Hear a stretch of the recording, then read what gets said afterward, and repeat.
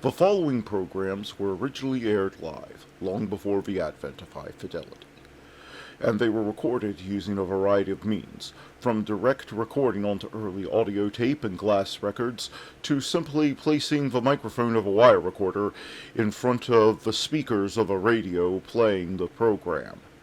I hope, however, that any variance in audio quality will not take away from your pleasure in listening to these, some of the all-time favorite shows.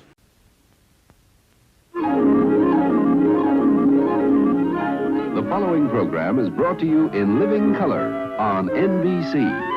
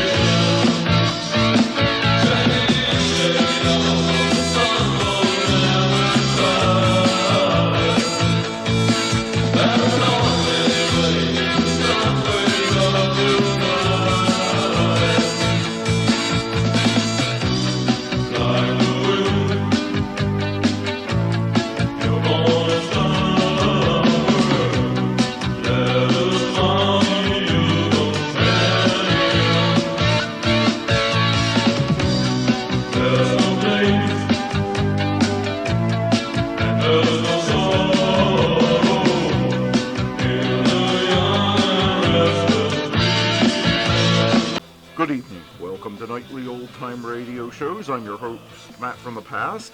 Hey Matt, just a bit of housekeeping. And that's Sid the Seal. But Matt, we ran out of Bob Hope last night, so I'm afraid we're saying goodbye to that legend for a while, until it loops back around. Alright, what do you have in its place? Well, I personally have never actually heard of the show before I was looking for it, but a detective show called Candy Matson. Yeah, I'm not sure I'd trust my life to someone named Candy either, but it's what we have in Bob Hope's time slot now. Alright, so we took care of that. Would you mind if I got on with this day in history? Nope, go right ahead. Alright, it's September the 30th, 2024, and here is what happened on this day in history. In 1520 AD, Solomon the Magnificent, boy, I'd love to have a name like that. It just sort of, there's a certain something about it. Also, you can have a side gig as a magician. Yes. Anyway, succeeds his father, Salman the First as Ottoman Sultan, rules till 1566. In 1846, antiseptic ether is used for the first time by American dentist Dr. William Morton, who extracts a tooth. Did they just hit you over the head with a hammer before that? Who knows? In 1862, Minister-President of Prussia Otto von Bismarck delivers his famous Blood and Iron speech on the unification of German territories. In 1938, Treaty of Munich signed by Adolf Hitler, Benito Mussolini, Eduard Dalder, and Neville Chamberlain forces Czechoslovakia to give territory to Germany. Chamberlain infamously declares peace for our time on his return to London. Good night, no wonder the Czechs don't trust anyone. They got stabbed in the back by just about everyone on that one. In 1946, 22 Nazi leaders, including Joachim von Ribbentrop and Hermann Goering are found guilty of war crimes and sentenced to death or prison at the Nuremberg war trials. In 1980, Ethernet specifications published by Xerox working with Intel and Digital Equipment Corporation. And in 1940, radio's Grand Ole Opry first broadcast on television. In 1791, Mozart's opera Magic Flute with German libretto Emil Skilgander premieres at Skilgander's Freihaus Theater off Dem Walden in Vienna, Austria. In 1934, Babe Ruth's final game as a Yankee goes 0 for 3. People born on this day include Jackal Necker, Renard Scheer, Truman Capote, Elie Wiesel, Fran Drescher, Marian Cotillard, Mandy Ziegler, Buddy Rich, T-Pain, Martina Hingis, Max Verstappen, and my mother Elizabeth. Happy birthday, Mom. Dying on this day were George Winfield, Edith Roosevelt, James Dean, Simone Cigarant, Don Quisenberry, and J.Z. Norman. And that was This Day in History. Now we'll get on with the shows. Calling all cars, be on the lookout for excitement with our next show.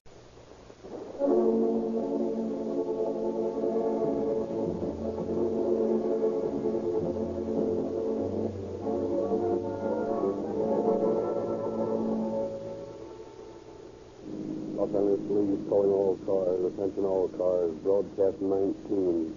A young woman, a material witness in a federal case, mysteriously dies of poisoning. Foul play suspected. Pick up what you can, boys. That's all. Roll complete.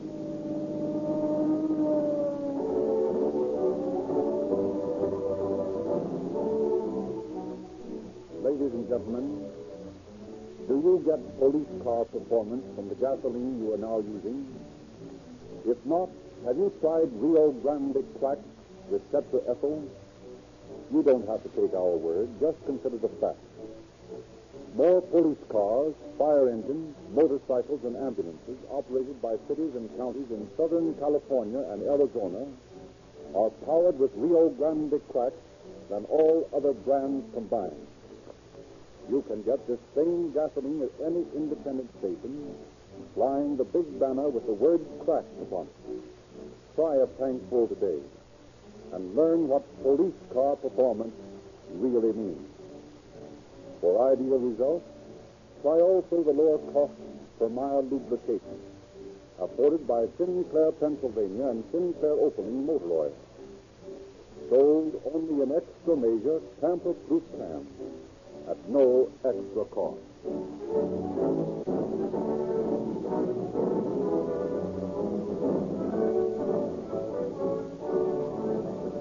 Once more, we are honored to present Chief James E. Davis of the Los Angeles Police Department. Chief Davis. Good evening, friends.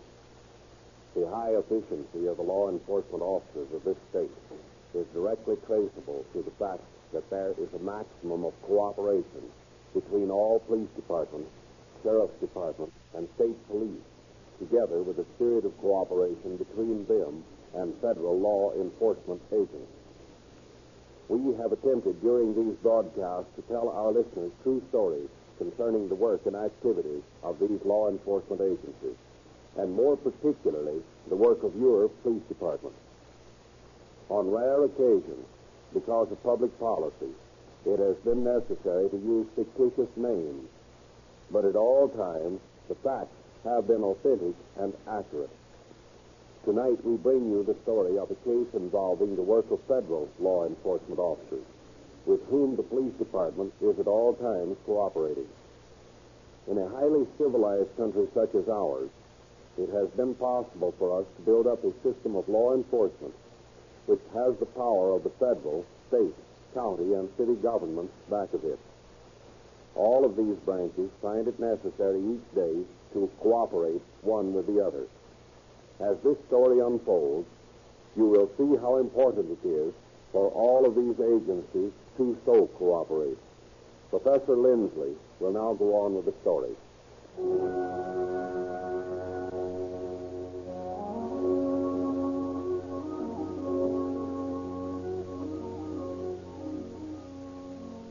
Our story tonight goes back 10 years to the Atlantic seacoast for its opening chapter.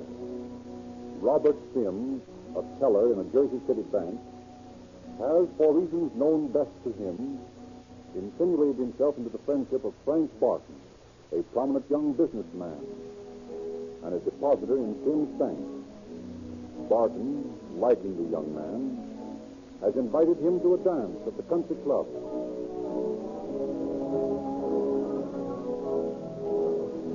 How come you're not bunk dancing, Bobby? Oh, just saving enough energy to stand on my feet all day in that teller's cage at the bank tomorrow. What's the matter? Aren't you enjoying yourself? Sure I am, Frank. I'm having a swell time.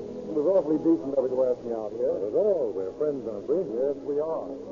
You're a real friend, and I want you to know how much I appreciate all you've done for me. Now, nobody should be sure of friendship until they put it to a real test. You know the old saying, a friend must bear a friend's infirmity. Yeah, I wonder if you'd still be my friend if you knew all my infirmities. I'll take a chance on you anytime. I wish I was sure. What's that? Oh, nothing. Well, come on. Let's get another highball. All right, let's do.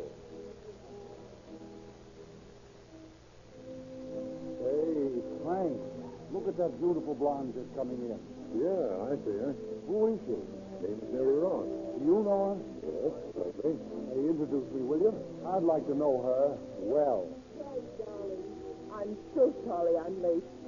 I couldn't get away from the family any sooner. You're not angry, dear, are you? Not at all, Mary. I'll take my wraps in, and I'll be with you in just a few. All right, darling. Oh, that's why you didn't introduce me, eh? You old philanderer, Frank. You're a respectable married man. Now, just a minute. This is different from what you think. No, I understand all right, and I congratulate you. He certainly is gorgeous. Hey, wait a minute, Bob. You don't understand. Now, listen. Let's step out here on the balcony for a moment. I'm going to place a confidence in you that I would never trust to another man.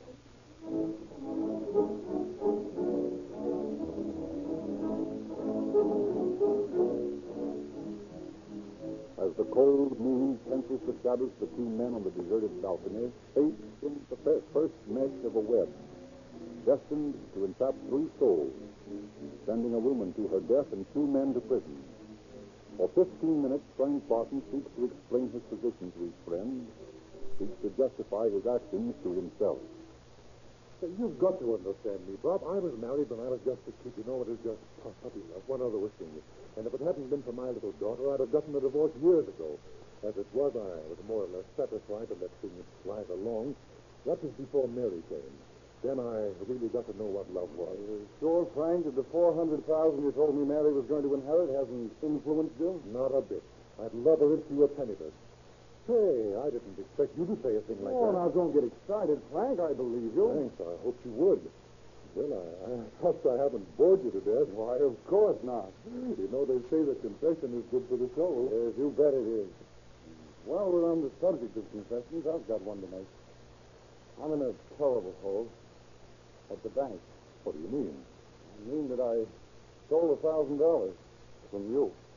$1,000 from me? Why, what are you talking about? Well, I needed money. I couldn't live on the measly pittance they call a salary. Well, I took $1,000. The bank examiners were coming, and I was desperate. I drew $1,000 from your account to cover my deficit. You mean that you embezzled bank funds and then covered it from my account? Yes. Why, then you're nothing but a common thief. Yes, if you want to call me that. It makes us sort of equal, Frank. The only difference is that I stole money and you stole love. Well, why don't you say something? What are you going to do about it? 10 minutes ago, you were holding forth on friendship. You said you'd take a chance on me any old time. I'll pay the money back, every cent of it, if you only give me a chance. Well, that's why you tried to build up a friendship between us. Yes, that's why. Because I thought you would be my friend. You've got to help me. Oh, now, wait a minute. Meet me tomorrow night at Tony's, and we'll work out something. You mean you won't tell the bank? Well, I'm not promising anything now. No, if you'll only help me this once, Frank, I'll do anything for you. Anything.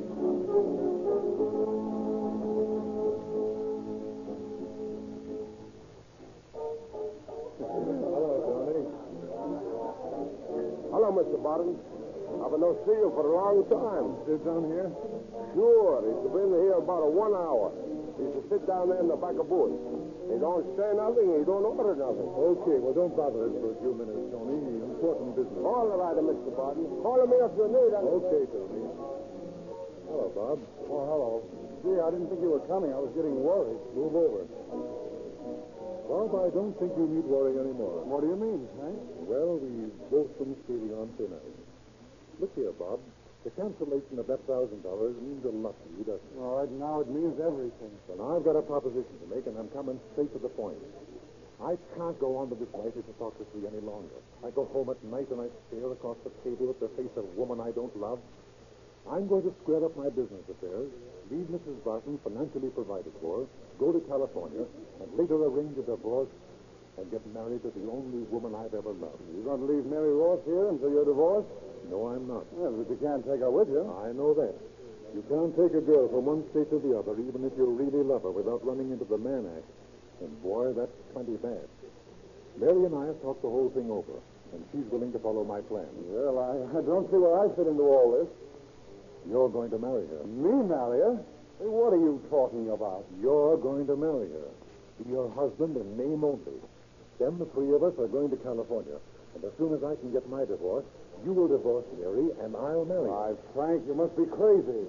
Well, when a man loves a girl the way I love Mary, he is crazy.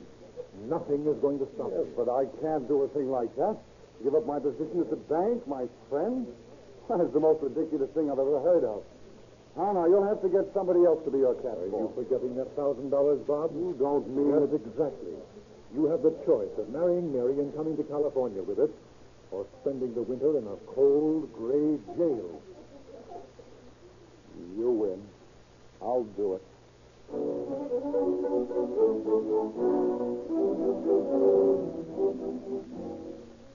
A few days later, the strangest triangle ever known to criminal history is completed. And Mr. and Mrs. Robert Sims, accompanied by Frank Barton, board a California-bound limited. Arriving in Los Angeles, the trio rent a court bungalow large enough to accommodate the newlyweds and the family friends. Barton, a go-getter, soon lands a job. And for several months, the arrangement worked smoothly enough. During all this time, however, Sims has made no attempt to find work. And he gradually becomes more insistent in his demands for money, as Mary and Frank become more disgusted with his sponging. I tell you, I've got to have $100 right now. Now, listen, Bob, ever since you've been here in California, I've kept you supplied with a reasonable amount of money, and I provided you with a car, and I never asked you to do a day's work. Well, I've tried to get work. And now you ask me for another $100. 3 days ago, I gave you $75, and it went in rotten booze. I tell you, I'm fed up on the whole thing. Listen, this time I won't use it on liquor. I'll promise you that. I met a swell little girl the other evening, and she's kind of up against it, and, well, I want to help her out. Yes, I've met some of your girlfriends. And another thing, if you ever bring a bunch of rotten drunks into the house like you did last night, I'm going to beat you to a pulp. Hey, listen, Mary is my wife to all your respectable friends. You seem to forget that you're only the lodger here. Boy, you dirty rat. Quiet. Mary's coming. If you make any breaks in front of her, you're going to be sorry. Well, hello, Mary. Hello, Frank. Hello, Bob. How do you feel? Oh, not so hot, Mary. I've just been getting a moral lecture from Frank. Well, I don't wonder, Bob. Oh, I guess he's right, and I'm sorry. I'm going to lay off the liquor. I promise, really, I am. Thanks, Bob. I'm sure you'll keep your word this time. Sure I will. And say, Frank, how about that dough? Okay, here's $20. Now, listen, we're having the Reeds over tonight for an evening of cards, and try and be there, will you? It's pretty hard to keep on explaining the absence of the alleged husband of the house all the time. I'll be here.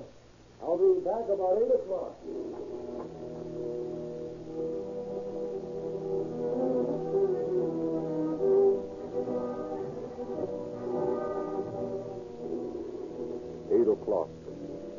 o'clock. 10 o'clock comes and goes. The card game proceeds as Mary gallantly tries to pass off her husband's absence to her friends by explaining that he's been detained at the office by a big deal he is closing. Then, at 10:30... Open the door, Charlie. Yes, Mary. Somebody must be in a terrible hurry. Oh, maybe it's your husband, Mrs. Barton. Oh, yes. It must be Bob. Will you excuse me a moment? Heavens, what should we do?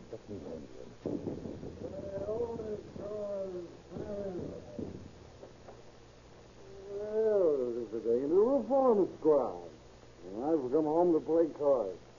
I said I wasn't, I did. You better go right to bed, Bob. Oh, don't bother me. Well, let me talk to my darling little wifey. Leave him to me, Frank. Oh, never come between man and wife. Say, that's a good one. Say, who are all these people? Introduce me. Why, Bob, this is Mrs. Reed. You know, the lady with the 3 darling little boys. Oh, sure, the mother of 19 children. Say, let's all have a drink. Let's drink to the mother of 19 children. Mary, dear, we must be going. Come, George, I know Mr. Sims is tired. I'm so sorry, Mrs. Reed. Oh, now, dear, just don't you worry. These things will happen. Why, even my husband gave me trouble when we were first married. You've got to train them. Good night, dear. I'll phone you in the morning. Good night, Mrs. Reed. Good night, Mr. Reed. I'm so sorry. Hey, what's the idea? So you're at it again, huh? Get in the bed. You can't order me around in my own house. Mary, go to your room. I'll take care of it. You'll do nothing of the kind, Mary. You're my wife, and I'll do the orders. Please, Bob, for me. Will you go to bed? We'll have everybody in the whole court awake. Come here, you little blonde devil. I'm sick of being a husband who's never even kissed by his legal wife. Come here, I'm going to plant a nice big kiss on the lovely little mouth of yours. Take your hands off her. Not steal, Take your hands off her. Who says so? I do. You'll take a smack at me, will you? Well, that's just what I've been waiting for. Now I'm going to give you the thrashing I've been wanting to for months. And then when I'm through, I'll take over the duties of husband. You...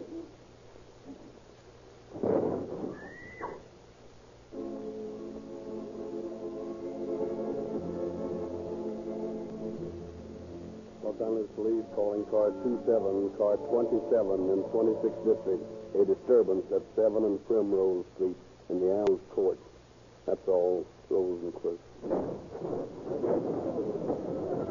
Mr. Sims, Pop. Well, that guy's always Oh, they're a funny bunch, all right. Here come the cops. They sure make good time, too. All right. Give us gangway. The bridge, Jim. All right. Open up this door, will you? I'm doing it here, all right. Open up this door. Frank, he's got a knife. He'll kill Frank. Hey, what's coming off in there? This drunken swine tried to insult this lady. Is this woman your wife? She's not his wife. She's my wife, and he's sore because I tried to kiss her. You better drop that knife. Sure, I'll drop it, but this lousy bum isn't going to hang around my house anymore. It's just too bad when a man can't kiss his own wife just because the lodger objects. Well, come on, all of you. What's the charge? Well, we'll call it disturbing the peace. Things look kind of funny here to me. Maybe headquarters would want to do a little checking up on you, Bird.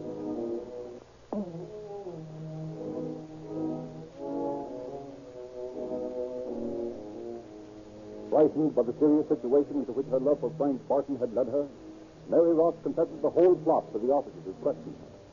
The minor charge of disturbing the peace was dismissed, and Barton and Sims are held in the Los Angeles County Jail charged with conspiracy to defeat the federal statute and with violation of the Mann Act. Mary Ross is held under $500 bail as a material witness, and the preliminary hearing is set for 2 p.m. Thursday, March the 12th, 1925. Late Thursday morning, Sims and Barton secure the services of an attorney who hears their side of the story. When Mary Ross is led into the courtroom a few minutes before the hearing, the attorney for the defense immediately engages her in conversation. You're Mrs. Sims? Yes. My name is Jackson. Your husband, Mr. Barton, retained me to defend him. And before the hearing begins, I'd like to know your status in the case. Oh, Mr. Jackson, this is such a terrible thing. I'm so ashamed. Being in jail. I'll never live down the disgrace. Yes, I can understand how you feel, and I sympathize with you deeply. And I think I've made a terrible mistake. I didn't know what to do when they arrested me. I'd never been arrested before. Yes, I understand. Well, those women down in the jail, they told me I'd done a terrible thing. They were horrid to me. What did you do? Well, when I was questioned by the officers, I told them the truth. I confessed everything. What? Yes. Now I realize I did the wrong thing. Well, you certainly did. Tell me this. How are they holding you? As a material witness. Oh, only material witness, eh? What's the bond? $500. You realize, then, that you're expected to repeat your statements in court? But in any case, nothing will happen to you. I realize all that, but I don't care about myself.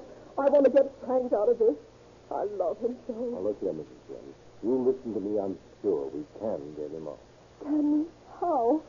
Oh, I don't know what to do. Will you agree to let me represent you? Yes, if you can only get Frank off. Very well. Now, I'll post bail for you just as soon as the hearing's over. Now, all you need to do is refuse to speak to anyone. Don't discuss this case with a soul. For everyone to meet.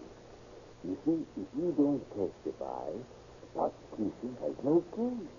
And Barton will be released. Very well, I promise. Remember what I said? Here comes the prosecuting attorney now. I beg your pardon, Mrs. Sims. There are a couple of matters I wish to discuss with you. This young lady is my client and been instructed not to talk to you or anyone else. Now, you kindly make all communications with her through me. Is that right, Mrs. Sims? Yes. Well, you can't do this. I promise not to prosecute you. All I want from you is a statement. Mrs. Sims understands that, but I've advised her not to make any statement. Boy, you shyster. Now, be careful what you say. You've no right to. To what? Take your principal witness? Sorry, old man. Well, I'll object. I'll have you disbarred. Quiet, the commissioner. The United States government versus Frank Barton and Robert Sims. Your Honor, I am appearing for the two defendants in this case, as well as the woman held as material witness. And as I was called in on this case only 2 hours ago, I'd like a little time to confer with my client. You worked pretty fast in those 2 hours. I'm surprised you haven't prepared your case, too. Your Honor, I am quite willing to proceed. Now, if the prosecuting attorney will stipulate whether the California statute, which does not permit a wife to testify against her husband, also holds good in federal court. Is the prosecuting attorney familiar with the rule in such cases? Your Honor, I do not see how this has any bearing on the case. The counsel for the defense has willfully diverted the course of justice in bribing... I object, Your Honor. I've acted merely in my capacity as counsel for the defense. Objection sustained. I beg the court's pardon. Your Honor, I have not had precisely the same question arise before. If the court pleases to give me a little time, Case continued until Monday at 10 a.m.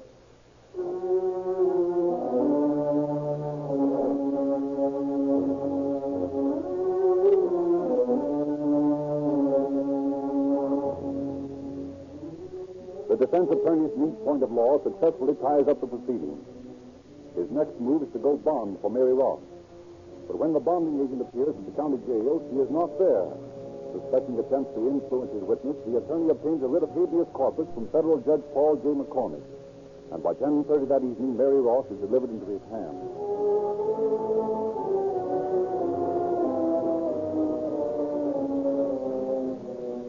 But the following Monday, at the Glendale Sanitarium, Mary Ross is found dead.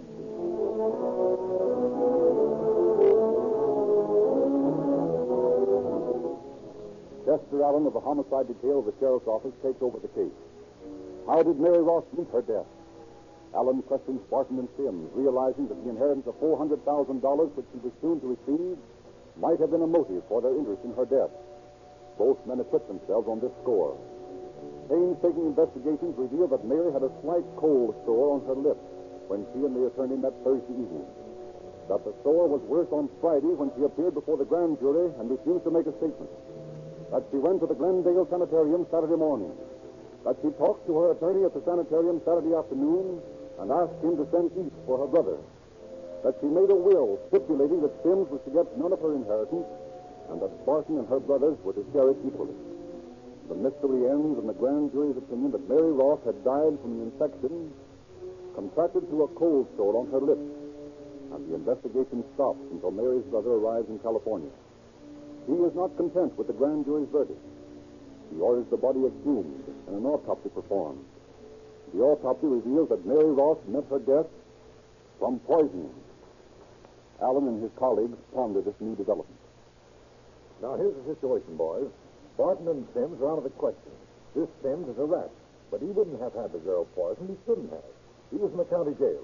Barton loves her too much. He's on the level. Yeah, that's right. But she could have received the wound during that fight at the apartment. Yes, she could have, but we've got no report that she was wounded in the fight. Oh, that's right, we haven't. Of course, she was in the tank at the county jail. Yeah? Hey, wait a minute. Her attorney testified that she'd said that the women down there had treated her brutally. Oh, he did? Well, now, there's an angle. You know what those names are, huh? Well, let's ask the matron about this.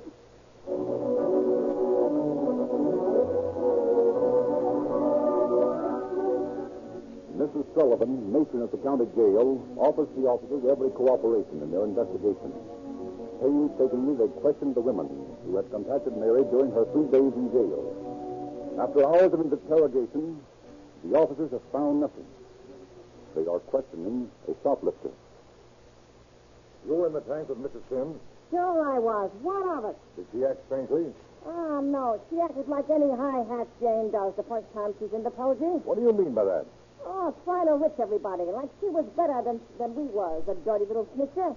She's got a lot to be proud of, squealing on her own man. We're not here to discuss jail ethics.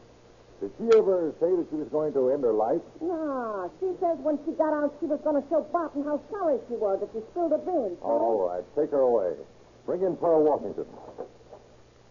Well, we didn't get very far with that one. No, but maybe we'll have better luck with this colored girl. You were with Mrs. Sims up until the time she was ill, weren't you? So I was. But Dad won my choosing. She got what was coming to her that she did listen to them skeeters. I wasn't asking for any... Oh, but I'll give you mine. Listen, what do you know about this poisoning? You're with her every minute. I don't know nothing. And if I did, I ain't telling no dick. Oh, yes, you are. First thing you know, you're going to be pulled in on a murder charge. Murder charge? I didn't have nothing to do with that there poison. And who did? Nobody, as I know. It just happened, that's all. Oh, we know it happened all right. I think we'll book you if you don't tell us what you know. No, they booked me for murder. Look here, I was a respectable pickpocket. I ain't no murderer. Well, let's have the truth then.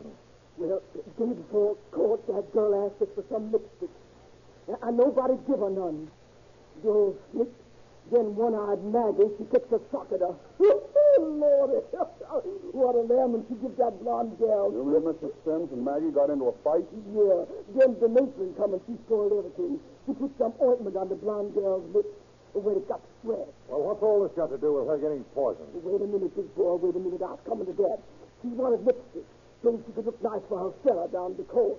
Well, after all the row cleared up, nobody give her none, see? So she picked up one of them artificial roses that we make out of a red paper. And she wet it, and she rubbed the red on her lips to take the lipstick. Well? And if you know that the dye and the red paper and poison... She didn't swallow any of it, did she? No, sir, but I've got it figured out that some of that dye in the paper, you know, of those roses that we make, got in the store, and she had it on her lips, see?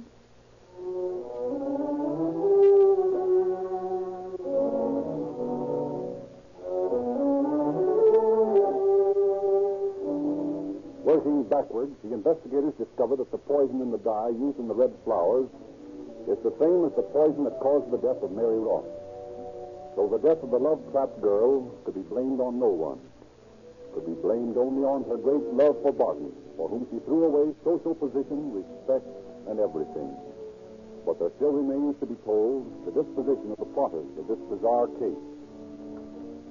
Sims, after much bargaining, turned state evidence and assists investigators in acquiring sufficient evidence to convict Barton. Sims chortles to himself as the jury files back into the courtroom after having been out for 20 minutes.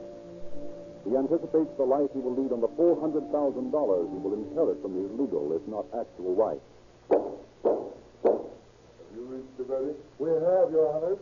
Read the verdict. We find the defendant, Frank Barton, guilty of conspiracy to defeat the federal statute and a violation of the Mann Act. Well, I guess that lets me out. Well, I guess I'm not so dumb turning face evidence. Tough on poor Frank, but I sure saved my neck. Well, so long, attorney, for the defense. Detain that man. Well, what for, Your Honor? I've committed no crime. I married the girl in name only. I've done nothing. I understand that. Married the girl in name only. She was never really your wife. You testified to that in this courtroom. Therefore, you are an accessory to the crime. You helped the defendant here in an effort to evade the Mann Act. I also understand that you have made private statements regarding your anticipation of sharing in the inheritance of your late wife in name only. May I point out to you that if the jury which tried your case tomorrow finds you guilty, you will also automatically give up all claim to the estate of your late legal wife.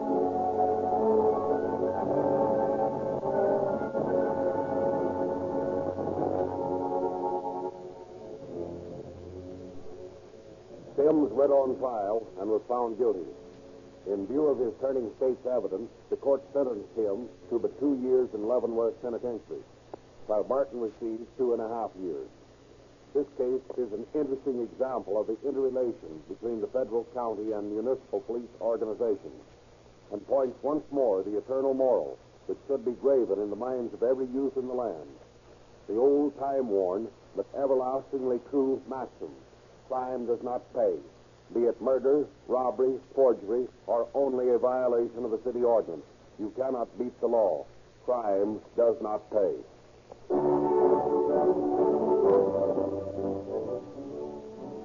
Ladies and gentlemen, you are too modest in your claims for Rio Grande cracked gasoline with tetraethyl, an enthusiastic motorist writes us.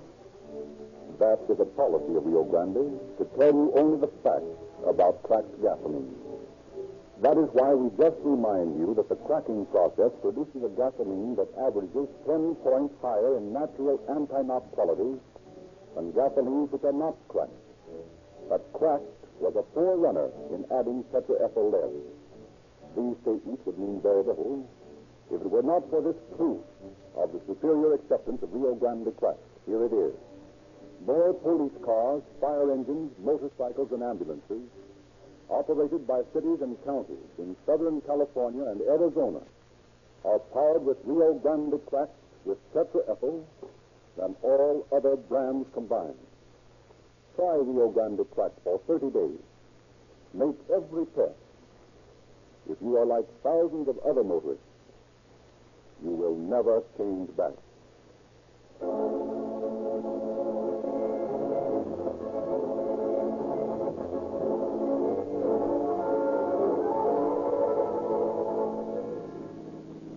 Police calling all cars, attention all cars, cancellation broadcast 19. The mystery of the poison woman solved. That's all. Rosenquist.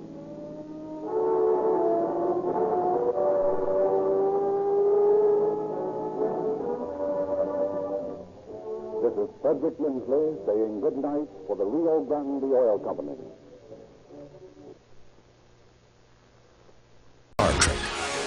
The next generation is beaming aboard the airwaves. All the wonder, the excitement, the drama of Gene Roddenberry's original Space Odyssey. Welcome to the Enterprise.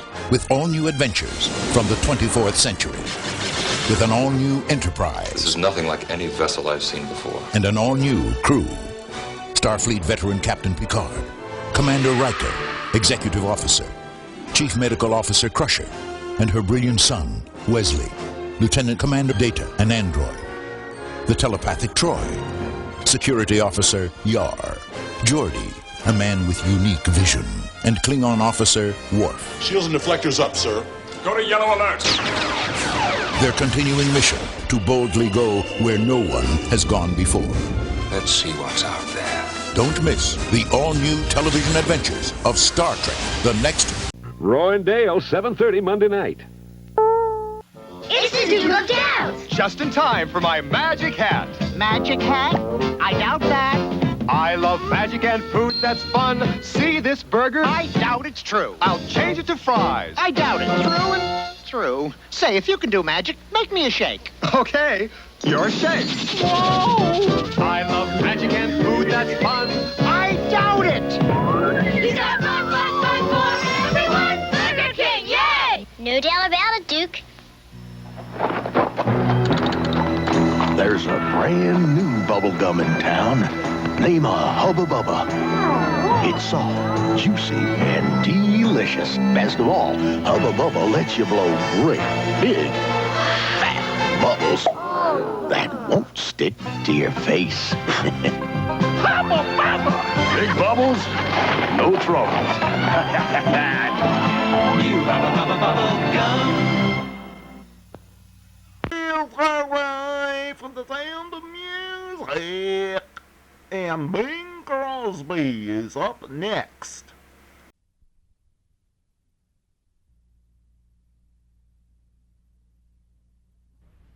Thank you very much, Durward. Hello, everybody. Hello. Rosemary, here we are having another session here on CBS, Who takes the first song today? Why don't you take it? Well, thank you very much. Couldn't happen to a nicer girl, I don't think.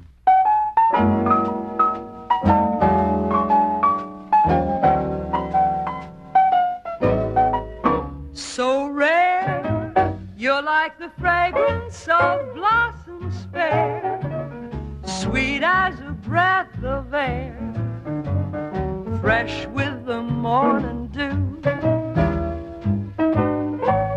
So rare, you're like the sparkle of old champagne, orchids in cellophane, couldn't compare to you.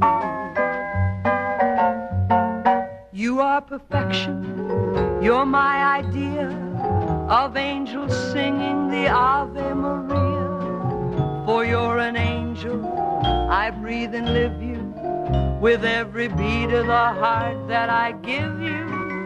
So rare, this is a heaven on earth we share, caring the way we care.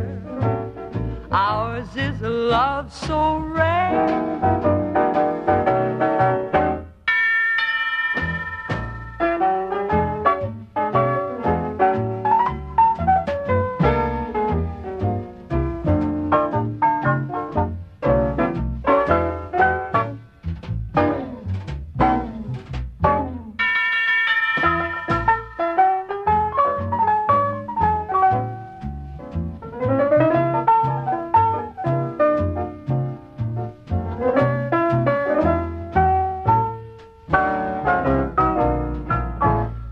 Perfection, you're my idea of angels singing the Ave Maria.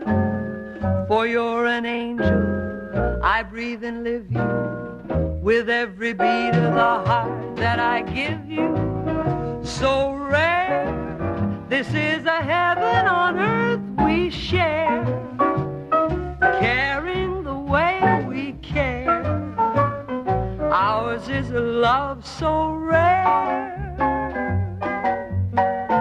so rare. Rosie, if Paul Winchell and Jerry Mahoney don't finish that jingle for U.S. Steel, we'll just have to give them a hand. They'll get it, Bing. Hey, Jerry. What is it, Winch? I've got that new song for soft drinks in cans. No kidding. How does it go? Well, it goes la-da-dee-dum, la-da-da-dum. Well, what's that, Winch? Oh, well, that's a strain. Well, if it's a strain, why do you do it? Come on, Jerry. Sit down at this piano. Okay, Winch. Now, let's sing this song for soft drinks in cans. You sing it, Corny. I'll swing it. Have a happy summer. Take soft drinks in cans with you. Stack 'em in your picnic cooler. It's the simple thing to do. Have an easy breezy soft drink summer. Cans seal all the flavor in tight. Quick to chill and light to carry. No return, cans are just right. Good. Have a happy summer. Whatever you plan to do. Take it slow, take it easy. Take soft drinks in cans with you. Phony ventriloquist, he's using two voices. Get out of here.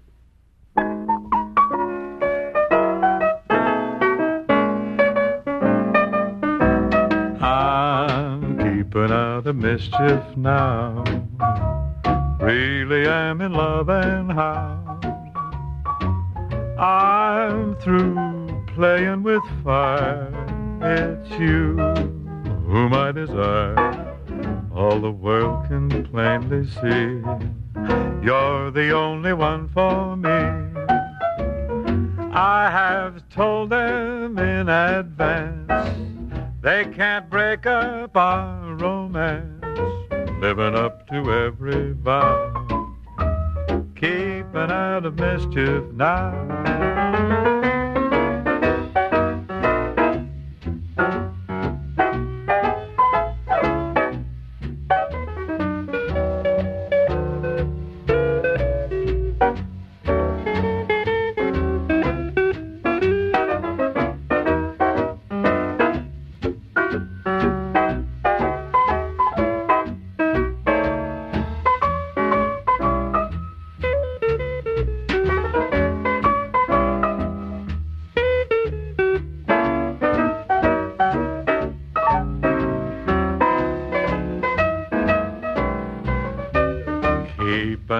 Mischief now, really am in love and how.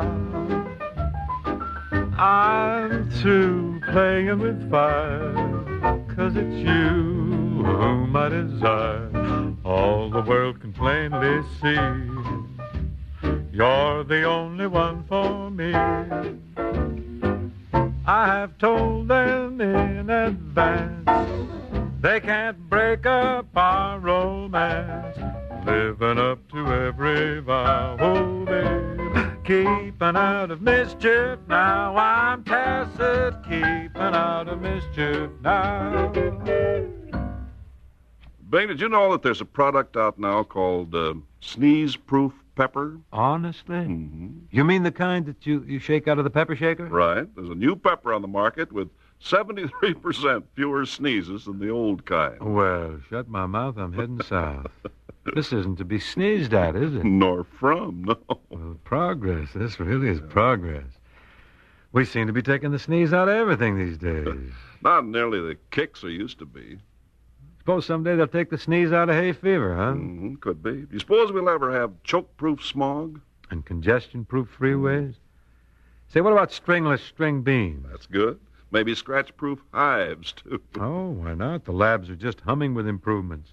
I wouldn't be surprised if someday, Ken, they come up with a cabbage. Smells like a rose. Yeah, and garlic that can be worn in public. Garlic, a spray of garlic. Yeah. Wear it in a crowded room, you won't get assaulted. No. You could flaunt it without danger to others. Wouldn't that be something? That would be something, but I wonder if they'll ever do anything about fish canneries. And Limburger cheese. What about a fish cannery with the scent of lilacs wafted on the breeze? Heavenly, heavenly. And what about a green onion now? A green onion, so we say, with creme de menthe flavor. Oh, sure, an after-dinner onion. Mm-hmm. Oh, that'd be something, wouldn't it? That would render onions harmless for sure. I think they'd like them from their Gibsons in San Francisco. Mm-hmm. They'd go for them there, I know. But there's just no end, really no end at all, what you can expect. We can have sneeze-proof pepper. Anything can happen.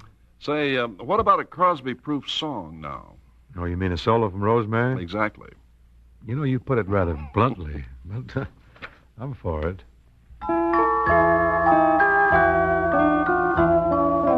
There may be many other nights like this,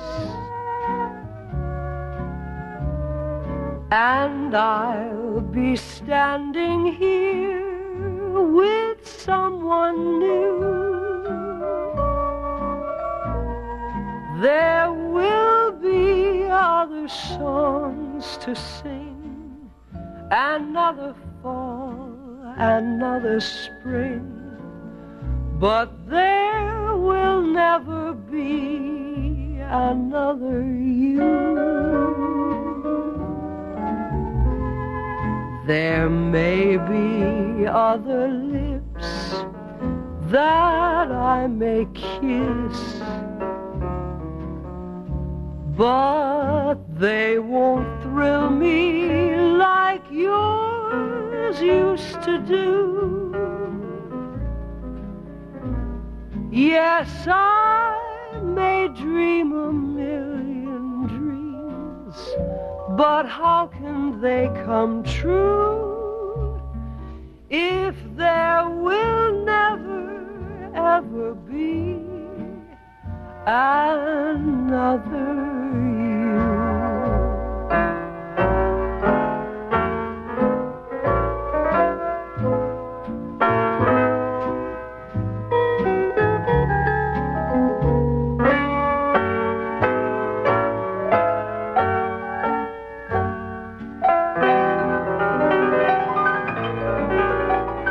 Yes, I may dream a million dreams, but how can they come true if there will never, ever be another you?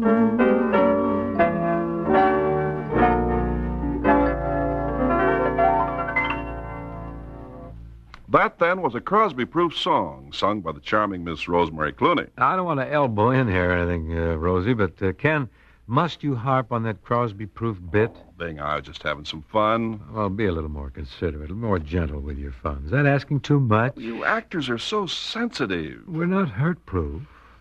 Well, you got that in. Why not? We shouldn't be joke-proof around here, you know. Can I help out here, fellas? Well, you can indeed, Rosie. Any suggestions? Bing, what about a tribute to September now? I'd be very much in favor of such a tribute. We've got September song ready, haven't we? Ready, and I think the downbeat's about to fall.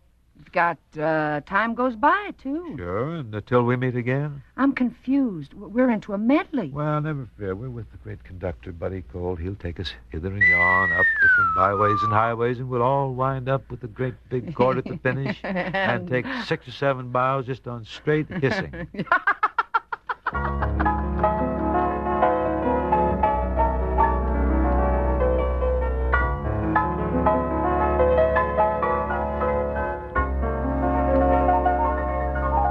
It's a long, long while from May to December,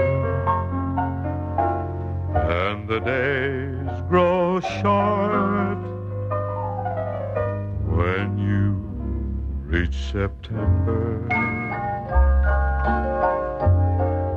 and the autumn weather turns the leaves to flame, and I haven't got time for the waiting game. For the days dwindle down to a precious few. September, November,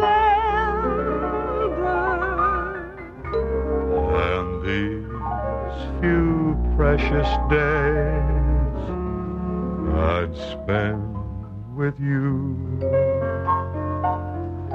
These golden days I'd spend with you.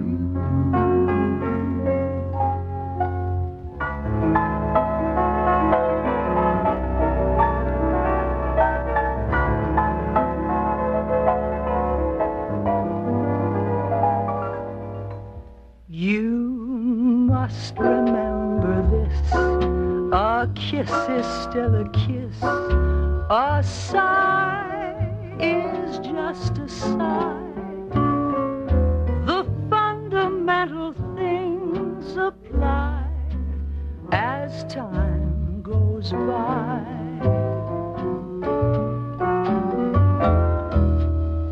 And when two lovers woo, they still say I love you. On that you can rely. No matter what the future brings as time goes by. Moonlight and love songs never out of date.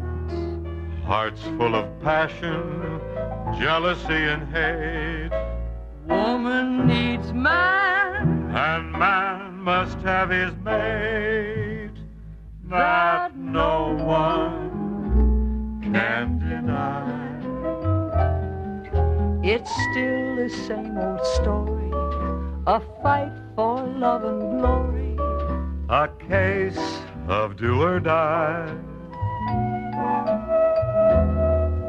The world will always welcome lovers as time goes by.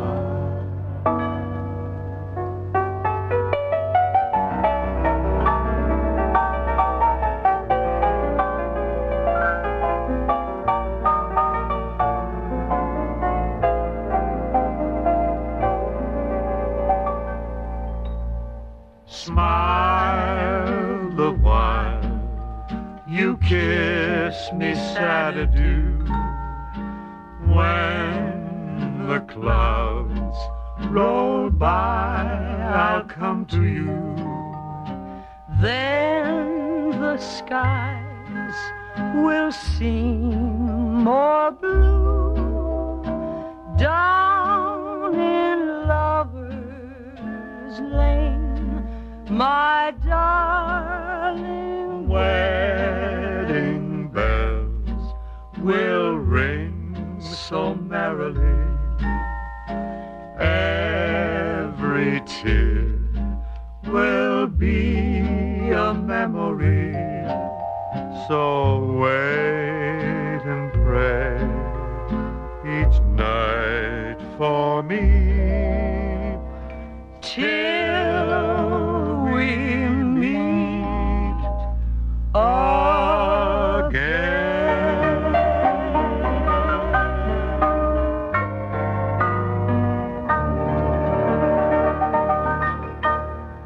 About time to close our little song booth for today, huh, Bing? Oh, my, how time flies. Will you sing something while I drape the slipcovers over the merchandise? Very happy to.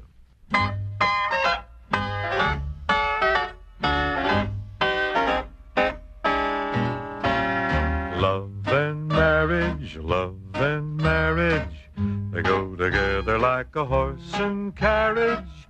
This I tell you, brother, you can't have one without the other. Love and marriage, well, it's an institute you can't disparage. Ask the local gentry, and they will say it's elementary. Try to separate them, well, it's an illusion. Try, and you will only come to this conclusion. Love and marriage, they go together like a horse and carriage. Dad was told by Mother, you can't have one without the other.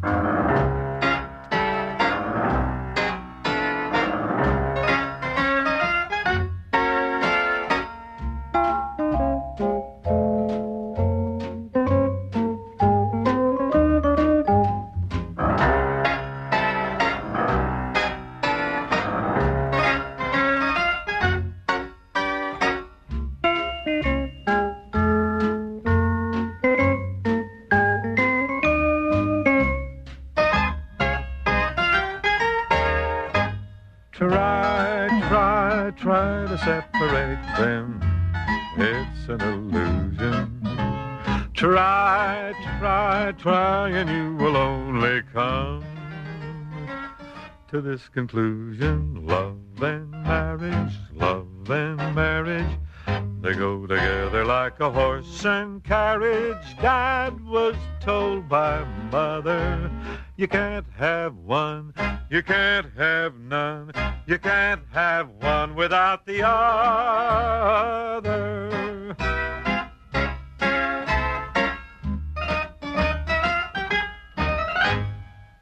Well, I got to run home now and put the soup on, friends. See you tomorrow. Thanks very much for listening. Bing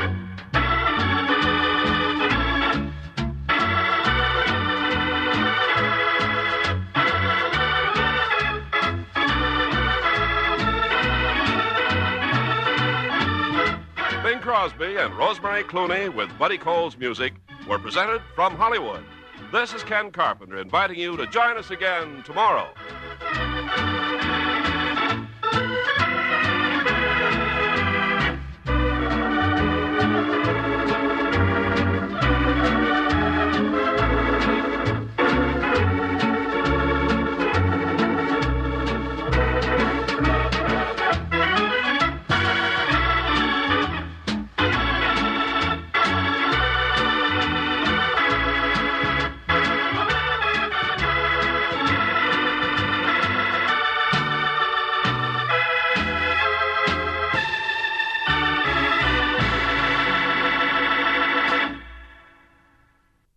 The 24th century begins. Welcome to the Enterprise. In a special world premiere movie, Star Trek, The Next Generation.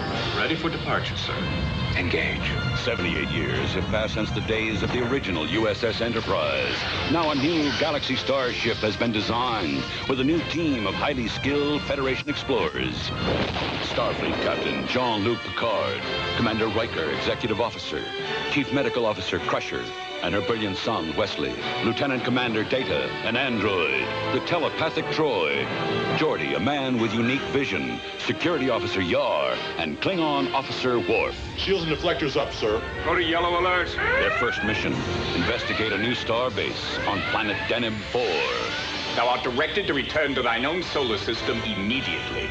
A hostile alien threatens the crew. Now go back, or thou shalt most certainly die. But they're determined to finish their mission. Arm half photon torpedoes. Place them on ready status. Hostile is now beginning to overtake us, sir. Together, they stand trial before a merciless court. You will now answer to the charge of being a grievously savage race. Now, they have 24 hours to uncover the secrets of a strange world. Divine on far point, sir. The classic legend begins an all-new adventure. Let's see what's out there. Star Trek, the next. What's up, Taz? It's time for Cocoa Krispies. They are so chocolatey. And when I get a taste of them, I trumpet happily. Taz right. Even the milk turns chocolatey. Get a very smart start on your day with a good breakfast, including Kellogg's Cocoa Krispies cereal. You know, Taz, Cocoa Krispies are good. Yes, they really bowl me over. Look out for mystery with Candy Matson. Coming up next. Hello, Candy Matson. I understand you've been hired to find out who knocked off Donna Dunham. Abrupt and right to the point. That's my business, old man who talks like a ghost. Take care of your health, little lady. Donna Dunham is dead. Let her stay like that. You take care of your Q's and I'll shell my P's, understood? Not quite. Listen to this. Oh, goody, goody. Bullets now delivered by phone. Thanks for the slug. I'll have it identified later. Maybe you'll be identified later. Remember what I said, Candy Matson. Forget about Donna Dunham.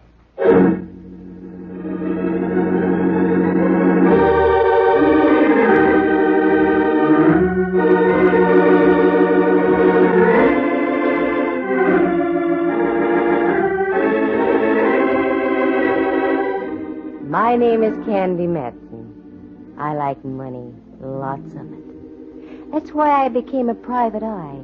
And, too, you meet such interesting people. Mostly dead.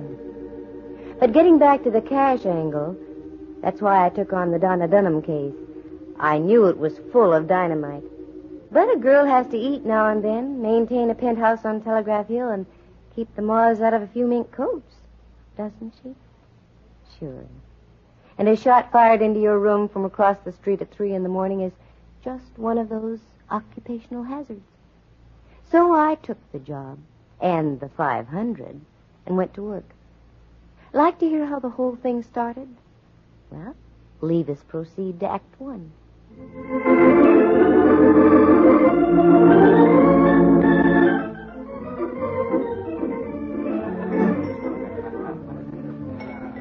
I'd had a hard day at the office, sleeping all day, and I needed a bit of a tonic to pick me up. So the natural thing to do was to ground loop into the marigold room and see what could be done. As I sank down onto one of the padded stools, the dispenser approached. Make it a martini, my good man, very dry. So dry it comes out like a blotter. Look, lady, nothing would give me more pleasure, but I can't serve you here unless you have an escort. What? Oh, I'm waiting for someone. That's what they all say. But he'll be here very soon. I know. It never fails. Why, you low-minded cronk. For 2 cents, I'd knock your... I arrived just in time. Save you 2 cents, my dear. Huh? You heard what the lady said? A martini. Make it 2. Yeah. Sure. I thought it was just another one of those, 2 martinis. Well, saved from a fate worse than death, Miss Matson.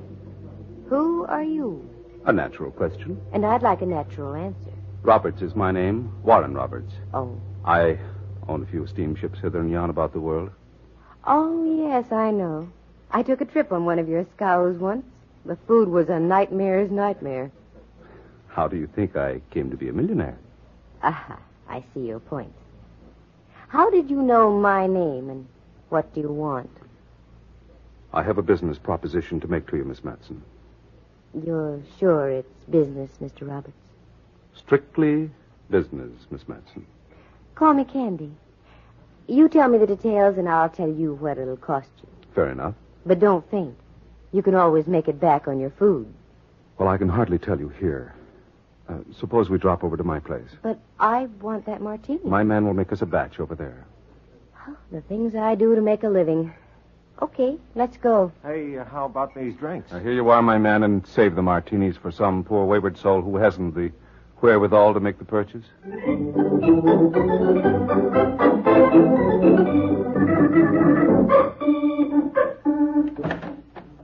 Oh, good evening, Mr. Roberts. I didn't know you were expecting company so soon after... Take Miss Matson's things, Montgomery, and bring us some martinis. They're all made, sir. Good. Let's go into the drawing room, shall we? Mm-hmm. Modest little mousetrap, isn't it? And I'll bet it's had a good path beaten to its door, too. Quite a sense of humor you have, Candy. Well, it helps now and then. Here, sit down here. That's it. I can't quite see you. It's like being behind a retaining wall. Oh, well, I'll just listen. What's the topic of conversation? A young lady named Donna Dunham. Uh-huh, the female element. What is your connection? Much strictly that of a patron. Oh? Miss Dunham was a hat-check girl over at the Scarlet Dawn. I heard her sing one night. I decided right then and there that I was going to sponsor her career. Was? Yes. Donna Dunham was murdered early this morning. By you? What? Are you out of your head? Yes, when I think of the fee I'm going to get from you. I beg your pardon, sir. The martinis. What? Oh, yes. Put them down there, Montgomery. Yes, sir. Very good, Montgomery. I won't need anything else tonight. Thank you, sir. Good night, miss. Good night. Don't sleep too tight. May I? You certainly may. I've been waiting far too long for one of these. There you are. Thanks. Well, as a sponsor, you didn't pick a protege with great lasting qualities, did you? No, I didn't. She was so young, so very lovely. Will you take the case, Miss Matson? What do I have to go on? Oh, very little. Well, my suspicions point to a musician who worked at the Scarlet Dawn. He seemed to resent very strongly my stepping into the picture. Were they going together? Off and on. Until I started to back Donna's career. A very interesting triangle. What do the police have to say? The police, Miss Matson, have not yet been notified. What? I went over there this morning, and I discovered the body lying on the floor. I became confused. I locked the door and called the Scarlet Dawn. I told the manager that Miss Dunham was quite ill and wouldn't be able to appear tonight. Extremely ill, I'd say. Well, this is fine. You realize you're in trouble, don't you? Yes, I do. And that if I take this case, I'm sticking my neck out, too? Exactly. My fee is $500. That's a fair price. In advance. Well, I'll make out a check immediately. Oh. Won't you have another martini? I don't think so. You know, you are very beautiful. Thank you. But I already have a sponsor. And your lips are very, very kissable. The best you can buy from Max Factors. Are you sure you don't want another martini? Look, Roberts, let's get this straight. You're in the middle of a jackpot. Make that check out right now so I can join you. Then it's up to me to spring the both of us. In the meantime, get that glint out of your eye. The one that's wired for wolf calls. Understood? Very well. I'll get started right away. Where does the late Miss Dunham live? Just on the edge of Chinatown. 27B Gresham Alley. It's the only 3-flat house on the block. I'll find it. And you just stick right here and don't poke your face out of the door. Now, the check, if you will.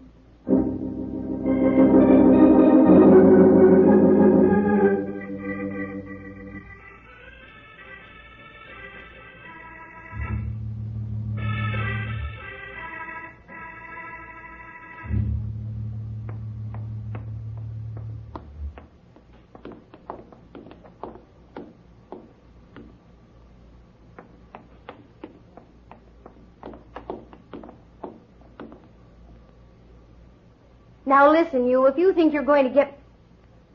Well, send me back to the last line in the chorus, if it isn't old Hawkshaw himself. Yeah, that's right.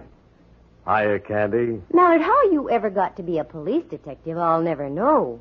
I heard you trailing me for the last 2 blocks. Maybe I wanted you to hear me. What are you doing over in Chinatown, Candy? I like tomato chow yuck. Uh-huh. Something up? Not with you around, there isn't. Look, Candy, just a little word of caution.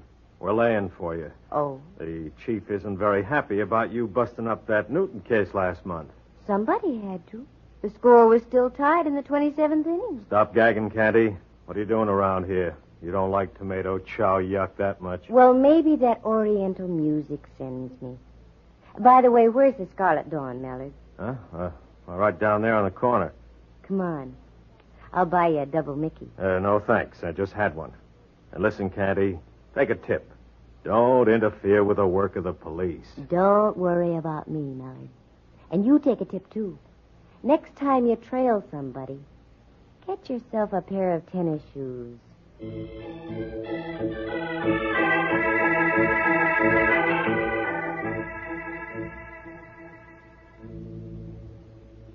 Yes, miss. You like a table? No, thanks. No. Something I can do? Oh, yes, I'm a friend of Donna Dunham's. She wanted me to come over and tell you that she's feeling better. She'll be back at work tomorrow night. Well, that's good. Business at the hot chick stand no good without her. Yeah. Yes, she's a great girl. By the way, I don't see her boyfriend tonight. Boyfriend? You know, the fellow who plays in the band. Oh, Donnie Andrini. No, he got night off. Oh, too bad. She wanted me to tell him, too. Yep, too bad. Oh, maybe you'll find him at the Lotus Hotel. He lived there. Oh, sure. The Lotus. Yes, I'll check there, and thank you very much.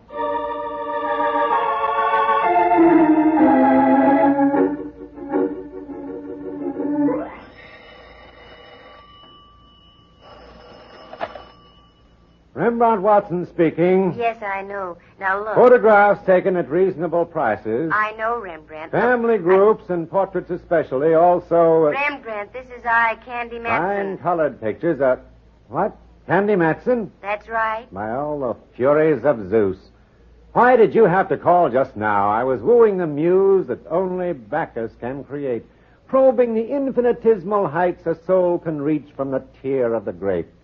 And you have to call and spoil it all. Look, Rembrandt, uncross your eyes and listen to me. I shall listen, my Lily, but undoubtedly I won't like it. What skullduggery are you up to now? I'm knee-deep in something that smells as high as the Oakland mudflats. A towering comparison. What is it? I can't tell you now, but I want you to do me a favor. Get your finest camera and go over to 27B Gresham Alley. Get inside and take all the pictures you can of the place. Won't I be intruding? No. There's a very attractive young lady there. Ah, delightful. She's dead. How dull. I dislike intensely one-sided conversations. All right. What do I do then? Go back to your place and get me some prints as fast as you can. I go, but not willingly.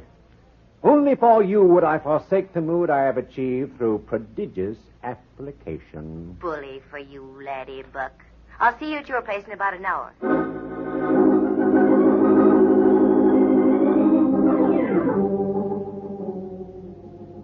Pardon me. Are you the night clerk? I ain't sitting bull. Yes, we have no rooms.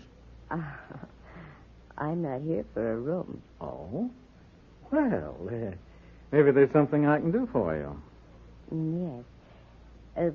Could you tell me if Mr. Danny Andrini is in? No, he isn't. As a matter of fact, I haven't seen him all day. Yes, I know. There's a reason. We had to take him to the hospital this morning. What? Yes. He's under observation for appendicitis. Oh, I'm sorry to hear that.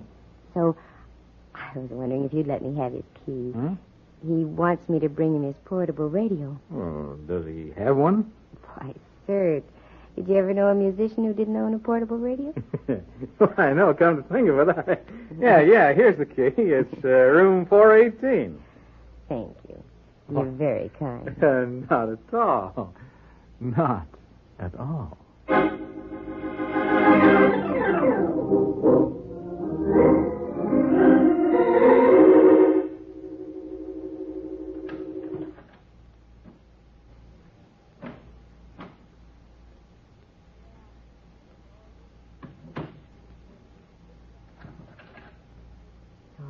Candy Matson, start making like a private eye. Letters. Yes, over here. Promising. A whole pile of. Well, let's try this one.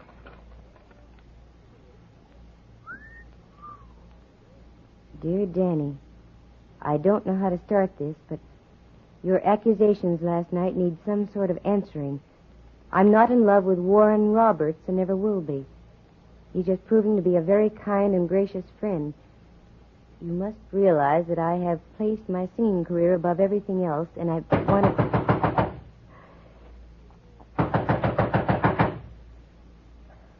Well, leave us confront the issue, Candy.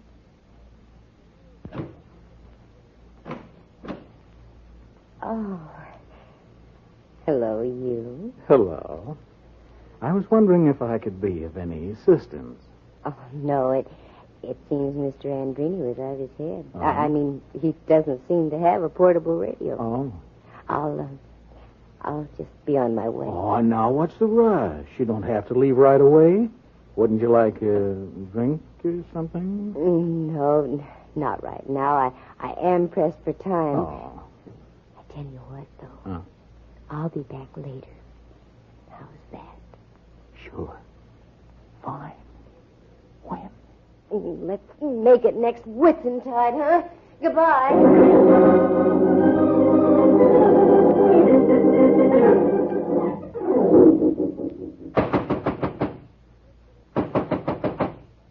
On my soul, I'd like to have the popcorn concession here tonight. Come in.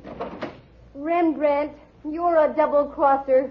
A double-crosser? My Yes. dear, you're mistaken. Oh? The only time I double-crossed was out in the country. I passed over a bridge, then I had to double-cross back. Oh, no. I found I'd left my knapsack with some rare vintage in it on the other side. What are you doing here? You haven't had time to get the pictures I wanted. That's just the point. To elucidate, I arrived at 27B Gresham Alley and found it to be a most loathsome location. That's beside the point. What happened? I couldn't get in. Oh, Rembrandt, I've done you a grave injustice. Of course you couldn't get in. Warren Roberts has the key. Who's this minion Roberts? I'll tell you later. We've got to work fast. Mallard sniffed something in the wrong key, and the police will be in on the deal before long. Mallard, the gumshoe? That's right. I've just got to get pictures of the layout so I can study them. In my own fumbling fashion, Candy, my love, I have given birth to an idea. Even from you, Rembrandt, I'll take it. I'm grabbing at straws. Straws. Very effective with a tall, cool Colin. Never mind now. What's your idea? Let us hie ourselves to a locksmith. Present ourselves as man and wife, and a peasant will make us a key. Voila! Entree to the Meadery's apartment. No, Rembrandt, that'll never work. Oh, wait a minute. 3 flats to the house. I used to live in just that kind of a house out on Fulton Street when I was a kid. A nauseating thought. Rembrandt, those flats are identical. If we can get into the flat above, we can get what we want. I think I fathom your reasoning, Candy. In other words, the living room is just the same. That's right. The dining room, likewise. Check. And the same goes for the bedroom, the kitchen, and even the, That's right, even in there. Well, what are we waiting for? Let's go slumming in Gresham Alley.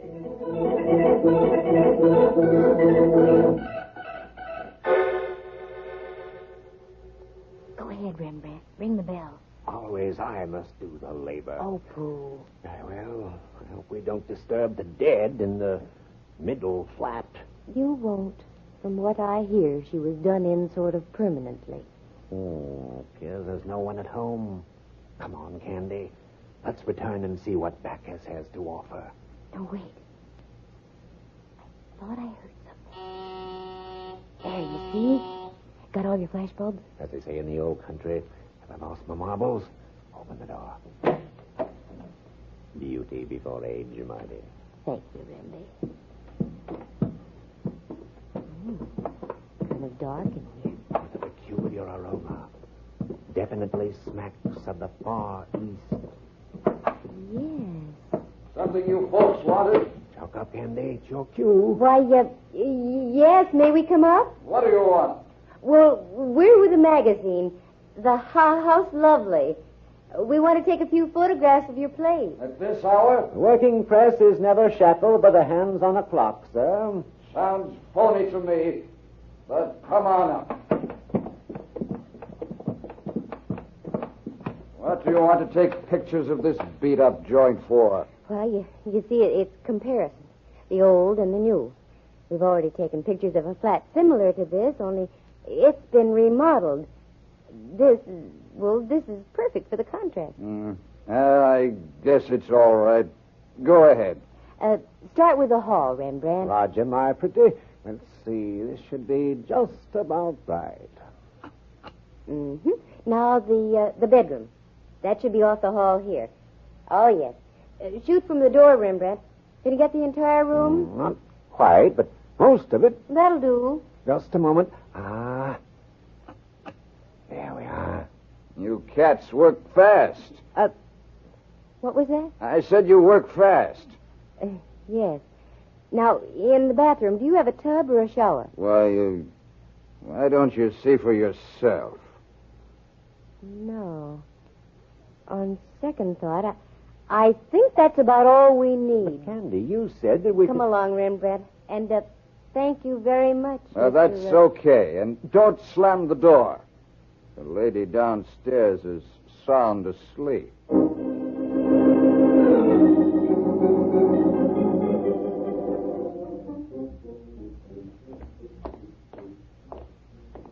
Rembrandt, I think I've got this thing licked. Are you referring to this case or my desire to return to the arms of Bacchus? That I could never lick. I'm talking about the case. But I need help, Rembrandt. I'm here. No. That's not enough. I need the big, strong arm of the law. Oh, no. Candy, you traitor. I hate to admit it, but I need somebody like Mallard. Am I being paid? Oh, no. It's the wicked genie. Yoicks, it's the gumshoe. Yeah, in person. Mallard, how did you get here? I took your advice and bought some tennis shoes. All right, Spill, what goes on? Been following you around till I'm punchy. Start talking, Candy. Okay, so you heard me. I do need your help, Mallard. Badly. There was a young girl murdered yesterday at 27B Gresham Alley. Is that the place you just came from? That's right. Why don't we ever hear of these things? Oh, I get exclusive rights.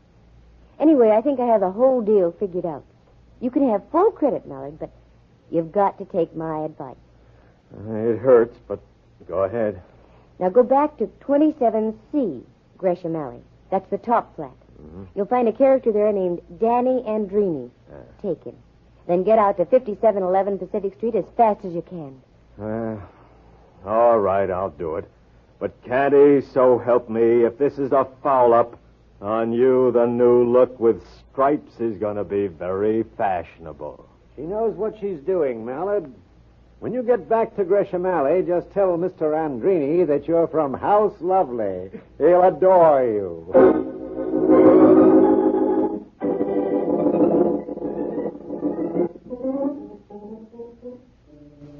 This is it, Rembrandt. I just hope my man Montgomery hasn't retired as yet.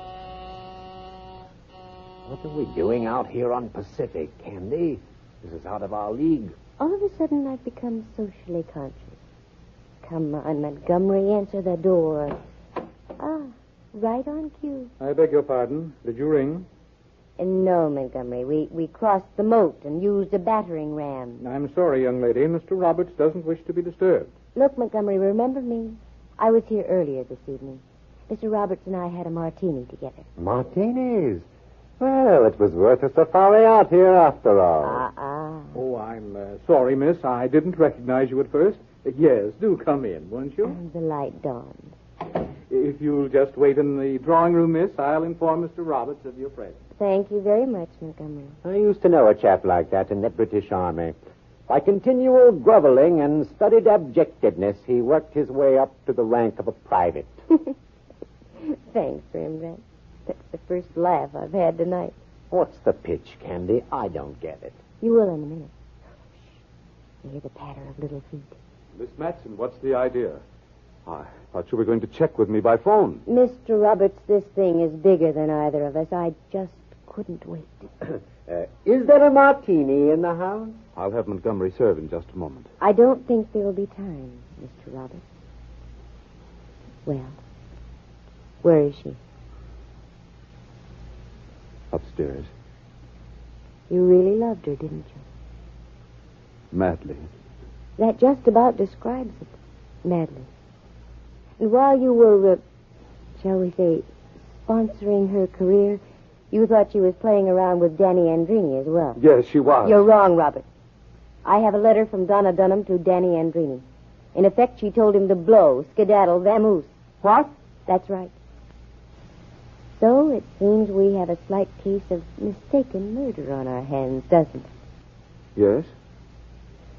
On one hand. On the other, I have two in mind that will be deliberate. You asked for it, Miss Matson. Too bad you had to bring your friend along. I wouldn't if I were you, Robert. A blighter has a pistol. I thought you said he served martinis. This isn't exactly a social moment. I know how you private eyes work. You're lone wolves. You confide in no one. So with a pull of the finger, I erase all evidence. Just like this.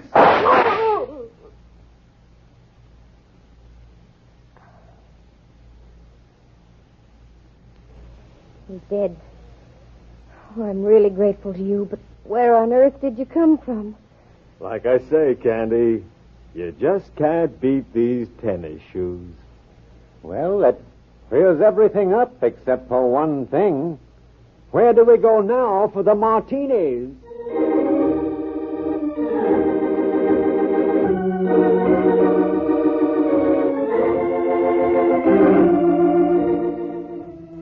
And that's how it happened. My phone rings, and I'm into the darndest messes you ever heard of. Sure, Roberts killed her. He was jealous. And I knew I was on the right track when Rembrandt said the apartment above Donna Dunham's smelled like the Far East. It was tobacco odor, the same Turkish aroma I had smelled in Robert's home out on Pacific Street. Danny Andrini? Well, he was waiting for Roberts to return. He was going to kill him. He knew that Roberts had rented the flat above Dunham for sponsoring purposes. Donna was a nice kid. She was just caught in the middle. Flat.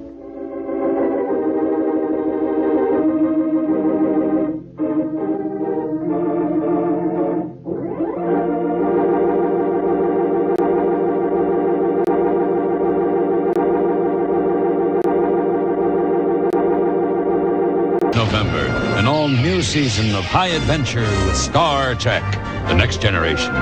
Captain Picard and the crew of the USS Enterprise. Riker, Geordi, Data, Wesley, Worf, and Troy.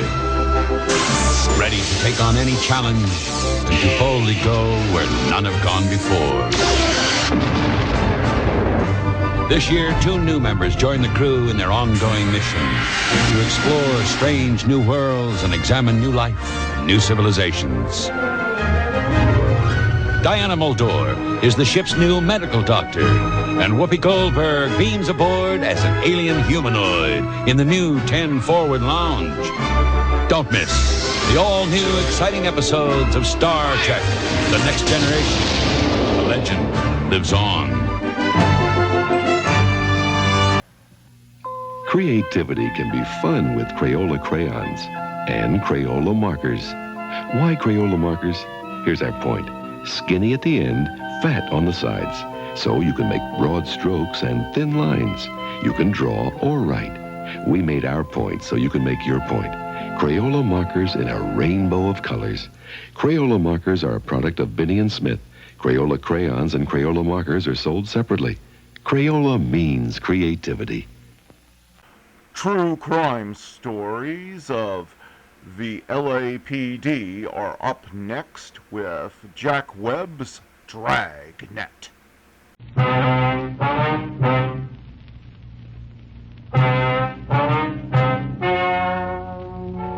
Ladies and gentlemen, the story you are about to hear is true. The names have been changed to protect the innocent. Dragnet.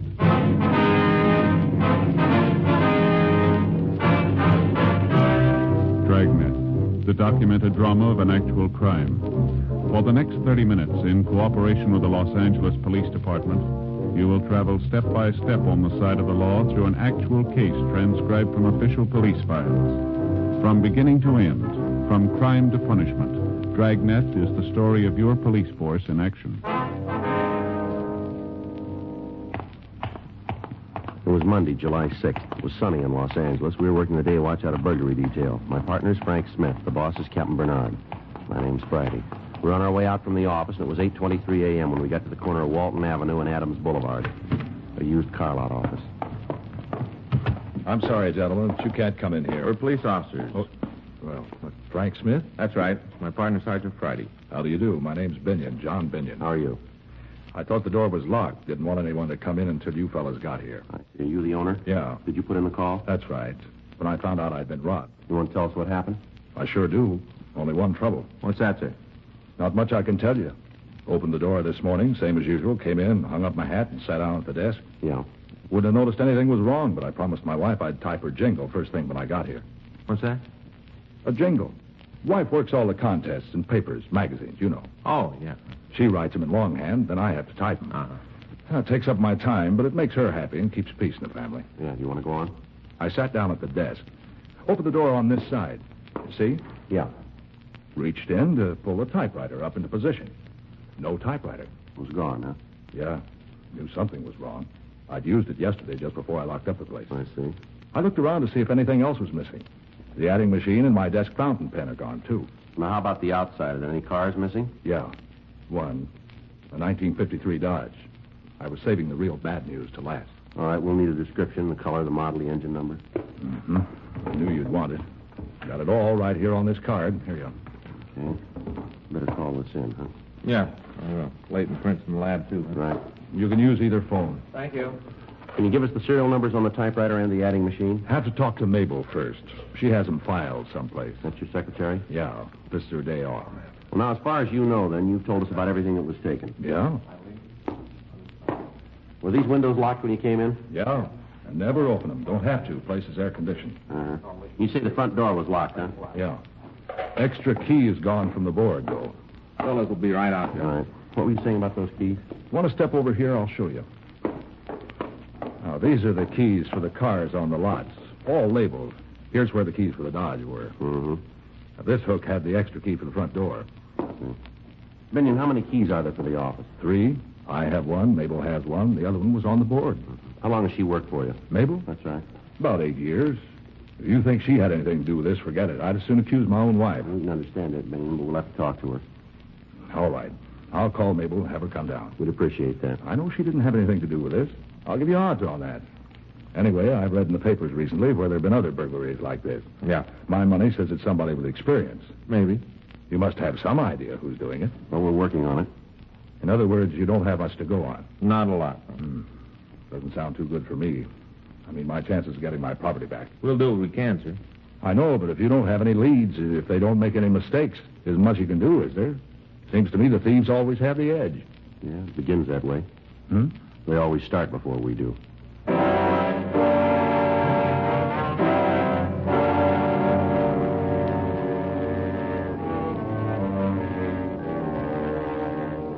Crews from the crime lab and Leighton Prince went over to the office. John Binyon's secretary came in, but after questioning her, we decided she had nothing to do with the crime. She went through her desk and told us that a check made out to her employer was missing.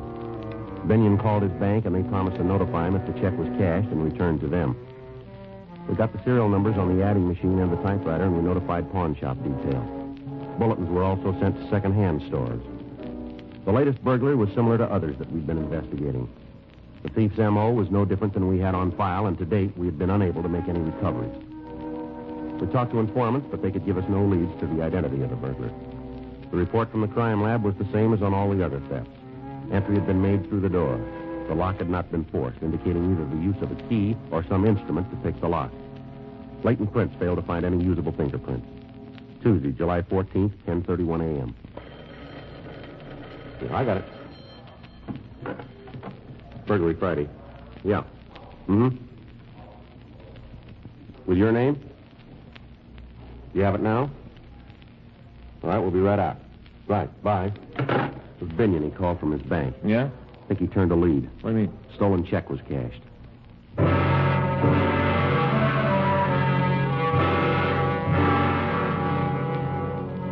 When we got to John Binyon's office, he showed us the check. We compared the endorsement with his signature, and it proved to be a good forgery. The check had been cashed by a Sylvia Carnes. Frank and I drove to the address. It was a small bookstore at the corner of Citrus Avenue and Hollywood Boulevard. Miss Carnes was shown the check, and we asked if she remembered who'd given it to her. Let me think now.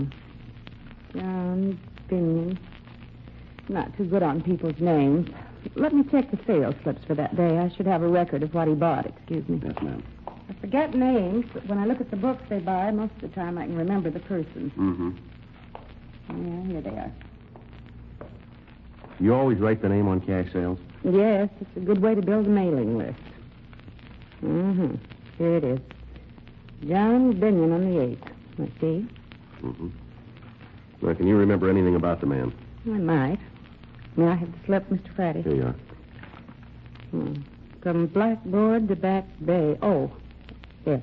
This is by a country school teacher. Gave up the Little Red Schoolhouse to become a private tutor. Tells about some of his problems and how he dealt with them. It's quite amusing. Yes, ma'am. But does it remind you of anything about the man? No. Well, let's see what else he bought. Locks Down Through the Ages. I never read that one. I guess it's about locks. Now I'm beginning to remember. Yes, ma'am? He said locks were a hobby with him. Does that mean anything to you? Yeah, it might, but can you tell us anything about the man's looks? Well, now, let's see. I guess he was about your size. Me, ma'am? No, he wasn't quite as... Well, he looked more like Mr. Friday. Yeah. How about his coloring? Had dark hair. Straight. Did he have any marks on his face that we might use to identify him? Not that I recall. Could you tell us anything about how he was dressed? I'm afraid not. Other book was The Window Without Curtains. Now, that reminds me of something. What's that? His voice. Yeah. Seemed almost too precise, too perfect. Did you notice any accent? No. Was there anything else you can tell us about his looks? No. What kind of identification did he show you? A driver's license. And it was made out to John Binyon? That's right. I copied the name to the sales slip from it. That's the only identification he showed you? Yes, I didn't ask for any more. He seemed to know a lot of the business people in this neighborhood. Yeah. Mentioned them by name, said he lived near here before he got married. I see. No, I've been in business for 6 years. This is my first loss on a check. Is that right, ma'am? I've always been so careful. This man, though, he seems so honest, so polite. Mm-hmm. He's sure rough on me. I have to suffer the loss. Check was for $30. He only bought $10 worth of books. I gave him $20 of my own money. It was a real loss, I can tell you. Oh, yes, ma'am. There's one thing in your favor. What's that? He's going to feel it more than you will.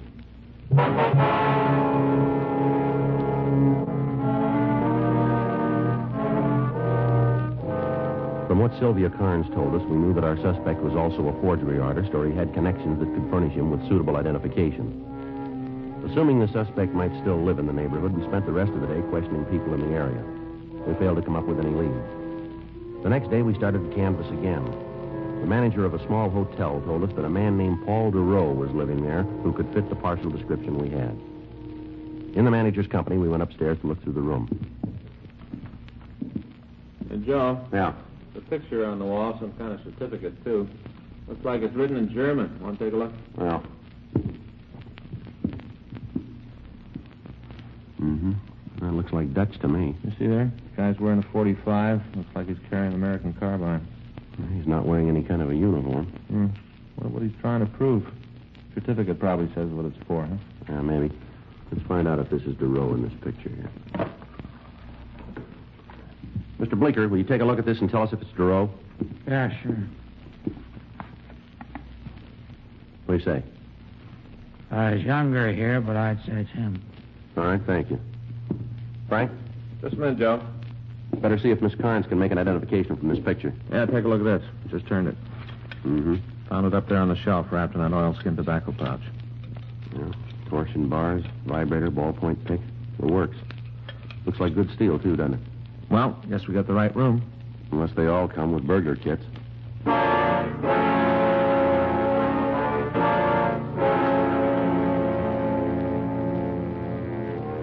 Frank and I continued to search the room. Besides the burglar kit, we found 3 books with the same titles as those bought with a stolen check. Sylvia Carnes identified the picture as being the same man that had passed the check. We called the office and asked them to run the name and description of Paul DeRoe through R&I.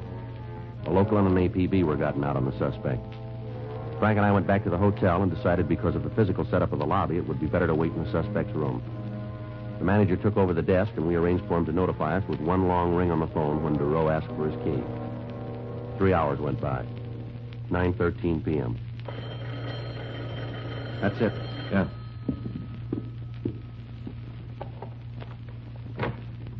All right, hold it right there. Oh. Get the light, Frank. Yeah. Who are you? Police officers, what are you doing here? You're police, eh? That's right. Who are you? Paul sent me up here. Paul DeRoe? That's right. Where's he now? Why do you want to know? Come on, lady. Where is he? Waiting for me. Where? Outside in the car. Is he still waiting? I don't know. What do you mean? Well, he left me off at the door. There wasn't any place to park. All right, go ahead. He was going to drive around the block and pick me up. What kind of a car is he driving? Well, I'm not sure. You rode in it, didn't you? Yes. Well, don't you know what kind it is? I didn't pay any attention. Well, what do you mean? Well, he drives so many different kinds.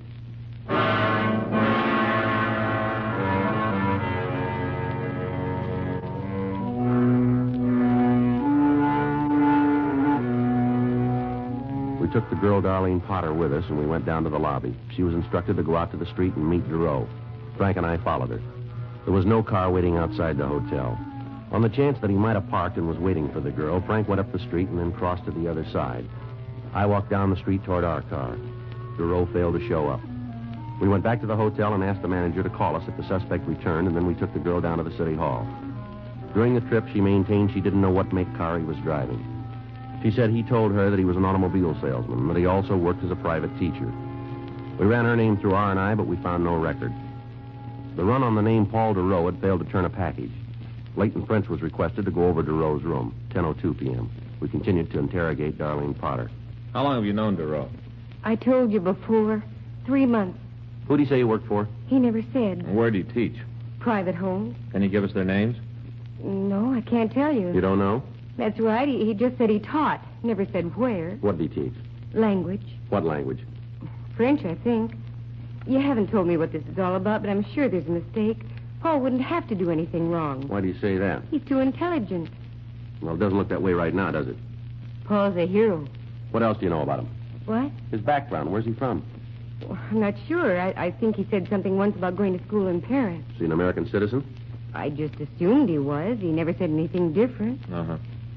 Can't you tell me what he's done? We'd like to talk to him about some burglaries and some car thefts. Paul wouldn't steal. Well, that may be so, ma'am, but we've got good reason to think he did. Well, there's some mistake. It doesn't fit with the kind of person he is.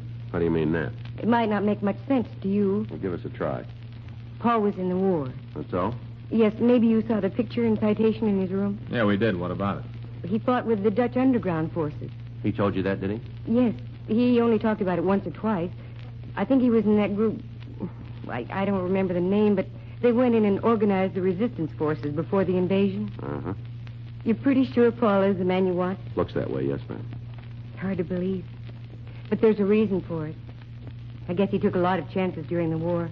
Must have changed him. He hasn't changed.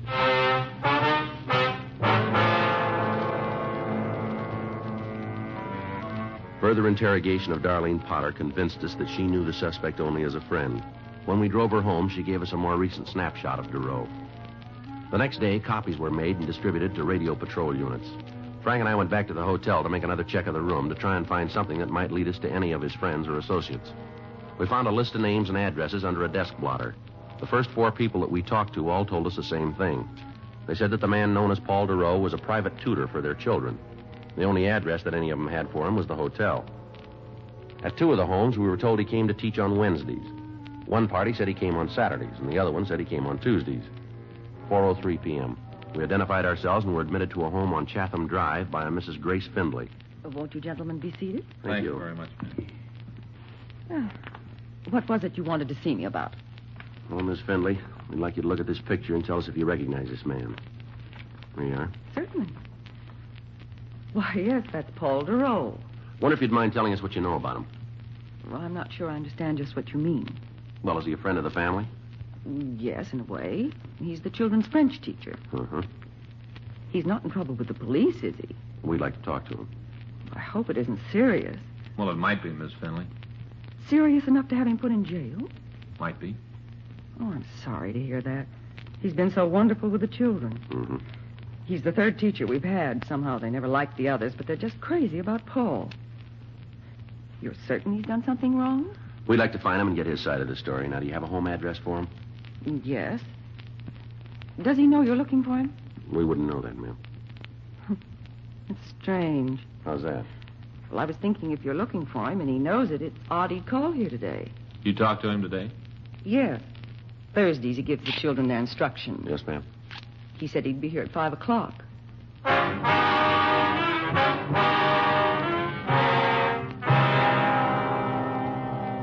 With Mrs. Findlay's permission, Frank drove our car into the garage, and then we waited for Duro to arrive. While we were waiting, Mrs. Findlay told us that when Duro had applied for the job, he'd showed her several letters of recommendation from families in the East. Because of his intelligence and her children's instant liking for him, she hadn't made a check on his background. She went on to say that she had noticed him driving several different makes of cars, but she couldn't give us a description of any of them. 5:06 p.m. The front doorbell rang. That must be him. I hope there's no trouble. All right, you wait here, Miss Findlay. All right. Don't worry about it.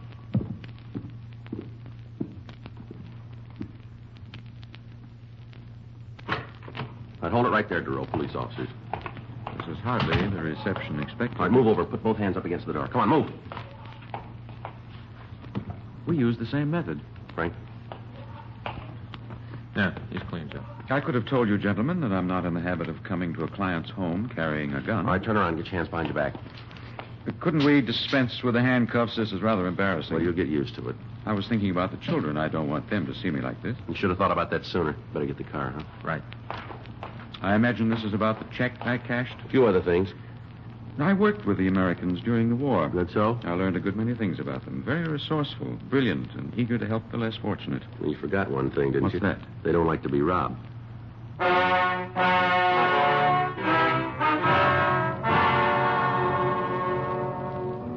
We contacted the office and had them send another team out to pick up the car Duro had driven and take it down to the police garage.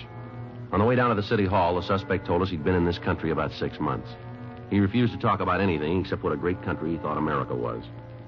Frank went to check with DMV on the suspect's car, and I took Duro to the interrogation room. It's wonderful. It's the only place in the world to live. Yeah, well, all right, Duro. We got the idea you're sold on this country. Now let's get on to cases and talk about the reason we're here. How about it? It might as well be now as later. All right, fine. You want to start by telling us what you did with this stuff? I spent the money. The books are in my room. What about the other things you stole? No, there must be some mistake. I didn't steal anything. Well, you cashed a forged check, didn't you? Yes, I admit that. And the check was stolen? It's possible, but I didn't take it. You expect us to buy that, Duro? That's entirely up to you. Where'd you get it? If I said I found it, could you prove otherwise? It won't be necessary. We can nail you on a forgery rap right now. That's what I had in mind. I have no desire to be connected with anything else. No, you seem pretty anxious to pick up that tab. Well, it's only right. I took a chance and lost. I'm willing to settle for my mistake. Yeah, well, that's real big of you, but I got a hunch we'll be able to tag you with more than a 470. Sure, let me see, man. Yeah. What do you got?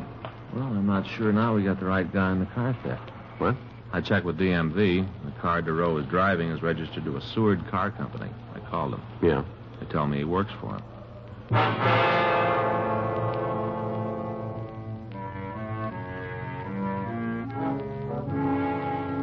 We continued to question DeRoe, but he refused to admit any knowledge of the burglaries and the car thefts. He was booked on suspicion of 470 PC and taken to the main jail. The next morning, the owner of the bookstore identified the suspect in a show-up.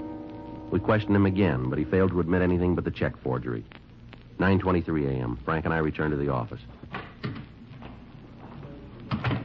You gotta hand it to the guy. He's cool. Yeah, but he's too ready to buy in on that 470. Yeah, I'll check the book. All right. Here's a number for you to call, Joe. Is there any name on it? Yeah, a fellow named Eiler. Give any reason for the call? Nope.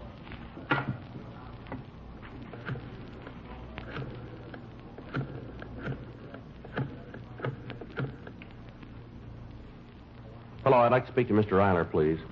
This is Sergeant Friday, Police Department. That's right. I see. All right, sir, we'll be right out. Do you want to give me that address? 347. Right, thank you. Fellow runs a garage, saw the spread on our suspect in the morning paper. Yeah? He says from the description they gave, DeRoe was in his garage. Uh-huh. Brought a car in to be painted.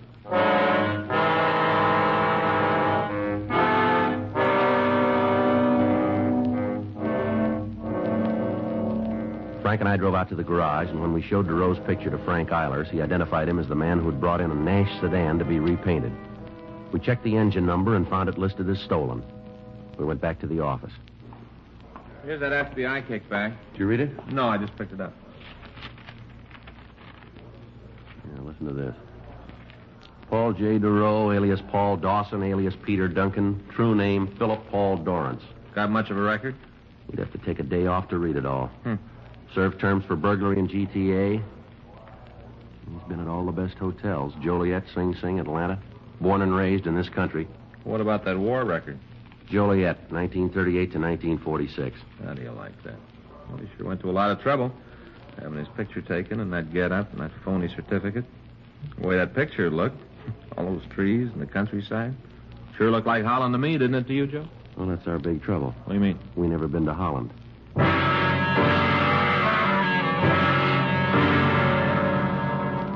We went back to the main jail and had the suspect brought to the interview room. He still denied any connection with the burglaries and the car thefts. 12:16 p.m. With my war record, I don't have to be subjected to Now, this. look, we got you made on the check, and it won't be hard to prove you stole that car. Your story falls apart like a $4 suit. I have great admiration for the Americans. Yeah, you've been telling us that. I managed to escape situations more difficult than this during the war. I was trained for it. Yeah, you told us. Of course, there was some difference then. We were all on the same side and fighting for the same things. You know you're doing a lot of talking, but you're not saying anything. I'll tell you what you want to know. You do that. Yes, Well, all right, go ahead. I will. But first, I'd like to tell you about the shoes. About what? Shoes. What about him? I fought with the Dutch underground. Now, for a man to fight, two things are important. Is that so? A gun and a good pair of shoes. Mm-hmm. Many of us who wanted to fight had neither. One of your OSS men contacted us and said we would get them. And one night a plane came over and dropped containers by parachute. Yeah. The man kept his promise. We got guns, the fine carbines, and we got shoes. When daylight came, I looked at mine very closely. They had stamped on them, made in America. Yeah. And that's when I made up my mind. You did? Yes, I decided that someday I would come to the United States. Mm-hmm. I knew if I wasn't killed, I'd come here. Yeah, it's a wonderful story, isn't it? Yes, and I regret that I'll lose my chance to become a citizen. They may even deport me for this. No farther than the nearest jail. Now, please don't make light of my predicament. I admit I made this one Oh, mistake. come on, look, settle down, will you? I can buy a better story than yours in any magazine. All right. I didn't want to do this, but I insist that you call the Dutch consul. They never heard of you. Well, there must be a mix-up of some sort. Somebody must know me. Yeah, sure, every prison warden in the United States. You've got a record that'll reach from here to Holland, but that's the closest you ever been. Your real name's Philip Dorrance. The only war you ever fought was in the prison library over the daily papers. You've been in and out of every joint in the country. Now there's more. Do you want the rest of it? No, I guess that's enough, isn't it? I might as well admit it. I'm a burglar and a car thief. You left one out. What? You're a liar.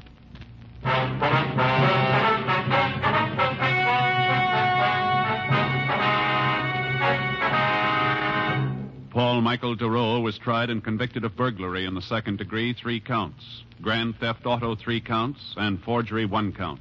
He received sentence as prescribed by law.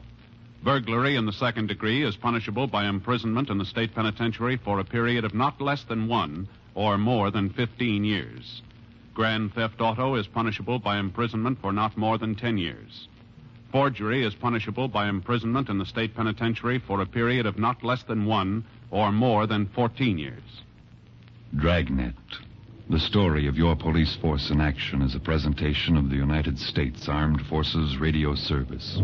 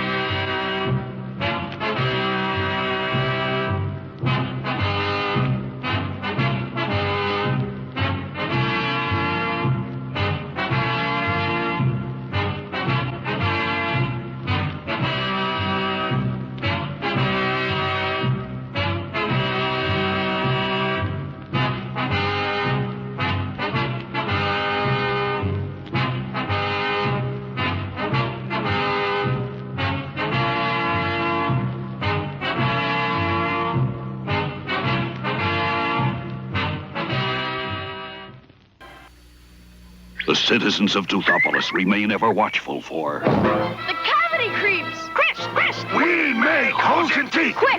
Warn the Crest team! Chris!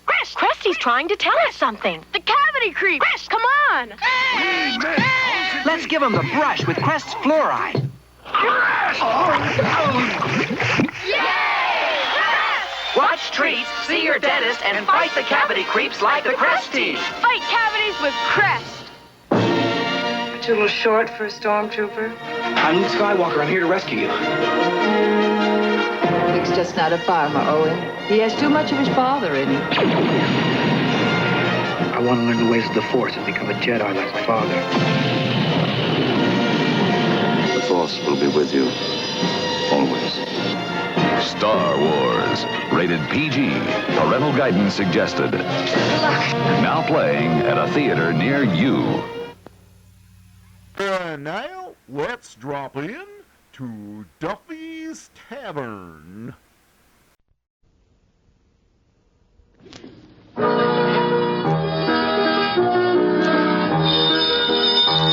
Vitalis for well-groomed hair and Trouche, the beforehand lotion, bring you Duffy's Tavern, starring Archie himself, Ed Gardner.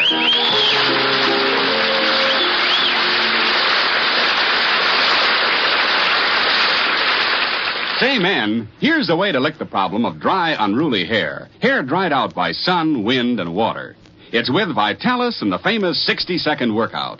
No hair preparation can give your scalp and hair better protection than Vitalis and the 60-second workout. For the Vitalis formula contains 2 of the same ingredients that many skin specialists prescribe for dry, flaky scalps, plus all the other extras that make your hair more handsome, more healthy looking. So try the Vitalis 60-second workout. Let it prevent scalp and hair dryness, rout flaky dandruff, and give you the best-looking, healthiest-looking head of hair you ever had. You look your best tomorrow if you get a bottle of Vitalis today.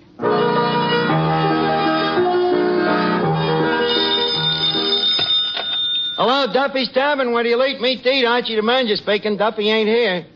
Oh, hello, Duffy. Business? Well, it's been a little slow all week, but I'm sure it'll pick up as soon as a customer comes in. Yeah, the way it's been going, all we ever used the cash register for is a paperweight for the IOUs. Huh? From now on, everybody pays cash? But, Duffy, you can't do that. We can't treat our clientele that way. These is high-class people, accustomed to charge accounts, people with backgrounds. These are second- and third-generation chiselers.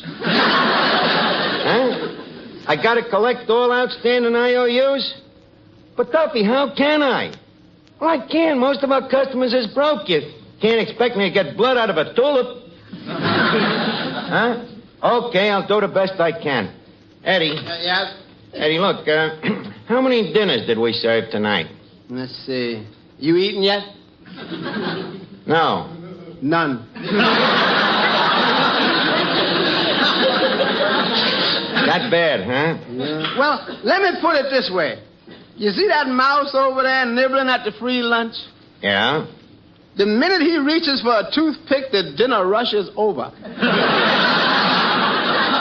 Eddie, you know our policy. No jokes about the free lunch. Also, we got another new policy. No more charge accounts. Duffy saw about the customers not paying their bills. Well, it ain't the customer's fault. What do you mean? Well, it's the way they were brought up. See, when other kids was learning the ABCs, the ones in this neighborhood was learning the IOUs. Well, irregardless of the reason, we got to start collecting. Now, hand me that box of IOUs there. Okay. Want to help me lift it? Okay, here, get hold of it now. Well, that takes care of the A's. All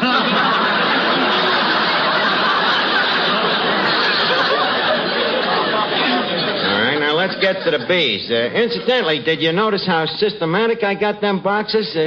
Read the labels, Eddie. Let's see. Won't pay. Refuses to pay. Never will pay. What about this one? What about it? No label.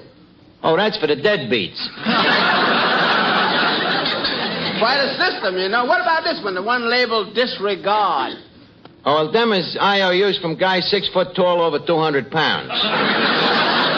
Hey, Miss Duffy, come here. I want you to help check these IOUs. Oh, okay. Now, let's see here. Let's see. That was a sight laugh.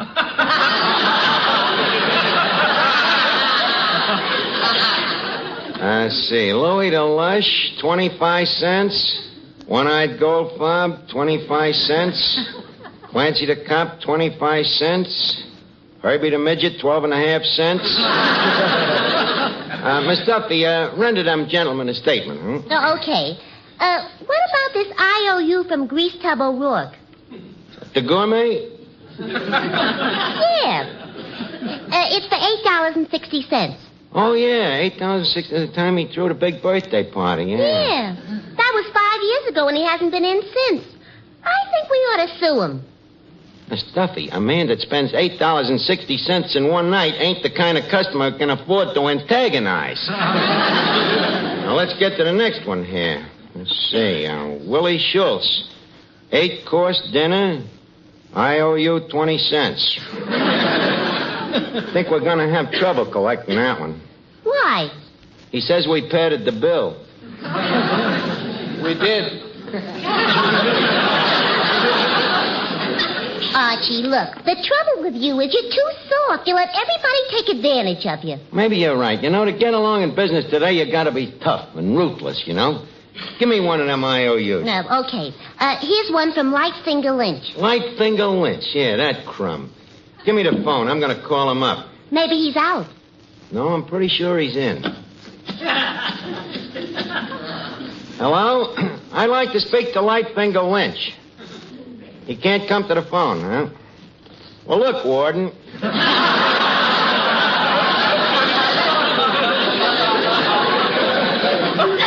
I don't want to alarm you, but I think it's only fair to warn you that you are harboring a criminal. I'm sick of being nice to people. Mr. Archie, that customer over there. What, a seedy-looking guy? Yeah, he just finished a hamburger and he wants another one. So? He's got that IOU look in his eye. Well, kick him out. But, Mr. Archie, he looked kind of shabby now. He looked like he could use a meal. Eddie, I tell you gotta be tough. Now, let me handle this. Good afternoon, me good man. Me maitre d' here informs me that you have ordered a XX hamburger. Have you got any dough? No, I'm broke. I thought so. Get out of here, you crumb. But, mister, I'm still hungry. So what? People without dough ain't got no business getting hungry. Here, let me help you to the door, me good man. And here's a little something to remember me by. Oh. Mr. Archie, did you have to kick him? Well, sure, why not? Well, wasn't the hamburger punishment enough? Eddie, the trouble with you is you're too soft. In this world, believe me, it's every man for himself. Dog eat dog, and the devil take the hindmost. Hello, Finnegan. What can I do for you? I think I'll have a ham sandwich. Ham sandwich on what? On credit. Sorry, Finnegan, we got a new policy. From now on, no more IOUs. No more what? IOUs. Look, I'm old enough. You don't have to spell in front of me. Cut out the asinines, will you? And while we're on the subject, how about paying the 15 cents for that Parmesan cheese sandwich last week? But, Arch, I'm broke. Well, then why did you eat the sandwich? What kind of a man are you, anyhow? You want to go through life not paying bills? What do you think people are going to say about you when you die? Probably the same thing they said about my Uncle Horace. What was that? Let's bury him.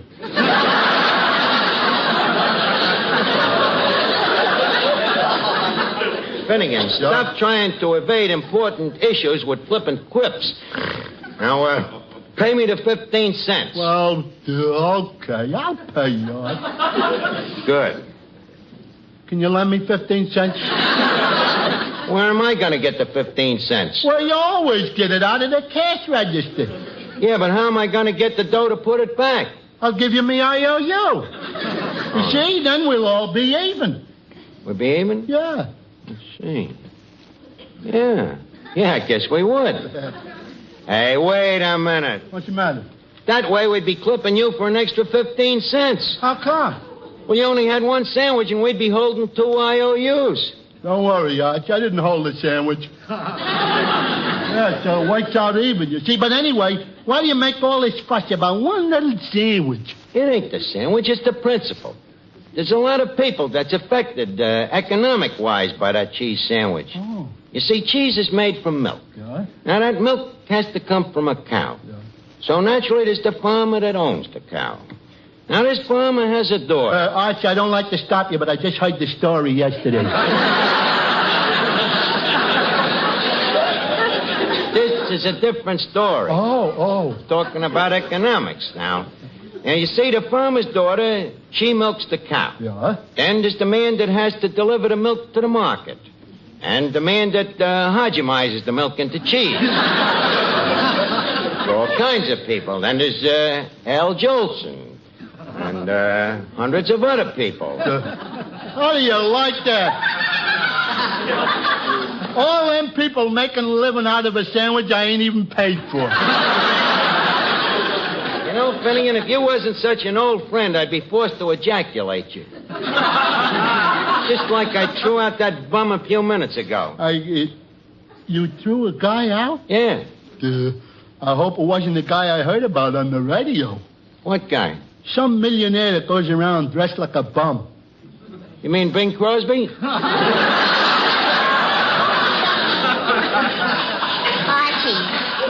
Archie, Finnegan's talking about J. Everett Poindexter. J. Everett, who's he? Well, here it It's right here in the paper. He's a millionaire who goes around posing as a bum and hands out $1,000 bills. Whom to him? To people who are kind to him. People who help others less fortunate than themselves. J. Everett Poindexter, huh? Art, Yeah? how does a guy get to be a bum? Well, first he gets married. Yeah? That's all. J. Everett Poindexter. Look, is getting married the only way to become a bum? Well, no. A guy can start as a panhandler, a vagrant, a hobo. A radio comedian? Yeah, of course. Eddie, you wasn't at Libin, was you? J. Everett Poindexter. Archie, what's the difference between a bum and you? He gets paid.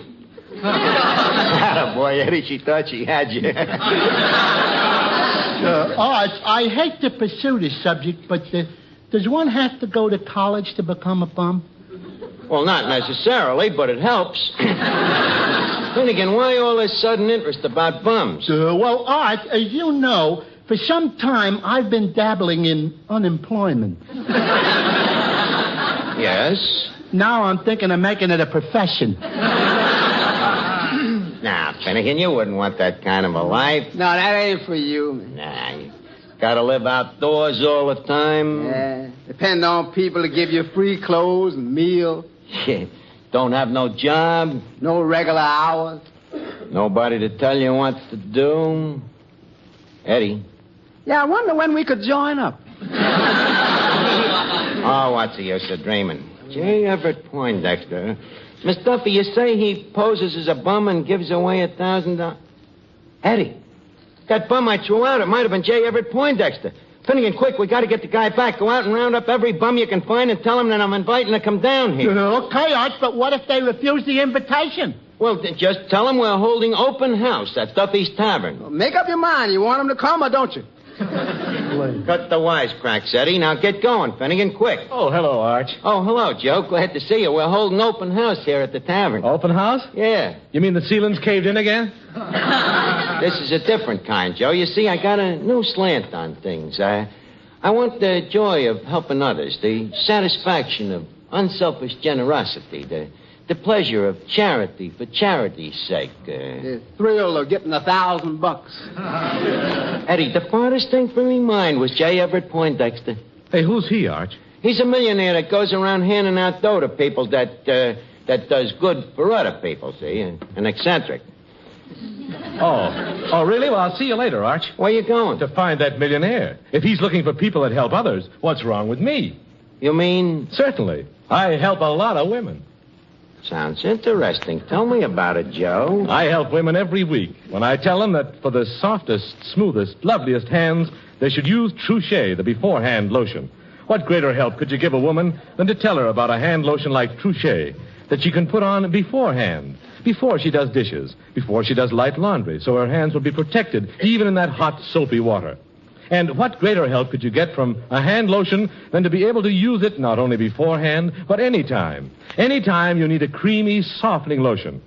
Truly, anyone who wants to help herself to smoother, softer, lovelier hands should begin today to use Trouchet. You know, Joe, listening to that talk about Trouchet just gave me an idea. You know, if Poindexter gives me that $1,000, you know the first thing I'm going to do? What? Buy a set of earplugs.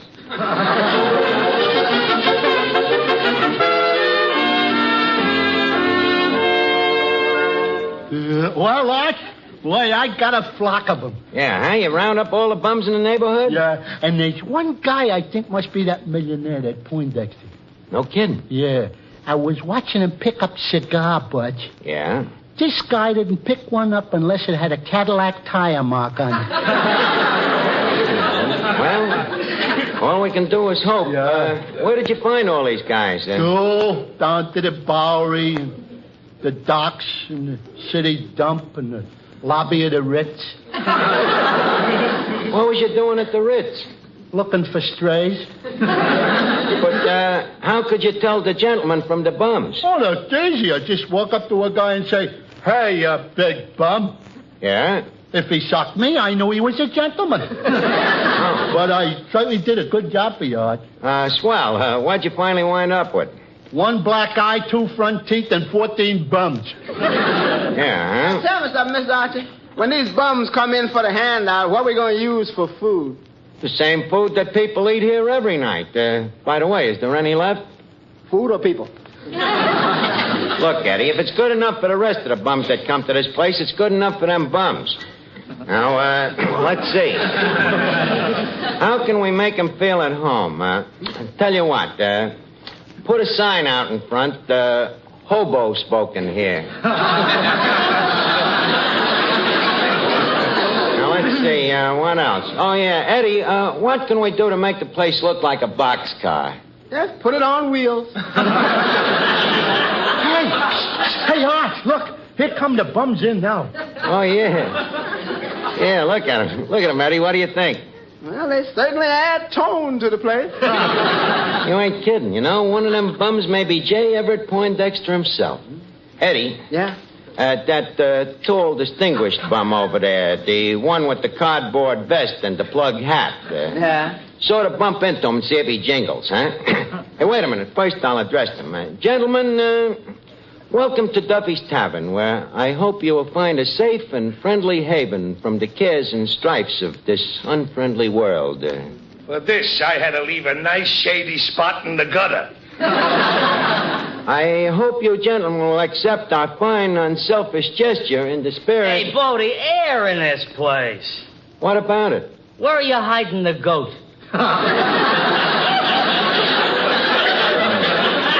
Maybe you're right. The atmosphere does seem a trifle putrefied. Eddie, please close the door to the icebox. I can't. We need the light. Look, cut the gab. Where's the food? Coming right up. Eddie, fetch this gentleman a hamburger while I test out to see which one is Poindexter. Tell me, sir, not that I wish to be subtle, but do you ever smoke expensive cigars like Coronas? Partly. Yeah. Tell me, do you like the V-type overshaft drive on the new Cadillac? I don't know. I've been traveling on my private car on the Santa Fe. Yeah, huh? Sir, I wonder if we have any important friends in common. Well, I know your boss. You're a friend of Duffy's? Yeah. I guess I was wrong. The guy's a bum. Hey, Doc, where's the hamburger? Coming right up, sir. Eddie, I tell you what, you talk to that guy while I talk to this one, see? Okay.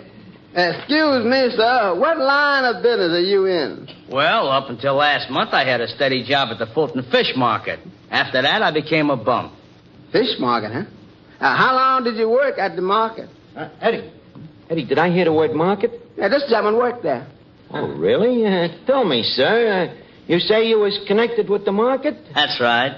What was your connection? Well, I don't like to mention it. Go ahead. You can tell me. What was you doing? Cleaning up. No. Do you mind if I ask what you cleaned up? Oh, about 5,000 fish a day. 5,000? What did you do with these 5,000 fish? Threw them away. You threw them away? Yeah, all except the fins. What did you do with the fins? Oh, I just handed them out for the kids to play with. Eddie, the guy is loaded. Look, tell me, J.E., why did you leave the stock exchange? The stock exchange? I'm talking about the Fulton Fish Market. The fish market. Eddie, throw this imposter out. Come along, mister. Kind, generous old Archie wants to kick you out. Wait a minute, Eddie. I got a scheme. Gentlemen, how would you all like to step up to the bar for a round of free booze? Just a minute. What about you, sir? You seem to be shaking your head no. You don't drink? That's right. May I ask why? I got an ulcer. Eddie, we got the millionaire. Just a minute. Now, just because he got an ulcer don't mean he's a millionaire. Oh, no? When you're a millionaire, you got money, ain't you? And when you got money, you got dames. And when you got dames, you got worries. And when you got worries, you got ulcers. Now, let me back to the guy here. Sir, It gladdens me heart that you people came here tonight. It does something to me. It stirs up a real warm glow inside of me to realize that I'm making you bums happy. Well, if it gladdens your heart so much, how come you kicked me out of here a little while ago? Oh, that a mere slip of the foot, right, Eddie?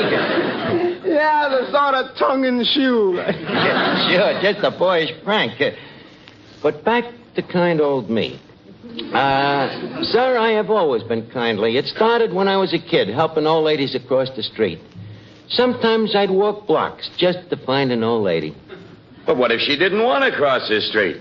That was her tough luck. That's the thing about kindness. When one has a passion for it, one does not care whom it hurts. Take me. On my day off, I spend hours riding the subway, even when I ain't going nowhere, just so I can stand up and give some old lady me seat. So that's the way I feel about you, sir. Bartender, how about a drink? Are you bum? Certainly not. Then beat it. As I was saying, take you, for example, sir. I have a feeling that if we were to look underneath those patches in your pants, that we'd find something very rare. A heart of gold. Archie, that's all I wanted to hear. I think I owe you an apology. An apology? Yes. I'm not really a bum. I am J. Everett Poindexter, the millionaire. I'm afraid I have never heard of you, sir.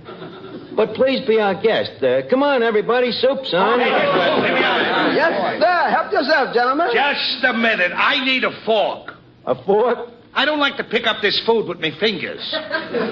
You mean you haven't washed your hands? I mean I have. As I was saying, Mr. What was your name again, sir? Poindexter. Oh, yes. As I was saying, J. Everett, I am always anxious to help the other fella. I'm what they call a philanderer, you know? Love to help people. Now, take that poor downtrodden soul there. You, sir. Yeah? How would you like me to get a job for you so you can go to work? Work? Please, not while I'm eating. You mean you don't want me to get your job? What I want a job for? To support a bum like me? Go get lost, you crackpot. The mercy of charity is sometimes strained. But as I was saying, good night, sir.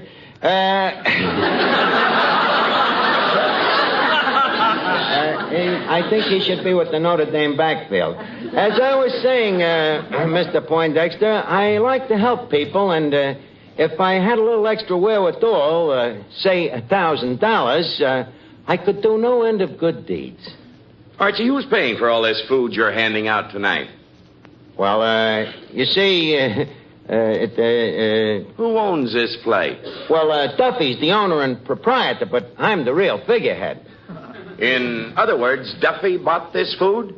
Well, yes and no. Excuse me. Hello? What, Duffy?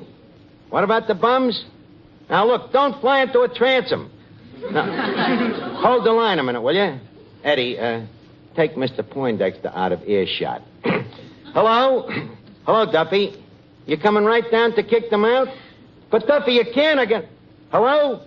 Hello? Oh, no. Eddie, we got to work fast. Duffy's coming down. Now, introduce me quick so I can make me charity speech, huh? Okay.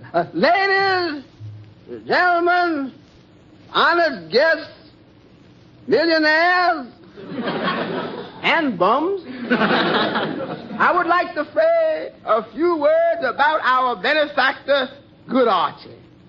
In all the years I've known this gentleman, he has always thought of the other fella and how to do him a favor.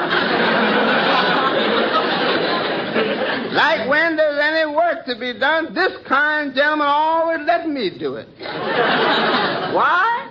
So Mr. Duffy won't catch me loafing.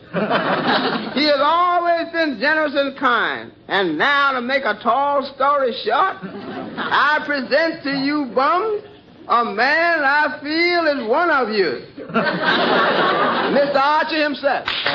Thank you. J. Everett and fellow bums, It behooves me to make a long speech at this point, but I'm afraid I ain't got time. However, I find me reward in having you here, and if there is anyone in our monks that feels that some money should be handed out, I say that now is the time for that gentleman to open up his big fat wallet. Mr. Poindexter, do you have anything to say at this point? Yes. I'd like to make a slight presentation. Okay, but hurry it up. Friends, tonight I'm going to reward a great humanitarian. That's nice. Mr. Archie, look who's in the doorway. What? Duffy himself. Poindexter, quick. Give me the $1,000. Just a second.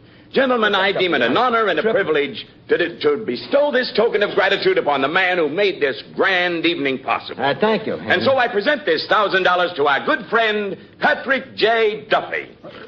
That's dirty Duffy. Duffy, did you have to come down here tonight? Don't you know that charity begins at home?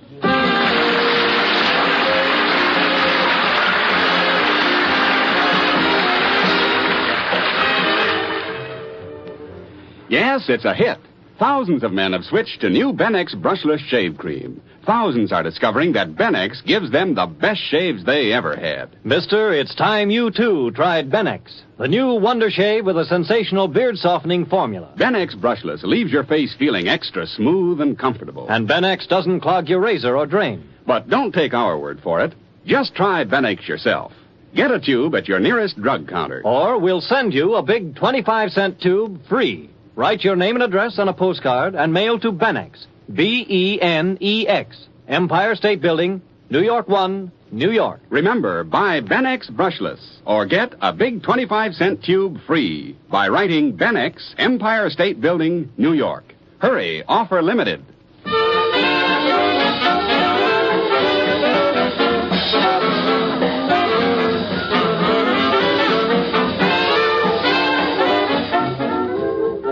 It's time now to leave Duffy's Tavern for this evening, but let's meet here again at the same time next Wednesday when our guest will be Cass Daly.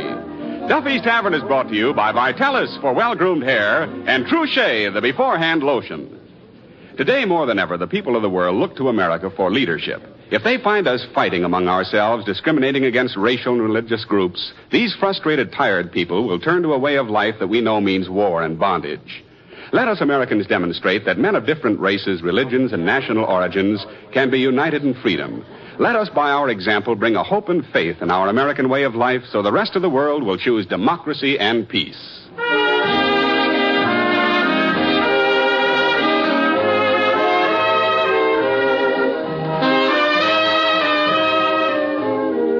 Each Wednesday, Bristol Myers brings you Duffy's Tavern and Mr. District Attorney, which follows immediately over most of these stations.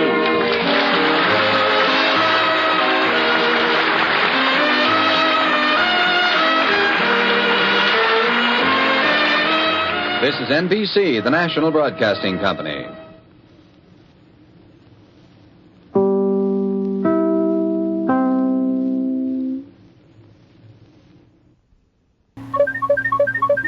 In the news, rappelling and rolling to the Olympics. Ice skating in the Olympics made Dorothy Hamill a star. Now, some roller skating champs want to become big Olympic wheels, too. We'll be back with roller skating in the news. Sponsored by new Hubba Bubba, with bubbles that won't stick to your face. He's a-coming! He's a-coming! There's gonna be a gunfight! There's a brand new bubble gum in town named Hubba Bubba. It's soft, juicy, and delicious. Best of all, Hubba Bubba lets you blow great, big, fat bubbles that won't stick to your face. That gun, my bubble gum? Big bubbles, no troubles. You have a bubble gum. And now, roller skating in the news. Roller skating is becoming one of America's popular pastimes. For some, it's a new way to disco. For others, it's just a lot of fun. But some really good skaters long for the chance to compete internationally. The trouble is, roller skating is not accepted as an Olympic sport. Getting a sport or game into the Olympics isn't easy. It has to be popular in at least 40 countries on 3 continents. There has to be a long record of participation in world and regional competitions. The last new contest to be admitted to the Olympics was judo in 1948. Roller skating has already met all these requirements. For 42 years, roller skating championships like these in Texas have been held around the country. Some of these super skaters are graceful and talented, like Olympic ice skaters. And like the best of them, roller skaters take a few spills, too. This year, roller skating was included in the Pan American Games. And with its increasing popularity, there's new pressure to have it admitted to the Olympics. But 1988 is the very earliest that could happen, and other sports like tennis, badminton, and baseball are also waiting to be admitted. I'm Christopher Glenn with roller skating's Olympic hopes in the news.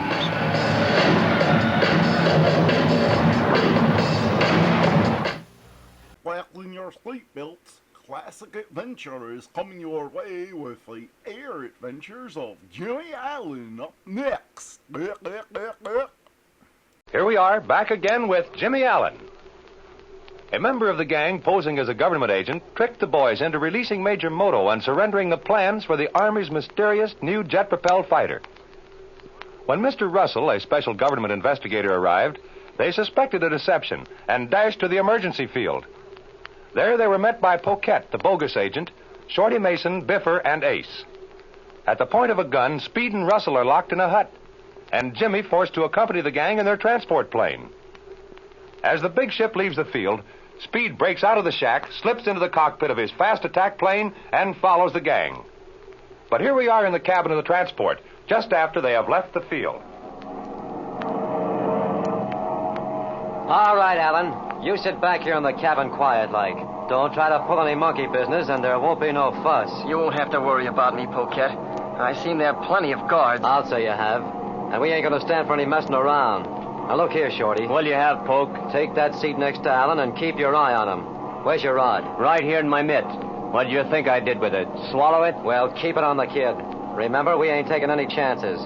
We got too much dough up on this deal. I'll watch him, and don't forget it.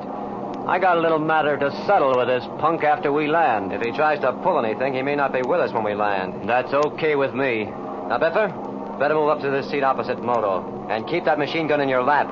We may need it later. Okay, I'm ready anytime. That's the stuff. Well, Major, looks like we made a clean getaway. And we'll have you and your plans out of the country in no time. It will please me. Your chief acted fast. I am grateful to you. That's all right. I was just obeying my orders. But look here, Major. Put in a good word for me when you see the big boss. I do not comprehend. Tell him what a good job I done, getting you out of this crack up here. Understand? Saving you from getting captured. Oh, yes. I shall praise you highly to your superior. Sure, that's the idea. Well, I'm going up and talk to Ace a minute. We got to make a stop for gas somewhere, and that's going to be kind of ticklish. Every airport in the Southwest will be looking for this ship. Does your pilot know this country? Who, Ace? Why, sure, certainly. He knows every farmhouse and wagon road down through here. Don't worry. We'll get there all right, Major. But we may have to go a roundabout way. Well, I'll be back in a few minutes. Well, Mason, it looks like you outsmarted us this time. By the way, how did you ever get mixed up in this? You and Robertson were so anxious to take after Moto, you forgot about me. We didn't forget about you. I thought Captain Sweeney had you covered with a gun when we left, right? Say, that fellow was out on his feet. He's got nerve, though. You remember he was sitting in that chair holding that rod on me? Yeah, I remember. We told him to hold you until Russell got back. Well, right after you and Robertson took off, the captain passes out like a light. You mean he fainted? He starts getting wobbly, so I give him a shove off the chair and ducks out the door. He kind of come to and took a couple of shots at me, but it was too late. But how did you get down here? Listen, kid, I ain't spilling everything I know. But I'll tell you this much. A friend of mine in KC gets a flash that Speed and Moto has an air battle down near Olathe, and Moto bails out. Moto goes to a telephone and gets in touch with the big boss on what had happened. Yeah, we heard about that call he made. Well, the big boss sends out Poquette with the Biffer and told him to pick me up at the old field at KC and then go down to Olathe and find Moto. Boy, he was plenty worried, too. What do you mean? Poquette tells me a while ago that if he don't find Moto, he'll get a one-way ride, and you know what that means. I have a pretty good idea. Well, it looks like Poquette got away with it all right. But look here, Mason.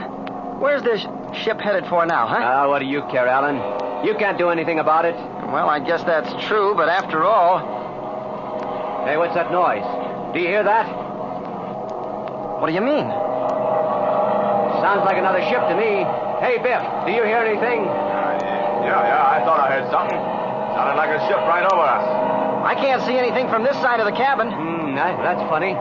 Say, that guy Robertson isn't crazy enough to try to pull any rough stuff, is he? You know speed as well as I do, Mason. What do you think? Oh, he wouldn't do that. Not with you in the cabin. Why, he thinks more of you, Alan, than he does his right hand. Yeah, Speed's a great fellow. He wouldn't bother this ship, though. I'm sure of that. Well, I don't know. He gets some pretty crazy ideas about flying. It's sure a good thing we hauled you along, or that guy would have filled its transport full of lead. Yeah, that isn't all, Mason. Yeah? What do you mean? I'd have helped him. Say, you're getting foolish ideas, too, huh? Well, get him out of your bean. I'm going to tell you something, Alan. Yeah, what is it, Mason? One wise crack out of you, and Poquette will tell me to open the door and dump you out. You've been around this fella Biffer before, haven't you? I'll say I have. He was leader of that gang down in the Ozarks. Pretty tough hombre, wasn't he? Like most of you gangsters. With a gun in his hand and his own crowd around him, he's pretty hard. Yeah? Well, let me tell you something. This guy Poquette is twice as hard. How do you like that? What do you expect me to do, Mason? Break down and cry?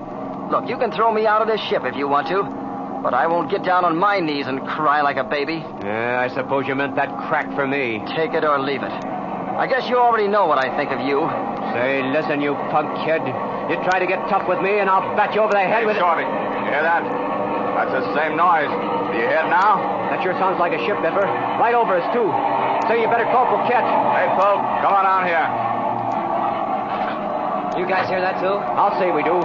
Sounds like another ship right over us. Yeah, that's what I thought it was. But Ace and I looked all around, and we can't see anything. Yeah, but if he was right above and behind us, we couldn't see him. Yeah, I know. Look! Why, it's Speed! Yeah, it's that guy Robertson, or I'm a watchmaker. Say, he must have been following us since we left the field of Olathe. Look, he's pulled away over to the right, and now he's turning around to come back. What's that guy up to? What's he going to try to pull off? Now, listen here, Poke. That ship of his has 2 guns. Do you think he'll try to do it? Not a chance. Not with Jimmy Allen in here. Sure. That's what I figured, too. But what's his idea, then? I wish I knew. He won't take a chance on shooting, though. That's where we got him cold. Here, Biff. Open your cabin window there and stick that typewriter out. If he comes in close again, let him have it. I'll watch this side of the ship myself. Oh, gee, that's Speed, all right. In the attack ship. Yeah, I hope he comes in close. Where is he now? I don't see him. He must be back of us again. As long as he stays there, we don't have a chance to hit him. Here he comes. I can hear him. Get set, Biffer, and let him have it. There he goes, Poke, on your side. Give it to him.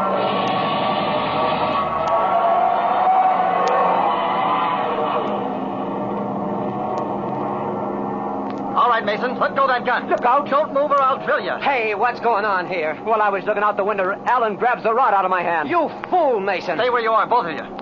Sit down, Poquette. Sit down, I said.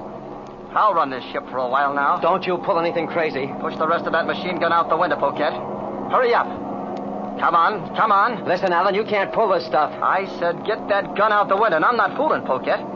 The government would just as soon have you dead as alive. All right. Here it goes. There. Now the same goes for you, Biffer. Hurry up, dump that gun out the window. Okay. Now all of you, stick your hands up over your head. Come on. I said I'm not fooling. There. That's better. Look here, Alan. You must have lost your mind or something. You can't hold us here in this ship. Why, when we land at our field, your goose is cooked. I'm not asking you for any advice, Poquette. We're going to land right now. Now I know you're crazy. Come on, Jimmy. You can't do that. You shut up, too, Mason. Biffer, open that door and tell Ace he's going to land this ship in the first good pasture we come to. Got that? Do as I say, or I'll put one between your eyes. Take it easy, kid. Ace, pick out a field down there and land it. Alan's got to drop on us. You might as well tell Ace I'm running this little show from now on, and the ship, too. All right, tell him to cut his throttles and sit down. Tell him to do that, or I'll drill you, Biff. I mean it. Be careful with that gun, Alan. And do as I tell you. Hey, there's a big pasture over to the right he can get into. He's got it on us, Biffer. Better tell Ace to set her down. Go on down and land, Ace. We'll all get bumped off. Okay, he's gonna land now. He better make it snappy, too. Come on, Poquette, keep those hands over your head. All right. You, Moto. Where are those plans? I do not know. Come on, let's have those plans. I saw Poquette hand them to you when we got in the ship. Hurry up, where are they? You are mistaken. I do not... Get up on your feet, mate. Well, looky there. Been sitting on them, huh? All right, thanks, Major. Now you can sit back down. Mr. Allen, I give you $50,000 for plans. Yeah, how about that, Allen? $50,000. Why, that's more money than you'll make in a lifetime. Sorry, boys, I couldn't use it. All right, get set now. Ace is going to land her. Look. Hey, look. Speed Robertson's coming into the same field. Oh, boy, I thought he'd do that. All right, I'm getting out of here now. But you better get this straight, you guys. The first man out of this door is going to hear from my gun. Is that clear? My plans. We must stop him. Yeah? Well, how are you going to do it? Remember what I told you, birds.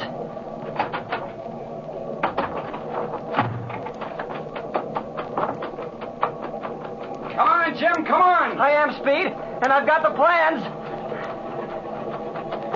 Kid, that's great. That's wonderful. How in the world did you ever do it? Oh, gee, I never thought it would work. Look, kid, that transport's taking off.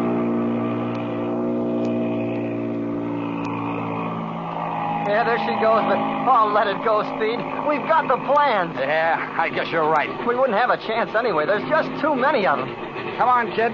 Jump in the rear cockpit. We're going back to Kansas City before we lose these plans again. That suits me. Give her the gun, Speed.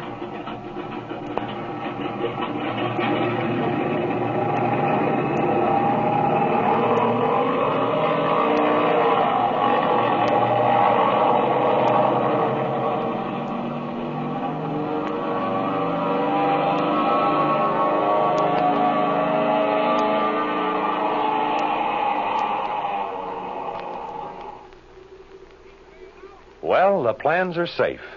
At least we hope so. And Jimmy and Speed are on their way to the home airport. But there's trouble ahead. For action, thrills, adventure, tune in to the next episode of The Air Adventures of Jimmy Allen. K is for kids, and kids are for knots, 'cause knots got lots to do. K is for kids, and kids are for knots, 'cause knots got lots to do. Oh, K is for kids, and kids are for knots, 'cause knots got lots to do. Channel 2, Southern California. Hey, man, how about we check in with Fibber, Magee, and Molly next? That sounds good to me. The Johnson Wax Program with Fibber, Magee, and Molly.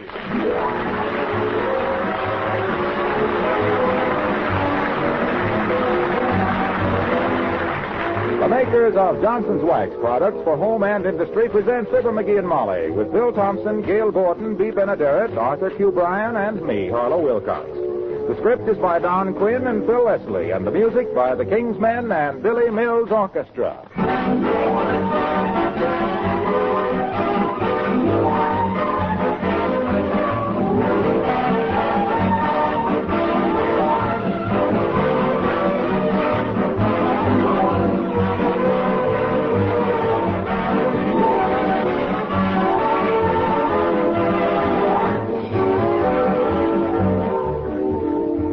Just about saved my life, Harlow, a friend tells me. I came into my kitchen with wet, muddy feet the other day. I looked at the muddy tracks on the floor. I looked at my wife. I waited for an explosion.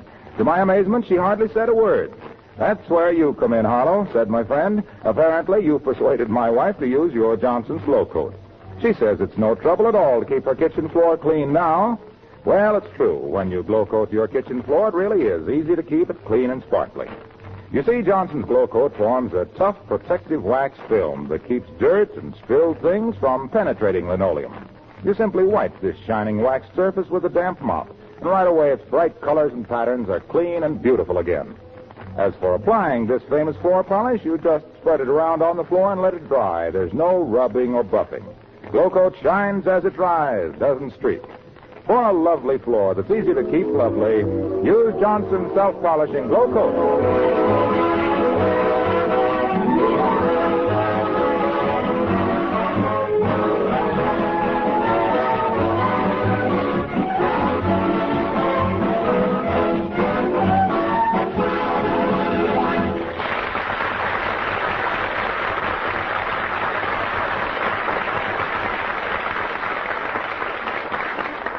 The Magees of 79 Wistful Vista have worked out an arrangement with the evening paper. Whoever has the energy and ambition to go out and bring it in is entitled to first crack at the news section. So guess who's reading the want ads? As we meet Fibber, Magee, and Molly.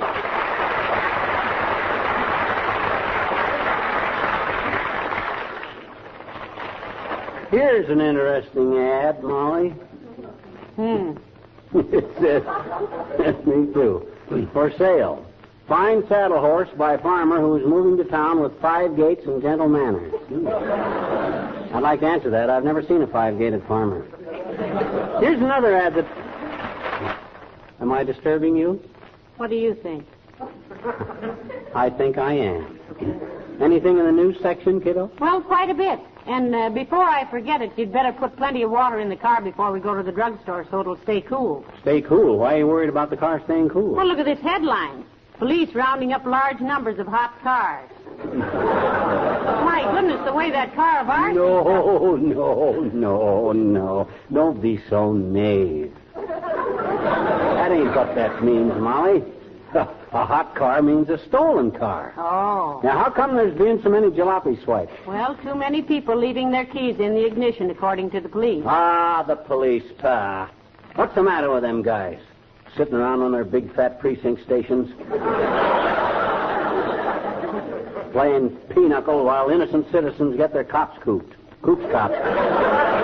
Car stolen. By George, if... That's not fair now, Well, why ain't it? My gosh, if them lazy mugs would get out and patrol the streets, you know what it would do? Certainly. It'd make people like you grumble that they ought to stay in their precinct stations and stop hounding innocent citizens. Well, gee whiz, Come in. Oh, good afternoon, Mayor Latrivia. It's nice to see you. Thank you, Molly. Hello, Magee. Hi, Latrivia. You're just the guy I wanted to see. Take a look at this newspaper. Yeah, pretty crumpled, isn't it? Been sleeping on it? Never mind what I've been sleeping on. It's what you've been sleeping on that's got this town in a mess. And what has the mayor been sleeping on, McGee? The job. That's what the mayor's been sleeping on. Just what is your current complaint, Magee? Has the garbage collector been waking you up in the morning dropping eggshells? No.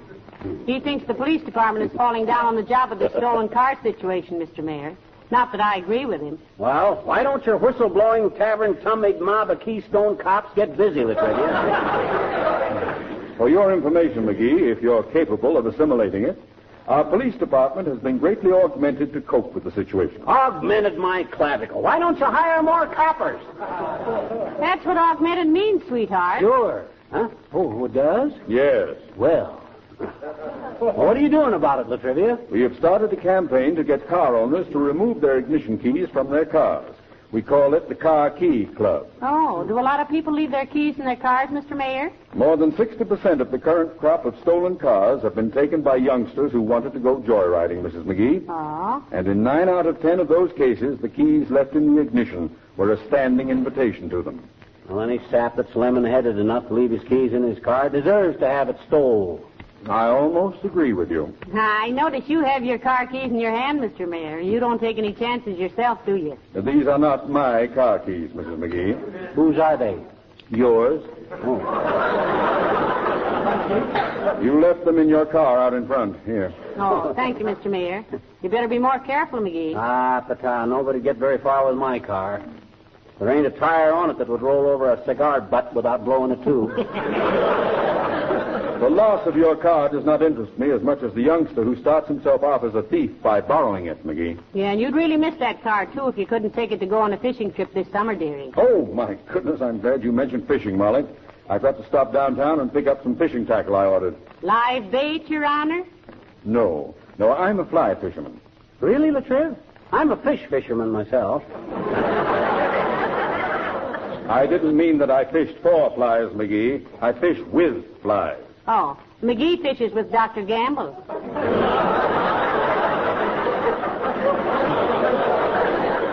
No flies for me, Latrivia. I don't want to be distracted when I fish and a lot of flies buzzing around. Never mind, Magee. That's a pretty sorry attempt, and I refuse to go along with it this time. Okay. Where do you buy your flies, Mr. Mayor? Who catches them for you? Nobody catches them, Mrs. Magee. I tie most of them myself. You mean so they won't get away before you need them, huh? It isn't a matter of their getting away, Magee. Why, of course not. Not if you tie them up tight. I don't tie them up. I don't tie them tight, I tie them loose. I don't tie them up. I just tie them. Didn't you ever hear of a trout fisherman flying ties? Tying flies? No, and it must be pretty delicate work, too. I tried to lasso a calf once and couldn't come within a mile of it. But to tie a fly... What do? Tie their hind legs together and then throw them down? No, I don't. I merely take the feathers. Heavenly days, feathers. Now, just a darn minute, Latrivia. I and my little wife may be pretty dumb, but feathers on a fly is just... I didn't say flies had feathers. Feathers. I said a fly trouterman, a fish flyer. When a man tries to fly a tie, you know very well that fish flying, fishes is a flat.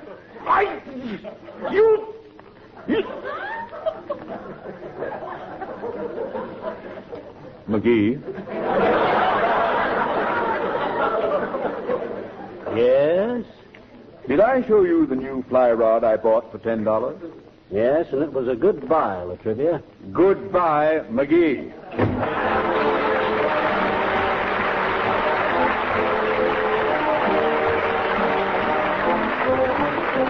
And here are the King's Men with Bahia.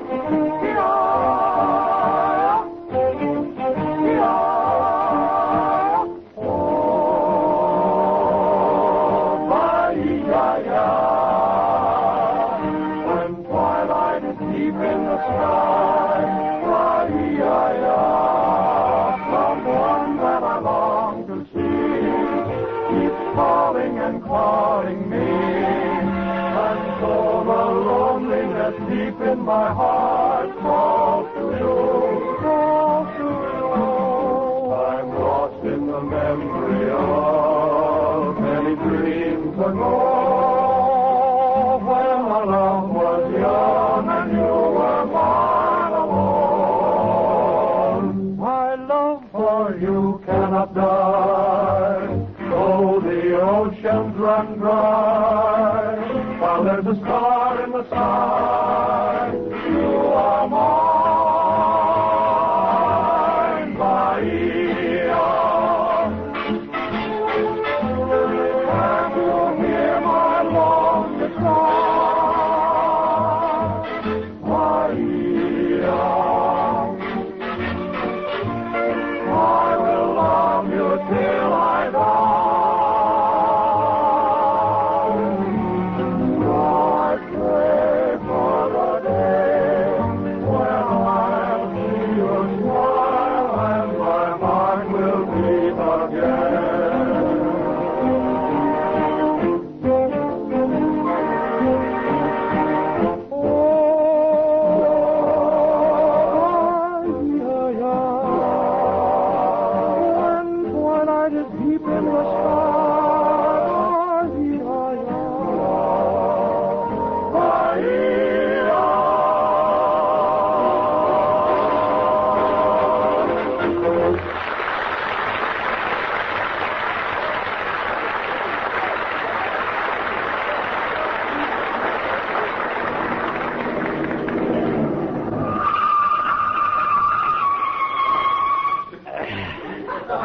Gotta get them brakes fixed. You said you wanted to stop at Kramer's drugstore, didn't you? Yes, thank you. Where shall I meet you? Oh, I'll come in with you. While you're buying your Kleenex, you think.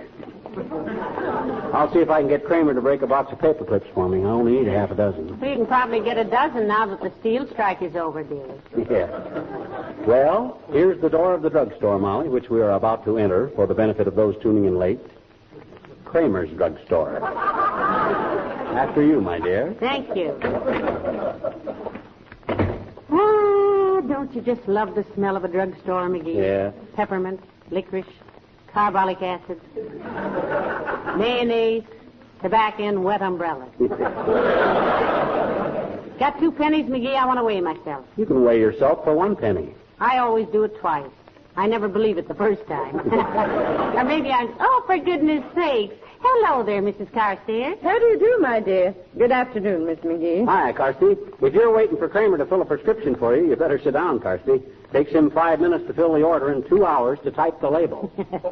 Nobody ill at your house, I hope, Millicent. Oh, no, my dear. I had just stopped in to get Mr. Carstairs a bottle of his favorite shampoo.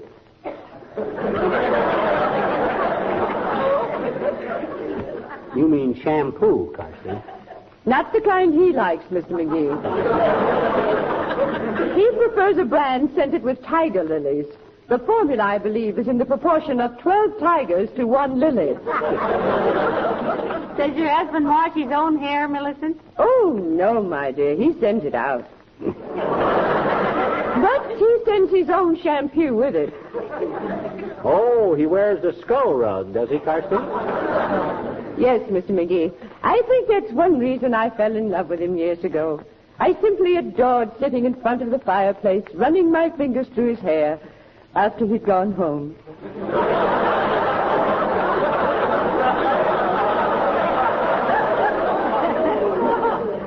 Your hair is getting a little thin in spots, too, isn't it, McGee? Yeah, but it isn't baldness. What is it, then, Mr. McGee? I used to wear a crew haircut, and some of them deserted. Don't you get it, girls? Crew, deserted? The humor of the remark lays. Yes, doesn't it? Well, I see the clerk has my package ready. Good day. Good day, Millicent.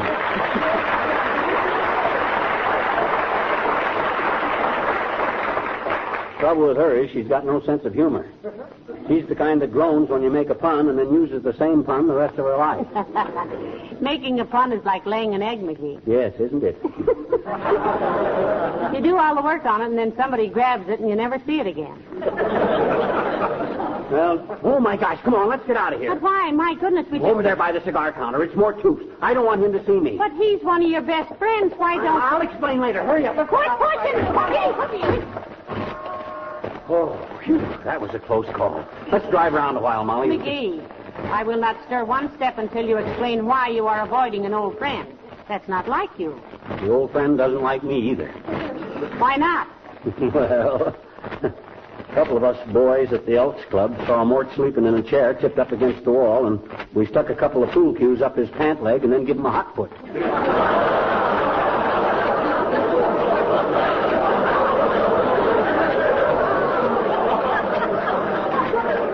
Mort gave a scream like a wounded brake drum and caught a glimpse of me ducking through the door. Well, I always said there's nobody more impractical than a practical joker. Now Mort wants me to pay for his torn pants, and the Elks want me to replace 2 busted pool cues, and... Oh, my gosh, Molly! What's the matter? Is he coming? Our car. It's gone. Somebody stole it. I remember leaving it right here by this fire plug. Somebody stole it. No. Now, calm yourself, dearie. Standing here yelling about it won't help. Get back in the drugstore and call the police. I'll say I'll call the police. Guy can't leave his car for a minute in this town without... Hey, did I take the keys out of it? No. Oh. I did. And I gave them to you, remember? Oh, yeah. Well, come on and help me telephone the cops. How can I help you make a phone call? Well, you can tell me my name when I ask you. I'm so excited I probably won't remember. Oh, come on. Where's the phone booth? Oh, here. You see, madam, Johnson's self-polishing glow coat... I'm sorry, buddy, this phone is in use. Johnson's glow coat not only preserves and protects your linoleum, but it also helps bring back its original beauty and luster. Yeah, it requires no rubbing or buffing. Oh, my gosh. Look, Carlo, let me use that phone a minute because I got... Oh, wait, brother, you'll bother me. Get your hand out of that door. You should know that bothering him in the middle of a sales talk is like slapping a panther in the middle of lunch. Yeah, but he didn't realize who I was. He thought I was some stranger. I've heard people say that you'd make a very nice one. I'll tell him who I am. And furthermore, madam, Johnson's glow coat is extremely simple to use. Yeah, but just pour it on, spread it around, and let it dry. And in 20 minutes or less, you can walk across a sparkling, gleaming linoleum. Hey, Waxy. Let me use the phone, will you? It's me, little Fibber. Glad to know you. My name's Wilcox. Now go away, will you? You see, madam, spots and spill things are so easily removed from a glow-coated floor that housework is greatly simplified. Housewives... Hey, Waxy, please, listen. Look, mister, go send yourself a threatening letter, will you? I'm busy. You see, madam, with Johnson's self-polishing glow coat... You'll just have to let him finish, McGee. He's the skyrocket type. Won't come down to earth till he burns himself out. Yeah, but gee whiz, I don't see why... You may have the phone now, sir. I'm very sorry that I was... Oh, hello, pal. Don't call me pal. Hello, Molly. Hello, Mr. Wilcox. Where's the nosy pup that was trying to crash the phone booth? Well, that was himself here, Mr. Wilcox. He's got to call the police. Somebody stole my car, Junior. I got to report it. Oh, gee, that's tough, pal. Hey, look, when you get to the police department, ask for my cousin, Big Freddie Wilcox. He's a lieutenant. Here's a handful of nickels. It'll only cost one nickel, Mr. Wilcox. Not if you talk to Big Freddie. He doesn't catch on very quick. Usually costs me 35 cents to wish him a Merry Christmas. Well, good luck with it, pal. See you later. Go on, Magee. Get with it. Oh, okay. Hello, operator. Give me the police department. Hello, police department. I want to report my car stolen. Yeah, it's a blue sedan with a cracked windshield, a half a Hershey bar in the glove compartment, a bath mat, a lap robe that says Hotel Waldorf onto it, and... Wait a minute. What's my name, Molly? Fibber Magee. You sure? Yeah. Hello? Fibber Magee, 79 Wistful Vista. Yeah. Oh, okay, Sarge. Okay, hop to it. He says they'll put it on the teletype right away, Molly. He says that What's the matter? Look, dearie, when we get out of the car, where were we? What do you mean, where were we? We were right in front of Kramer's drugstore, naturally. And which way did we rush out when you saw Mr. Toops? Out the side door on 14th Street. That was the nearest... You mean... I mean, take a look out the front window. There's our car right where we left it, on Oak Street. Oh, I'll be a monkey's father's brother. Yeah. Come on, Molly. Imagine that. All that excitement for nothing. Well, almost for nothing. Cost you a nickel. I'll pay a nickel any time to have that car, not to have that car stolen. I wouldn't pay any more than a quarter to have... Well, hello there, kids. What you doing? Oh, hello, old-timer. We thought somebody'd stolen our car, but we were mistaken. Hey! She said we thought our car... Well, I'm glad you found it, kids. Dirty crime to steal anybody's car nowadays. Almost impossible to get a good one. What are you doing downtown, old-timer? Hey! Well, Johnny,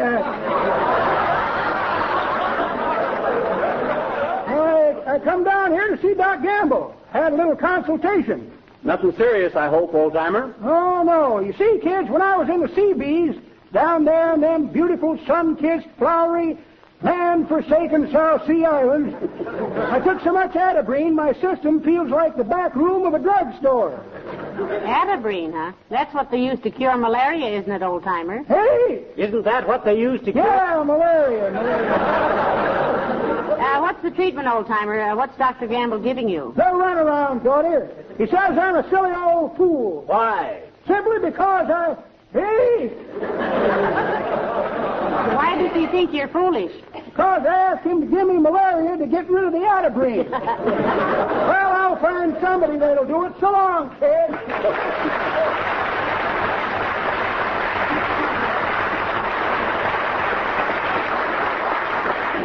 Well, let's get on home, Magee. This has completely worn me out. Me too. You got the car keys? No, you have. Oh, yeah. Well, in you go, baby. Yep.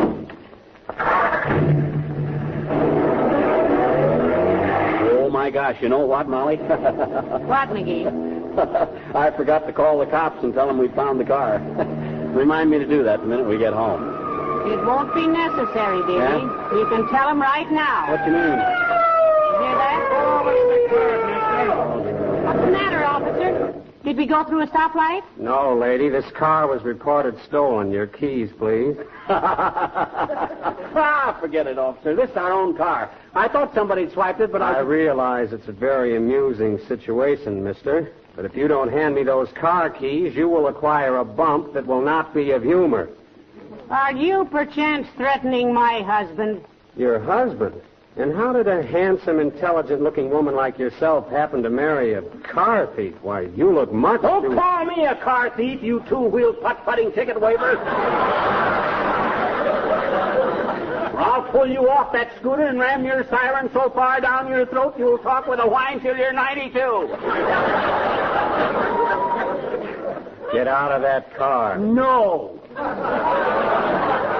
He doesn't trust himself, officer. He has a terrible temper. I don't trust him either. Now listen, you. Start this car and drive straight to police headquarters. Drive slowly, because I'll be right behind you. And one wrong move will get you a .38 slug right in the upholstery. Now get going. But, officer, if... Get. Got your reading glasses with you, dearie?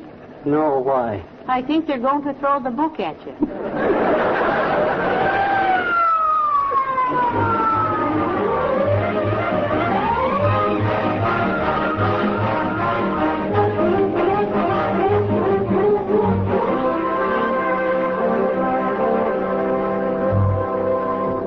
Yeah, but, officer, for the 900th time, I tell you it's my own car. He reported it stolen himself, Sergeant. I'm sorry, but you two people were found driving a stolen car. And you've not identified yourselves to our satisfaction. Well, call Mayor Latrivia, I tell you. He's a good friend of ours. We did call him.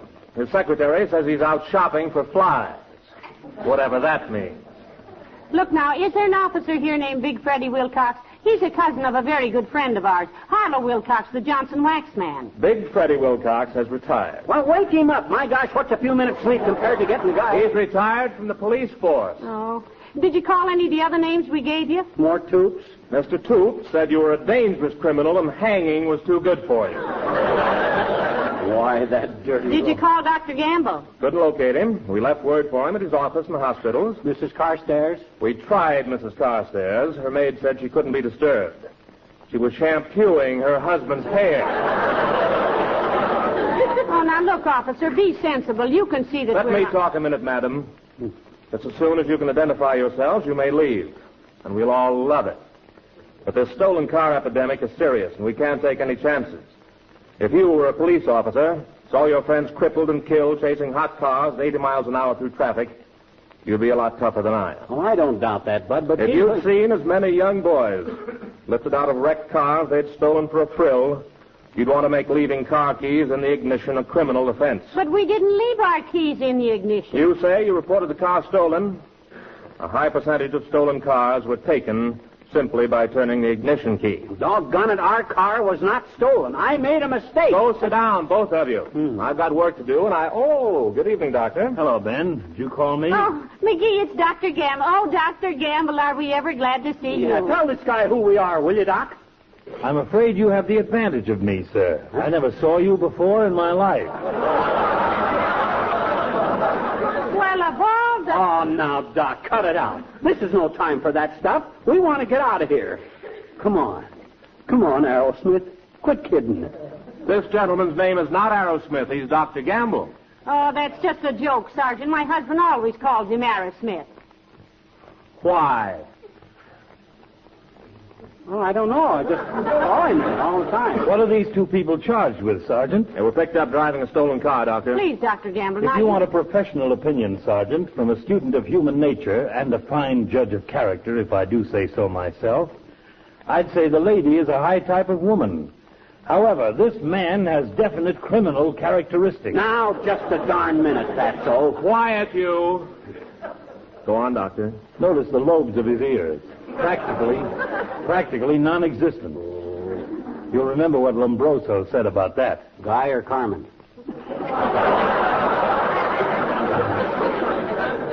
And notice, too, the low brow and the rather loose mouth. Please, Dr. Gamble, let's not carry this silly joke any further. Heavenly days. Hey, Doc. Did you hear what we done to more Toops? You mean about the pool cues? Yeah, McGee, I did. Okay, McGee, you win.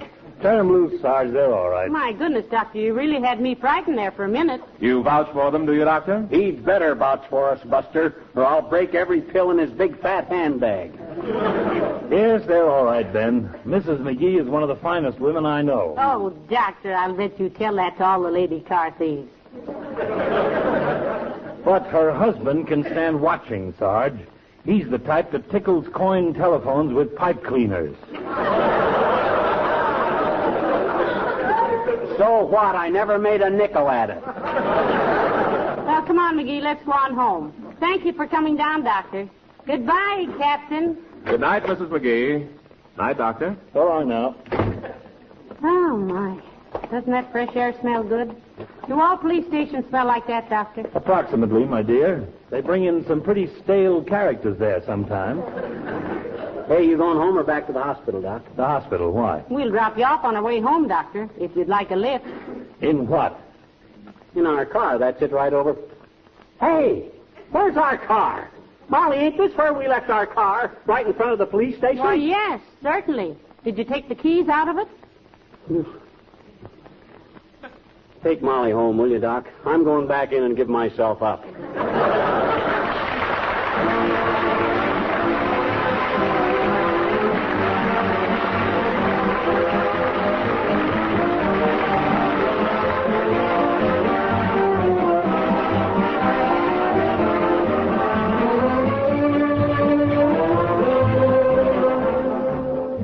You know, it always seems to me there's a touch of magic in the way wax can turn an everyday object into a thing of lasting beauty.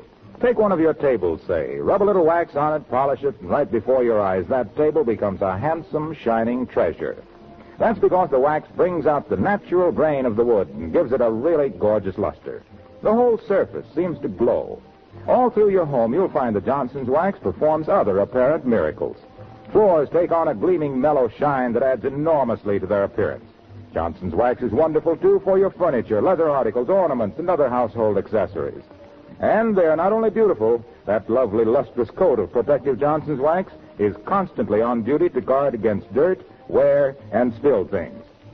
Now, if you've never seen how Johnson's wax can enrich the appearance of your home and save you hours of work in the bargain, put the name on your shopping list right now. Johnson's wax, paste, liquid, or cream.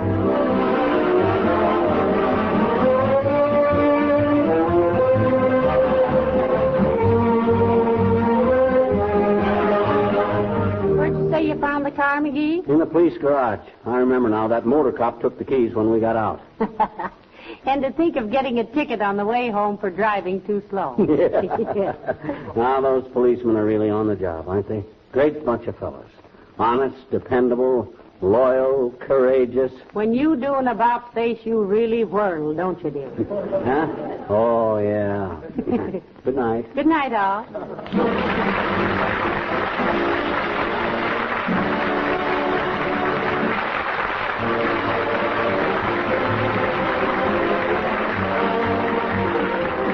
This is Harlow Wilcox, speaking for the makers of Johnson's Wax products for home and industry, inviting you to be with us again next Tuesday night. Good night. This is NBC, the National Broadcasting Company.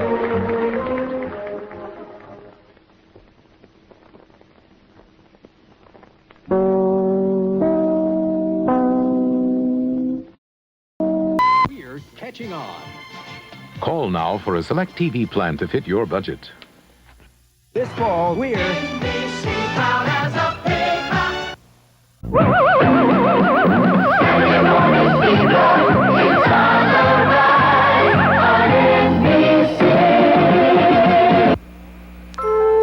Come on, Grimace. Look, Ronald, Sundays everywhere. Right, Grimace. It's the land of McDonald's Sundays. I like it. Let's go. Can we get a sundae in the strawberry forest? Sure. What? Oh, boy, a caramel cave. Maybe we can get a sundae in here. Oh, it sure is very dark in here. Do you see what I see? Yeah. See ya. Why are we climbing Hot Fudge Mountain? To get to the topping. Ooh, yum, yum. Hang on, Whoa. Where are we going, Ronald? To McDonald's for Sundays. Finally! Oh, boy. Cool swirls topped with hot fudge, strawberry, or hot caramel.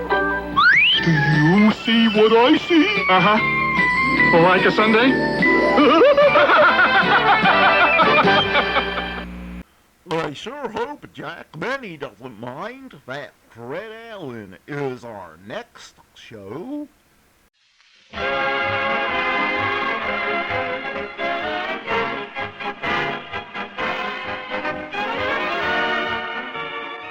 An hour of smiles in Town Hall tonight, folks. 60 minutes of fun and music brought to you by Ipana Toothpaste and Salapatica. Ipana for the smile of beauty. Salapatica for the smile of health. Fun with our star comedian Fred Allen and his mighty Allen Art players. Music with Peter Van Steeden, the Ipana Troubadours, and the Town Hall Quartet. And another group of hopeful amateurs. New voices, new music, new fun. It's Town Hall tonight.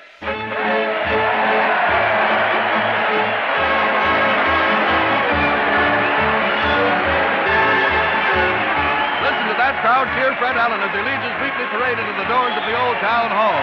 Fred's leading the band with a toothbrush, and the mighty Allen Art players are passing out Hartman desensitizer for the folks to rub on their ears during the dramas. Let's join the shouting throng. Everybody's going. Here they come, baseball rookies. Now remember, I want all you rookies in bed by 7 bells. Not me, Coach. I got to stay up an extra hour this evening at Town Hall tonight. Inventors. But why did you invent the radio, Mr. Marconi? I wanted the world to enjoy just one radio program, madam. It's Town Hall tonight.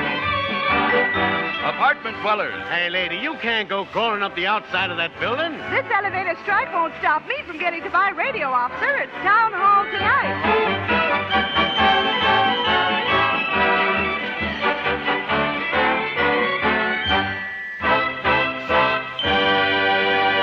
And here we are in front of the old Town Hall, and there's Fred waving his arms and shouting like a harangue-outang. Let's listen. Under the spreading chestnut tree, the village smithy stands. And the tree looks pretty bare tonight, folks, because we've got all of the old chestnuts at the old Town Hall. Keep to the right, please. Evening, Mr. Allen. Hi there, Mrs. Bloom. How are things down at your pet shop? Oh, I'm taking inventory. It's an awful job counting the fleas. Counting fleas? It's a dog's life, Mrs. Bloom. Now, don't jostle, folks. Hi please. there, Breezy. Hello there, Lummox.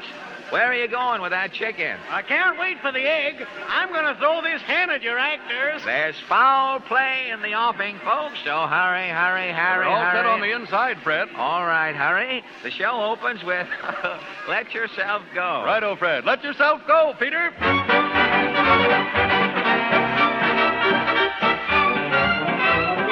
Come, get together. Let the dance floor feel your leather. Step as lightly as a feather. Let yourself go. Come, here's the timber. Loosen up and start to limber. Can't you hear that hot marimba? Let yourself go. Let yourself go. Relax and let yourself go. Relax, you got yourself tied up in a knot. The night is cold, but the music's hot, so come, cuddle closer. Don't you dare to answer no, sir. Put your banker, clerk, or grocer. Let yourself go.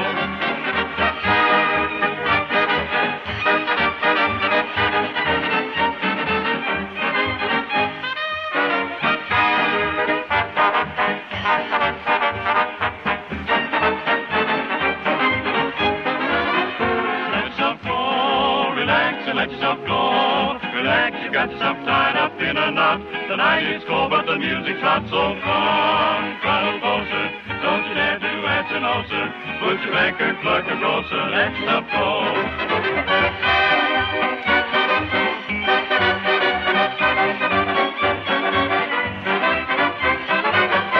Presenting that cosmic colossus of caroling caricature and captivating comic cannonades, Fred Allen in person.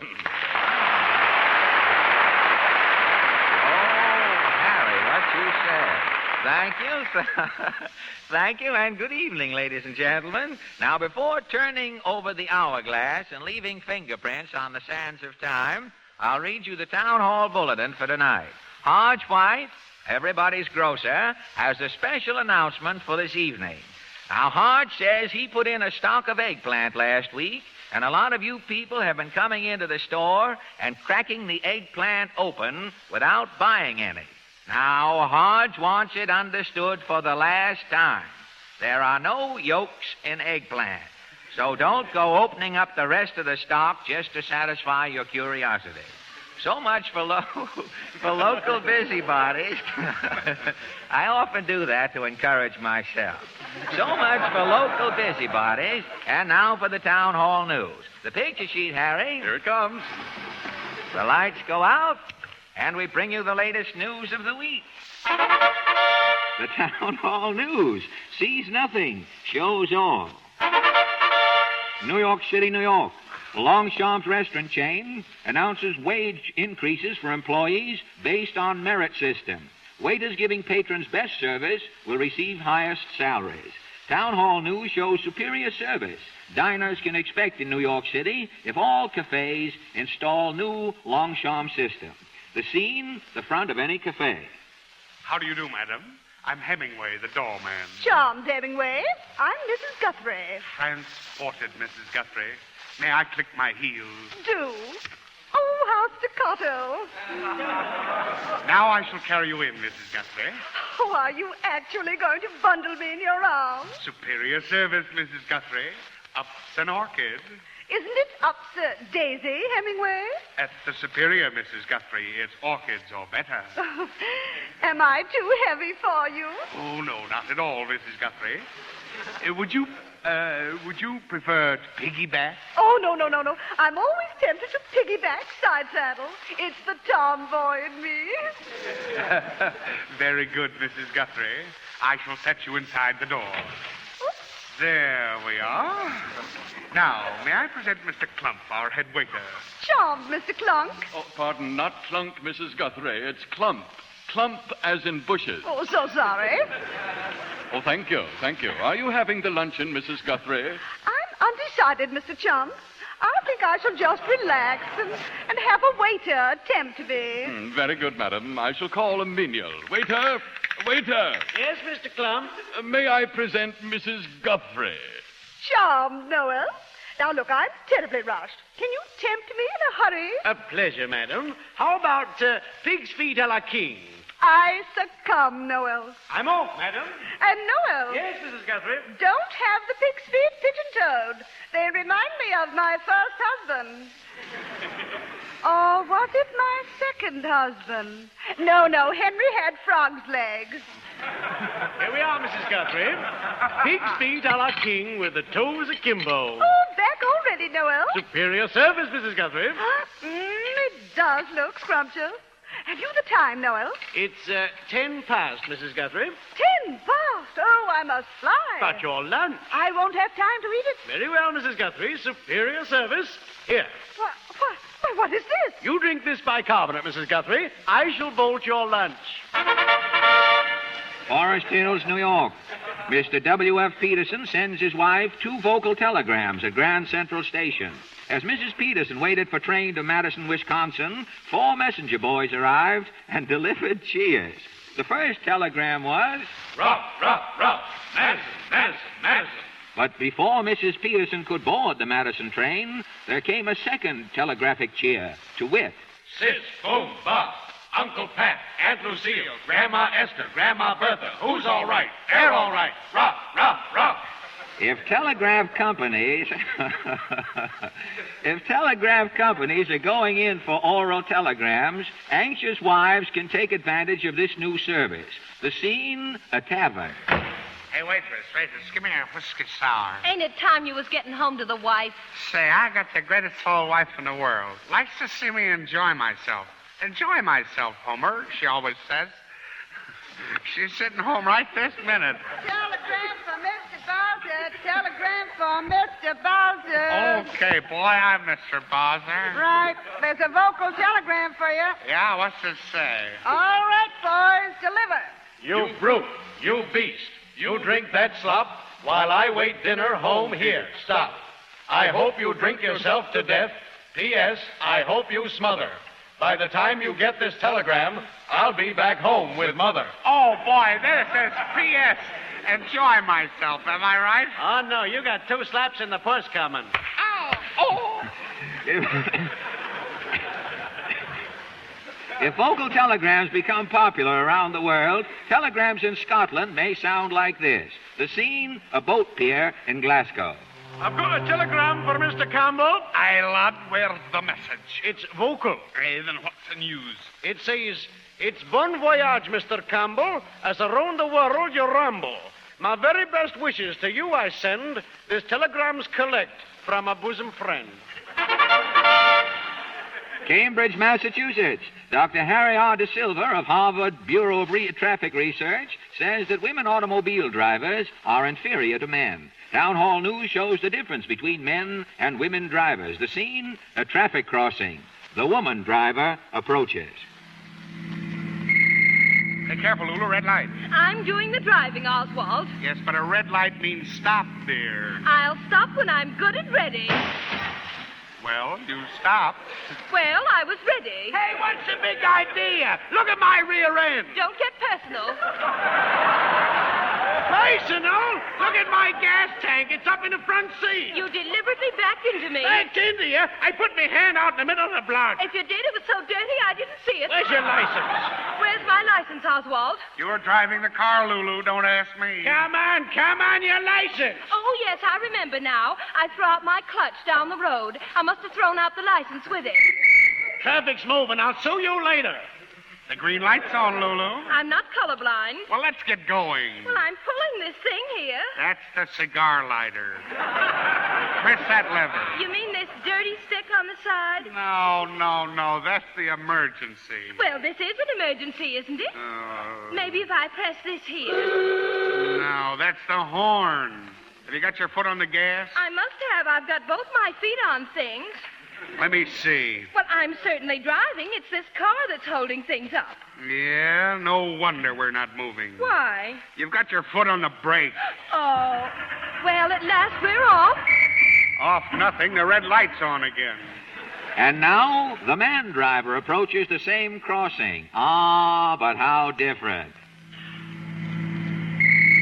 The police whistle sounds, and the man driver calmly waits for the green light. After the police whistle, off he goes, sailing smoothly on through traffic, on and on. Hey, what's the big idea? Look at my rear end.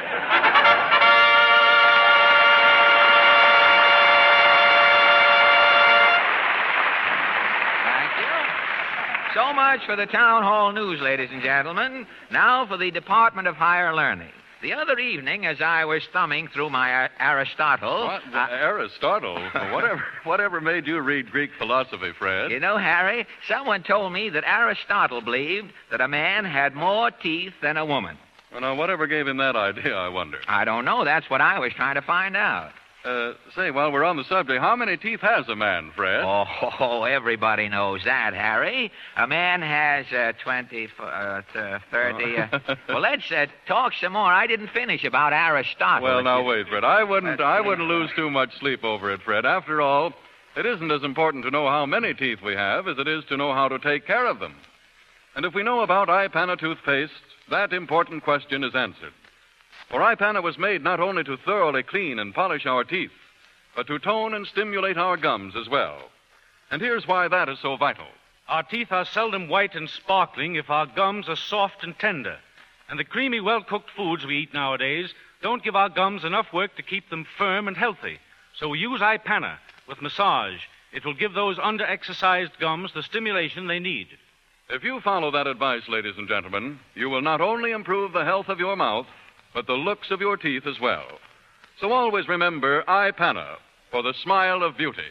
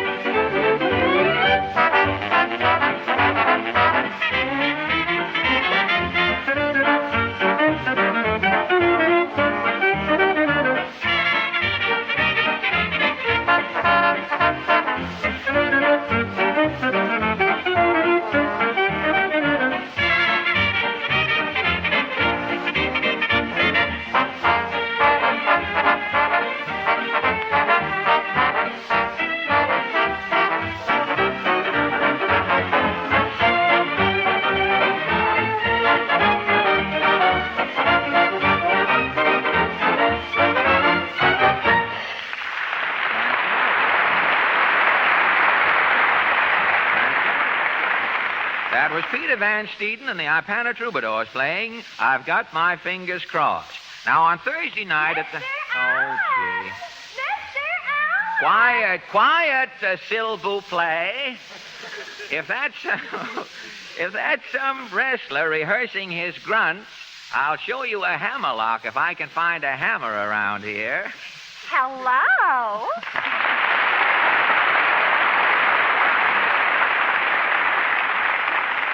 Well, sir, they laughed when I walked into the masquerade as a Welsh rabbit. They didn't know I was the head cheese. If it... I guess it isn't thoroughly understood yet. If it isn't Portland. Yes, I had to come out to buy Papa 4 pairs of shoes, so I thought I'd stop in. 4 pairs of shoes? Don't tell me Papa's grown 2 feet since I saw him last. No, he says if this elevator strike lasts, he's going to need plenty of shoes. Say, the elevator is getting serious, isn't it? I'll say Mae West has had to change her slogan. On account of the elevator strike? Yeah. She used to say, come up and see me sometime. What's she saying now? Stay there. I'll be right down.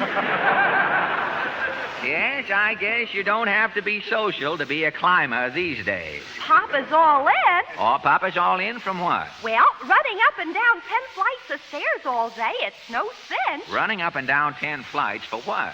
Some man is running our elevator, and Papa's picketing him. I can... Well, why doesn't he pick it on a pogo stick? Oh, you think I'm pretty dumb. But you don't know the half of it. Now, look, Portland. If brains were anchovy paste, you wouldn't have enough to make a canopy. What's a canopy? It's a thing mentioned in that song Bing Crosby used to sing. You know, canopy the trees that fill the breeze. Oh, a canopy. Why didn't you say so? Do you actually know what a canopy is? Don't be normal. A canopy is a canvas toupee over a door. A canvas toupee over a door. I guess the March breezes have got your conversation a little windblown, Portland. Oh, boy, March is my favorite month, next to April. Well, that's generally where you find March, next to April. What was that the poet said? The poet? Oh, you mean, what comes in like a lion? Oh, everybody knows what comes in like a lion. It's an MGM picture. Fine. Now, if you'll go out like a lamb... Oh, no, I've got a surprise for you tonight. The only way you can surprise me is to go home. Get. Mr. Bowers! Oh, Mr. No, now wait now. Okay, Morty. Maybe you're called, but you get there as quick as I do. You remember Mr. Allen, Mr. Bowers. Yes, there are 2 faces I'll never forget. The other one is on Frankenstein. Now, don't start in, Mr. Bowers. Just because your derby is living on the fat of the land... Mr. Bowers hasn't said anything yet, Mr. Allen. No, but if I can get the right of way, I'll say a few words. Now, listen. I'm not given to indulging in acrimonious banter with any self-styled venomous upstart who sees fit to slap my cheek with a gloved preposition.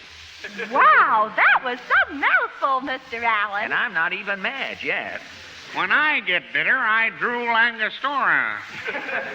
Mr. Bowers is a certified public accountant. Lord, yes, I'm a wizard at figures. I'll say Mr. Bowers is here to see about your income tax, Mr. Allen. Oh, yes, March 15th will soon be here, Brother Allen.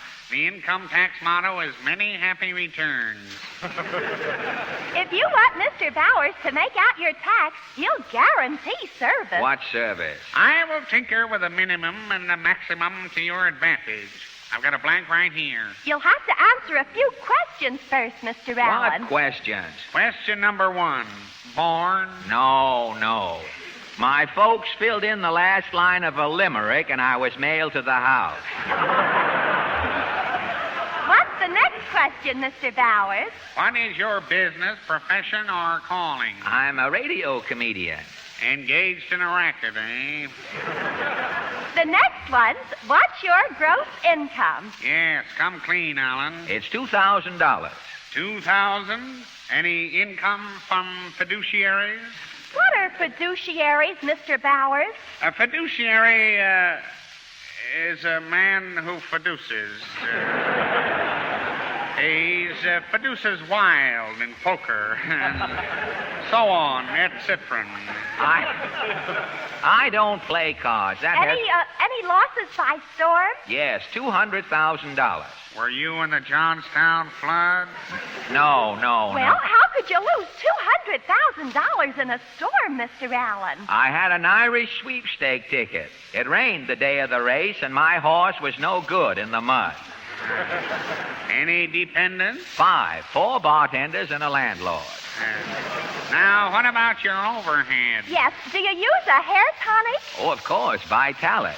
But it's made by the same people who make Ipana and Salapatica. Do you get your Vitalis on the cuff, Mr. Allen? No, not if I'm careful. Most of it goes on my hair. Now, let me see. Your net income, item 20, less personal exemptions explained in Schedule F, plus instruction 22, less 2% of item 4.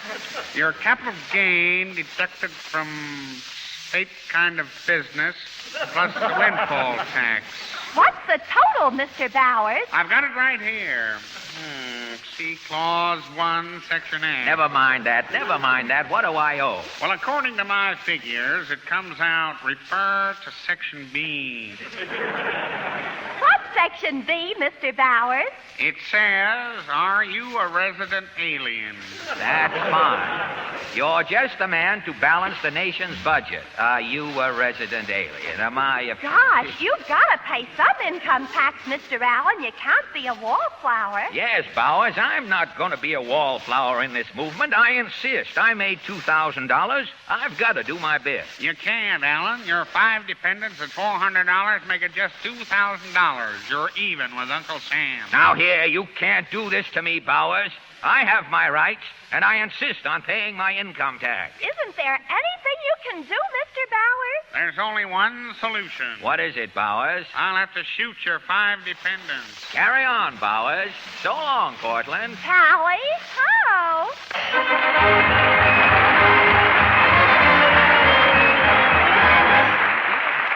And now the Town Hall Quartet, ladies and gentlemen. Tonight the boys prove if you give them enough musical rope, they'll use it wisely. Their song, I'll Be Hanged.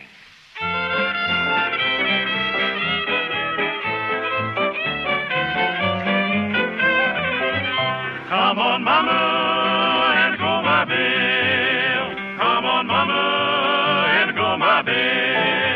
I was standing by a bank in Arizona. Oh, yes. And I never thought of doing any harm. Oh, no. When I turned and saw the sheriff of the county. Oh, wow. And he flipped his badge and grabbed me by the arm. By the arm. He accused me as the robber of the mail train. And he said I was the leader of the gang. He escorted me before a judge and jury.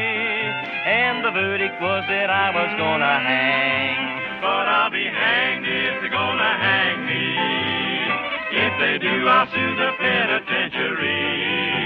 I may never be forgiven, but I'm so darn used to living. I'll be hanged if they're gonna hang me. Oh, well, they cut my hair and handed me a number. And they offered me a towel and cake of soap. When they asked me if I'd like to go in swimming, I said no, I'd much prefer to skip the rope. Get it, Fred? Yes, I get it, boys. No noose is good news. But I'll be hanged if they're gonna hang me on a tree. You can bet your boots and saddle I'll go free. Glory be, they can go and hang my photo that they took in North Dakota. I'll be hanged if they're gonna hang me. Wrote a letter to my sweetheart on the prairie, asking her to help me make a prison break. So she baked a cake and in it put a hammer, but she didn't send an axe to cut the cake. Oh, I'll be hanged if they're gonna hang me. I'll be hanged if they will hang me to a tree. Now I ain't talking like a smarty, but there'll be no necking party. I'll be hanged if they're gonna hang me.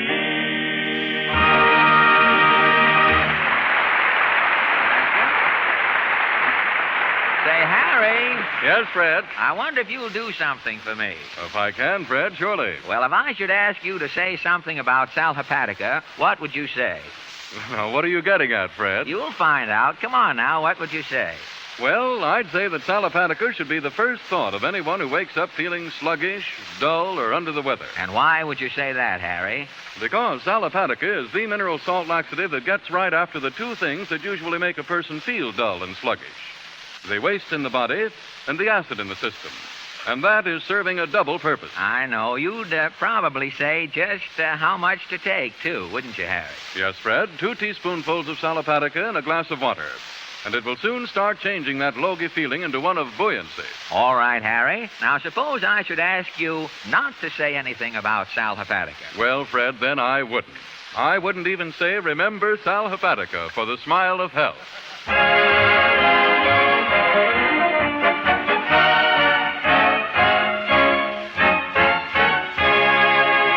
And now, ladies and gentlemen, we've come to the Mighty Allen Art Players. The first actors to have an audience break into their dressing rooms and hiss them before they even got their makeups on. Tonight, these colorful catastrophes bring you a dramatic playlet of the Old South entitled Colonel Culpepper's Plight, or When Love Flies in the Closet, a Husband is Generally at the Door. Overture, Peter.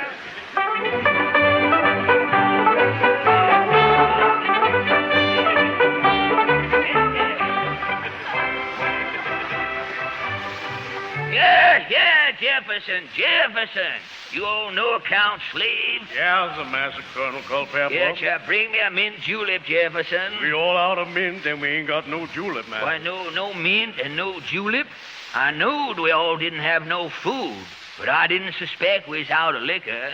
You all's out of everything, sir. I ain't out of you, Jefferson, my loyal old retainer. I'm tired of being retained on conversation, Colonel, sir.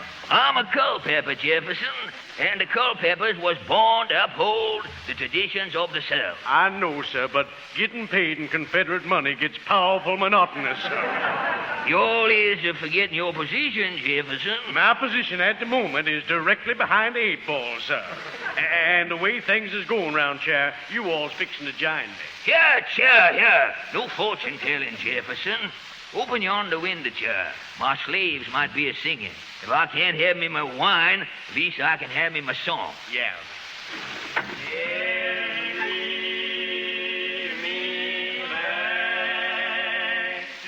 Carry me back to old Virginia. If you all ask me, them boys is hinting for bus fare. Yeah, close that window, Jefferson. Yeah.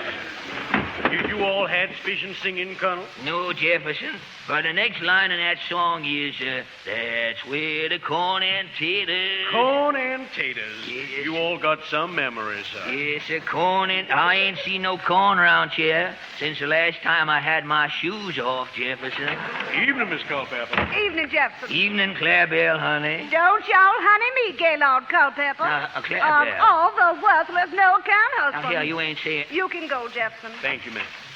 Now I can speak freely, Gaylord. You all ain't fixing to rant, Clarebell. Rant? Why, look at y'all, horizontal. I'm natural sitting chair. But you been a-sitting there so long, it's a wonder you ain't hatched out the furniture. Oh, hatched out the furniture. Shut you. I'm out of breath, Clarebell. I know. You've been out of breath since the Battle of Bull Run. I reckon. I don't know who carried the bull that day, but I sure took me good care to run it. You sure did. Our daughter was born winded. Ah, daughter, little Magnolia, the fairest flower in all the South.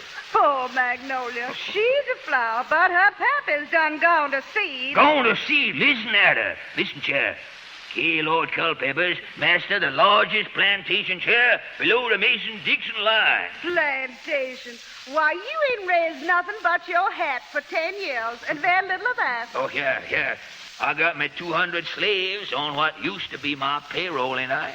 Well, your slaves is quit. Yeah, you ain't seeing that. They quit. They're a-picketing the plantation this very minute. A-picketing? Picketing. On Open foot? your window and see. Picketing that no-account Culpepper. Calling old Culpepper all the dirty names Hudson can think of. Cotton pickers, local number 802, picketing Colonel Culpepper. Well, doggone if I ain't got me some labor trouble. Gaylord, why don't y'all sell the old plantation? Sell Ragweed Manor? What did I do, Claire Bell? With what you all knows about setting, you all could get a job as vice president up north. No, I told you all never to mention that 5-lettered word. I mean in certain states in my present, ain't I? Oh, my tooth here. Your tooth again. It's been aching y'all 50 years, ain't it? Yeah, 50 years, and it can go right on aching. I expect you're blaming that tooth on the north, too. Indirectly, yeah. Back in 1890, that dentist up yonder at Nashville said he'd yank it. But when he said yank, I got me out of the chair. Well, old mulehead, you ain't a starving me to death. I'm auctioning off the old plantation today. Claire Bell. Yep, got me the auction man right, y'all. You ain't saying. Come in here, Mr. Oh, now, yeah, Daniels. don't bring... This is your gums, Gaylord. Yeah. Before I close anything, I gotta know me first who I'm a-doing business with. What's your way all from, Daniels? I'm from North Carolina. A northerner, hey? Hey, get out of my house or I'll fly your auction flag half-mast. Now get. I'm a-getting. So long. Gaylord, Culpepper, you old hypocrite. I ain't no Gaylord. I'm Gaylord. You can take the L out of my name now if you're gonna call me names around here. I got my traditions, Claire Bell. As long as I've got a roof over my head. A roof? Why, the shingling is so thin. If a sparrow sat down on the roof, he'd fall clean into the living room. If a sparrow'll only fall clean into the dining room, we're going to have capon for dinner. Now, I don't mind y'all starving me, but our daughter Magnolia's getting to be skin and bone. Magnolia, my pride and joy. Say, who all's yonder in that Model T, Claire Bell, driving up by the door? If it's a Yankee tank, I'm shooting on sight. Hush your baggy mouth, Gaylord. My mouth? It's Magnolia. And there's a stranger with her. A stranger, if he's in the north. Oh, cool off, Gaylord. They're at the door. Magnolia, honey. Mammy. Magnolia, curtsy for your pappy. I want you all to meet my new gentleman friend, Reverend Dowdy. Charm, Mr. Dowdy.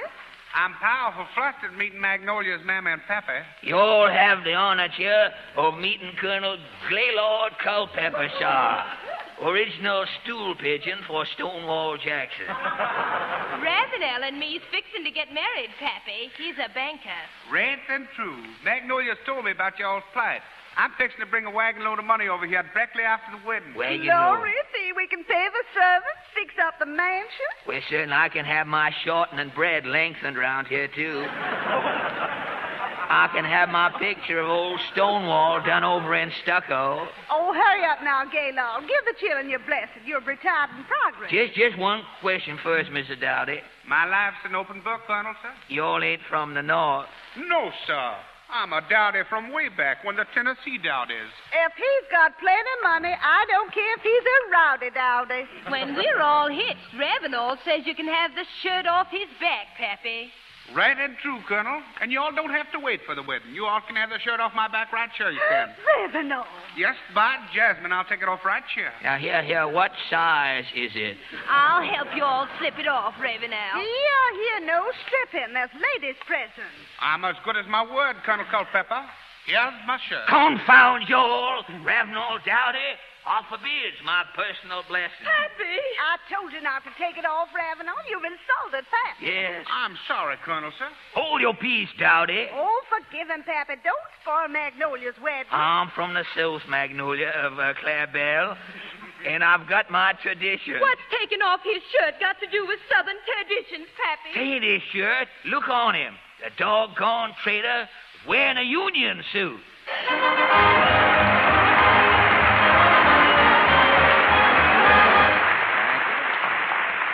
Tonight, ladies and gentlemen, we're going to try an experiment. Now, if we could broadcast the next part of this program from one of your homes instead of from here at the town hall, I wonder if it wouldn't sound like this. You know, Mary, if we were there at town hall... Well, we're not. We're home. So will you listen to the radio? And now, an interesting announcement from an interesting man, Harry Von Zell. Ladies and gentlemen, if any of you have a cold, don't just let it run its course. Say, Mary, you're getting a cold. John, keep quiet. For when you have a cold, there are two things wrong with you. There's more than that the matter with you, Mary. John, please. The two basic things which should be given immediate attention are first, the wastes in your body, and second, the acid in your system, which always encourages your cold. So Sal Hepatica, which gets after both those conditions, is the logical thing to take. Well, that makes sense. John, keep quiet. Sal Hepatica is the mineral salt laxative that does not just one, but two fundamental things. It rids your body of wastes, and it also combats your acidity. Why not help your system fight that cold by putting 2 teaspoonfuls of Sal Hepatica in a glass of water right now and drinking it? Say, Mary, want me to get your bottle? No. Why not? Because I bought a bottle today. And at the first sign of a cold, remember Sal Hepatica for the smile of health.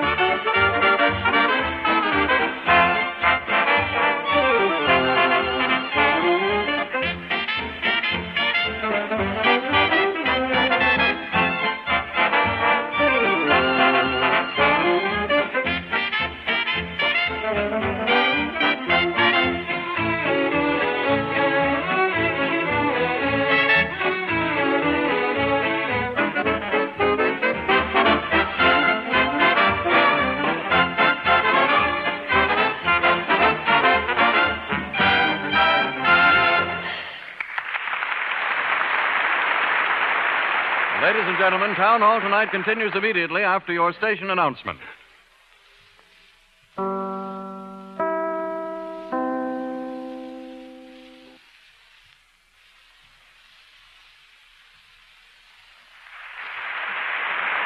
We're back in Town Hall, and the crowd's cheering Fred Allen as he leads a new group of hopeful amateurs about to make their bow to the world as entertainers out to the microphone.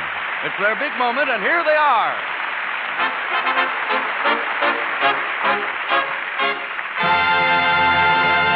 Yes, ladies and gentlemen, tonight our amateurs compete for a first prize of $50 and a week's engagement at the Roxy Theater in New York City, and a second prize of $25 in cash.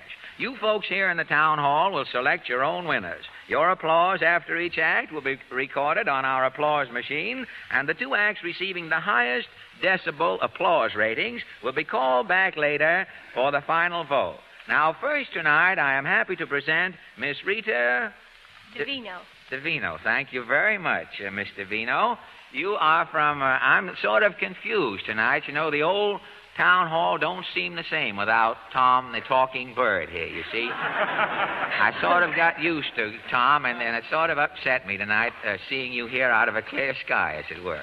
And you are from West Forest Hills, are you? That's right. Where is that? Just past Forest Hills? Well, that's on the west of Forest Hills. Oh, west of... I should have known that, shouldn't I? I know where Forest Hills is. That's a tennis court bounded by a subway or something, isn't it? Call it anything you like. I love it. You... Well, and I won't... perhaps I'd better just keep quiet about it, Rita. Rita, that's your first name, isn't it? Rita? Naturally.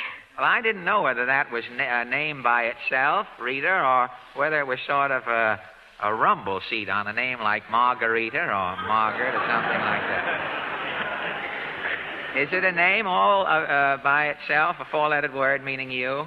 Well, that's what my daddy calls me. Rita, huh? Margaret, Marguerite, that comes from the Latin word pearl or something, doesn't it? Margaret means pearl? I don't know. I don't know either. I thought... Just a little homemade conversation I'm making here. My cooking is so bad I make conversation instead occasionally. But, no, really, Margaret, I believe, means pearl. Not as in Jack Pearl, but pearl as in oyster, you know. Well, you're going to sing, aren't you, Miss Davino? That's right. Have you studied singing? No, I'm very sorry to say I never took a lesson. You haven't? How did you discover that you could sing? Well, I was told when I used to sing my baby brothers to sleep. Did they tell you they have to wait till they grew up? Well, all right. I'm always saying the wrong thing, Rita. Now, what would you like to sing? A little town in Old County Down. A little town in Old County Down. Thank you.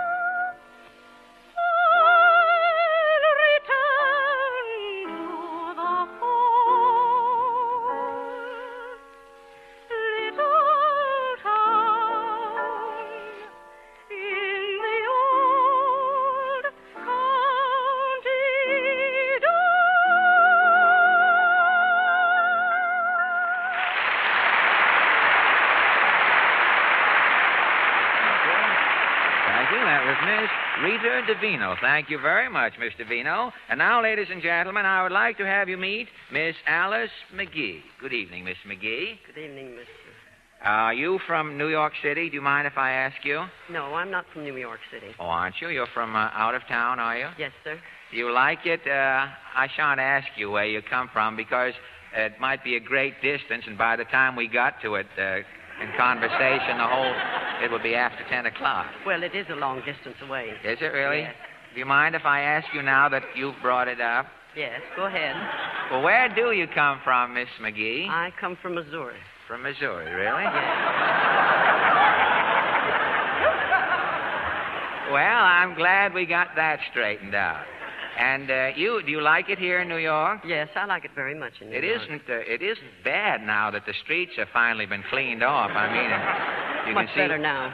You can see what's going on around here.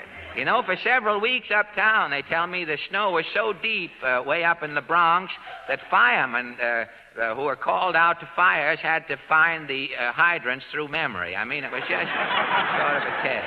Well, that was pretty bad for some of them, I suppose. Yes, it was, Miss Magee. And you are a... You are there's an old song, Miss Magee, the Nate Little Milliner. You're not related to that. No, I'm not related to her. It just occurred to me. But you are a mimic? You impersonate birds and different farm animals, do you? Yes, Mr. Allen. All right. Well, you can go right ahead. You don't want me to help you. No, I'm helping. All right. I probably wouldn't be of any great help, so you'll excuse me, won't you? Yes. Thank you. Well, my first imitation would be the first sign of spring, the robin redbreast.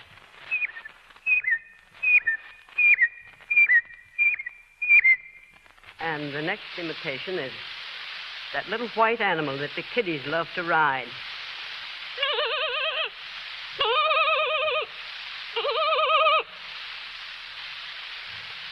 And a calf calling for its mama.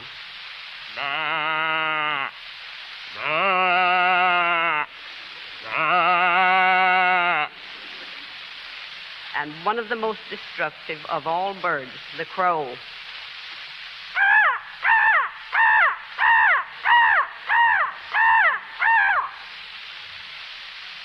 Next, the peacock, one of the most beautiful strutting birds of all.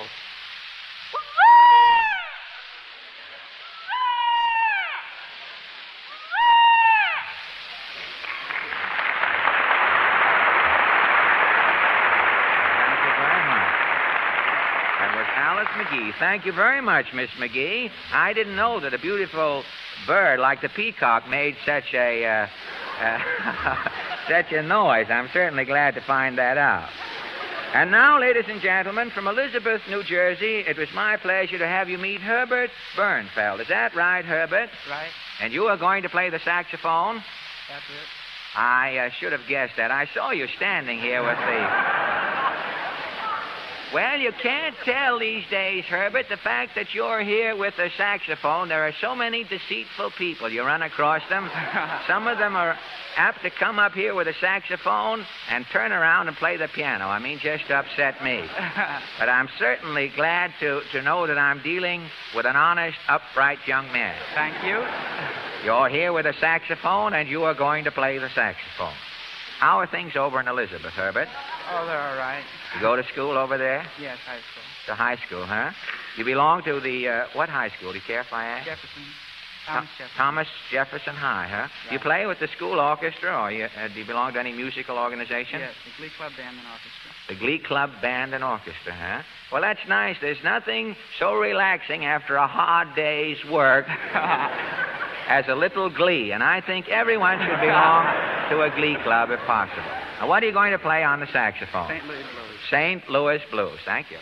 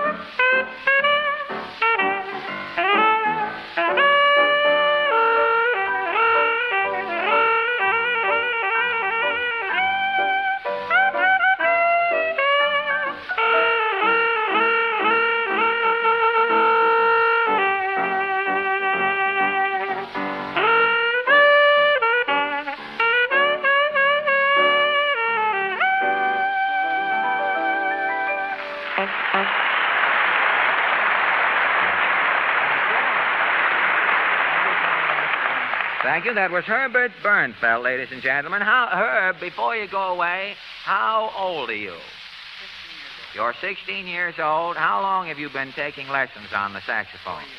Only 4 years, huh? You play like that? Yes, I play clarinet also. You do, huh? You play that way and only having taken lessons for 4 years. I think the saxophone must have taken lessons for 8 years itself before you got a hold of it. I hope not. All right, thank you very much. And now, ladies and gentlemen, Bobby King from New York City. How are you, Bob? All right, how are you, Mr. Allen? Well, Well, that's swell, Bob. That's the snappiest comeback we've had here in a long time. Uncle Jim tells me that you, how old are you? Do you mind if I ask? No, not at all. 18. You're 18, huh? Sure. Uncle Jim tells me that you are a songwriter. Do you write songs? I think so. Do you write the music or the lyrics? Well, I write the lyrics, and my partner sitting over there writes the music. Oh, does he play the piano for Yes, you? but he's not allowed to play tonight. Oh, he's not allowed to play tonight. Local 802. Local 802, huh?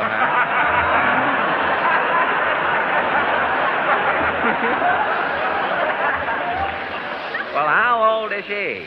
Well, he's 18, too. He's 18. Well, I don't see how the local can object to him. If he played the piano, it would still be a minor infraction of the rules.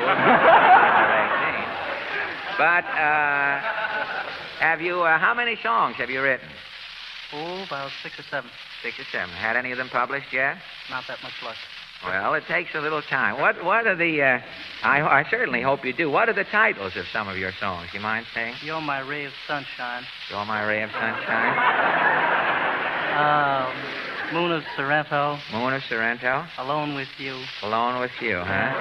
Well, I think the trouble is that your songs make sense, you see. It's very difficult to get those published. The first thing to do if you're going to have a successful song is to find a title that doesn't mean anything. Like I'm going to sit right down and write myself a letter.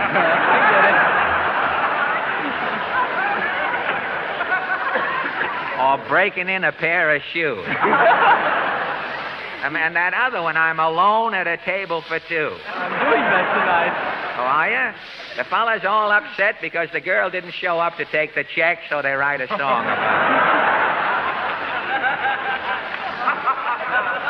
it. If you can only get a song title, Bobby, like I'm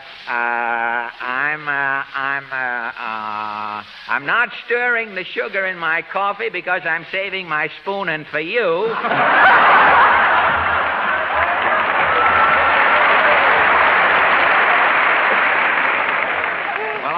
Bob, I won't take up any more time. What are you going to sing tonight? Well, you couldn't call it by one name. It's a sort of conglomeration of three a numbers. medley? That's right. Vocal medley. Go right ahead. Thank you. A beautiful lady in blue. We met just like two shadows do. Not one word was said. She kissed me and fled, and our little romance was through.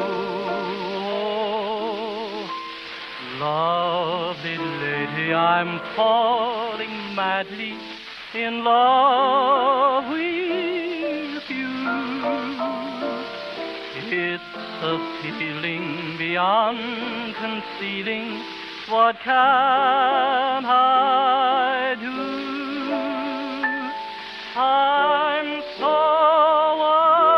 alone at a table for two, pretending that I'm waiting for you. But down in my heart, there's a tender feeling, a longing for you. I'm alone at a table for two.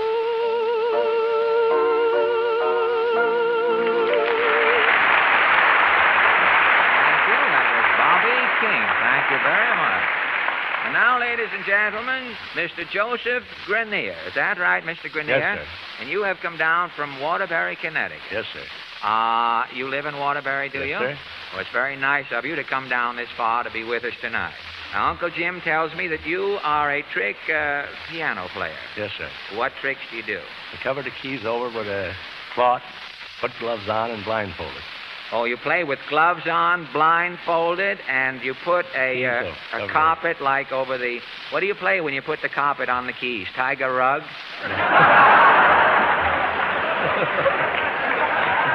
Well, do you blindfold yourself here at the microphone or at the piano? At the piano. I think it would be better if you go over to the piano now and start to prepare. Will you do that? Yes, sir. Thank you very much. I didn't want you to get blindfolded here at the microphone and not be able to see where you were going and wind up on some other program. It'll be embarrassing rushing in and giving you the prize in the middle of Showboat or some other show. You all right? Yes.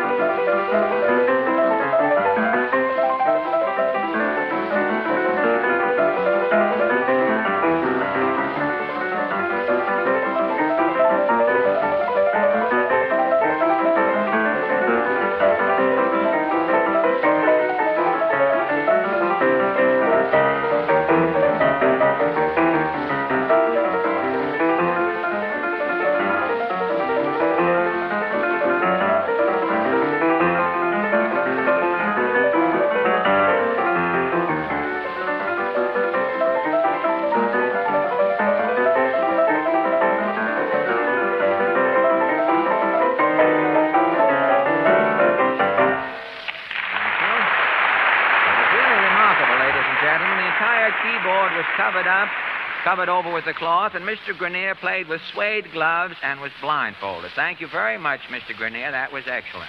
And now, ladies and gentlemen, Nancy Fair and Don Leggio. And you are going to entertain us with a vocal duet. I think if you stand on this side, you can see the piano will be better for singing purposes. And what are you going to sing?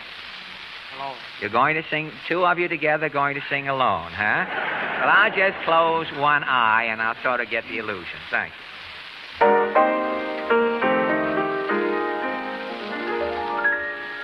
Alone, alone, see the sky of romance above. Alone, alone on this night that was meant for love. there must be someone waiting who feels the way I do. Whoever you are you? Are you alone? Alone on this night that we two could share. Alone. Alone with your kiss that could make me care. And when you come, I promise to be your very own. Alone, alone with a heart meant for you.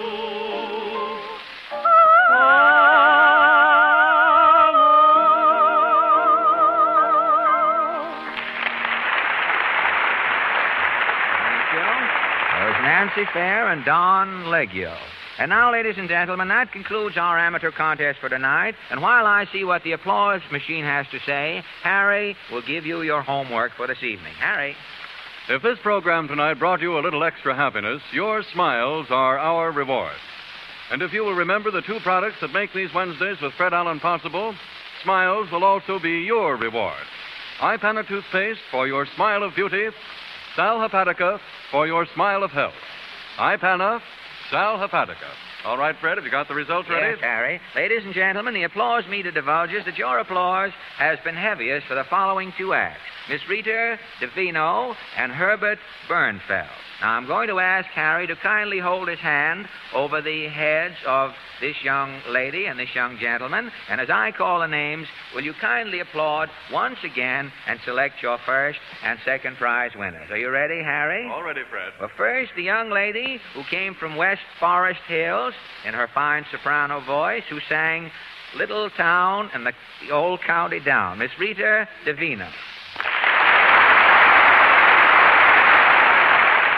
And then from Elizabeth, New Jersey, the young gentleman, 16-year-old boy, who played the St. Louis blues so well on his saxophone, Herbert Bernfeld. Thank you. And what does the machine say, Harry? Coming right up, Fred. Thank you. The first prize, $50 in cash, and a week's engagement at the Roxy Theater in New York City goes to Herbert Bernfeld, ladies and gentlemen, the young boy saxophone. The second prize, $25 in cash, goes to Miss Rita DeVino. Thank you both very much. I'm sorry you all couldn't win, but thank you all for coming.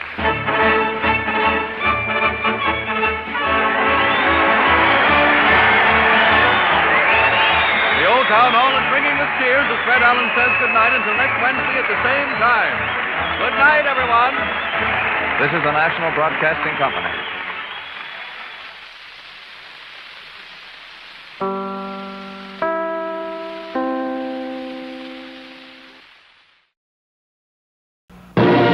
This is our most desperate hour. Help me, Obi-Wan Kenobi. Some rescue! Somebody get this big walking carpet out of my way. No reward is worth this. The talk. I should have expected to find you holding Vader's leash. I recognized your foul stench when I was brought on board. Charming to the last. Star Wars, rated PG. Parental guidance suggested. Now playing at a theater. You need a nutritious breakfast every morning, and Captain Crunch's peanut butter cereal can be a part of it. Ah! When there's peanut butter cereal, Smedley is just like a little kid. Make that a big kid. Now from Captain Crunch cereal, a diving dolphin. Baking powder makes it dive. Put it in the water. It goes up and down. Wow. There's a diving dolphin in specially marked boxes of Captain Crunch cereal. Baking powder not included. Hooray, I'm feeling good today. Hooray, my hush puppies all play. Hooray, gonna run and jump and say. Hooray, it's a hush puppy day. When you bring a grown-up into a participating Hush Puppy store, you can see the Hush Puppy styles for back to school. And we'll help you help a dog. Because when you sign up, we'll give a donation to your local animal shelter. Hush puppies, hooray! Now it is time to go back to Dodge City with Gunsmoke.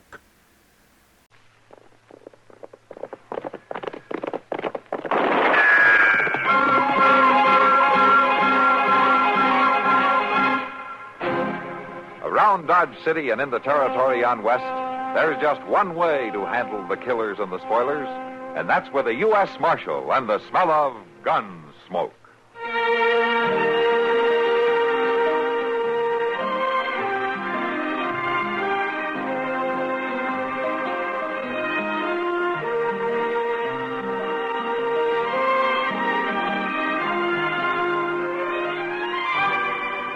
Gunsmoke, starring William Conrad, the story of the violence that moved west with young America, and the story of a man who moved with it.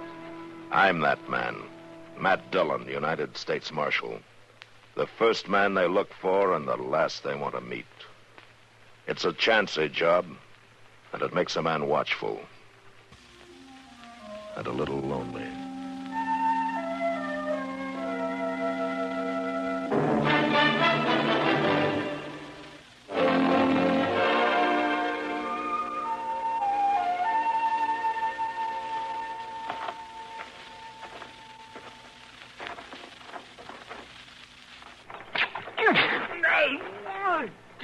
Come on. Come on, get your boots on. Let's go. Oh, listen here. Come on, get up, Harv. We're riding. Ain't no call to throw no water on me, Ollie. Well, you sleep. You just luck I didn't use coffee.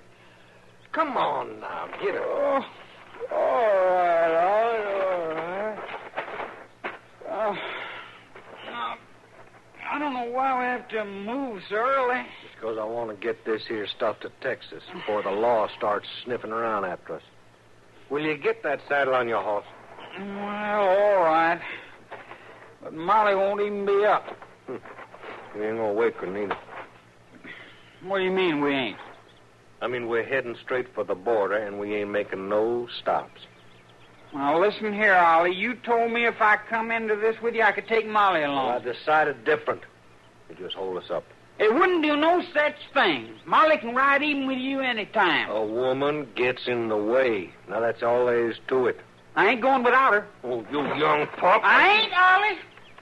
And you need my horse, too, to help carry that gold, but you can't have it without we stop for Molly. She ain't even got a horse to ride. We took 'em both. All right, then. Let's get her a horse. You're good enough at stealing. Oh, I should have never took you on this job. Well, you couldn't have pulled it without me, Ollie. And I ain't going all the way to Texas without All right. All right. But just get a move on. And if we don't find a horse by noon, the deal is off. That's fair enough. But I'll find one. Don't you worry none about that.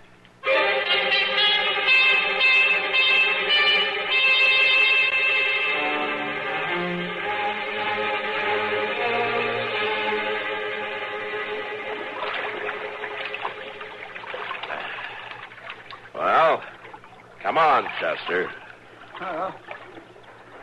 1, 2, 3.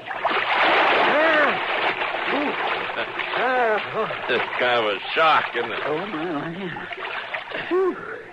I gotta hand it to you, though, Chester. How's that, Mr. Jones? You hung onto that bar of soap. How come you brought it along in the first place? Well, I tell you, a man don't never know when he's going to need a bath. Well, you'll get a chance to take one. That's right, Mr. Duffy.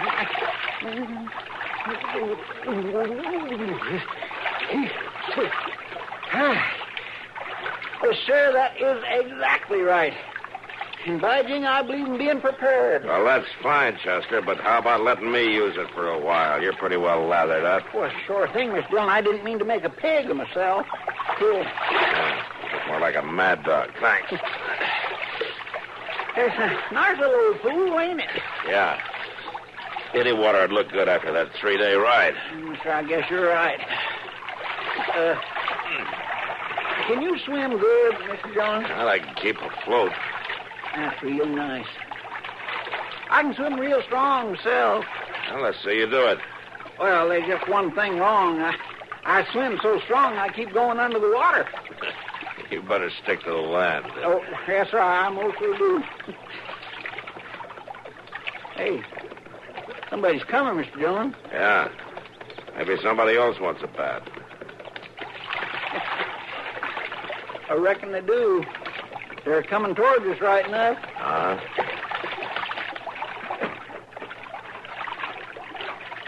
Hey, they're heading for our horses. Yeah. Hey, you. Just stay right where you are so you don't get hurt. Leave those horses alone. He's shooting. Yeah, we better stay where we are. That's more like it. Come on, I'll get both them horses. And we'll use this pair. Sure, I'll. Hand me them bridles. Now you go get the gun. Sure, I'll. Hey, he's taking your gun, Mr. Dillon. I should have known. Marv, get the boots, too. They're boots. That's what I said. Ought to slow them down, son. Say, I don't know who you men are, but you better think this over. This here's Mr. Dillon, the U.S. Marshal from Dodge. Well, fancy that now. I'm real pleased to meet you, Marshal, and I am thinking it over real good. Come on, Marv, let's go.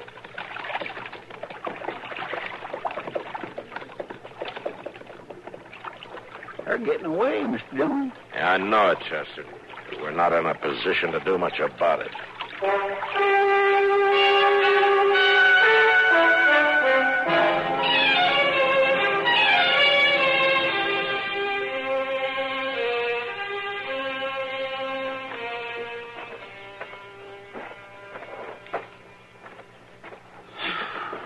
Cranes, corners. I declare I'm telling you the truth, Mr. Dillon. I didn't never think we'd make it this far. I saw folks who was mean in my time, but I ain't never saw nothing beat this. Yeah. Taking a man's boot, leaving him stranded way out on the prairie, why, that ain't hardly human. All right, Chester. What do you mean by all right? All right, that's what I mean. Well, there ain't nothing all right about it. Having your stuff Will stored you like just that. quit talking about it, Chester? Well, Mr. Dillon, all I'm A whole trying to... day and a night of bellyaching ought to be enough for you. Well, all right, sir, Mr. Dillon, if you feel that way about it. That's exactly the way I feel about it, Chester. That's right. Very well, sir. Then I just won't talk none at all. Good. Never. I won't even mention how terrible bad cut up my feet are Just, and sir. swell up and... Yes, sir.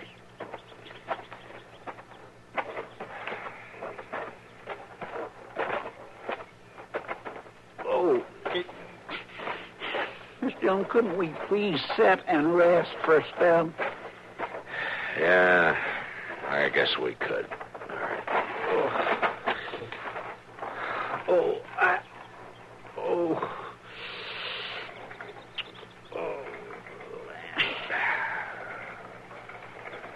Mr. Dillon, you hear that? Yeah, I hear it. You don't suppose it could... Yes, sir. Yes, sir, it is. It is, Doc! Doc! Oh, there. Oh, there. Why, for heaven's sakes, Matt and Chester. Hello, Doc. Oh, Doc, you're a sight for sore eyes. What What's the matter with you two? Just bucked off your horses? Will you give us a lift, Doc? Well, if I ever saw a sorry-looking pair, it's you two. Doc, we want a Wait till lift. they hear about this at the Long Branch. Let me look at you. Where are your boots? Never mind, Doc. Just give us a lift, will you? How long have you been walking? A night and a day, Doc. And that's an awful long time. Night? Let me see your feet. I sure will. Oh. Well, get in. Get in. What are we waiting for? I think I better get you two up to my office right away.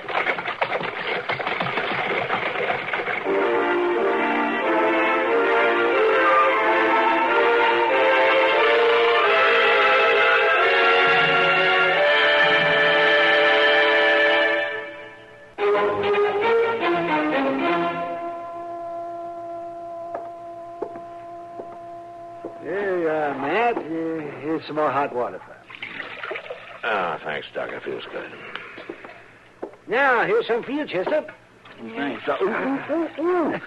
That's hot, Doc. Well, it's meant to be. Hot. I tell you, I've never seen a pair of feet to beat these. I suppose you quit talking about it and write it up in a medical paper instead. I'm sorry, man. Yeah, I guess you'd just as soon not hear any more about it. Yeah. But you've no idea who did it. I never saw him before. Would you recognize him? I'm not sure. The light wasn't very good. We weren't exactly close. Well, I ain't never going to forget him, I can tell you that. Chester, when you spot him, you just let me know. That's all I ask. Yes, sir, Mr. Dillon. I sure will do that. Well, you both better hope you don't spot him. For a few days, at least. Oh, how's that? You're not going to be able to do much walking. Well, I can walk, Doc. Not very much, you can't. Those feet of yours are in bad shape. And I'll just tell you something else. Now what?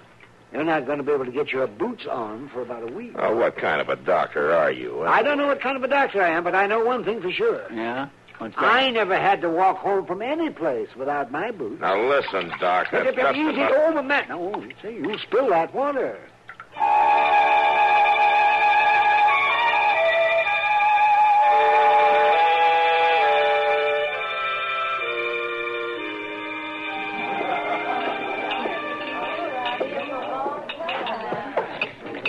Ah, thanks, Sam. Sure, Marshal. Well, you must be feeling like yourself again, Matt. How's that, Kitty? You're sitting here having a drink like a human being. You haven't snapped anybody's head off yet? No? Guess I haven't been too easy to have around. Well, you're never easy, but this week you've been worse than usual. Well, I'll say this for you, Kitty. Man has a hard time getting swell-headed around here. I should think you'd thank me. I don't know why. Well, it'd be a shame if you couldn't get your hat on now that you've just started being able to wear boots again. Oh, that's very funny, Kitty. Oh, I'm sorry, Matt. You're walking all right again now, aren't you? Yeah, sure. Well, I'm glad. That was a terrible thing. Yeah. Well, I'll be... Kitty, excuse me a minute, will you? Sure. There's a man at the bar over there I want to see. Business? It might be. I'll be back.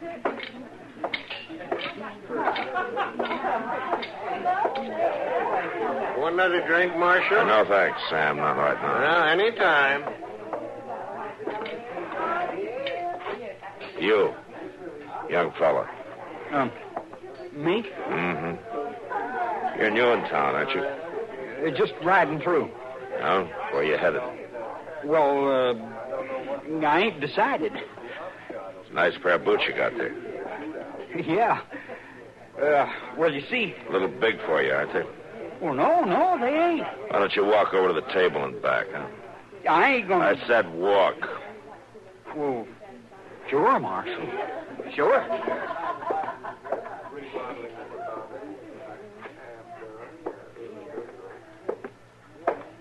Yeah, they're a little wobbly, all right. Where'd you get them? They was my pa's. Pa gave them to me. They're mine, aren't they? Well, now... They're my boots, and your name's Harv. Yeah. Yeah, Marshal, you're right. I'm glad you found out. You weren't very anxious to help me find out. Yes, I was. I was scared is all. I was even thinking to come to see you. This isn't my office. Well, I figured maybe a couple of drinks and I wouldn't be so scared. All right. Tell me the story. I want to lead you to him, Marshal. Oh? Who is he? He's my brother, Ollie. He told me if I'd help him with a hold-up, I would never have to worry no more. I see. And you're worrying? He's run off from me. With the money? Well, I don't care so much about the money. Thing I can't abide is he run off with my girl. Oh, do you know where they went? Sure I do. There's an old spread my pa used to work in Texas. That's where he's heading. And you want me to go get him, huh? Now, I sure do, Marshal. He ain't got no right to my girl. How about the money? Well, like I say, I don't care too much about the money, Marshal. Uh-huh. Can we start today? They got an awful good start on us. I'll let you know. You stay around till you hear from me, huh? Sure, but ain't we wasting time? You just do what I say. Don't leave town. All right, Marshal, if you say so. I say so.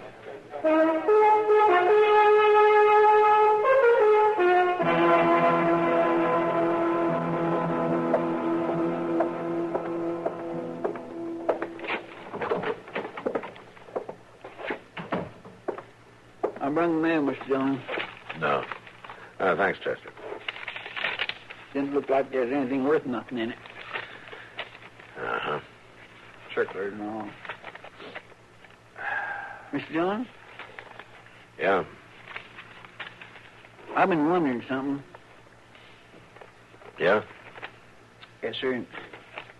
Well, I figure when I get to pondering like this, I might just well come right on out with it. All right, Chester. Come right on out with it. What is it? What do you want? What is it? Well, sir, I've been wondering why we were just sitting here in Dodge instead of heading to Texas after that Ollie Bean like his brother wants.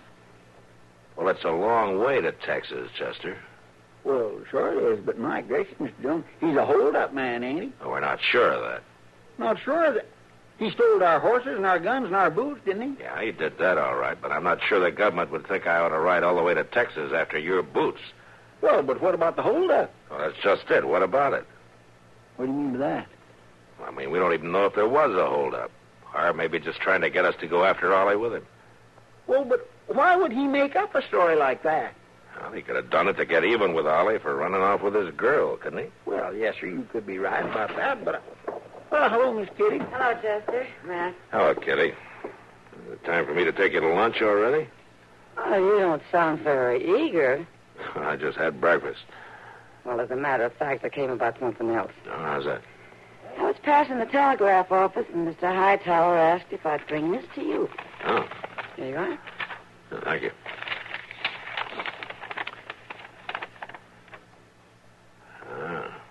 Good news? Well, Chester may think so. How's that, Mr. Dillon? We can take that trip to Texas you've been so anxious for. That's so? The Bain brothers not only pulled a stage hold up, but they killed a man while they were in it. All right, come on.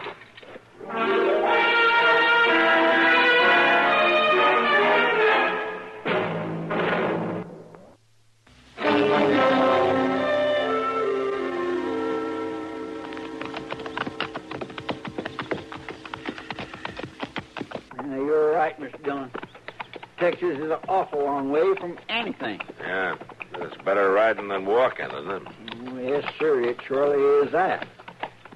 Well, I reckon that was a pretty mean trick, taking your boots away like that. Pretty mean? A man that'd think up something like that is no more than a cannibal. It was Ollie's idea. Then I don't think much of your brother. I didn't think much of him anyway, of course, but... Oh, Ollie's a mean man. Why did you put in with him then, Harp? You talking about the holdup? Mm-hmm. Well, I reckon it don't make no sense no more, Marshal, but it was the first time Ollie ever treated me like I was worth anything. Oh. Yeah, he beat me and he cuffed me all the time when I was growing up.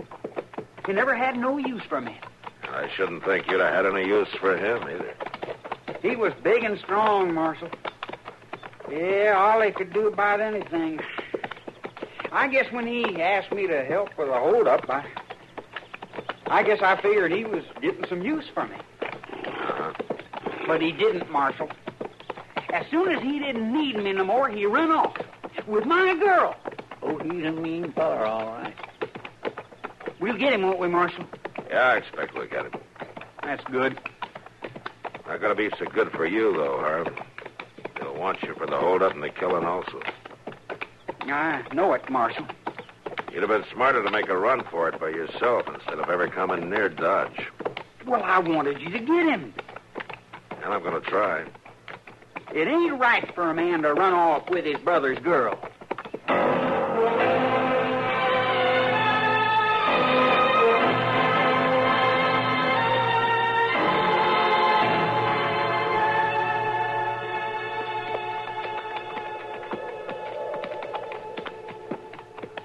From what you said, we must be getting pretty close. That's right, Marshal. See them trees over there? Yeah. And the place is just behind them. All right, we'll ride up to him and look it over from there. Yes, sir.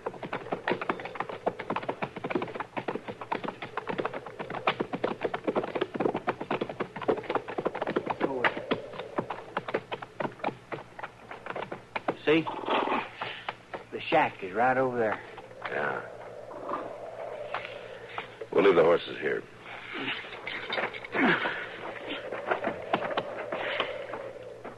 Take care of them, will you, Chester? Yes, I will. Come on. I'm going up there, Marshal.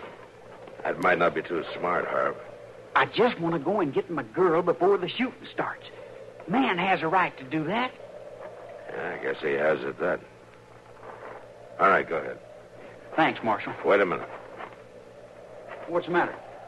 I want you to remember something. If you don't come right out, I'll have to come in after you. Sure, I know that. I'll come right back.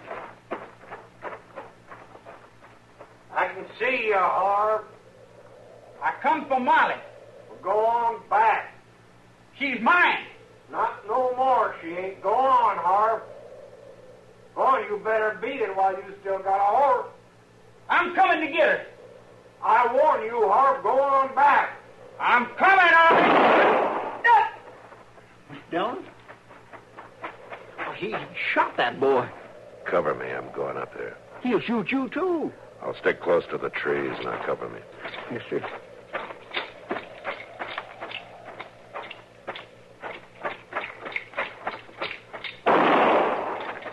Mr. Dillon? It's all right, Chester. That shot was in the shack. Mr. Dillon, look. That woman coming out. Yeah, I see her. Come on.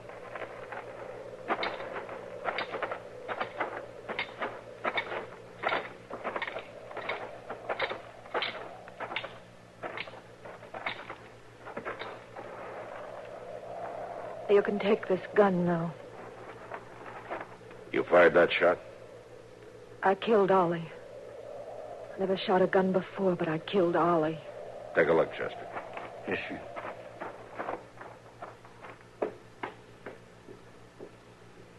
He's dead, Mr. Dillon.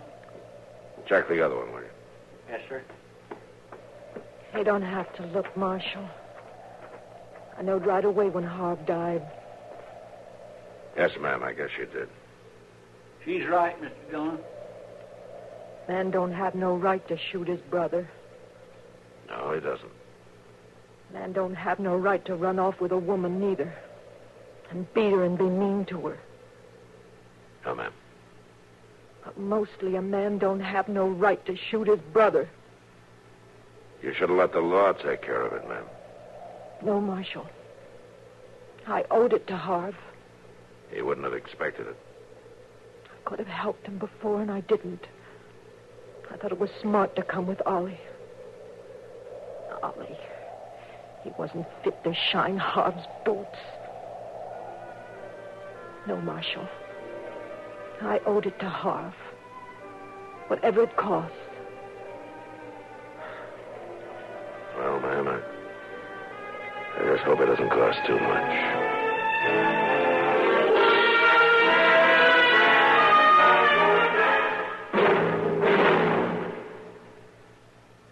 Next time you refresh, enjoy a frosty, ice-cold Pepsi-Cola. Sociability, Charlie. All right, Kay, how's this?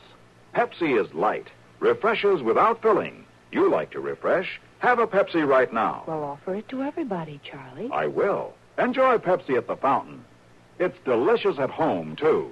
Have one at lunch or with a snack. Charlie. At the beach or at dinner. Wherever you go, wherever you're thirsty, Pepsi is there. It's here, too, in our Be Sociable song. Be sociable, look smart, keep up to date with Pepsi. Drink light, refreshing Pepsi. Stay young and fair and debonair. Be sociable, have a Pepsi. For the weekend, have plenty of Pepsi around. Pick up an extra carton today. CK, I'm sociable. With Pepsi, everyone is.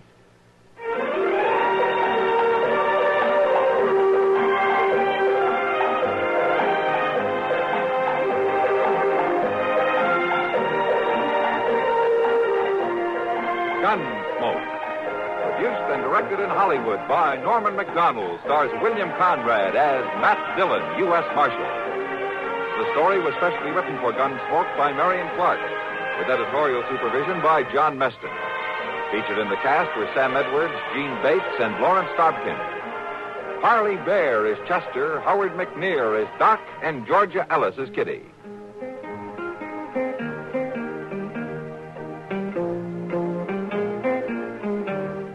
This is George Walsh inviting you to join us again next week when CBS Radio presents another story of the Western frontier. When Matt Dillon, Chester Proudfoot, Doc, and Kitty, together with all the other hard-living citizens of Dodge, will be with you once more. It's America growing west in the 1870s. It's Gunsmoke.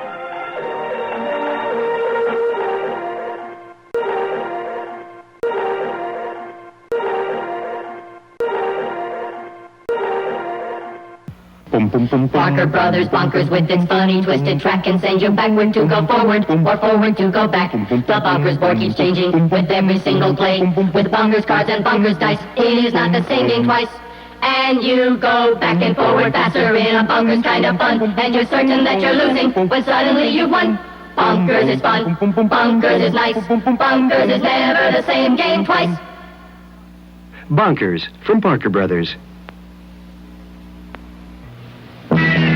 What do you call a kid who can skate like that? You call that kid a crackerjack. And what do you call a kid who can swing like that?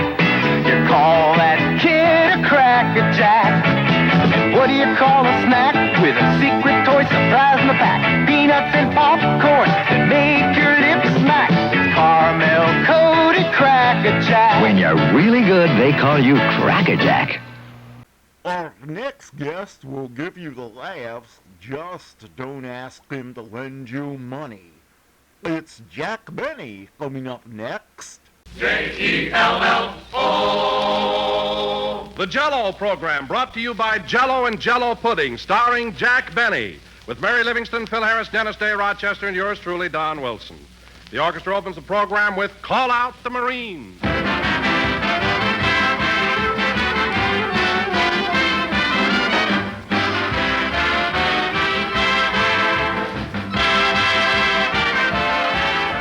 Back in Grandma's day, when Grandma wanted to serve the folks a particularly fine dessert, the dessert she chose was pretty apt to be rich, shimmering Jell-O.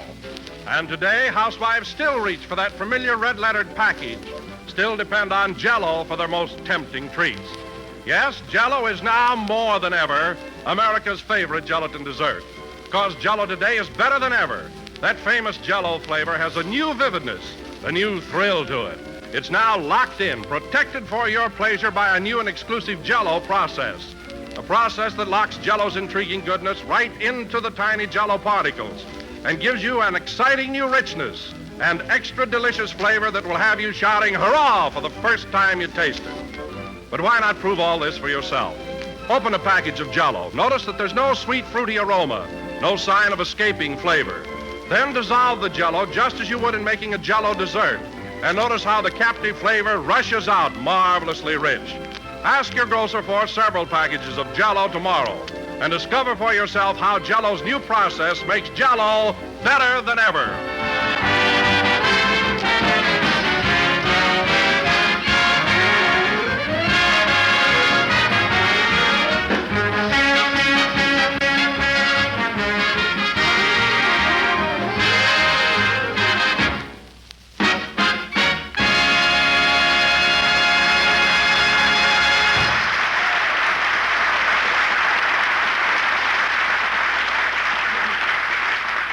Was Call Out the Marines, played by the orchestra. And now, ladies and gentlemen, inasmuch as this evening marks the halfway point of our radio season, I think it only fair that we pay tribute to the man who has contributed his invaluable services to the Jell-O show. Well, a man upon whose broad shoulders rests the burden of maintaining the high comedy level of this program. Gee.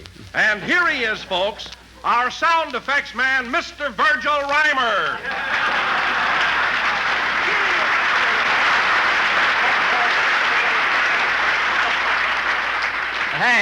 Hey, what is this? Jell-O again. This is Virgil Reimer talking. And, folks, I want to tell you this is the happiest day Wait a minute. Wait a minute.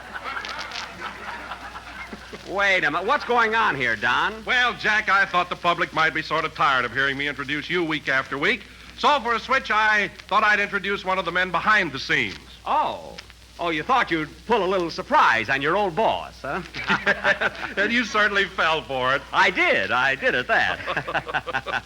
Well, Don, I've got a little surprise for you, too.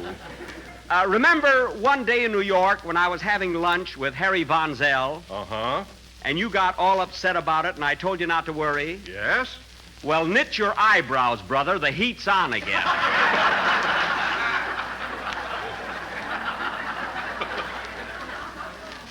Now, let's get going with the program. Okay, Jell-O again. This is Virgil Reimer talking. And, folks, a funny thing happened to me on the way Virgil!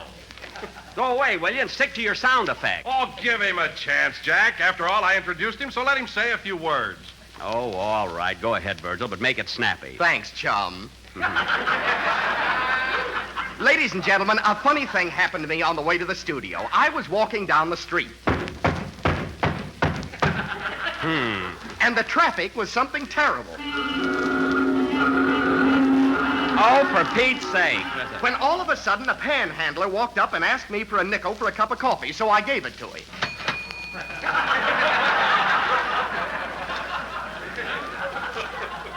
Oh, fine. Now listen, Virgil. Just then it started to rain. Rain? It's a wonder it didn't thunder. Now cut that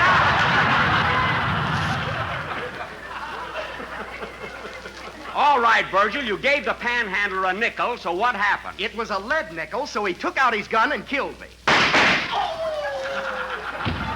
I thank you.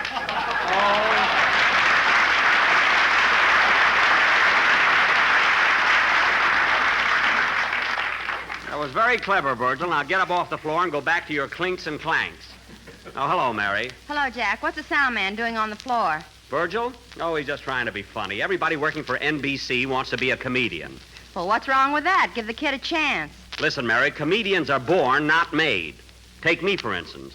I got the biggest laughs you ever heard when I was only 3 months old. What'd you do, make off like a fan dancer with your diapers? No, I used to stick my feet in my mouth and roll around like a rubber ball. I can go along with a gag, sister. Jack, you say comedians are born and not made. Now, did you get into show business as a comedian? No. As a matter of fact, Don, I started out as a concert violinist. You started out as a janitor at the Barrison Theater in Waukegan. As a janitor? Yes, I found an old picture of you, and you were holding a broom. I was holding that broom because I was cast as a witch in a Halloween play. That takes care of the broom. Good. Now explain the dustpan.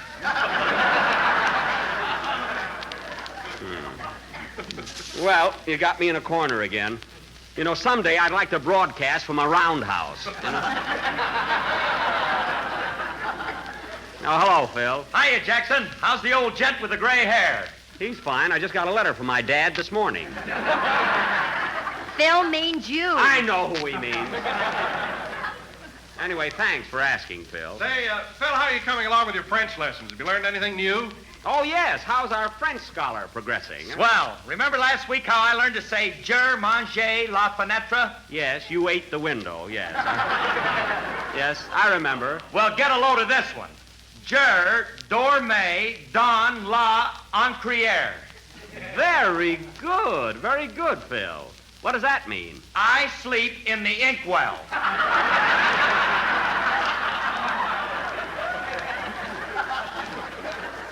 What?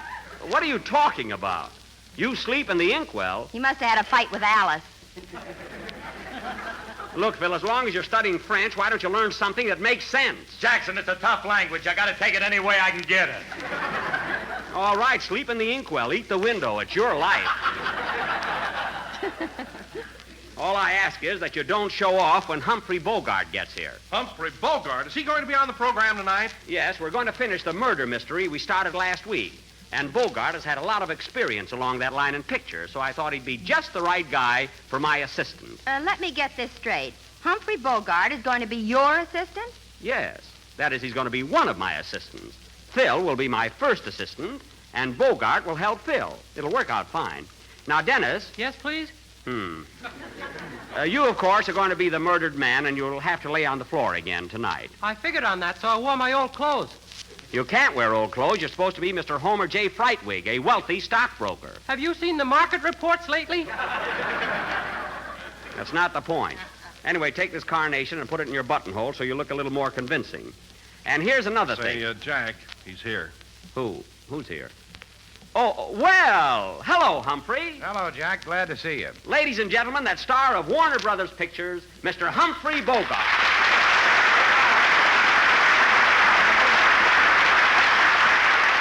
Thank you. Thank you.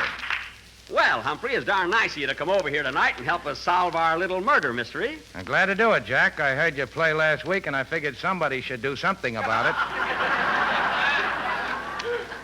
Good. Say, Humphrey, we'll start casting in a minute, but first I want you to meet the members of my gang. This great big fellow here is Don Wilson. It's a pleasure, Don. Put her there, Humphrey. Out! Watch out, Don. He's as strong as a 3-cent cigar. You ought to know. Quiet. And, Humphrey, this is Mary Livingston, our little comedienne. Say something funny for Mr. Bogart, Mary. Oh, shut up. Well, shake hands with him anyway. Okay. Glad to know you, Miss Livingston. Put her there. Ouch!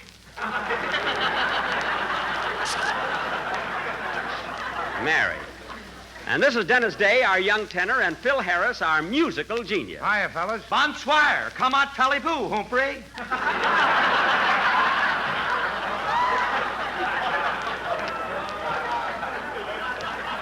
Humphrey? Is that French, Humphrey?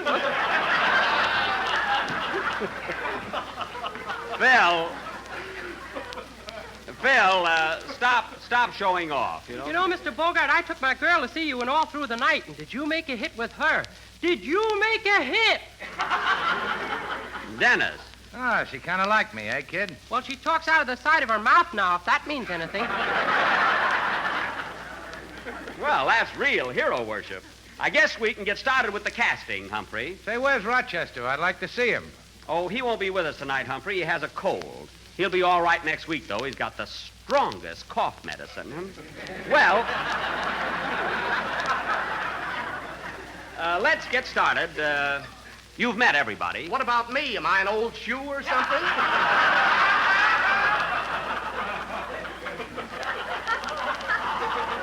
Believe me, Virgil, he's not interested in meeting you. But if it'll make you happy, all right. Humphrey, this is Virgil Reimer, our great sound man. Pleased to meet you, Mr. Reimer. I've admired your work on this program for a long time. You see? Okay. Now, let's get on with our sketch. This evening, ladies and gentlemen, we are going to present the second episode of our mystery melodrama, The Frightwig Murder Case, or That Rug Will Have to Go to the Cleaners. Now, Dennis Day will be Mr. Frightwig, the victim. Howdy, folks. Lay down. Mary will be his wife, who misses him now but didn't when she shot him. And Don. Yes, Jack? You're going to be Jurgen, the butler. Only this week, I wish you'd be a little more highbrow. Can you talk with an English accent? Well, I'll try. Good. Ladies and gentlemen, the next time you toddle down to your neighborhood grocer, why don't you ask the clerk for a package of Jell-O? Package? You will find that it comes in 6 terribly divine flavors: strawberry, raspberry, cherry, orange, lemon, and pip-pip.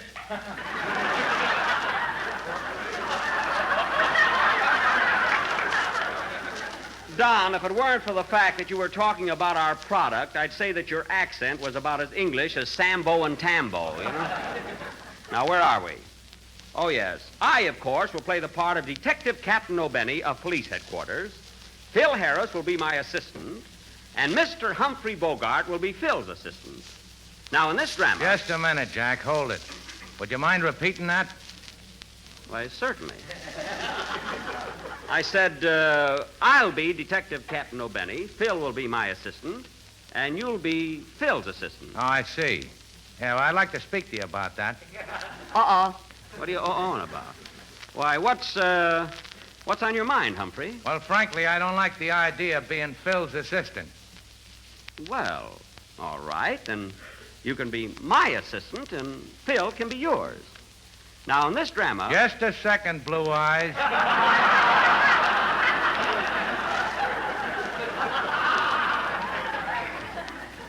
Well, thank you. What is it, Humphrey? Now, let's get this straight.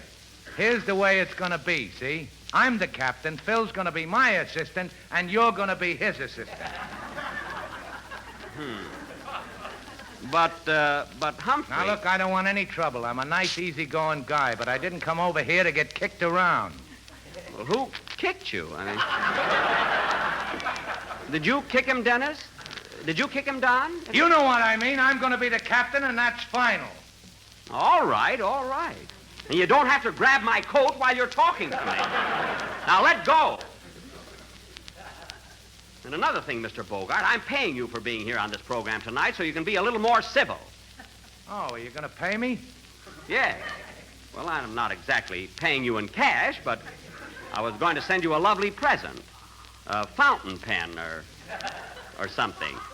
Now, you send me a fountain pen, I'll squirt it right in your eye.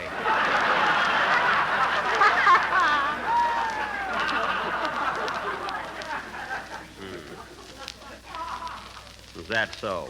Oh, Jack, let him be the captain. What else can I do?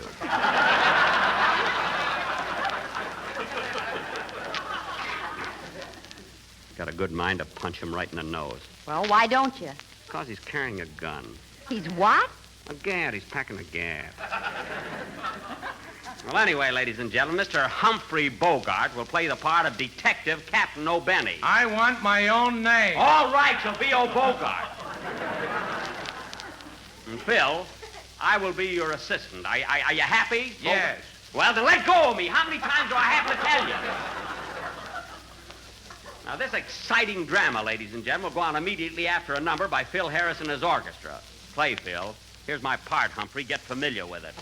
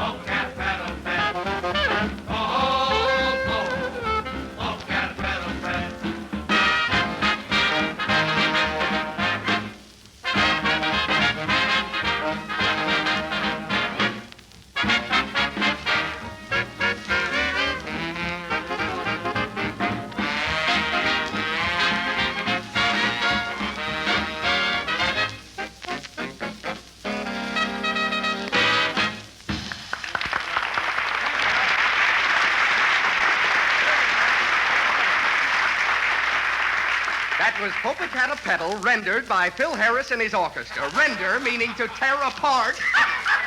That's a Lulu! Virgil! Now, Virgil, get away from that mic. And stop trying to be funny on my program. What's the matter? Do you see the handwriting on the wall?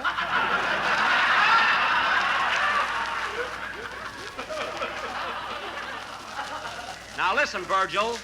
Virgil, if I have any more trouble with you, you're getting out of here.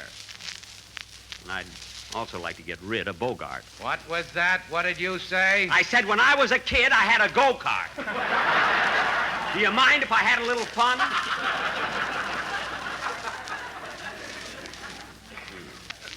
If I hadn't given a quart of blood to the Red Cross, I'd tear him to pieces.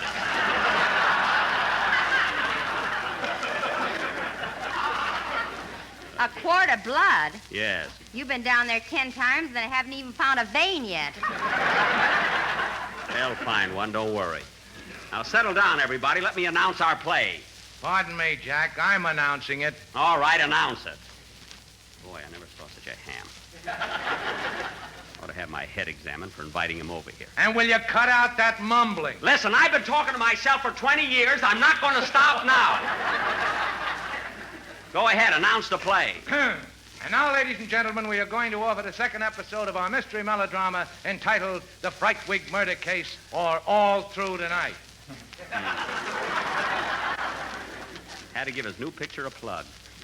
I like the picture, though, but what I could have done with his part, boy. Jack, pipe down. Oh, poof.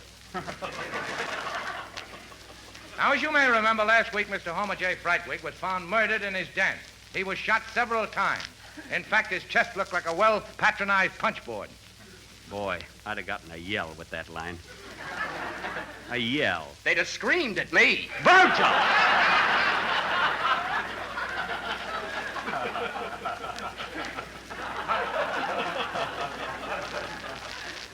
Go ahead, Humphrey, you gangster. Captain O'Benny was called into the case but was unable to make any headway. So this week, I will solve the crime. I'll bet. Go ahead, you thug.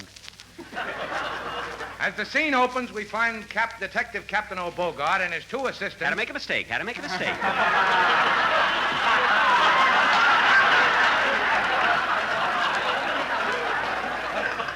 We find Detective Captain O'Bogart and his two assistants. Yeah. In their office at police headquarters. Curtain. Music.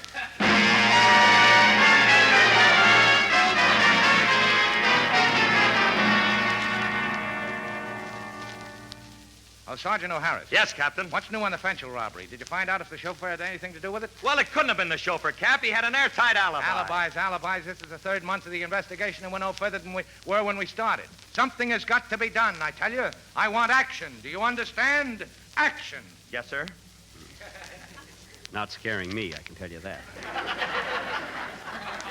Now, listen, O'Harris. What makes you think the chauffeur is innocent? Well, at the time of the robbery, he was out of town. We traced him as far as Altoona, Pennsylvania. Altoona, eh? Boy, what a hit I used to be in that town. Stop the show every night. Well, what happened after he left Altoona? Well, we traced him as far as Chicago, and then we lost track of him till last week when he turned up in Los Angeles with a blonde. With a blonde, eh? Shut up! All right, but if you ask me... There's a phone. I'll take it. I'll take it. I'll take it. All right, take it.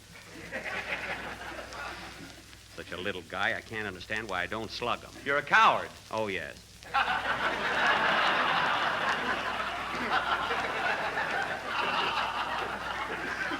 Oh, well. Hello, police headquarters, Captain O'Bogart speaking. Hello, Bogey. This is Mrs. Homer J. Frightwig. Oh, yes. What is it, Mrs. Frightwig? Listen, Cappy, why don't you come over and investigate my husband's murder? It's no use. I can't find any clues. Well, drop in anyway. It's a rainy afternoon. Come on over. Okay, madam. But I'm going to find out who killed your husband. Well, if you're real nice, I'll tell you. Come on over. Yes, ma'am. I'll be there in a few minutes. Swell. Bring some olives. I've got the toothpicks. So long. So long. Who was that, Cap? Yeah, who was it? Fine part I've got.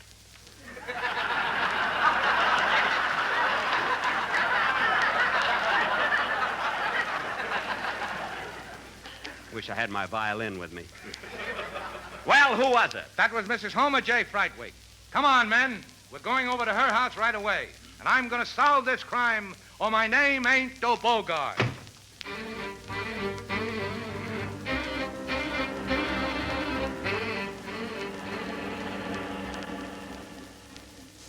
Calling all cars.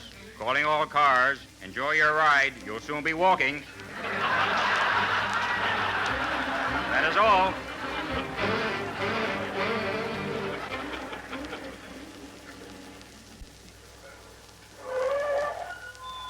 Well, here we are, Cap. Yeah, this is the place, all right. Break the door down, Benny. Yes, sir. Stand back. Open this door, I'll break it down. Open this door, I'll break it down.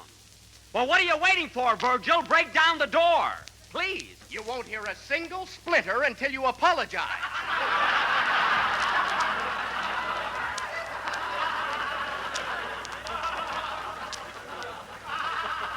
All right, I'm sorry I bawled you out. Now go ahead with the door.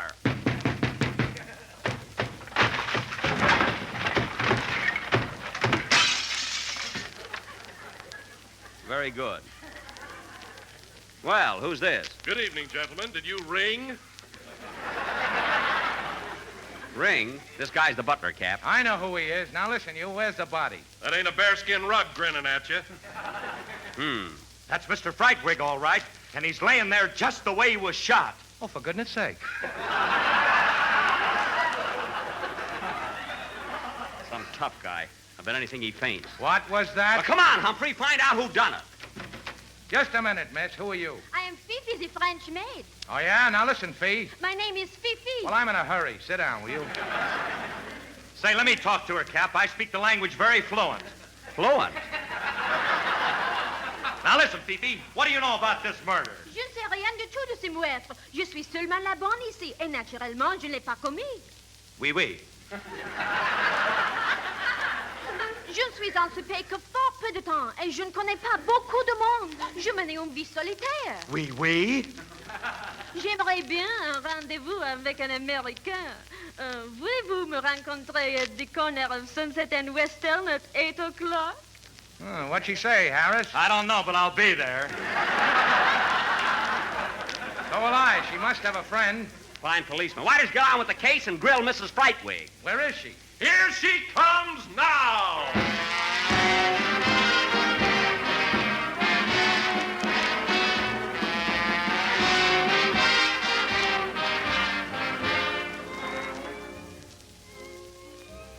Well, good evening, gents. Pull up my husband and sit down. Now, listen, Mrs. Frightwig. You keep out of this. All right, all right. I'm going to take a look around this house, see if I can find some clues. Now, tell me, Mrs. Frightwig, what do you know about this murder? Grill me, Cap, grill me. What's on your mind? Now, I want the truth. Did you shoot your husband? Couldn't have been Cupid. There's no arrows in him. I don't believe you killed him, Mrs. Frightwig. And we're going to stay right in this house until we find out who committed the crime. Okay, boys, how do you like your eggs? Mm-hmm. Say, Cap, I just heard a noise in that closet. A noise? Yeah, there's somebody hiding in there. It might be the murderer. Let me have your gun. I didn't bring it with me. Here, take mine. Now, thanks. Now, listen, you. We know you're in that closet, so come out. And come out with your hands up. Come out, do you hear? Hello, fellas.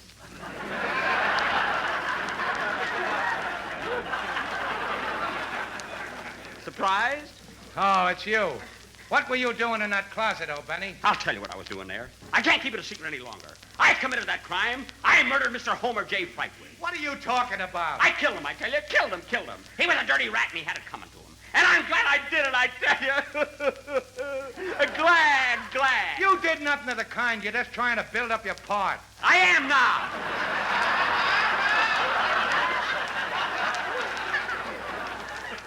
Come on, fellas. I confess. Slap the handcuffs on me. Take me to jail. What are you waiting for? What a ham. Come on, Mrs. Frightwig. Let you and I go out and have a cup of coffee. Okay, Cappy. I'm going with you. No, you can't go until you arrest me. I'm a killer. Do you hear, a killer? And I also committed the... Oh, I'm nuts. Well, I'll be darned. Hey, where did they go? They went out for some coffee, Mr. Frightwig. Oh, That stupid Bogart doesn't believe I killed you. well, that's the way it goes. Yeah. Say, do you play gin rummy? Sure. Well, lay down and start dealing. Okay, hit it, boys.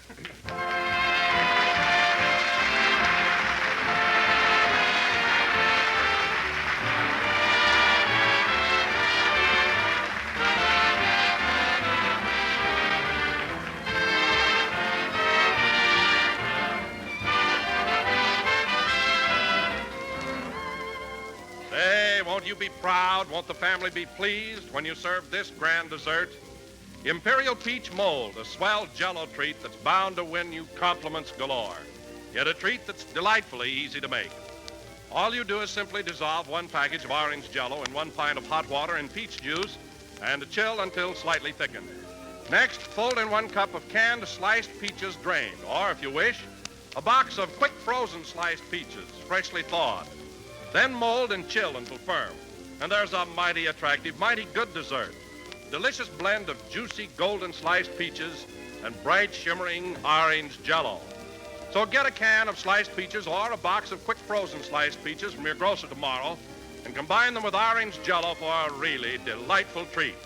But be sure you get genuine Jell-O, friends, because Jell-O's new locked-in flavor gives you extra richness, makes Jell-O more tempting and delicious than ever.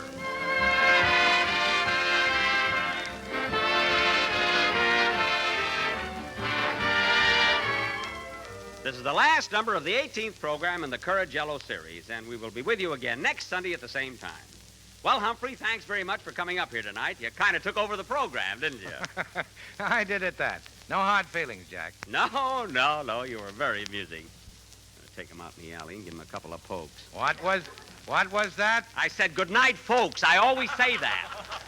Good night, folks.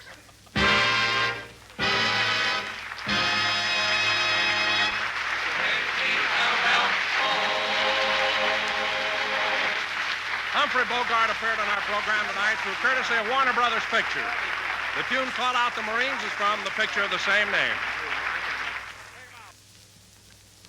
Jell-O puddings, please. Just say that to your grocer tomorrow, friends, and see if you don't make the acquaintance of some of the swellest desserts you ever tasted. Jell-O puddings. Rich, creamy puddings made by the same folks who make Jell-O.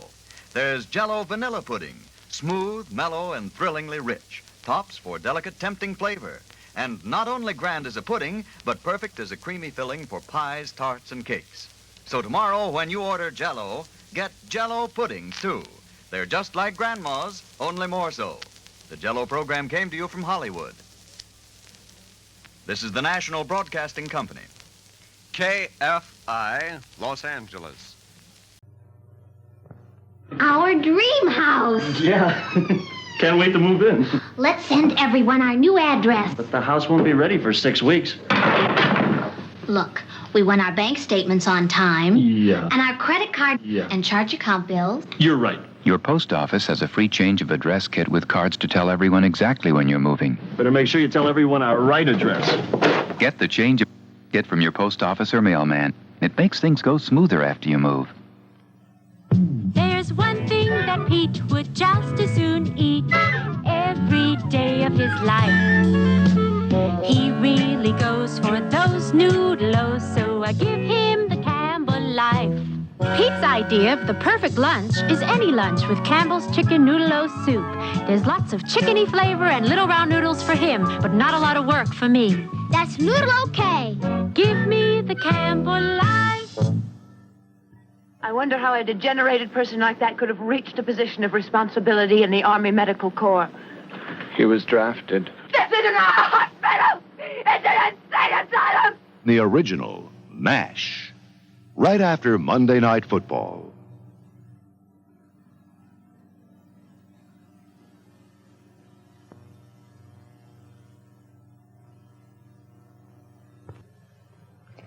Did you know there's an acne medicine that keeps on working for 8 hours? Stratex medicated pads. Stratex is made to work a special way. First, the textured pad helps clean out oil and dirt to unblock your pores. See? Then the Stratex medicine works to kill germs and fight pimples, too. And Stratex keeps on fighting pimples for 8 hours, invisibly, so nobody will ever know. Try Stratex. It's the 8-hour pimple fighter. Hit stuff. Marbles. Dressing up. Skateboards. Hostess. A kid's world is a special world, and Hostess is a part of it. Hostess and kids, they go together. Fresh, wholesome Hostess. Cupcakes, fruit pies, golden Twinkies with cream filling. A kid's world is a special world, and Hostess is a part of it. Hostess and kids, they go together. This is the story of a routine flight that became a tragic nightmare. Captain, this passenger would like to talk to you. Don't forget, I've got passengers aboard this aircraft. Charlton Heston and an all-star cast face death in the sky, Sky Terror. Now. For the first time on television. 30 minutes from now on ABC. A bow of vengeance becomes a death wish, and Beretta takes on a kung fu killer. They broke her neck, and you're going to tell me who they are, or I'm going to break yours. Wednesday on Beretta. One of the all-time great directors, Cecil B. DeMille, hosts Lux Radio Theater. Up next. Lux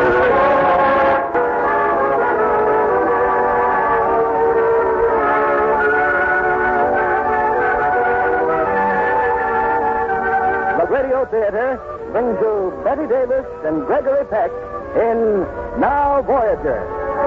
Ladies and gentlemen, your producer, Mr. William Keeley.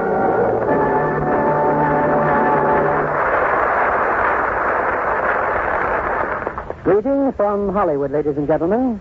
The title of tonight's play comes from 2 lines by Walt Whitman, suggesting that to find life's riches, one must often have the courage to search far afield. To little Betty Davis, when I first knew her in New York, Hollywood must have seemed a distant and unlikely destination. But Betty had spunk as well as talent. She came, she saw, she conquered. And in Warner Brothers' great dramatic hit, Now Voyager, she conquered not only Hollywood, but the hearts of all America. Betty appears tonight in her original screen role as the woman who sacrifices everything for love. And co-starred with her is another favorite of ours, and yours, Gregory Peck. The lights at our theater are dimmed, and here's the first act of Now Voyager, starring Betty Davis as Charlotte Vale and Gregory Peck as Jerry Durrant, with Joseph Kearns as Dr. Jackwith and Janet Scott as Mrs. Vale.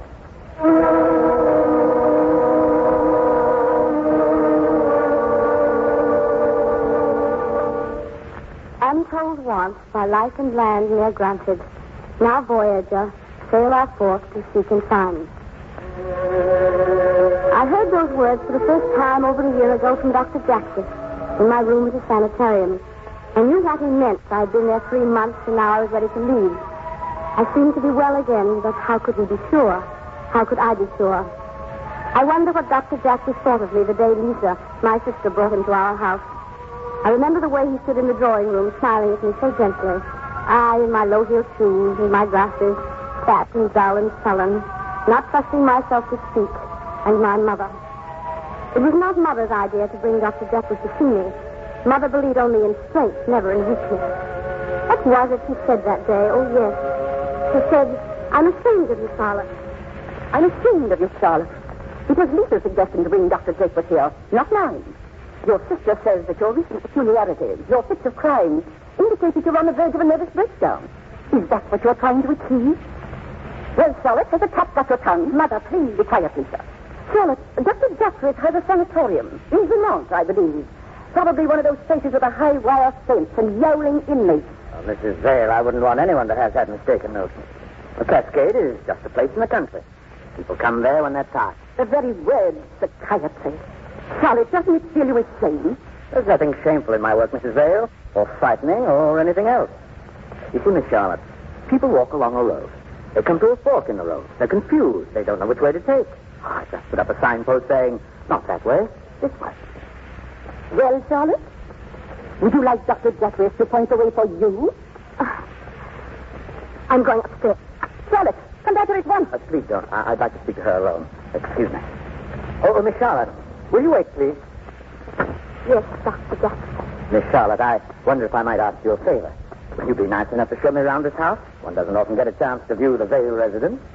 Very well, Dr. Jackwith. Thank you.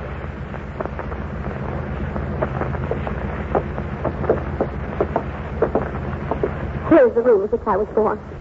My mother's room. It's a fine room. But I'd rather see what your room is like. I'm not your patient yet. Well, nobody thinks you ever will be. But, of course, if you don't know. It's on the floor about... When I was 17, I stayed out once until after midnight.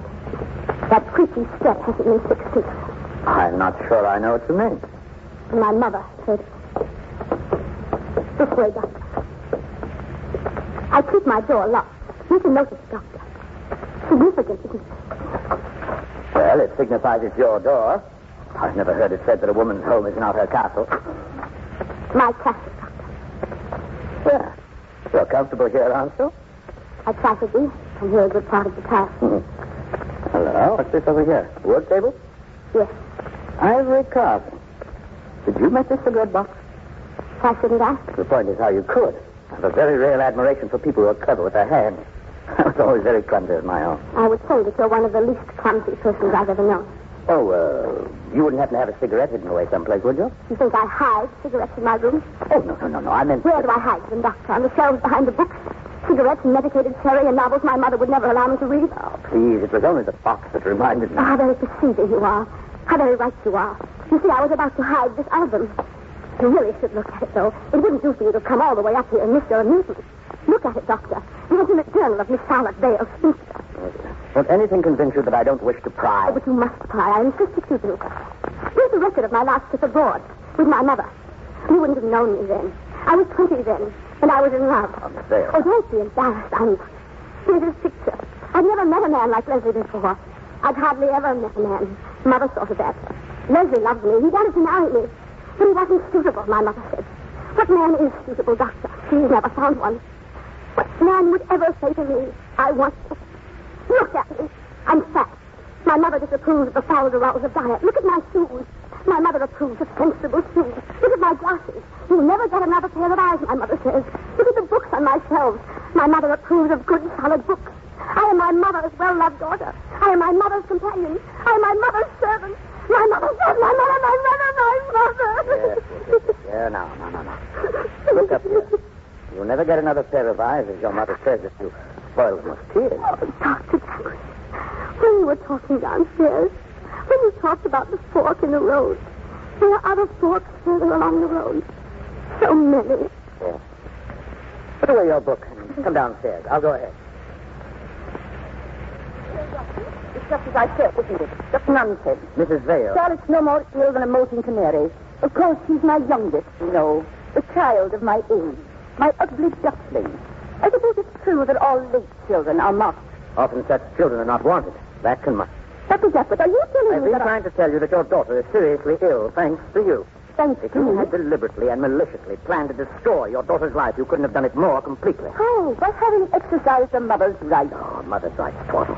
A child has rights to discover her own mistakes, to make her own way, to grow and blossom in her own particular soil. Are you getting into botany, Doctor? Are we flowers? I'm trying to help your daughter. I suggest a few weeks at Cascade.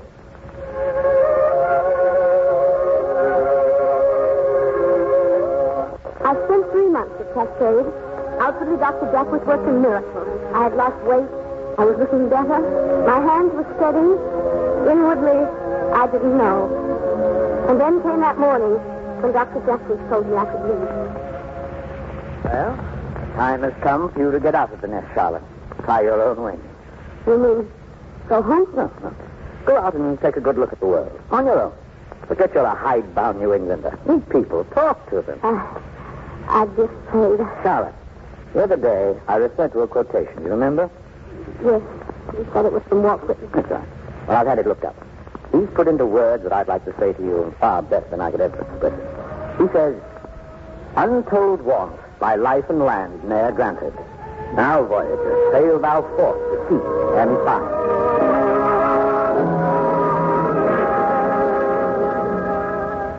I sailed in 3 days, a pleasure cruise to South America. Lisa had secured space aboard ship because a girl she knew, Renee Beauchamp, decided suddenly to go to Arizona instead. It was too late for my name to go on the passenger list, and so I was known to the deck steward and to the head waiter as Miss Beauchamp. I dreaded the embarrassment to explain this to the passengers, so I simply avoided being stayed in my cabin. When we reached Campos, I decided to go ashore. Renee had helped me with my wardrobe, insisted, in fact, that I take half a trunk full of her own clothes. As I came down the steps to the tender, I knew people were looking at me. Oh, panic stricken. My plucked eyebrows, my new hairdo, the lipstick I wore, my borrowed clothes.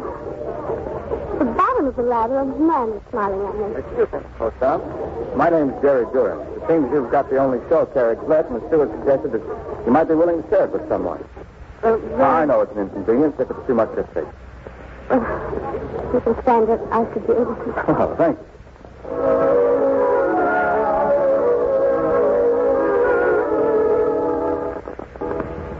I've enjoyed myself today. Have you? You know, Miss Forskamp, haven't I read about you in the newspapers, the girls who jumped horses so well? Or is it Timmy? You've never read about me in newspapers. Oh, I'm sorry. I guess I'm mistaken. Nevertheless, you're quite different from what I expected. Please listen. I'm not Miss Beauchamp. Beg your pardon? Rene Beauchamp is in Arizona. I took his space at the last moment. I don't know why I'm telling you this is strange. No, you're the stranger. You know who I am. My name is Vale. Whatever appears on the passenger list, it will be C. Vale, Boston. One of the Vales of Boston? One of the lesser ones. Well, which one, Miss or Mrs.? Aunt. Every family has one, you know. But Aunt what? My name is Charlotte Vale. Miss Charlotte Vale. Do you mind if we go? Oh, Miss Vale, I hope I didn't offend you. You know, it's like me to blunder just when I was going to ask you for a favor. I've got some shopping to do for my daughters, and, well, I need a woman's help. Of course. Spinster Aunt is an ideal person to select presents for young girls. Miss Vale, I wish I understood you. You wish me to be understood you.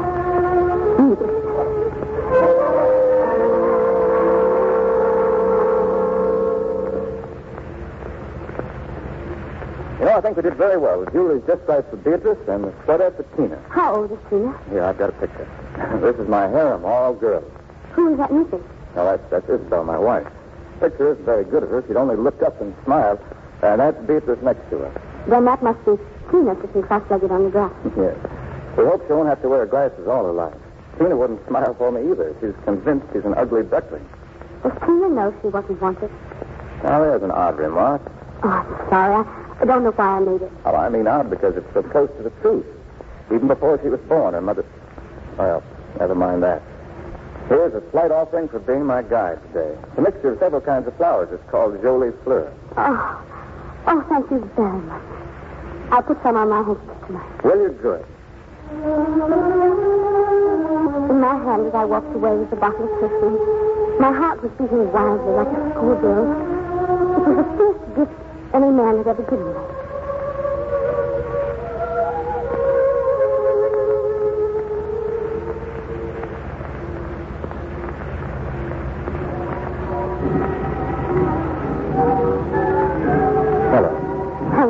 Sit down, Miss Vale.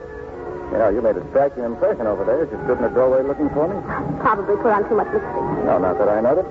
I did notice that wrap at once. What's that? What's what? There's something on your wrap. Pin down. The nose. Somebody's playing a joke on you, I guess. I'm pink. And weak. This tape always makes an impression. I hope it'll do the same for you. What's it mean? It means that this tape belongs to Rene Beauchamp. She left it to me. Oh, I see. Your wings are borrowed. Well, they suit you just the same. No, they don't. They don't suit me at all. In fact, they're perfectly ridiculous. You're quite right. Someone is playing a joke on me. Only it's far funnier than you realize. You aren't going, are you? Yes, please. Well, Jerry. Mac and Deb, too. Well, how are you? Hi, Jerry. We're joining your ship. Oh, wonderful. Oh, these are my old friends, Deb McIntyre and Frank. And my new friend is, Beauchamp. How do you do? Is this Rene Beauchamp? No, another one altogether. This is, Camille Beauchamp. Excuse me, please. Good night. Good night. Oh, wait, Miss Beauchamp. I'll see you later, Deb. Oh, sure.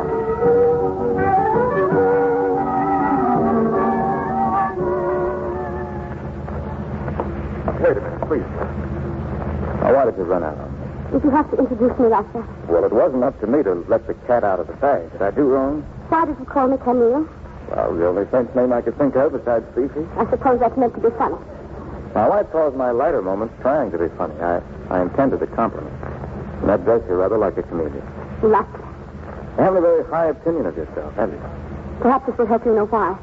You showed me a photograph, now I'll show you one. A picture of my family. Family, right. Who's this, your grandmother? No, my mother. Oh. A very strong character, I'd say. And these? My brothers and their wives.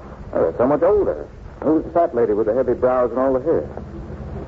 A spinster aunt. Oh, where are you taking the picture? I'm the fat lady with the heavy brows and all the hair. I'm poor Aunt Charlotte, and I've been ill. I've been in a sanitarium for 3 months, and I'm not well yet. And I... Of course. Feeling better? No. Thanks to you. Oh, many, many thanks to you. Thanks for what? Oh, for carrying my carriage today and for walking my legs off sightseeing and for helping me feel that there were a few moments when I almost felt alive. Thank you. Thank you, who? Thank you, Jerry. Good night. Good night, Simeon. Sleep well.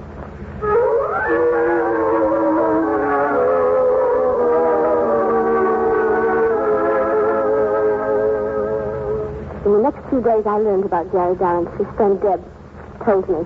Deb talked a great deal. Charlotte, how much has Jerry told you about his life at home? Oh, that he was married. In fact, he showed me a snapshot of his family. He seemed very proud of them. He would.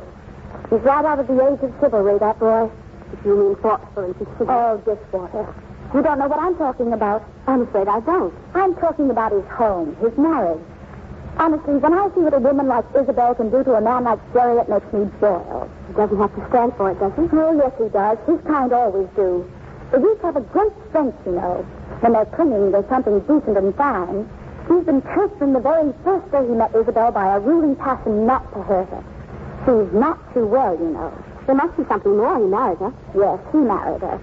Isabel was a girl who believed that a kiss required a proposal. She's been draped around his neck ever since. Well, he struggled with his architecture till she made him give it up. He wasn't making enough money. The only thing he ever loved. Isabel kept reminding him that he was now a married man with responsibilities. When they had their first child, she considered herself a great martyr. And she's played the martyr ever since. That's her grasp on him.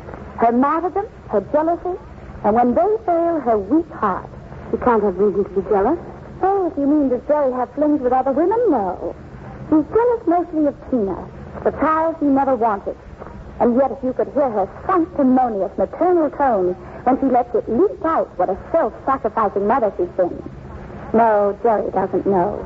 Or if he knows, he refuses to understand and do something about it. He only insists on enduring. And so I found out that Jerry was unhappy too. Then one evening in Rio, our car broke down on the mountainside. We talked all night, Jerry and I.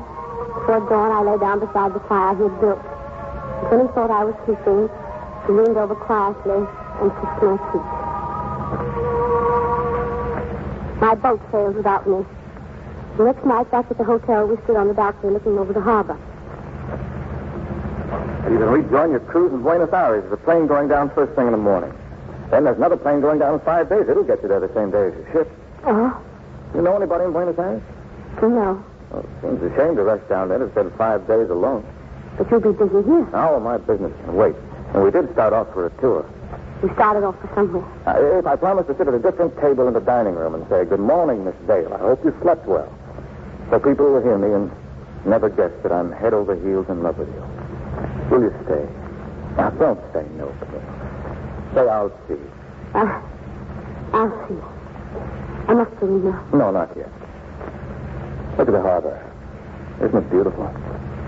Do you believe in immortality? I don't know, do you?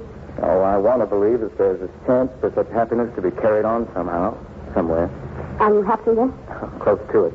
Getting warmer and warmer, as we used to say as kids. Remember? Look out when you get burned, we used to say. Are you afraid of getting burned as you get too close to happiness? I'm immune to happiness and therefore to burnt. You weren't immune last night on the mountain. Do you call that happiness? Oh, small parts. There are other kinds. Such as? Having fun together. Getting a kick out of simple little things, out of beauty like this. Sharing confidence that we wouldn't share with anybody else in all the world. Charlotte, won't you be honest and tell me that you're happy, too?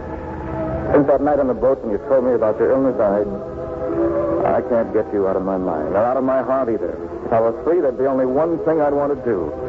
Prove you're not immune to happiness. Oh, darling, you're crying. Oh, I'm happy. fool. Such an old fool. These are only tears of gratitude. An old maid's gratitude.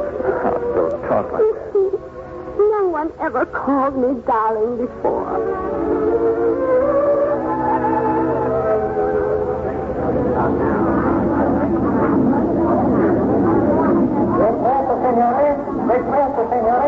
Well, there's my place. Yeah.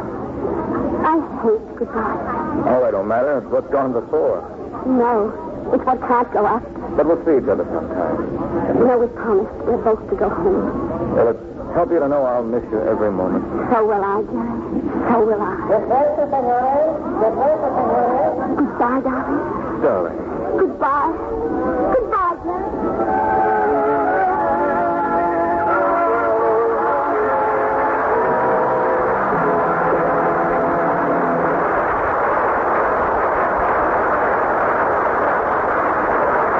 Our stars Betty Davis and Gregory Peck will return in Act Two of Now Voyager in a moment.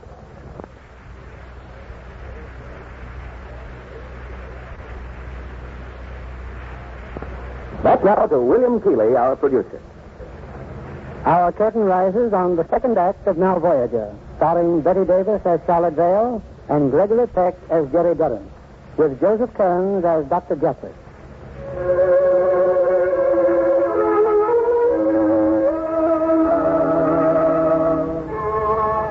I returned to New York and went at once to see Dr. Jessup. He was delighted with the change he saw in me, but even he didn't know how much I had changed, or why. The final test was still to come when I went home to see Mother. Stood there outside her room, my heart beating wildly. In my mind, I kept hearing Dr. Jesup's words. Just remember that honoring one's parents is still a pretty good idea. You're going to be a shock to her. I advise you to soften the blow. Give her time to get used to you. Give her time. Hello, Mother. So, you decided to come back? You're looking very well, Mother. Lisa told me you'd been ill. Lisa knows nothing about me. Step over there where I can see you. Now turn around. Worse than Lisa led me to suppose. Much worse. Do Lloyd and Rosa, Lisa and June, Mr. Livingston and Uncle Herbert. You mean Elliot Livingston? Yes. I shall be wearing my white lace gown tonight. I'd like you to wear your black and white foulard. But, Mother, I've lost over 25 pounds. It won't fit. There's something else I want to say to you. Now that you've come home to take up your duties as a daughter again, I'm dismissing the last nurse. You will occupy your father's room from now on. I had William move down all your things yesterday. Mother, you have no right to move my things. No right in my own house to move what I see fit? Mother. I think if you wear your glasses tonight, you'll be less of a shock to the others. And take off whatever you've got on your face. As for your hair and eyebrows, you can say that often after severe illness one loses one's hair, but you're letting yours grow as quickly as possible. Mother, if you will excuse me, I'll go to my room.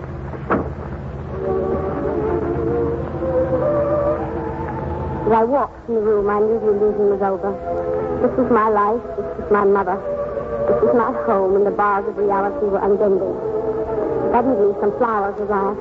2 flowers, a box of camellias, and with them, a renewal of my courage.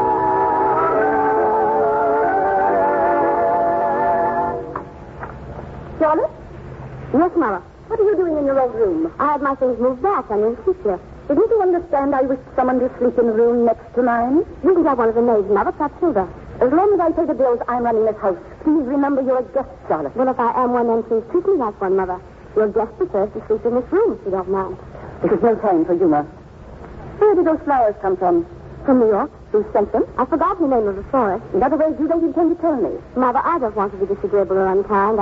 I've come home to live with you again here in the same house, but it can't be in the same way. I've been living my own life, making my own decisions for a long while now. It's impossible to go back to being treated like a child again. Where did you get that dress? I bought it in New York today. Outrageous. Where's the black and white foulard? I gave it to Hilda. She's so grateful. Mother, please be fair and meet me halfway. They told me before you were born that my recompense for having a late child is the comfort the child would be to me in my old age. Especially if you were a girl. And on your first day home after 6 months' absence, you behave like this. Mother, wait for me. I'll go downstairs with you. Thank you. I prefer to go alone. Mother, please. You know you're not supposed to. Mother! Dora, come here quickly. Mother's fallen downstairs.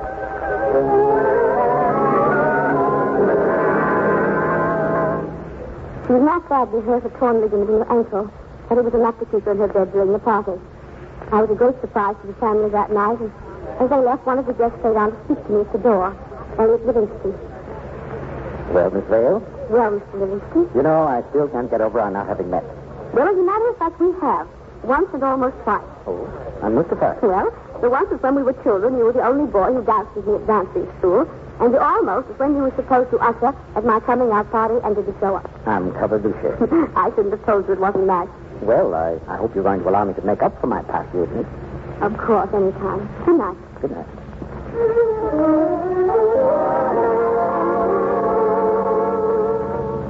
How's your ankle, Mother? Extremely painful. I'm so sorry. I've been doing some thinking as I've been lying here in pain, listening to you all having a good time downstairs. How much did that dress cost? It was frightfully expensive. Go to sleep now, Mother. I'll tell you about it in the morning. To whom did you charge it? To whom I've always charged my clothes, Mother. And you expect me to pay for articles charged to me, of which I do not approve? Well, I could pay for it myself. I've saved quite a little money. I have about $5,000. $5,000 won't last very long, especially if your monthly allowance were to be discontinued. Oh, I see. Janet, I'm willing you should occupy your old room until I dismiss the nurse. That will give you a chance to think over what I've said. I'm very glad to give a devoted daughter a home under my roof and pay all her expenses. But not if she scorns my authority. Well, I could earn my own living, Mother. As a matter of fact, I've often thought about it. I'd make a very good head waitress in a restaurant, or I could... You may think that's very funny. But I guess you'd be laughing out of the other side of your face if I did carry out your suggestion. I don't think I would. You see, Mother, I'm not afraid. I'm not afraid.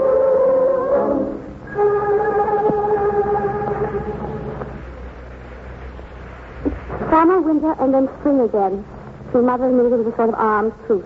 In her own way, I think she respected me for what she called my stubbornness. And then there was the matter of Elliot Livingston. Why haven't you accepted Elliot? Do you imagine there's a Livingston waiting for you on every corner? I've been waiting to see how you feel about it, Mother. You know well as I do. Makes no difference to you how I feel about it. You always do exactly as you please. I think you're pleased. I'm nothing of the kind. I'm only so astonished that you, of all the family, should bring such a feather to the family cap. Then if you really do approve, Mother, dear, well, keep all that soft talk for Elliot. Mother, there's no one like you.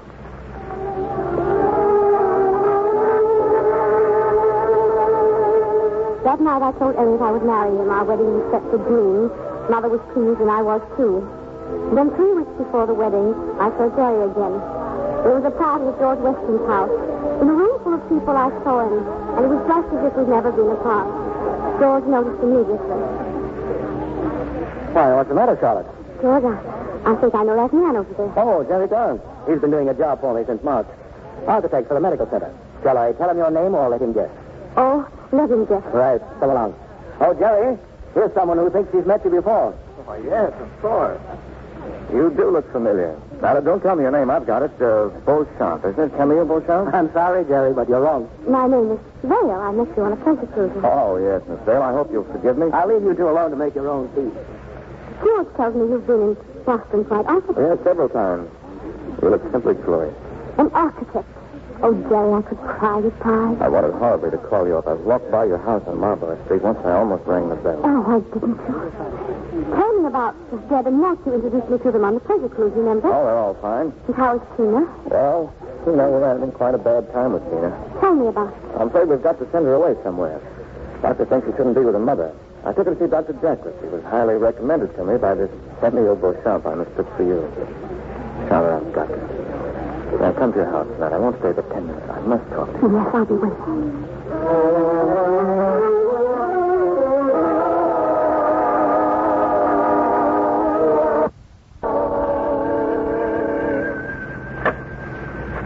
Hello. Hello, Charlotte. Jerry, why haven't you come? I've been home for hours. Oh, I'm sorry. I'm leaving tonight on the midnight. But why?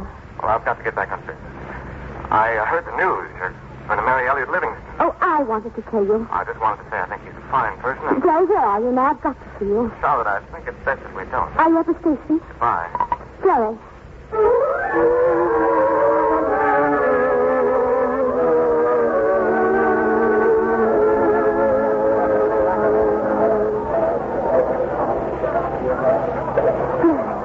Jerry, wait. Charlotte, you shouldn't have come. I had to. I won't talk to you about Elliot. Why are you marrying him? Are you in love with him? No, not like we are. Not like us. I thought it might grow to be something like it. I thought I was getting over you, Jerry. I didn't think I'd ever see you again. You're not angry with me. Oh, no, only with myself. It was rotten of me to make you scared, and then because of some noble sense of duty to leave you to get over it the best way you could. And there isn't a thing in the world I can do about it. Isabel depends on me more and more. She's ill and getting worse. Then there's Tina. Even if I could chuck everything... And I wouldn't let you, Jerry. I knew you were married, and I walked right in with my eyes wide open.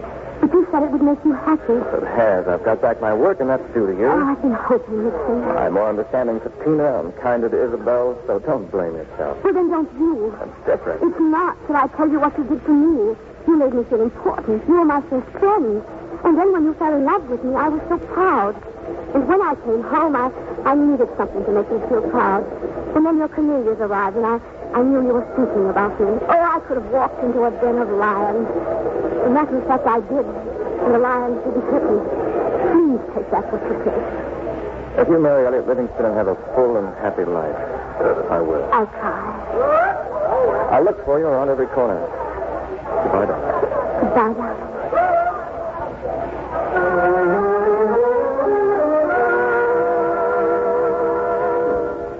I did try. I wanted to marry Elliot, but it was of no use. We broke it off by mutual consent. And I knew then I would never have a home of my own, or a man of my own, or a child of my own.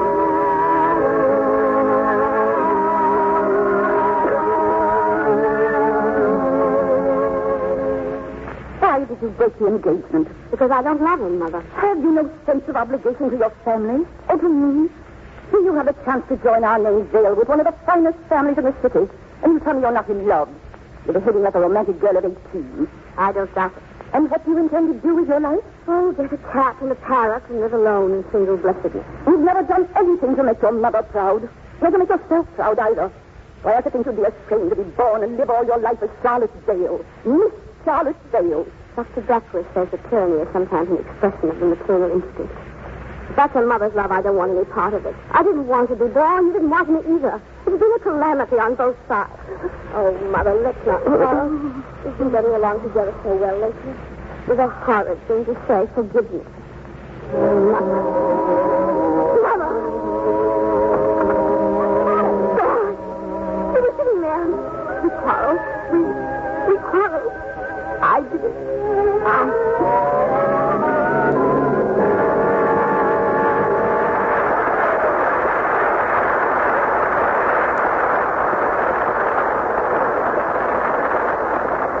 Act 3 of Now Voyager, starring Betty Davis and Gregory Peck, will follow in a moment.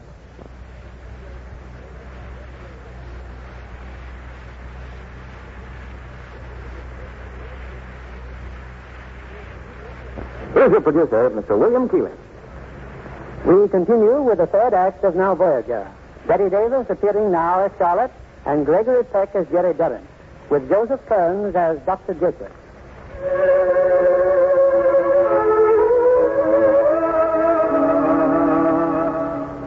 My mother was dead. I had quarreled with her, and I couldn't shake off the feeling of guilt. It grew worse and worse until at last I had to get away. I went back to the only refuge I had ever known, back to Cascade. How are you, Miss Vale? Dr. Jack was wired you were coming. Halifax. Well, for goodness sake, I hardly know you. Oh, of course. I expected you hours ago. It's been a long drive. I'm tired. You suppose I could go to my room right away? Certainly. I put you in 18. Your old room, remember? I thought it would make you feel more at home. Thank you. How was Dr. Jackett? Same as ever, handing out common sense instead of sympathy. Pat, that child over there at the table, who's she? A problem if I ever saw one. Her name is Christine Dillon. Excuse me a second. I'd better see about your bag. Tina Durrant. Jerry's child. She sat alone over a picture putt, her eyes dull and staring behind her glasses. Her plain little face tightened into an expressionless mask.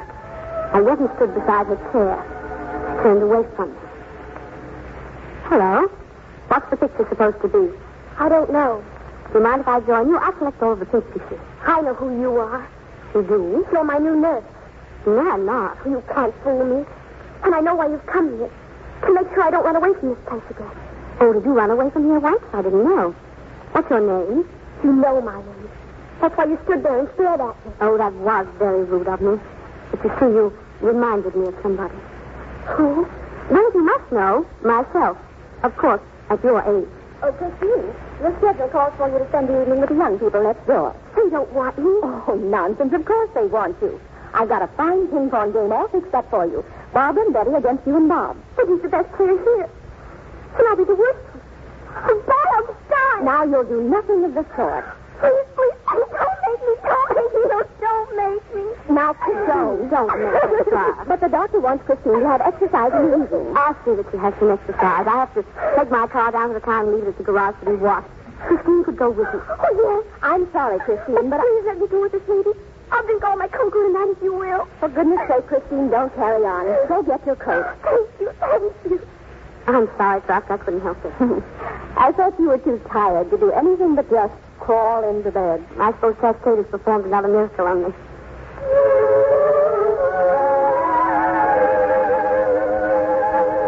Tina's room was next to mine. Late that night, I heard her. She was crying. Tina, what's the matter? Don't be afraid. What is it, Tina? Oh, don't leave me. I won't till you're asleep. Tell me what's the matter. I'm ugly and mean and nobody likes me. Tina, you? I'm not free in the least. And they hate me. They all hate me. Who are they? Everybody. All the kids at school, Miss Matson and nurses and the doctors. And there must be something terribly wrong with me. Do you like them, Tina? Oh, no, I hate them. That's the trouble. If you want people to like you, you've got to like people. I bet you're only fooling me. You try to see. In the meantime, it will help you, Winnie. I like you. And I think you're very pretty and very sweet. You do? Really? Really. Now don't cry anymore. Oh, why are you so good to me? Because somebody was good to me once when I needed somebody. Now, come on, go to sleep. Close your eyes and let the muscles go on. There, that.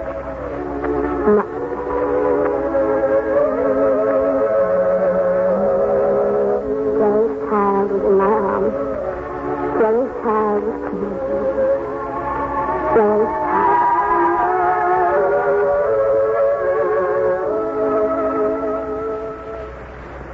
Well, Tom, I hear you're running Cascade now.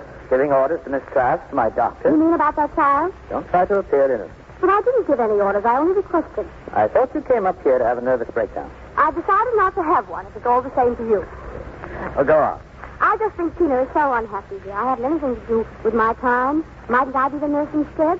I promise not to do anything again without first asking your permission. It's only... Well, just go ahead and tell me what to do. I'd stay with her, pay attention to her, make her feel wanted and important. I'd take her camping in the woods, the doors camping. Sounds like a wonderful break for her. Of course, I couldn't do it without her parents' permission. I wouldn't. What would her mother say before? Oh, she'd accept any plan that would relieve her of the child who's always been a thorn in her side. The lady would loudly protest if you heard me say so. And her father, what would his attitude be? Sympathetic and protective, possibly too protective for Christine's good. Result, resentment felt by the mother. The child's absence from home became desirable for all concerned, so I brought her here. I was highly recommended to the father by a friend of his, but he placed her in my care, not yours. I suppose I'd better ask you something. How much do you remember about my trip to South America? Well, you sent some beautiful postcards. No, that's not what I mean. About an automobile trip I made and the man who was with me. I never knew the gentleman's name. He never told me. I'd better tell you now. It was Tina's father. Tina's father? Mm-hmm. Does that alter the situation? Of course it does. I don't know anything about your relationship with Dorrance. I don't know how emotionally involved you are with him. I can't work in the dark. But I'll tell you everything. It's over. That's it in 2 words. And Tina meets me, and I've never been needed before. Well, I'm crazy, but if you promise to behave yourself... Oh, thanks. But you're only on probation. Remember what it says in the Bible. The Lord giveth, and the Lord takes away. How does it feel to be the Lord?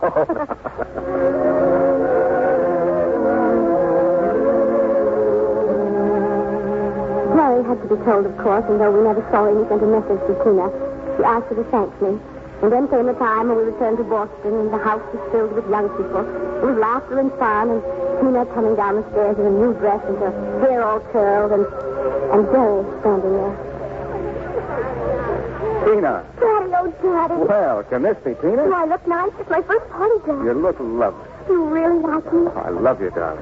Tina, don't you think it'd be nice to show your father your room and your studio and everything? Would you like to see my room, Daddy? Oh, very much, if Miss Vale will pardon us. How long are you going to call it Miss Vale? What should I call her? I don't know. Would it sound too funny to call it my name for her? Now, what name is that? We decided it on a camping trip. I call her Camille. Camille. I think it would sound very nice indeed.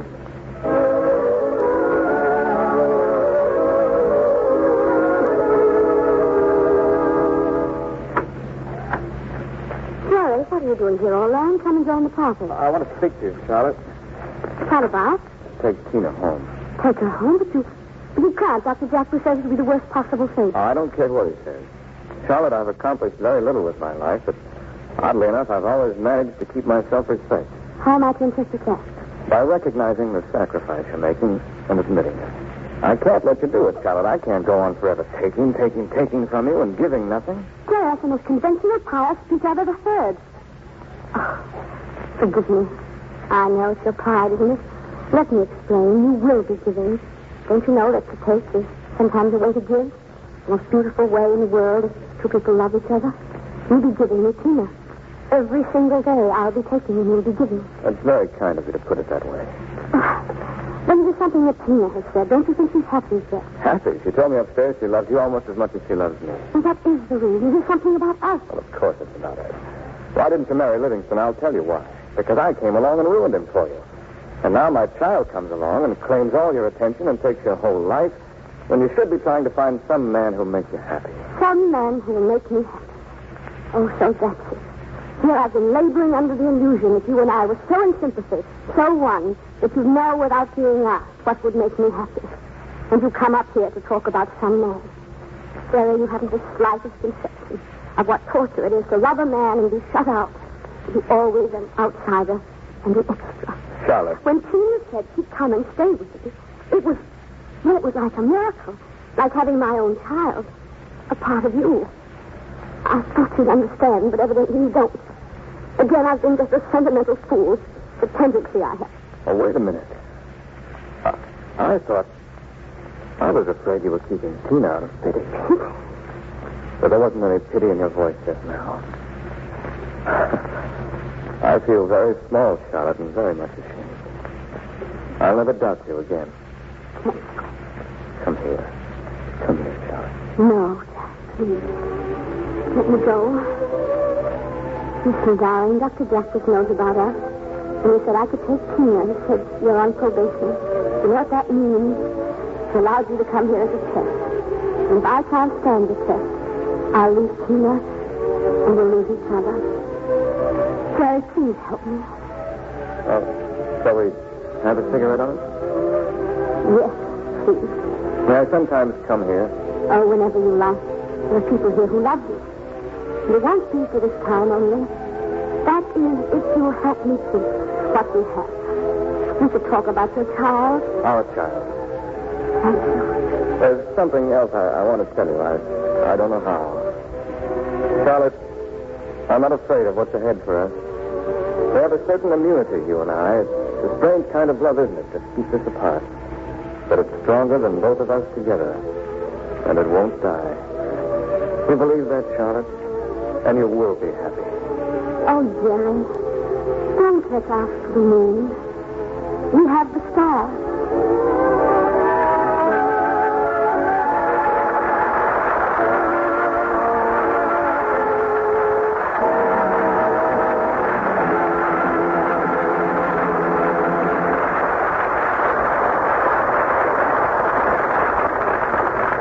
Betty Davis and Gregory Peck will return for a curtain call in just a moment.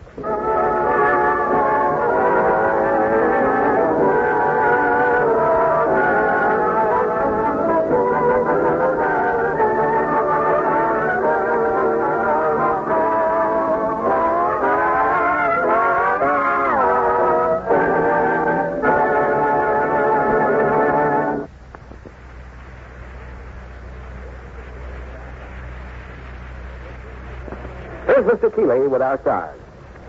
It gives me great pleasure to bring back to the footlights for their curtain call Betty Davis and Gregory Peck, who appear together for the first time on any stage. It seems natural to be on a stage with you again, Bill. And it's been a real privilege for me to play opposite Betty. I think for both of you, success was predetermined. It's a very nice thought, Bill. What do you mean? Well, you may not know it, but you were both born on the same day in April. And from ancient law, you know how the stars affect our lives. Well, I know how stars like Betty Davis affect mine. Well, I'm talking about the celestial stars. Well, I'm afraid that subject's a little over my head, Phil. Good night. Good night. Good night. You took us on a very pleasant voyage.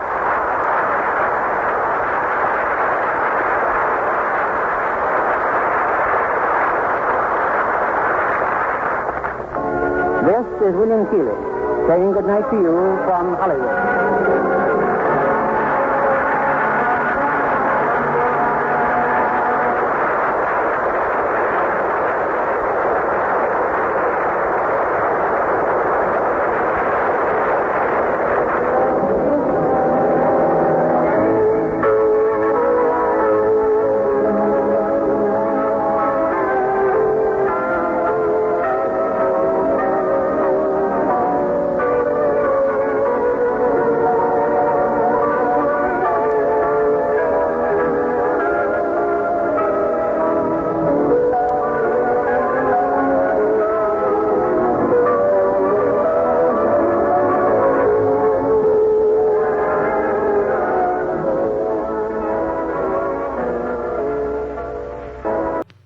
Enjoy a special one-hour season premiere of Happy Days Tuesday night at 8 on ABC.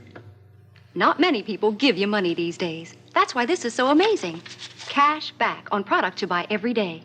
It's this incredible new idea from Universal Product Dollars called UPS. Look for the UPS mark. You'll find it on participating products whenever you shop. It means these UPS symbols are worth cash. Save 50 or more, mail them in these postpaid cashback envelopes, and get a check for as much as $10 or more. And UPS envelopes are free at the Legs Boutique where you shop. Just save UPS and get cash. TWA returns to the skies, film at 11. The seedy side of fame comes to life with Broadway is My Beat up next. You know, someday I hope to make it on Broadway myself. Ow! Broadway's My Beat. From Times Square to Columbus Circle, the gaudiest, the most violent, the lonesomest mile in the world.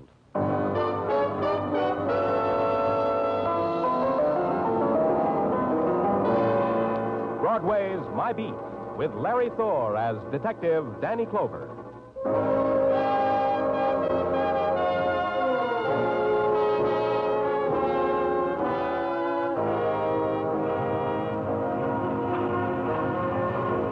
Broadway, it's an enchanted island or a prison cut off from the rest of the world. It all depends upon the mood you're in. The sudden sounds that dart from doorways, call them fury, or make yourself believe they're promises dimly heard. Or con yourself that the stare that just trailed by you had nothing to do with hunger. You can kid yourself on Broadway because that's what it's here for. It's Broadway, My Beat.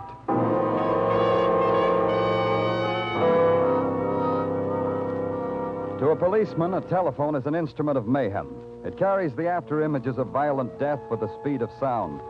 The telephone told me there'd been a murder. It told me just now. It told me where.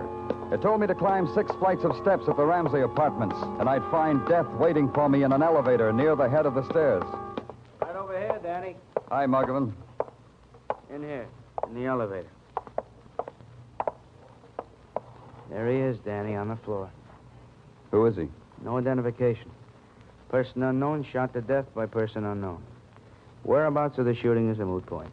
This man's too well dressed to go around without a wallet or some kind of identification. Maybe he was heisted. Who are you? Elevator man. Yeah, Danny, he runs the elevator. He called in the precinct. I got the call.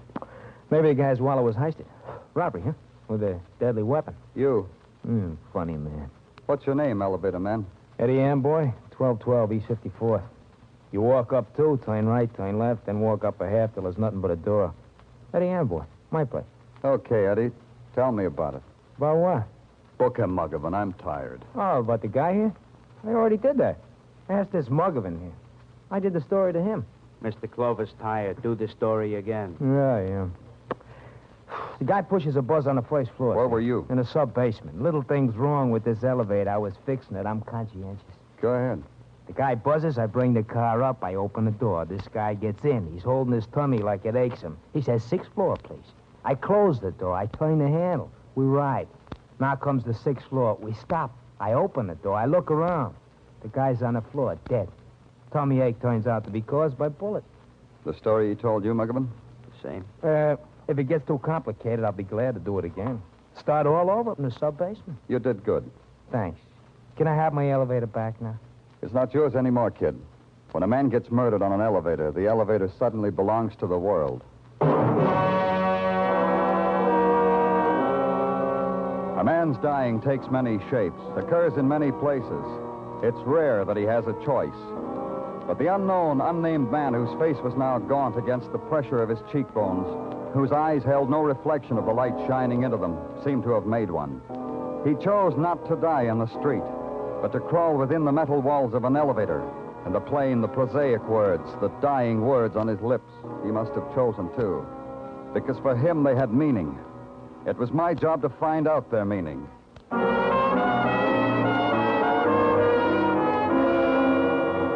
At headquarters, we put tracers out on the murdered man. Who was he? If we knew that, maybe we'd know why he had to die. And in the morning, I went back to the 6th floor he'd wanted. I had Muggavan's list of the tenants in the 3 apartments on that floor. I rang the first bell on the list. What do you want? You're Miss Conrad? What do you want? I'm from the police. Who is it, Martha? Who is it? Don't you think you'd better tell her? Martha, how dare you not answer me? Who is it? And don't tell me it's no one, because I heard you whispering. Who is it, Martha? It's the police. Oh, how wonderful, the police. But isn't that the end? Show them in, Martha. No, wait, darling. First I want to paint my face. Come in. But It's all right. She's already done her face. Come in. Down this hole, please. No, don't come any closer. I want you both to stand right where you are. Especially you, policeman. You're Miss Conrad? Mary Conrad. You may call me Mary, because Mary's a grand old name. Martha. Yes? Martha, get the policeman and me something. A libation, a morning martini, anything the policeman wants. Don't go away, Martha. You afraid to be left alone with me, policeman? Miss Conrad, a man was murdered in this building last night. Murder? In this building? That's the end. Martha, did you hear what the beautiful man said? He got in the elevator and asked for the 6th floor. Was it you he wanted to see, Miss Conrad?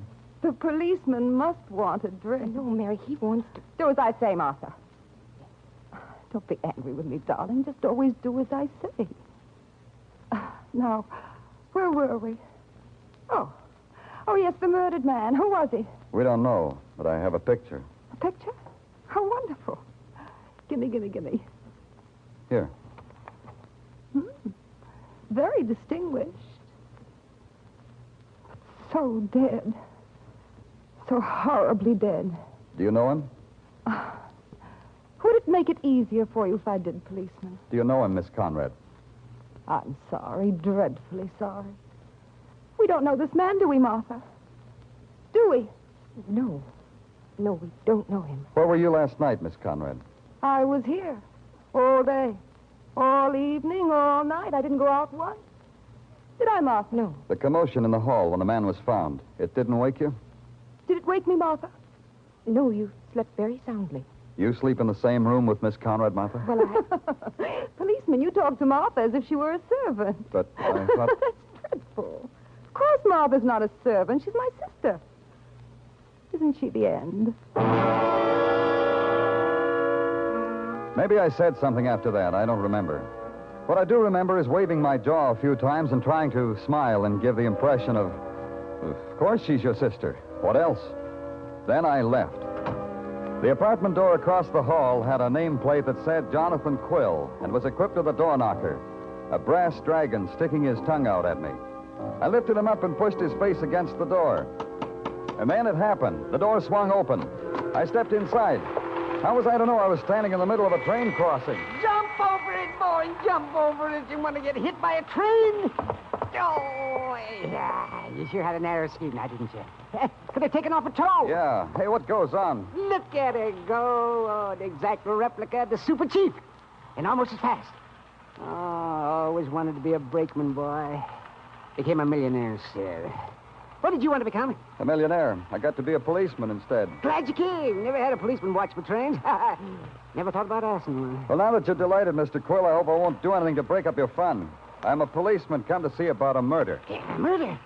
Wait till I throw the switch, boy. Wait till I throw the switch here. Just wait till I throw it. Did you see a murder? You mean the one down the hall? The elevator murder? I didn't do it, and I'll prove it to you. Mr. Quill. You bet I'll prove it to you. You want an alibi, don't you? That's why you came here. I know all about policemen. You want alibis. Harold! Harold! Yeah? Come in here. Harold, that's a policeman. You know what to do, Harold. Right over there. That's a policeman right there. Hello. My name's Harold Blake, Jonathan's partner. Danny Clover. You seem to have gotten Jonathan excited. Jonathan gets excited. Tell him, Harold. Tell him. You know what to do now. Tell him. Well, ever since the elevator boy was in here last night... Eddie Amboy? He didn't say anything about that. I didn't know he came in the apartment. Well, he reported the murder from here. You mean he used your phone to call the police? Yes, that's right, to call the police. I was here visiting with Jonathan. I live in the next apartment, you see. I see. Pretty late for visiting, wasn't it? By some standards. By some standards? Frankly, Mr. Clover, and you've probably never gotten an alibi like this in your life. We wanted to watch the trains on what we call the milk run. That's our alibi. Tell him what else, Harold. Go ahead. I don't think that's necessary. Go ahead. Tell me what else. Well, it's about the elevator operator, about Eddie. Jonathan thinks Eddie is the murderer. That's what I think. Oh? Why? Because Eddie is mean and spiteful and tried every which way to make an honest dollar. He's the type that murders other types. What else? Need there be anything else? Eddie is the killer. It's a hunch I have. I have made $1 million with my hunches. You see how it is, Mr. Clover. No, I don't see. But I'm going to try. Where there's peace, gentlemen, and quiet. Away from trains, gentlemen.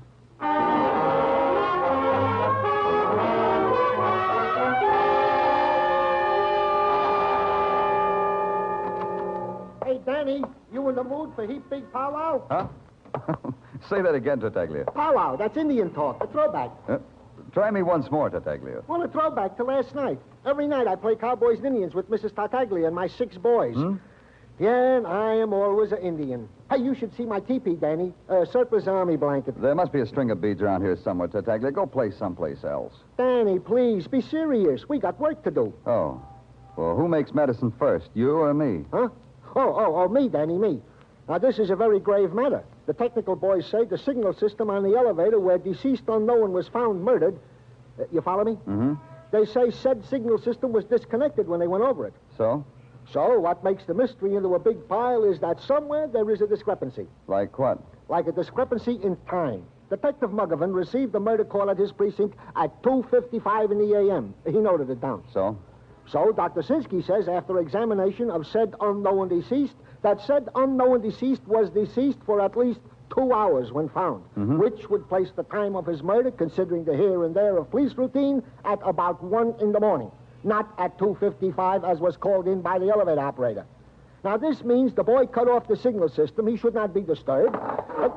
Danny, I ain't finished. I can never get a word out edgewise. Danny!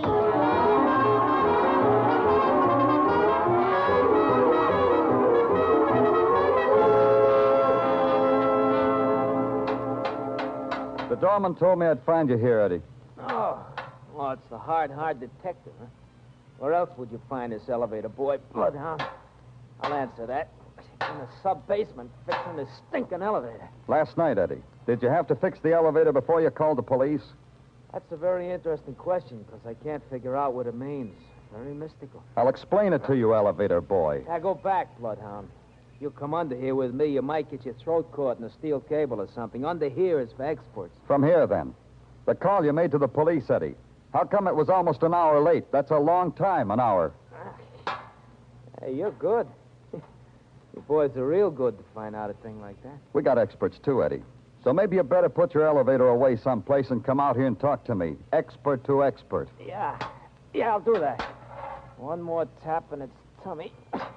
Hey, who's that? Eddie, get out! Get out! I can't! My foot is caught! Help! Oh! No.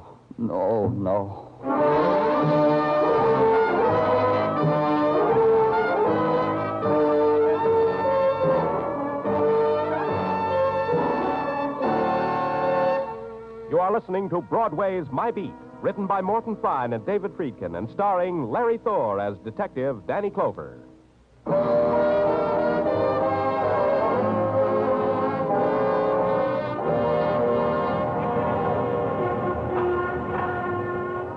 Broadway is a place that mourns the dead only in passing. The cold whisper of death winds its way through the neon chasm, and Broadway notes it, shudders, and huddles in on itself. To the murder of an anonymous man in an elevator, to the crushing out of another man's life by that same elevator, Broadway reacted true to form. It read the headlines, shrugged, and flipped them neatly into the nearest trash can. But at headquarters, it isn't that easy. Even Sergeant Tartaglia didn't think so. It ain't easy, Danny. 20 years into business, and, well, it still ain't easy. What isn't, Tartaglia? To be in a business where the product is dead bodies, where the clients are murderers. I've often commented thusly to Mrs. Tartaglia. Does she comfort you then, Tartaglia? Like an angel. She goes to the mixmaster, beats up a recipe, and presents me with a confection. I happen to have one here now, Danny. Homemade halva. Here, have a piece. Go on. Thanks.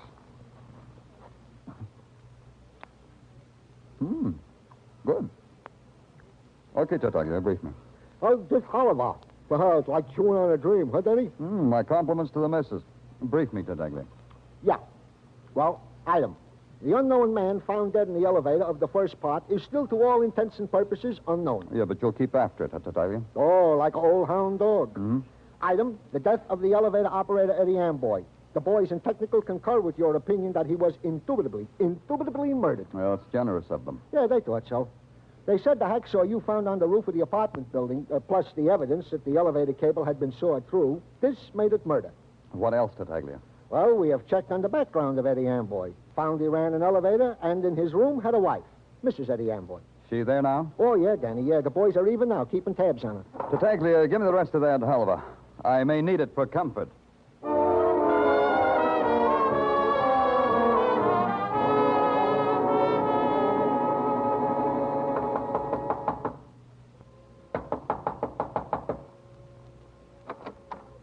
Yeah? Mrs. Amboy? Who are you? I'm from the police, Danny Clover. Well? May I come in? You're from the police. You want to see me about what? About Eddie, about your husband. He's dead. You're late. You should have come months ago. Eddie's dead. Last night he got married to an elevator. Eddie was murdered, Mrs. Amboy. You'd want to take the trouble. Oh, come on in. Sit over there if you want to. Thanks. You said I should have come months ago. Why? Could have arrested him. Could have had him sentenced for every little petty crime he committed. I added it up one night. Come to 157 years. That way, huh? This way, Mr. Clover. I could have visited him in jail, brought him pineapple upside-down cake. He liked pineapple upside-down cake. It's a dream I had. To watch him eating pineapple upside-down cake behind bars. You sound bitter enough to want to kill him. And wreck that dream I told you about? Myself? That was Eddie's department. You were around when Eddie was killed? Still doubt me, Mr. Clover. Don't doubt me. I've been on vacation, mister. To Washington, the District of Columbia, to our nation's capital. 2-day all-expense tour by bus to gawk at the White House, Lincoln's Memorial. Miss Amboy. Eddie sent me away. He had a girl. Oh. When did you get back, Mrs. Amboy? This morning. Time to read the papers. And time to know that Eddie was dead. Time to come back here and sniff perfume I never had. Another woman. We'll check that. About the trip to Washington, I mean. Yes, sure. You know what I was just thinking, Mr. Clover? What? 6 years. I get my first 2-day vacation in 6 years, and it becomes a matter for the police. How long will it be before Eddie leaves me alone? You've seen women like me before, mister. Help me out. How long will it be? We'll just check about that bus trip. No longer than that. Wait a minute. Don't go yet, Mr. Clover. I got it right here. Here. Take this wallet. What about it? Before I burned Eddie's clothes this morning, I went through them. Maybe he left me $5 insurance money. That found this wallet. Eddie never had no wallet like this. Anyhow, it's empty. Not quite empty. A picture of a man. An identification card. You know him? Not really, Mrs. Amboy, but I know about him. He's a man who didn't get off an elevator. He tried, but he didn't make it. Mrs. Amboy's eyes glittered through the shadows of the room filled with shadows. And all that was in them was the hard crust of a hatred finally resolved. It was not only Eddie's clothes she had burned, but his touch, his gaze on her, the whispered night words. There was nothing more I could ask her about Eddie that she would answer. So I got out.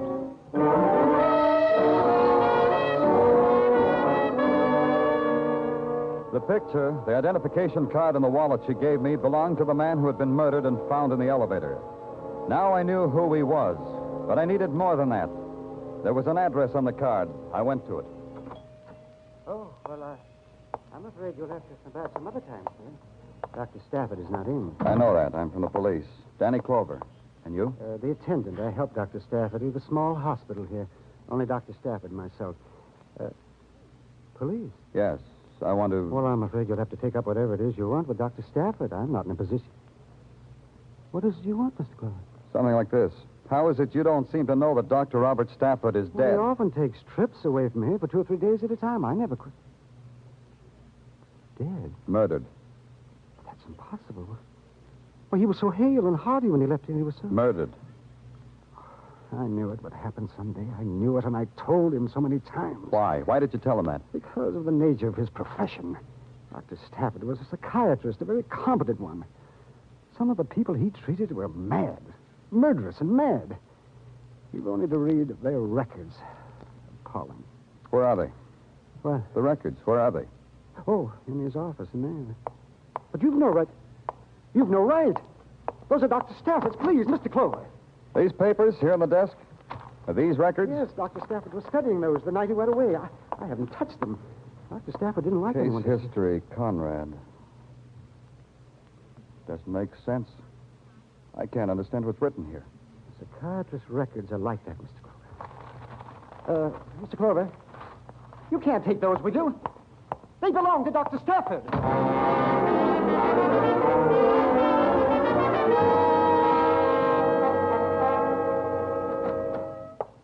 Welcome, Danny. Welcome to the office that Freud built with the taxpayers' money, Danny. Dr. French, how are you? All right, Danny, all right. Well, what brings you to the city psychiatrist? Problem? A problem. Off the record? On it, Doctor. I've got a file here.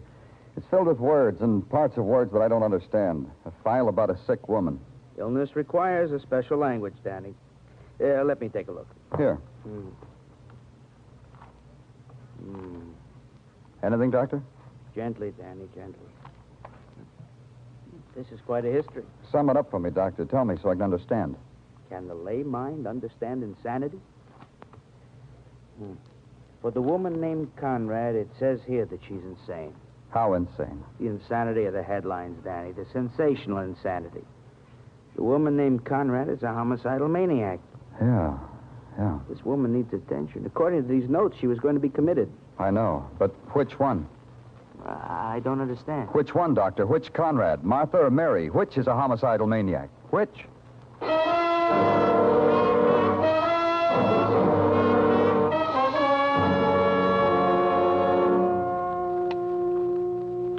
Tartaglia, get in here. Yeah, Danny, yeah. I was just in the... Hey, what are you doing with your gun, Danny? The old ammunition don't please you? Something like that. Tartaglia, I've got a thing for you to do. Always a pleasure, Danny. Tell the boys in the press room we've captured a homicidal maniac. Oh, that's nice. Huh? Hey, where, Danny? Where is he? A woman, Tartaglia. A mad woman named Conrad. Tell the reporters we're holding her for the murders of Dr. Robert Stafford and Eddie Amboy. Huh? You have spoken, Danny. But what, Tartaglia? Well, me, a policeman. It makes me ashamed to confess it, but I don't know what's going on in the police department. Oh, I'll whisper it in your ear, then you'll know. Eddie Amboy. He was the key, Tartaglia. The key to what, Danny? To the murder of Dr. Robert Stafford, to his own. Because he saw the Conrad woman kill Stafford, then blackmailed her in his own special way. Eddie had special ways. Well, if I could only understand it, it would explain something. Well, it explains Eddie's delay in calling the police. He had to fix it up with a murder at Tartaglia. It took him an hour. When he finally convinced her, he called us. He didn't know he was playing games with a mad woman. Oh, and this Conrad was the woman who sawed through the cable and thereby dropped an elevator on him? Yeah. Ah. Hey, but wait a minute, Danny. There are two Conrads, Mary and Martha. Now, don't play hard with my emotions, Danny. Which one was it, Mary or Martha? How would I know? Another thing, Tartaglia. One of the Conrad sisters is in her apartment now. I checked. Tell Muggavan not to let the other sister get to her. Under no circumstances is one sister to contact the other. You got that? Got it, Danny. Yeah, one more thing. If anyone wants me, anyone, they can reach me at home. Is it all clear now, Tartaglia?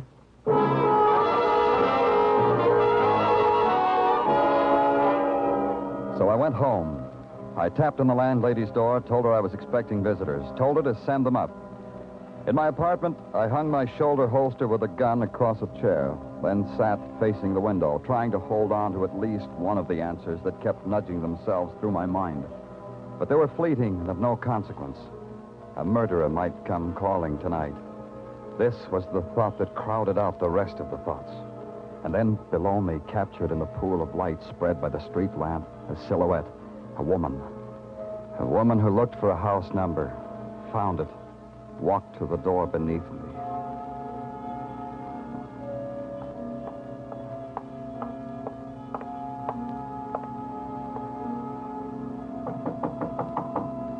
Found me.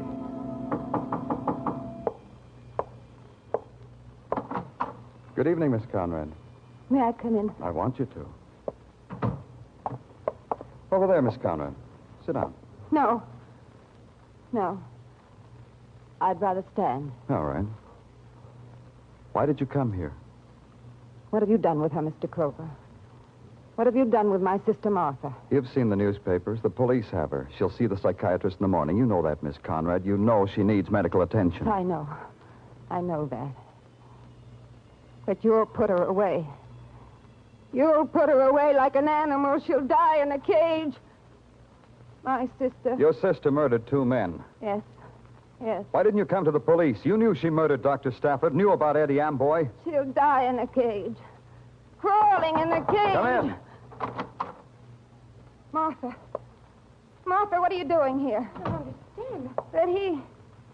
That policeman, he said... The papers said... They were holding you, Mary. I thought they'd finally caught you. Finally. Oh, Mary. Mary. It's a trick. It's a trick. Let's run. Let's get out of here. No more running. Come on. No more. You're sick. Let's go.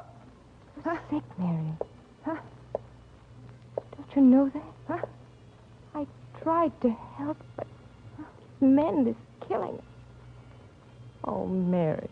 Don't touch me. You've turned on me. Now he knows. Now he knows, and you...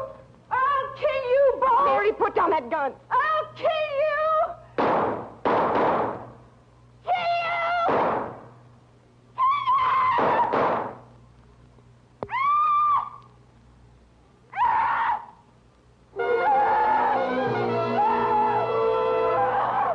The smoke from the gun curled up and mixed with her hair, and behind the smoke, her face, fury disintegrating, dissolving into disbelief. She stood there, her body taut, her mind clutching for one fleeting instant of sanity that it was through, over, done with. The simple recognition that the gun had been harmlessly loaded. Then she rejected everything.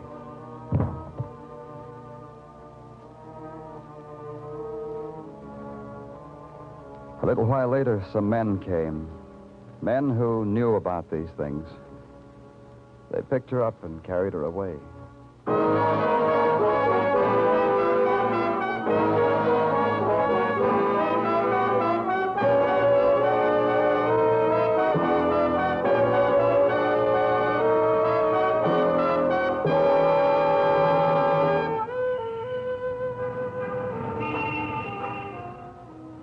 Broadway's deserted now, except for those who never quit. Those who wear peepholes for eyes, the dream walkers, the people who want to laugh. They search behind doorways, in alleys, through shuttered windows. And they never go home, because they can't. It's Broadway, the gaudiest, the most violent. the lonesomest mile in the world. Broadway, my beat.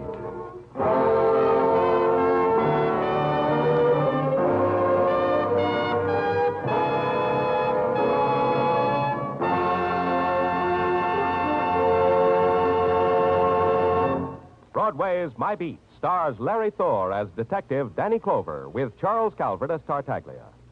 The program was produced and directed by Elliott Lewis. The musical score was composed and conducted by Alexander Courage.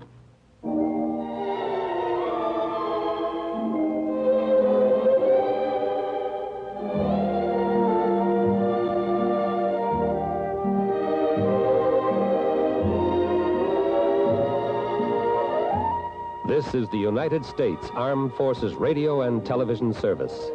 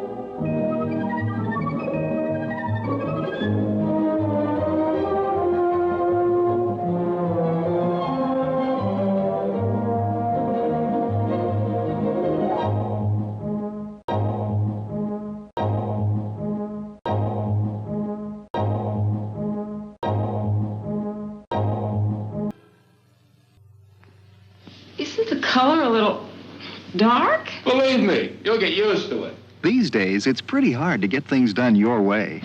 But not at Burger King. 2 Whoppers and 2 chocolate shakes. Could we have the Whoppers with extra ketchup on them? Sure. See, Burger King doesn't make all its delicious 100% pure beef hamburgers ahead of time. You want your Whopper built some special way, you get it without a lot of waiting. Have it your way, Burger King.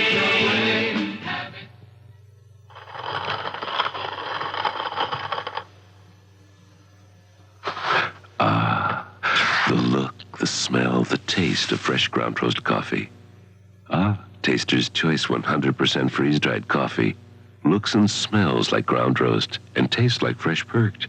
And for you decaffeinated drinkers, Taster's Choice decaffeinated. Green labels, same fresh perked flavor. Ground roast and Taster's Choice. Just try to taste the difference.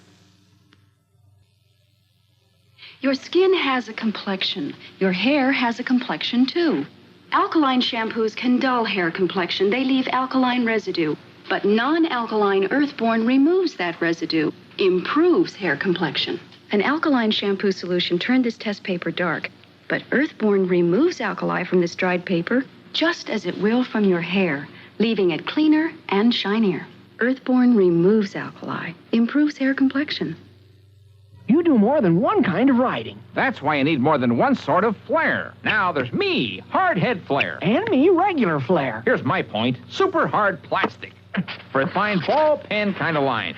And vivid flare colors. I even make carbon. Here's my point, a flexible nylon tip with the expressiveness you need to set your writing free. Hard head flair. Regular flair. Now flair gives you both. For all kinds of writing. Shouting. Reporting. Doodling. Carboning. Drawing. Figuring. And,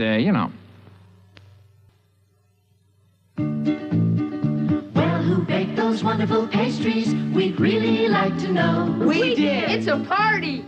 With Pillsbury poppin' fresh dough. If there's anything better than hot apple turnovers, they're great.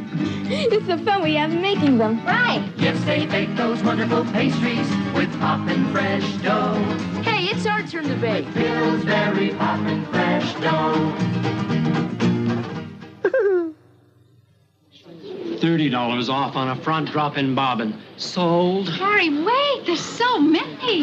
$90 off on a machine with a flip and sew surface. You'll love it. It's the world's biggest sewing machine sale. Hi.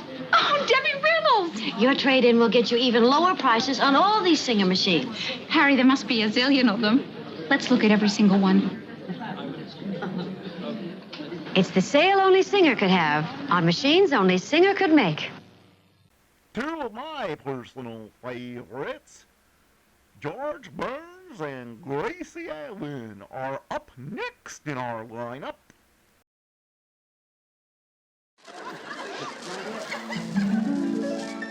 Oh, goody, goody Jell-O pudding tonight. It tastes like Grandma's, only more so. You ain't kidding, that's right. And just as Jell-O, 6 delicious locked-in flavors can't be beaten, so the proof of Jell-O pudding's in the eating. The Jell-O twins are hard to find, but keep on looking in your store. When sugar shortages are over, there'll be more. Just a taste of Jell-O pudding or of Jell-O and you know it's the one and only Jell-O.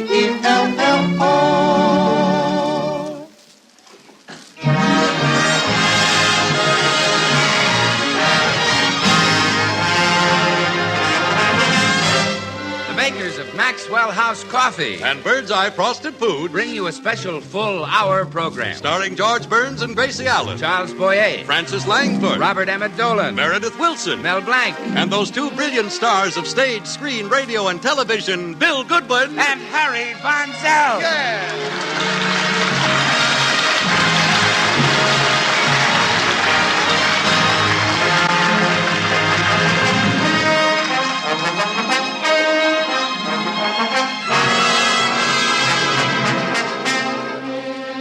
For your listening pleasure, we invite you to enjoy the fun of George and Gracie, the romantic charm of Charles Boyer, and the songs of Francis Langford.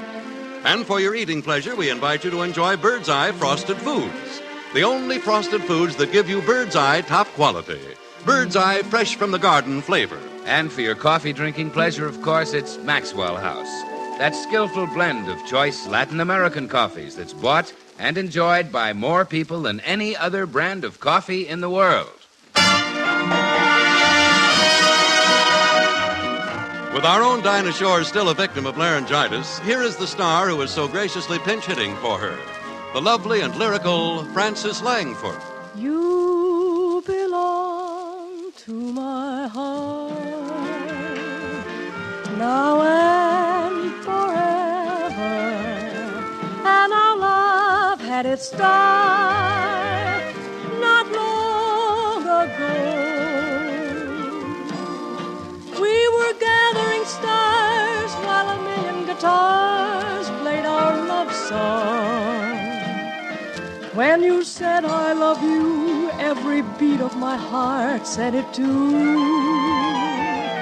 'Twas a moment like this, do you remember? And your eyes threw a kiss when they met mine. Now we own all the stars and a million guitars are still playing.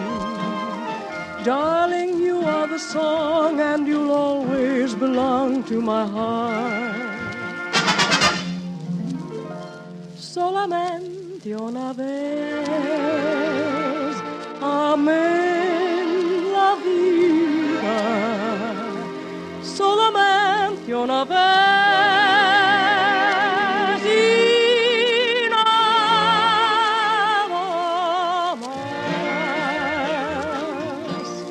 Now we own all the stars and a million guitars are still playing.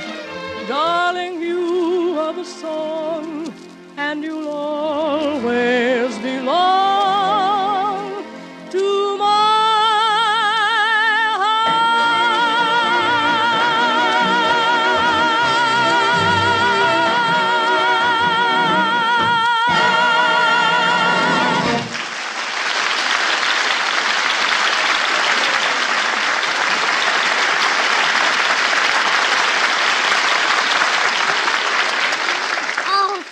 that was beautiful, and it was so sweet of you to sing for Dinah this way. It's a pleasure to do it, Gracie.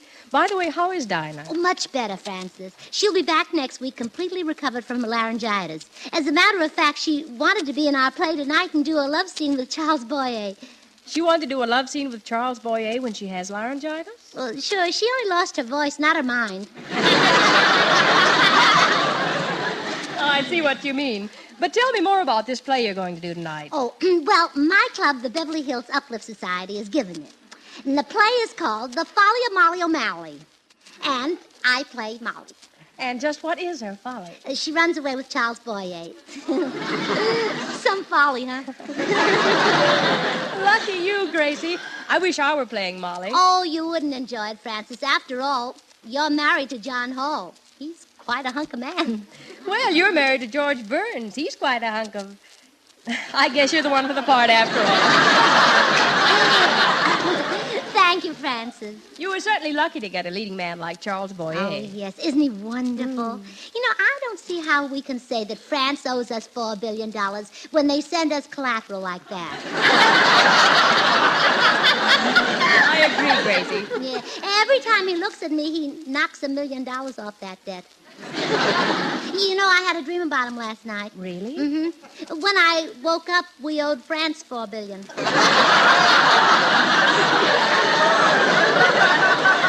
Well, how did you happen to dream about Boyer, Gracie? Well, you see, as George and I were getting ready for bed last night, we were discussing the play. And naturally, I was excited about playing opposite Mr. Boyer, so I couldn't go to sleep. And finally, George...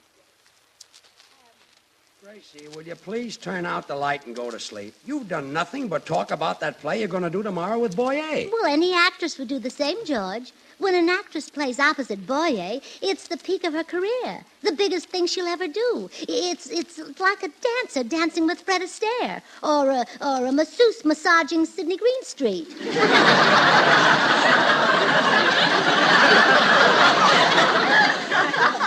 All right, so he's a fine actor. But what's the personal appeal? Well, now, in the first place, he's a Frenchman, and there's something about Frenchmen that's different from other men. They're so French. Hey, you couldn't say that about a Swede. No. Now, go to sleep, Gracie. Yes, dear. Charles Boyer. Tomorrow I'll be made love to by the master. I feel just like a drum that sees Gene Krupa reaching for it.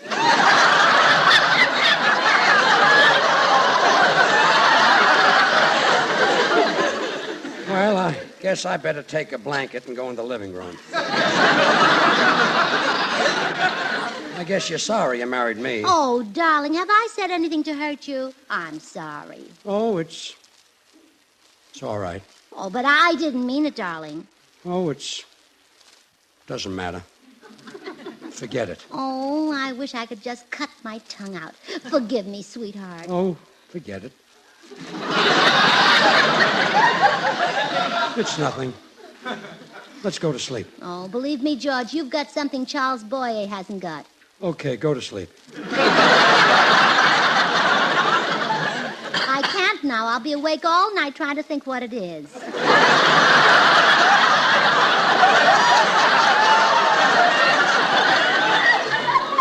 Gracie, if you don't stop talking about Charles Boyer, you're going to dream about him. Now go to sleep. Oh, yes, dear. But I want you to know that your name is the only one that really stays in my mind. The only man I could ever dream about is my husband, George Boyer. Yeah, Charlie Burns. Charlie Burns, yes, I got a new name. Good night, dear, and call me Spunky. Good night, dear.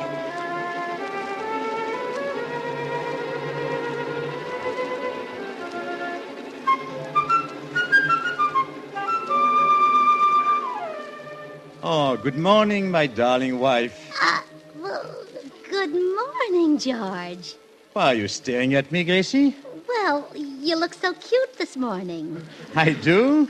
Yes. In fact, better than you did when I married you. Oh, what an adorable child you are. Come, let me give you a great big kiss. Do that again, George.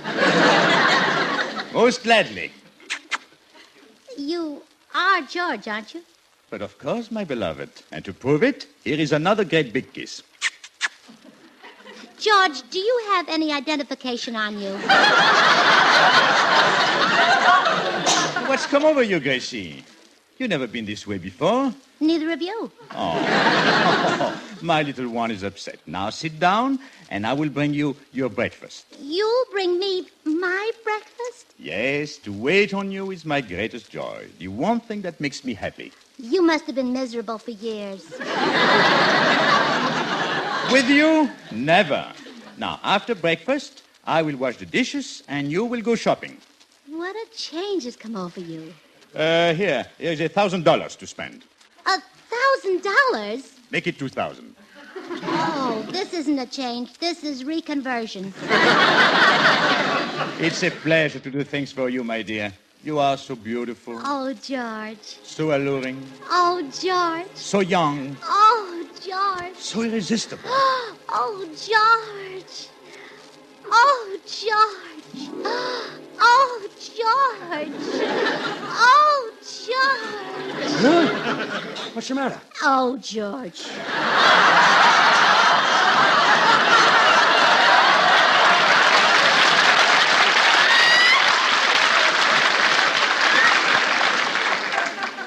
What happened, Gracie? Oh, I had a dream, George. A dream in which you looked just like Charles Boyer. It was terrible. It was? Yeah, it was so short. A fine thing, my wife dreaming about a man. Yes, I am ashamed. I don't want to dream about a man. I want to dream about you. Go to sleep.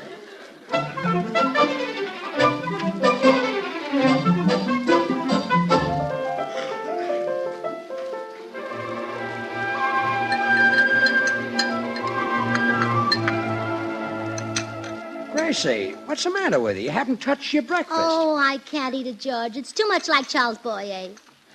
Your breakfast is like Boyer? Yes, now take that grapefruit, for instance. It reminds me of his high, intelligent forehead. Oh, sure. And those wonderful eyes of his.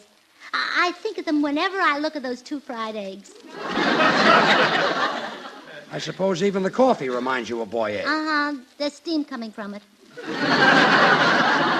Oh, well, stop mooning about the guy. Remember, I'm in this play of yours, too. Oh, of course you are, darling. And it's a very important part. After all, you're the Irish policeman who arrests the jewel thief. You bet, Begorra. Mm-hmm. And not only That's that... Irish stuff. Yeah, I know. Not only that, you hold Mr. Boyer's script during a love scene. I hold a script? Yes. What does he hold? Yeah. By the way, why haven't we had any rehearsals for this play? Well, Mr. Boyer has been out of time. Too. Mm-hmm. He's been out of town? Mm-hmm. Then how do you know he's even going to appear? Oh, don't worry about that. We girls of the Beverly Hills Uplift Society made him an offer that no man in his right mind could refuse. I'll get it, dear. Good morning, Mrs. Burns. Oh, Mr. Postman, hello. How are you this morning? Oh, I'm simply bursting with health and happiness. But then May is always a happy month for me. You see, my wedding anniversary is in May. Oh, and that makes you happy. Oh, yes. I look at my wife and think, well, there's another year of that I won't have to go through again. Here's your mail, Mrs. Burns. Just one letter. Oh, thank you, Mr. Oh, look. It's from Charles Boyer. Charles Boyer! He really sends you, doesn't he? Oh, I'll say he sends me, and what a delightful trip. Oh, your whimsical expressions make me laugh.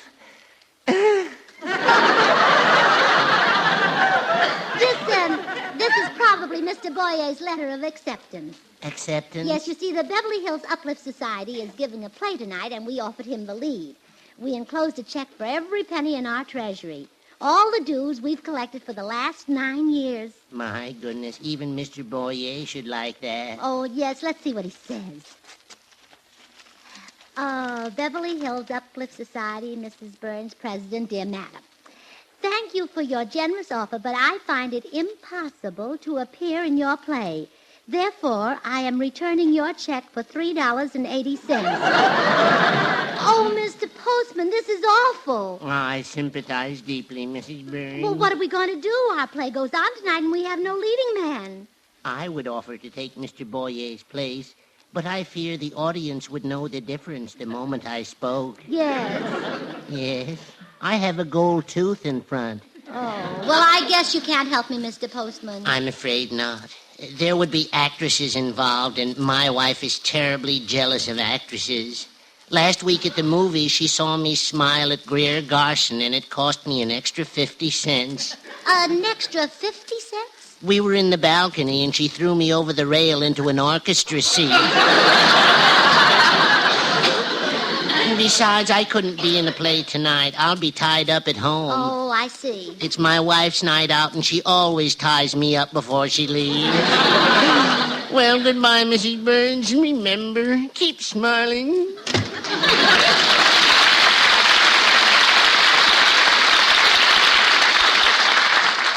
Who was it, dear? Oh, the postman, and he brought the most terrible news. Charles Boyer doesn't want to do our play. No. Poor man, he must have gone crazy. This play would have made him a big star. Yes, he might have become better known than Sabu, the elephant boy. Well, I'll just have to go around to all the girls in the Beverly Hills Uplift Society and collect a special assessment. What for? Well, so we can offer Mr. Boyer more money. I guess $3.80 was a ridiculous offer to make to a star like him. I should say it was. Oh, I'll bet he'll change his tune when we raise it to $5. I don't know. That'll put him in a mighty high bracket. You know, his prices certainly have come up since Germany surrendered. Prices have come up? I should say. During the war, he was free French. Goodbye, dear. Goodbye, dear.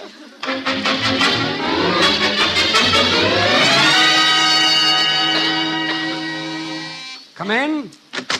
Hi, George. Oh, hello, Bill. You know my friend Harry Von Zell. Sure, hello, Harry. Hello, George. Say, Bill and I just heard the news about Boyer not being on the show. Is it true? I'm afraid it is, fellas. Well, you got nothing to worry about, George. Harry and I will take over the whole program. Just the two of you? Yeah, well, certainly. We're going to pack a whole day in radio into that 1 hour, George. Yep. Serial, drama, comedy, quiz, everything. Yeah, sit down at the piano, Harry. Let's show George how it'll go. First, a daytime serial.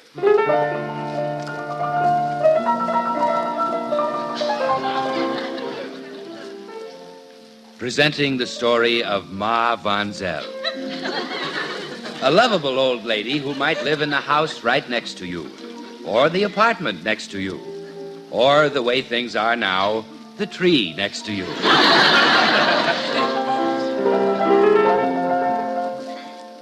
When we last looked in on Ma Von Zell, she was having a wee mite of trouble.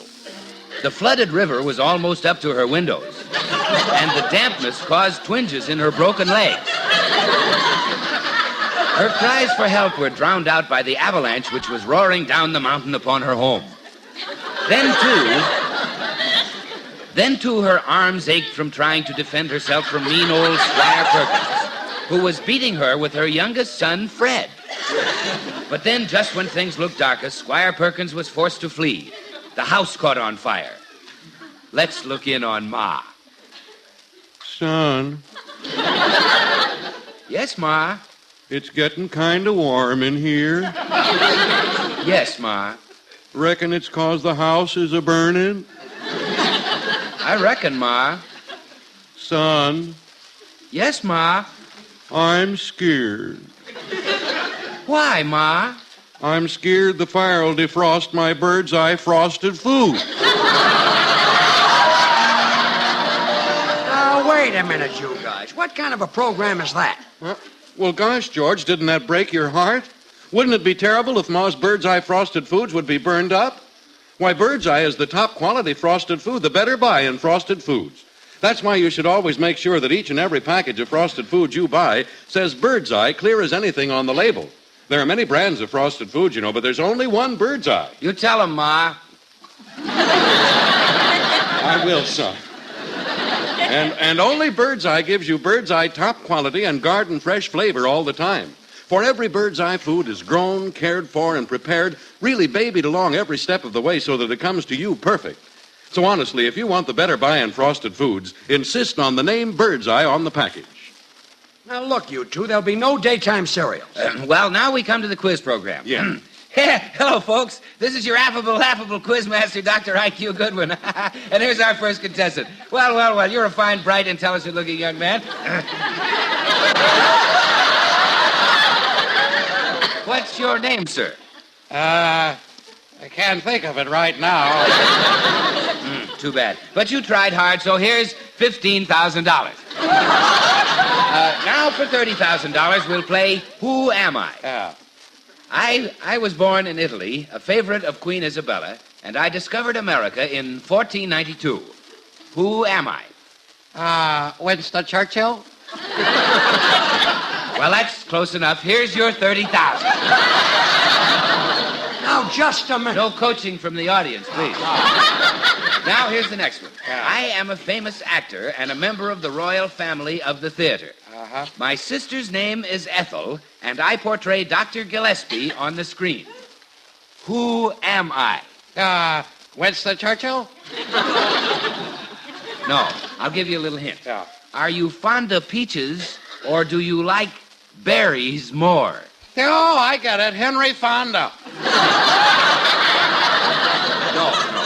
The first name is Lionel. Oh, sure, Lionel Fonda. That's close enough. You have just won a home in Beverly Hills. Would you care to try for a swimming pool?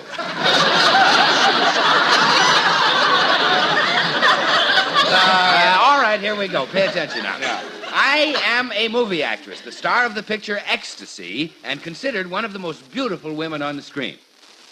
I have raven black hair, gorgeous green eyes, a divine figure, skin like rose petals, and beautiful, luscious red lips.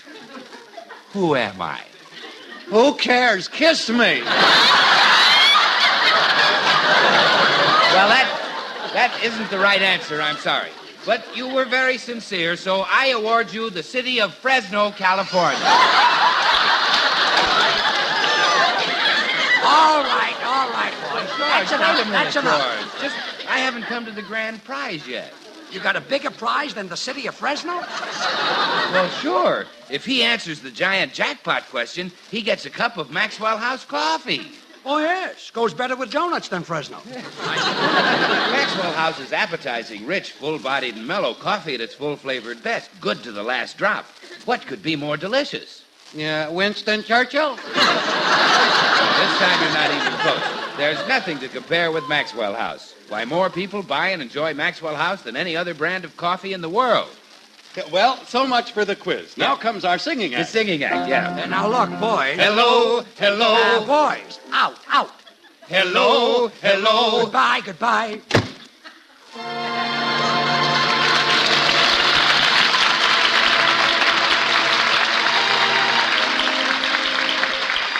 Now, here's Francis Langford singing, Oh, What It Seemed to Be. It was just a neighborhood dance, that's all that it was. But oh, what it seemed to be. It was like a masquerade ball with costumes and all, 'cause you were at the dance with me. It was just a ride on a train, that's all that it was, but oh, what it seemed to be. It was like a trip to the stars, to Venus and Mars, 'cause you were on the train with me. And when I kissed you, darling, it was more than just a thrill for me. It was the promise, darling, of the things that fate had willed for me. It was just a wedding in June, that's all that it was, but oh, what it seemed to be. It was like a royal affair with everyone there, 'cause you said, yes, I do to me. That's all that it was, but oh, what it seemed to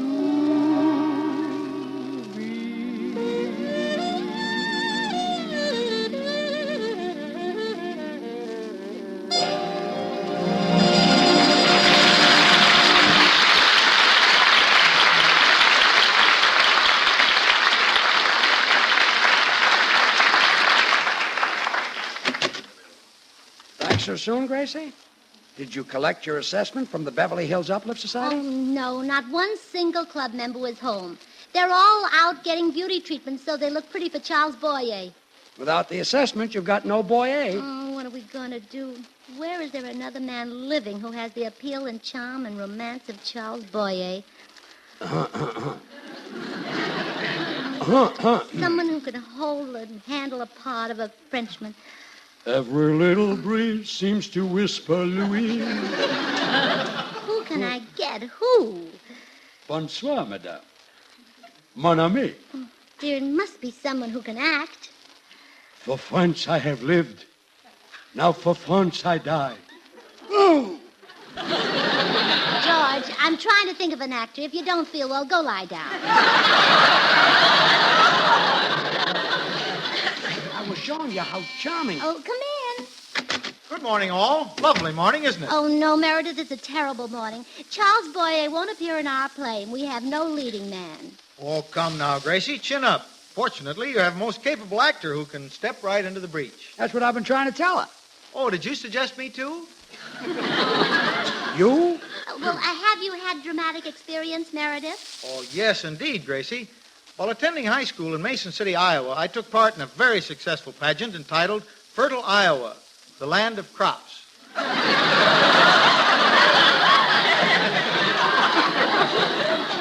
The land of crops, you don't say. What part did you take?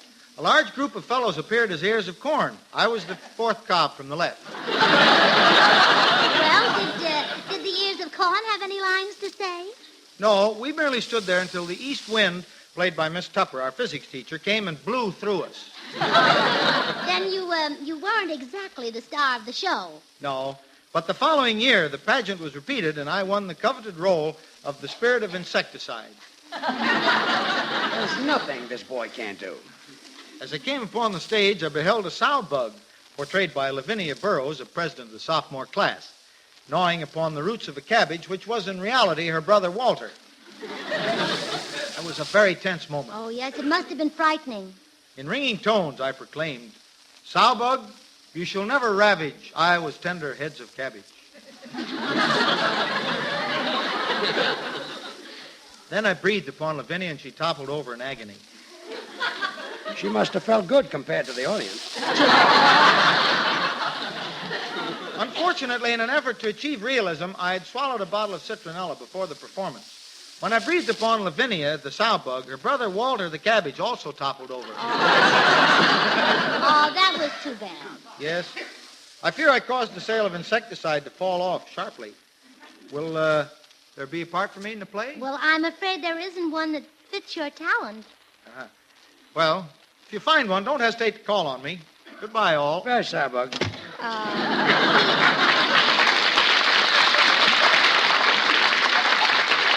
He is undoubtedly one of the nicest men who's ever lived.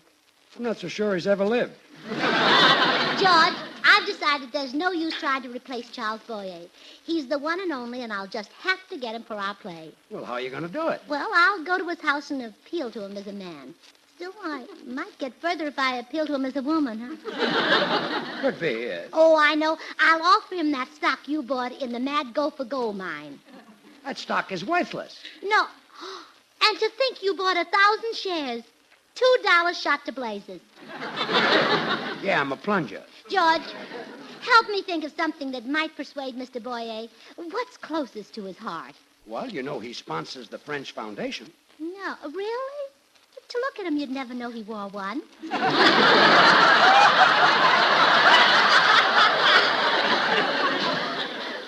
Gracie, that's where they put books. They keep hundreds of research books in the French Foundation. Oh, it must have more stretch than our American kind. Look, Gracie. I'll buy a dozen from you. 6 for you and 6 for me.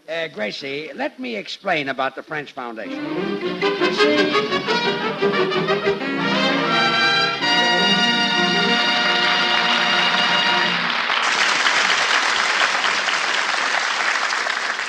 Stay tuned in, ladies and gentlemen. This special hour program will continue immediately after a pause for station identification. This is NBC, the national broadcasting company.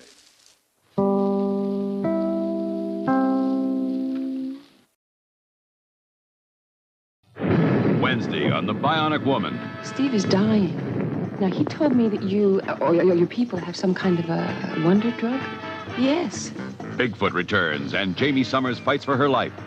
This time she won't escape. The $6 Million Man guest stars on The Bionic Woman. 1 week from tonight, a top-secret plane vanishes. The government spent $15 million developing the XJ7, and it just disappeared. Farrah Fawcett Majors guest stars on The $6 Million Man. Hunt the biggest of all game with the Green Hornet and Cato coming up next.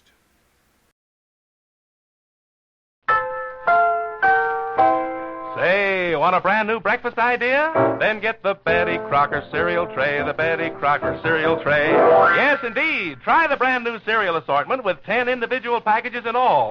4 Wheaties, 4 Cheerios, 2 Kicks. All top favorites and all extra fresh. Yes, it's fun to take your pick from Wheaties, Cheerios, and Kicks. Get the Betty Crocker cereal tray, the Betty Crocker cereal tray. Get that tray today. And now the Betty Crocker cereal tray presents...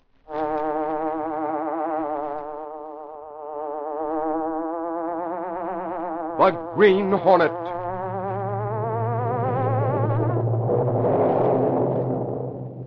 He hunts the biggest of all game, public enemies who try to destroy our America.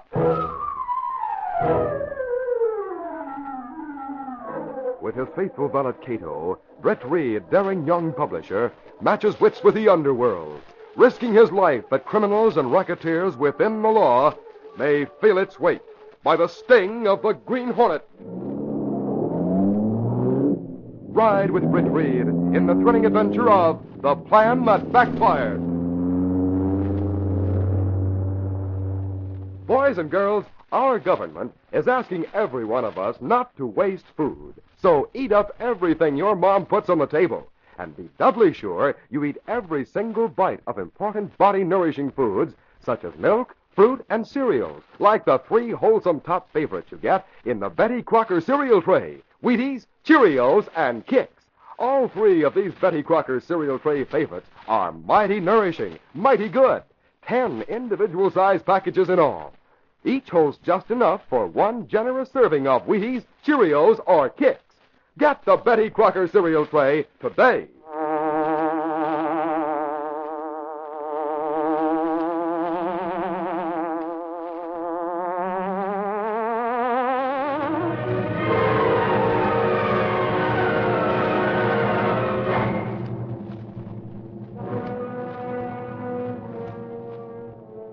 Brett Reed had spent the morning in the company of his father, talking to attorneys in connection with a scandalous congressional hearing that had been front-page news for several days. It was nearly noon when he reached his office.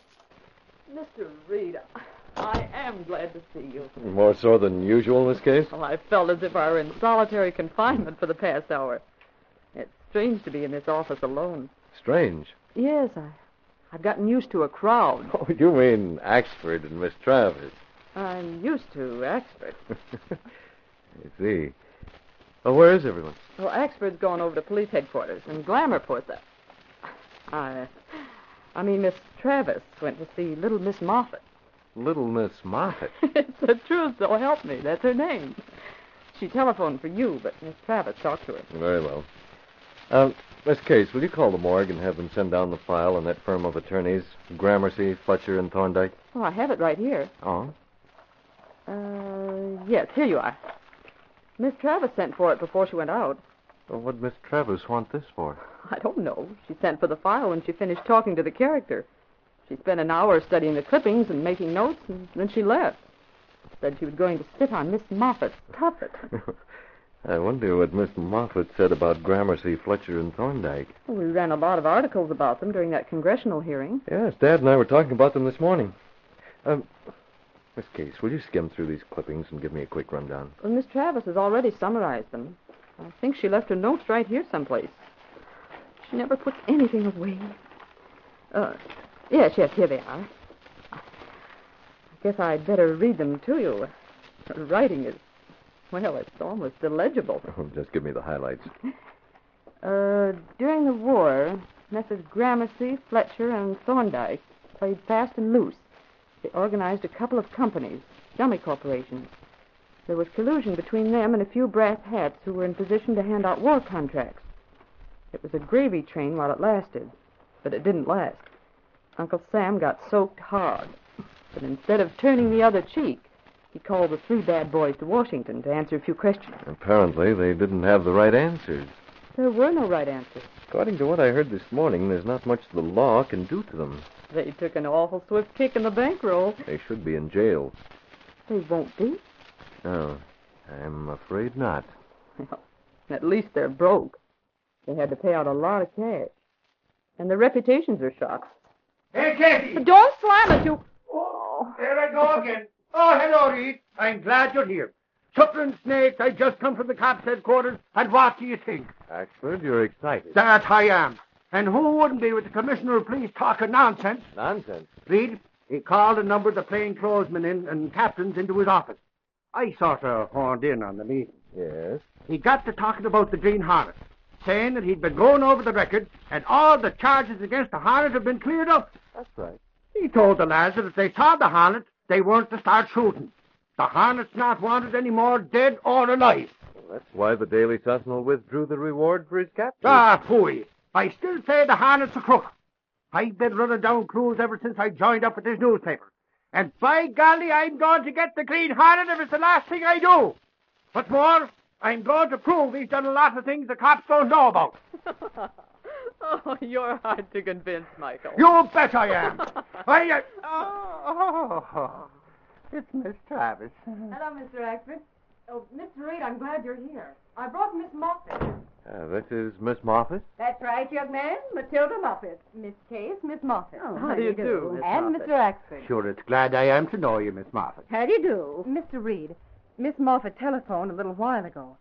She's a client of Gramercy, Fletcher, and Thorndyke. Indeed. Mr. Reed, I've been a Sentinel subscriber for many years. I wanted to talk to you because I like your style. Well, thank you. Yes, sirree. I liked what you said about Gramercy, Fletcher, and Thorndyke. You call a spade and a crook a crook. After I talked to Miss Moffat, Mr. Reed, I thought I'd better bring her here. Those crooks are trying to murder me. Holy crow. She's not fooling, Mr. Reed. You mean Gramercy, Fletcher? I do. You see, my father died a good many years ago and left me a tidy sum of money. The estate was in the hands of Mr. Gramercy. The father of the present Mr. Gramercy. That's right. The old man was honest, but this son of his, I never did like him. Got a face like a ferret. I wasn't surprised when I read about the shady dealings that law firm was in. I didn't want anything more to do with them. So I asked for an accounting of my money. Oh, did you get it? Not yet. They've done nothing but hedge and stall. They may have appropriated some of Miss Moffat's funds to pay up on that war profits deal. That's how I sized it up. I let them know a week ago that I wouldn't shilly-shally any longer. Told them I'd have an accounting by the first of the month or know the reason why. You said something about murder. The day after I made my ultimatum, I was nearly run down by a car. Well, that could have been an accident. It could have been an accident. Likewise, it could have been an accident if my furnace gave off poisonous gas just after a man from the furnace company came to check it. Mr. Reed, that man was an imposter. The furnace company did not send a man. I'd have died in my sleep if my dog hadn't roused me. By golly, maybe you've got something. There were several other things, Mr. Reed, including an attempt to poison her food. Incidents that might have proved fatal to Miss Moffat. Coincidence can only go so far, I always say. Well, this is a matter for the police. They'll send a man to guard you. I'm going to talk to the police, and I'm going to hire a couple of guards. but I wanted you to have this story just in case something happened. Oh, I see. Miss Travers here has offered to stay in the house with me until things are straightened out. Well, with Miss Travis and police guards, you should be well guarded. If Gramercy, Fletcher, and Thorndyke can't settle up, there'll be a story, Mr. Reed. There will be. And I'll be interested in getting the facts. Yes, I thought you might be. When's the deadline? I told Gramercy I'd wait until the first of the month for an accounting of my money. If I don't get it, those shysters will find I can be just as tough as that committee in Washington. Maybe you can send them to jail. In which case, you'd be even tougher.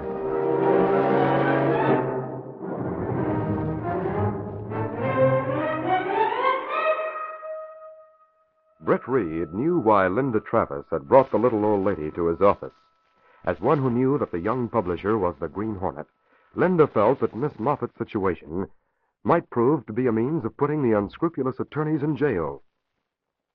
It was several days later when Gramercy sat in Fletcher's office, discussing the firm's problem. We're in a jam, Fletcher. A real jam. We've got to get $100,000 to settle with that old lady. Yes, and within 1 week. 1 week. Confound it. Why couldn't something have happened to her? We tried hard enough. No use trying anything else with her. I came to your office because I have an idea. Let's hear it. We have partnership insurance. If one of us dies, the surviving members would get $100,000 with which to buy his interest in his widow. Go on, Gramercy. There's double indemnity on that policy.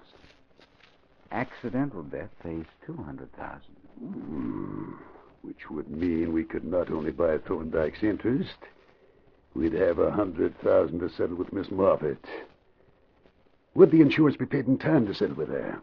The death of a partner would justify postponing all action until we could readjust things. Do you have a plan worked out? I have, and it's foolproof. Tomorrow evening, we'll take Thorndyke out on a little party, just the three of us. We'll go over to that roadhouse near Barnesville, and on the way home, we'll stop at a roadside stand on Windy Hill. We'll have to time it carefully. There's a train that goes past there at 1 o'clock in the morning. Go over it step by step, Gramercy. All right. Now listen. Here's just the way I have things worked out. We'll have a big evening with lots of food and plenty of drinks.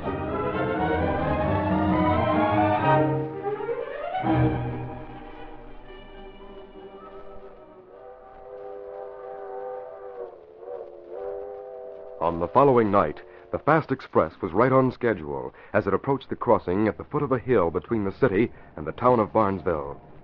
Fletcher and Gramercy were on schedule, too. With their partner Thorndyke, they were on their way home from a roadhouse dinner, during which they consumed considerable liquor. Seated between the murder plotters, Thorndyke was asleep when Fletcher brought his car to a stop near a roadside stand on the hilltop. Thorndyke. Thorndyke, you asleep? Yes, he is. He should be asleep after that last drink you fixed for him. All right, Fletcher, let's get out of the car. You get out first. You've got to put a block in front of the wheel. I have it. Is anyone watching us from that hot dog stand? No. Let me know when the block's in place, and I'll release the emergency brake. All set. Be sure the wheels are straight. They are.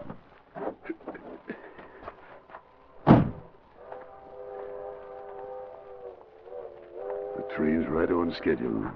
And we're in luck. Let's get over to that stand. Just a second. I've got to straighten out the cord to pull the block away. There we are. Let's go. Not too bad. Thorndyke fell asleep. He'd enjoy a hot dog. Yes, he certainly would. Pull the block out. Thorndyke never could stay awake after a few drinks. Car starting to roll. It should pile right into the train. Yeah, what'll it be, mister? A couple of hot dogs with plenty of mustard. And be sure they're well done. Sure. Hey, your cars are rolling down the hill. What? Fletcher. Fletcher, look, your car. That confounded emergency brake. I keep forgetting to have it fixed. It's getting away. Thorndyke! Thorndyke! Wake up! Wake up, Thorndyke! What? The train's coming. That guy in the car, he'll be killed. Hey, wake up! Wake up, mister! Wake up! What's the matter?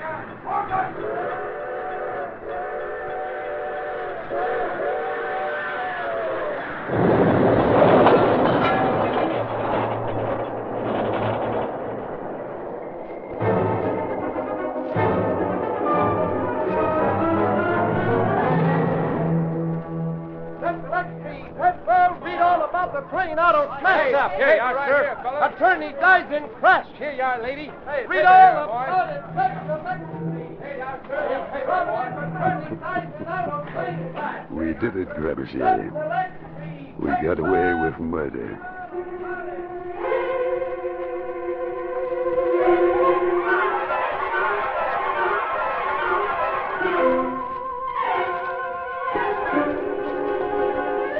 We'll continue our story in just a moment.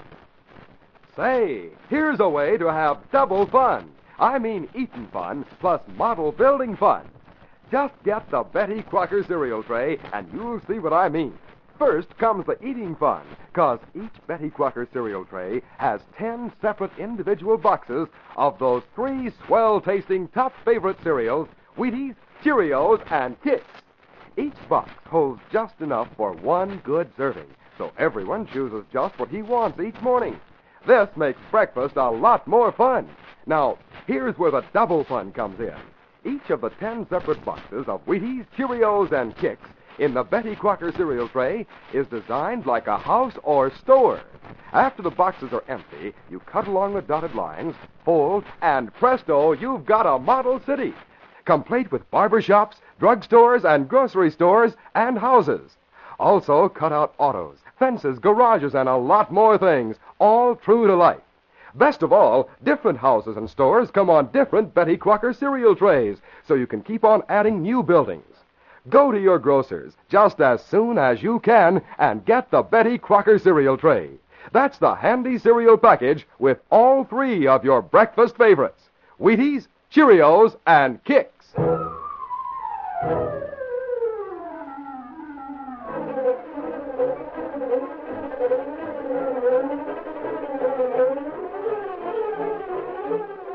And now, back to our story.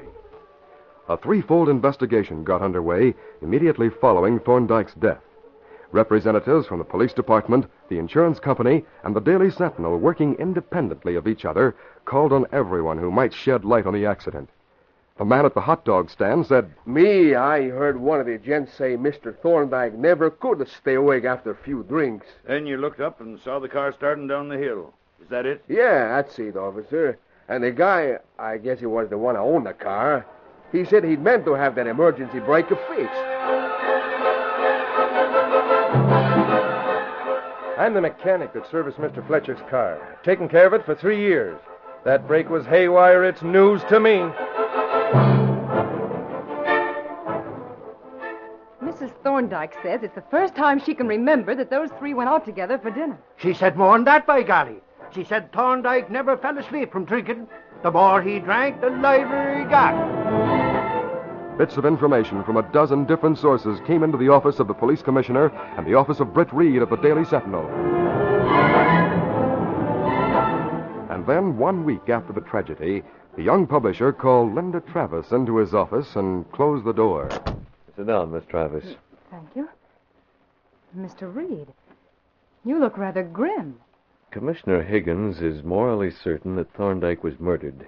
But with the evidence at hand, he could never get a conviction. Well, Mr. Reed, what's the Green Hornet going to do about it? I've been wondering. You created the character to get men like Gramercy and Fletcher who laugh at the law. Linda, I have a plan. I'm going to need both you and Cato. Tell me what you want me to do. Cato and I will pick you up tonight at 9. I'll be waiting, Mr. Reed. Waiting and watching for the car of the Green Hornet.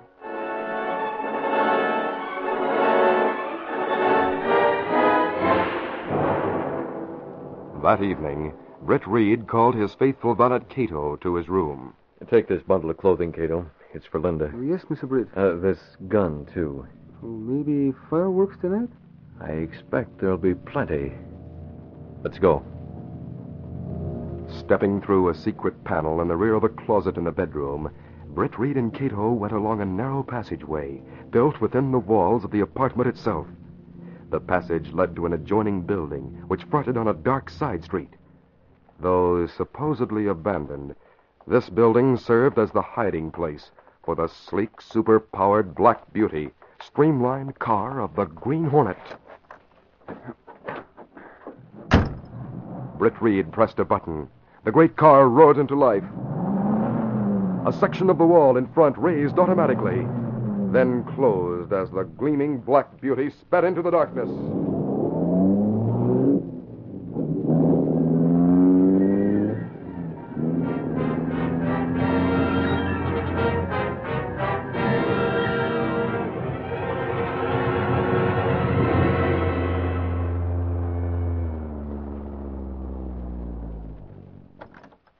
You're right on time. Slide into the back seat, Linda. We're going to call on Gramercy. Right. Well, hello, Cato. Good evening, Miss Travis. Well, these are for you. You can get those dungarees over your slacks. Tuck your hair beneath the cap and put on the coat. I'm to be disguised as a man? Well, Cato has to stay with the car, so you'll have to help me inside Gramercy's house. What's the program? I'm going to warn Gramercy. While I'm with him, you're to slip into the kitchen. We'll hear you. You'll rush out as we come in, but you'll leave the door of the refrigerator open and drop this bottle on the floor. That's all you have to do, Linda. Get out of there and run to the car. Leave the rest to me.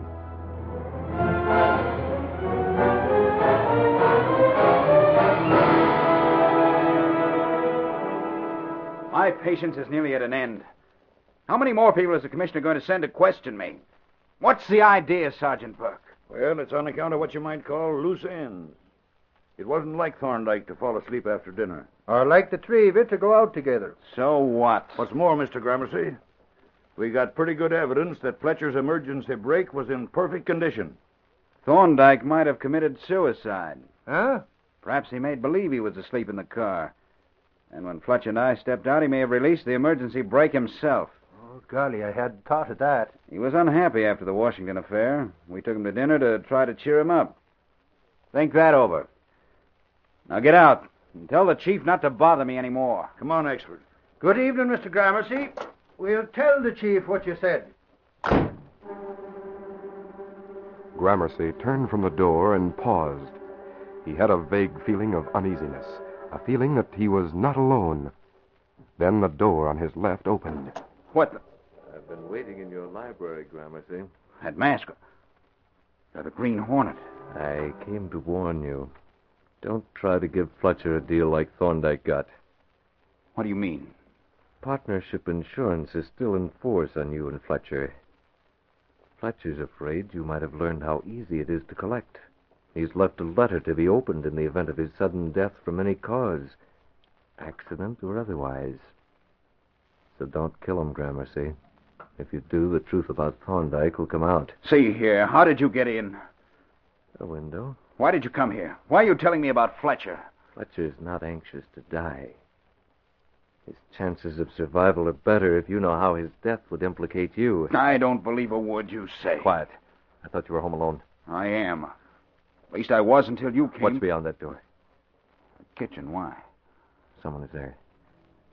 You hear that? We'd better have a look. Knowing that Linda was in the kitchen, setting the scene for Gramercy, Britt went ahead of the lawyer to be sure the girl would have a chance to escape. I hear someone. Open the door. There he is. Come back here. Hold it. Gramercy, you shot Stand that guy. still or I'll shoot you. Didn't know I had a gun, did you? I've got to see how badly he's hurt. Stand still. But Gramercy... I said stand still. Your concern for that intruder is significant.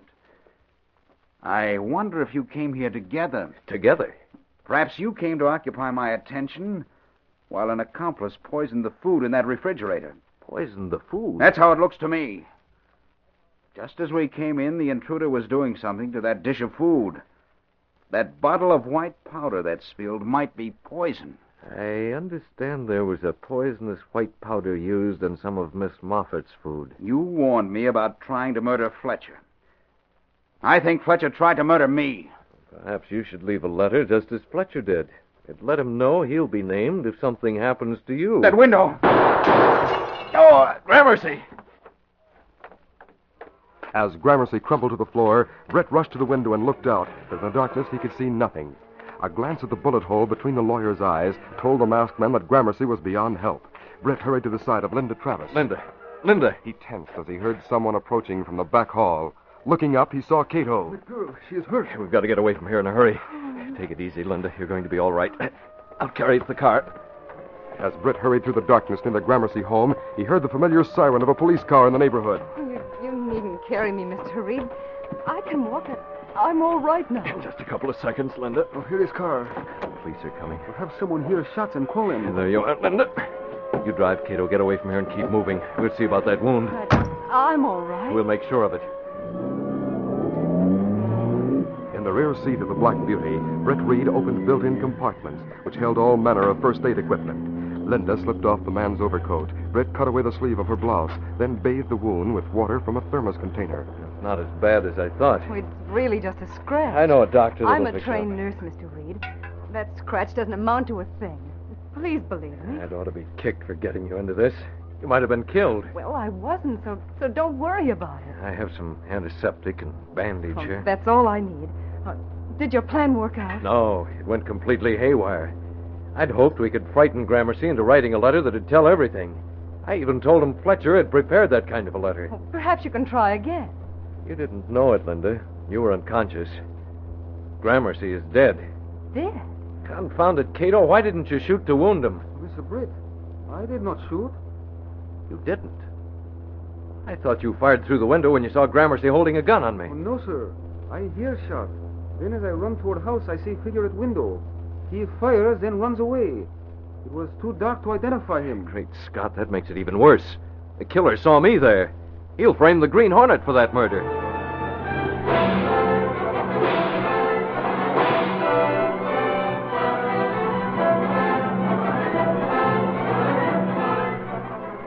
It was 2 hours after Britt Reed had left Linda at her home. He paced the floor of his apartment, thinking over the evening's disastrous events. Worry will not help, Mr. Britt. Perhaps if you go to bed... Just a minute, Cato. Someone's coming. It's either Axford or my father. Hey, Reed! Oh, it's Mr. Axford. Oh, golly, Reed. I'm glad you're still up. Things were popping around the cops' headquarters. Yes? I was in Brooks' car. We had just finished talking with Gramercy and getting nowhere, and we were driving around when we got a radio call to go back there. Why? One of the neighbors called headquarters to report a shooting. Who was shot? Gramercy, and he was dead on the kitchen floor. In his desk, we found a letter saying it was to be opened if anything happened to him. A letter? Yeah, and what do you think? It told all about how he and Fletcher schemed the murder of Thorndyke. Great Scott. It said to pick up Fletcher if Gramercy was found dead from any cause. Well, did you pick up Fletcher? That we did. And Reed, he squealed. He told everything. He was afraid that Gramercy would try to get him. He went to Gramercy's house intending to warn him. But he shot him? Deader than a mackerel. In his confession, he says he didn't intend to shoot him until he looked through the window to see if he was alone. He saw Gramercy holding a gun on the Green Hornet. He hoped to frame the Hornet for the murder, but he didn't have a chance. We got to him too quick for him to do any framing. Well, what do you think of that? Huh? Gramercy did leave a letter. Axford, you have news. Did you call the Sentinel? That I did, Reed. That I did, by golly. And I told him that if the Hornet hadn't interfered, a couple of crooked lawyers would have got away with murder.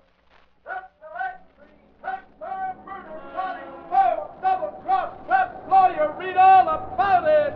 Green Hornet leads way to showdown. Central X Street.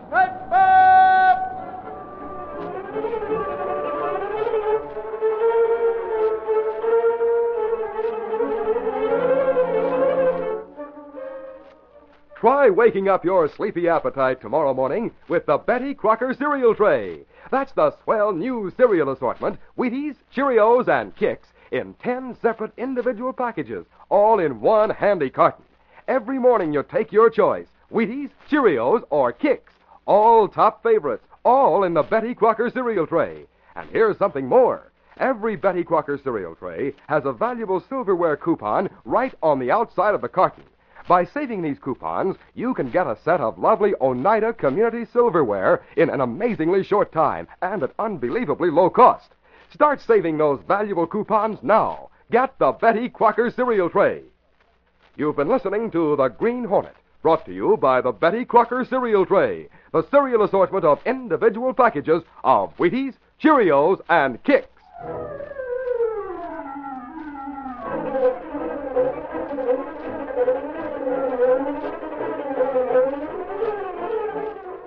Man, oh man, what a basketball player.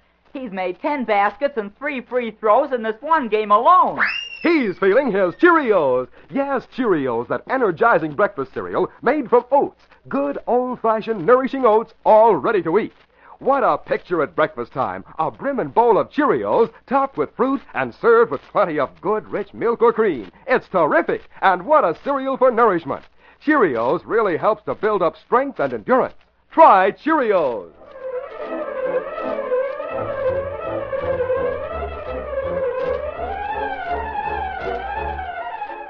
Be with us again next week at the same time when General Mills will again present The Green Hornet.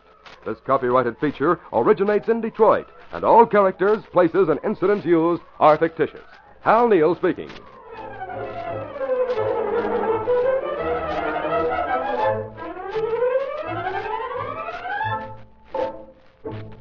Tune in tomorrow night at the same time over many of these stations for another thrill-packed adventure of the early West with the Lone Ranger. This is ABC, the American Broadcasting Company. Bionic Woman fights for her life and the life of Steve Austin. This time she won't escape. The Bionic Woman. They broke her neck. And you're going to tell me who they are, or I'm going to break yours. A vow of vengeance becomes a death wish, and Beretta takes on a kung fu killer. Then, the three most beautiful detectives in the world become racetrack groupies to investigate the death of a driver. Get them while they're hot. They're Charlie's Angels, right after the Bionic Woman and Beretta. A Night of Excitement, Wednesday at 8 on ABC. Tuesday, Pinky Toscadero slays the Fonz on the new season premiere of Happy Days.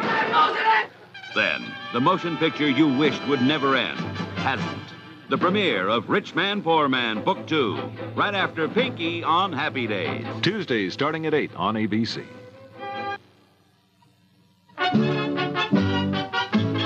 Jack in the Box restaurants are having a taco sale. You can get 3 of our delicious regular tacos for just 89 cents. Or you can get 2 of our great big super tacos for just 99 cents. But you better hurry. The sale ends September 26th.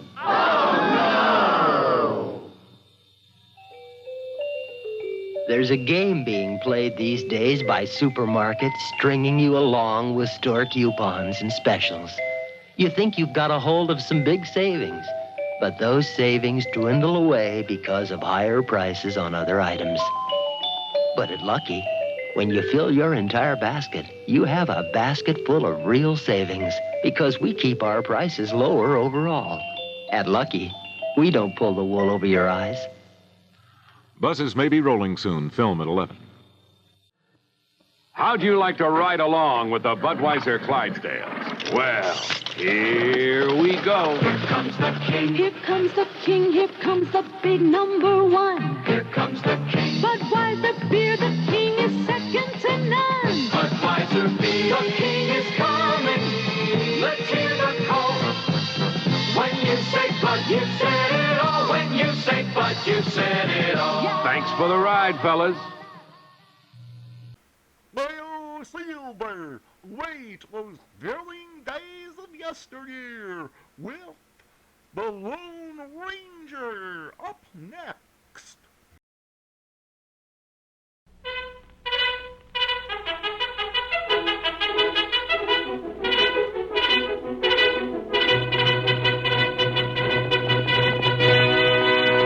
Hail, Silver, away! A fiery horse with the speed of light, a cloud of dust, and a hearty hi-yo, Silver, the Lone Ranger.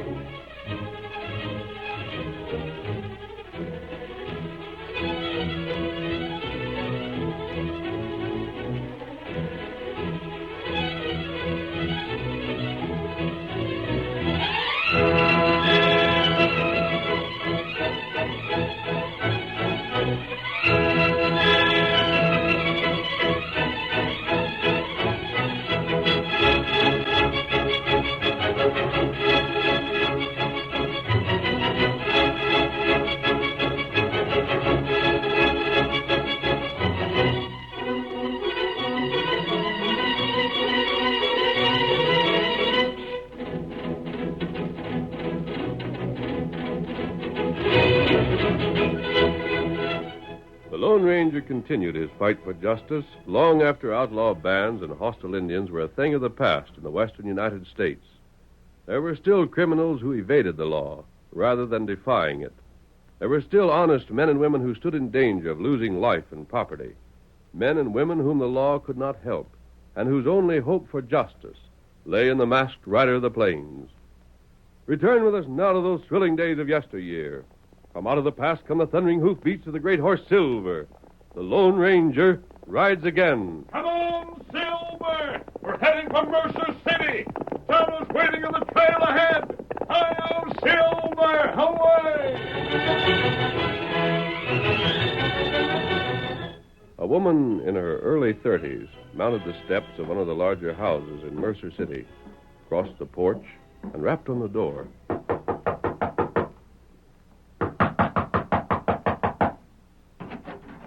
Good afternoon, Mum. Something you wanted? There most certainly is. I wish to speak to my husband. Huh? I'm Mrs. Christie. Well, now, Mum, there must be some mistake. Mr. Christie lives here right enough, but I never heard as how he had a wife. You sure you've come to the right place? This is where Thomas Christie lives? Yes, that's Then right. I've come to the right place. And my husband's going to have plenty to explain. Just stand aside. Now, wait, Mum. You can't go in. Where is my husband? Mr. Christie's in his room. Well, then but I'm you going can't... there. Show me the way. Mom, wait. There's some mistake, I tell you. He don't Are you have... going to take me to him, or must I find him myself? Very well. I'll find him. No, wait, please, Mom. Now, don't try to stop me. But you can't go in there. out here? Mr. Foster, this lady's claiming to be Mr. Christie's wife, and... Oh, it's you, is it? Well, now maybe I'll get to the bottom of this. Yes? Why hasn't my husband written me? Why do I have to come all the way from Texas to find out? One moment. Jed. Yeah? Have you repaired my saddle as I asked you? Not yet, Mr. Foster. I ain't had time. Then but see to it at once. You mean? At once. Sure, Mr. Foster, sure. And now then, we can talk. No, I'm not here to talk to you, Mr. Foster, even if you are my husband's lawyer. I'm here to see Tom. Why do you think he hasn't written you? That's what I mean to find out. Mrs. Christie, I'm going to speak frankly. We're alone, so if you see fit to repeat anything I say, I can always deny it. We're the only witnesses to this conversation. Well? I hate to say this, but your husband wishes a separation. That's not true. Unfortunately, it is. I'm sorry for your sake, and I've done my best to make Tom come to reason. But his mind's made up. He's perfectly willing to see that you're provided with what monies you'll need for your support. I won't believe any such thing until Tom tells me so himself. It won't do any good to be stubborn. Tell him I'm here and I'm not leaving until he's talked to me. I can't. When your husband inherited the JX Ranch upon the death of his uncle, he employed me to come here with him as his legal advisor. If I were to go against his wishes now, it would mean my dismissal. Surely you appreciate my position. I don't know why and I don't know how, but if Tom wishes to leave me, somehow you're behind it. Just as surely as I'm standing here, you're behind it. Please. I never trusted you, and I told Tom so before he went to you. Well, if you're going to question my honesty, I can... I most certainly do. Why, Tom and I never had a quarrel in the 10 years we've been married. I love my husband, Mr. Foster, and he loves me. Unless you've done something to poison his mind against me. I'm afraid you're letting your natural anger affect your discretion. Is that my husband's room? Well, Is it? Well, yes. Then I'm going in there. You can't. Hey, what in the dickens is all the chatter for out here? Who's this, Foster? She, Who are you? Me? Well, my handle's Christie, ma'am. Tom Christie. Why? You're not. Oh, Mr. Foster, where's my husband? What have you done with him? Ma'am, if Tom here isn't your husband, I'm afraid you must have made some mistake. Don't lie to me. You came to Mercer City with my husband, and you know it. This man is not my husband. You're up to something. Don't excite yourself, please. Either you tell me what's become of Tom, or I go to the sheriff. Hey, Foster, what's the matter with her, eh? Is she local? I very much fear that she is. All right. It's easy enough for the two of you to laugh when I ask questions. Now we'll see if you laugh when the sheriff questions you. Ma'am, I promise you we'll be happy to answer 1,000 questions for the sheriff if he wishes it. We'll see. Foster, I don't know if this is so doggone funny or not. She ain't fooling. She'll go to the sheriff just like she said she would. And welcome. I've prepared the sheriff. Just the same, And I if don't... you're still worried, forget it. I intend to call on the sheriff myself.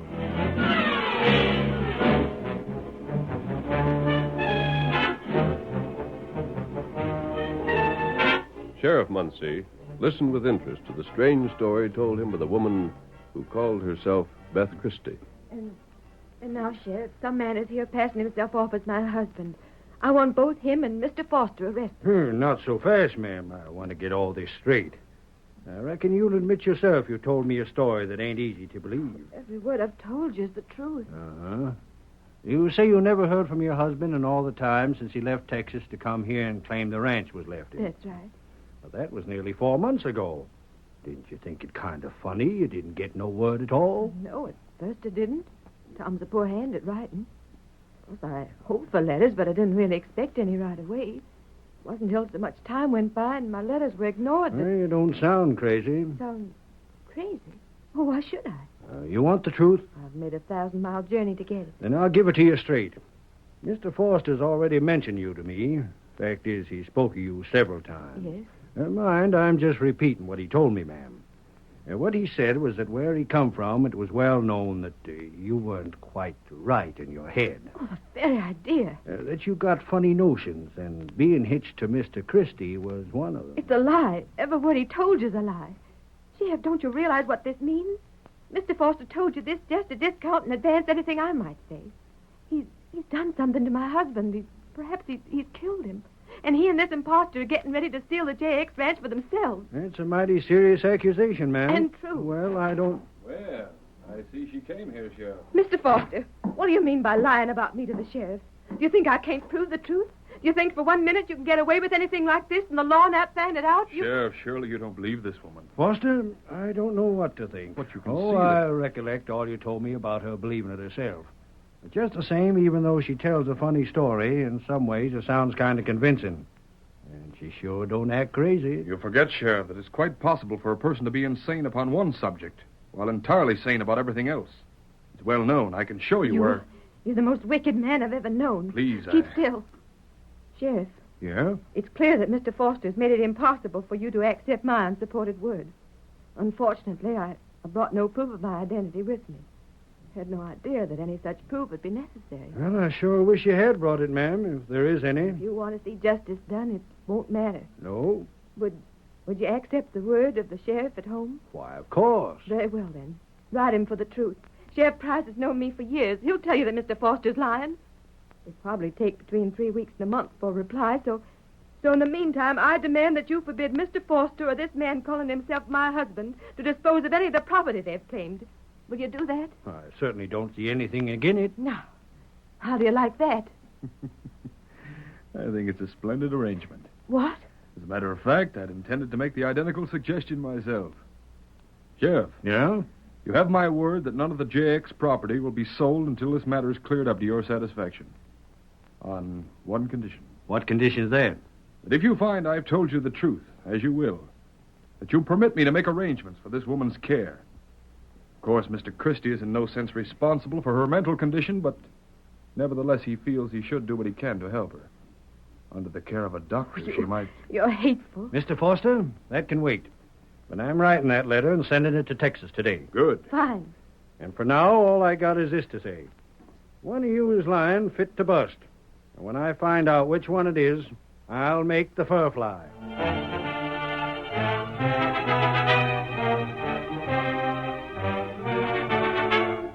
It did not take long for the story of the conflicting claims to spread. And several weeks later, after a trip to Mercer City, the Lone Ranger's faithful Indian companion Tonto returned to their secret camp and repeated what he had heard.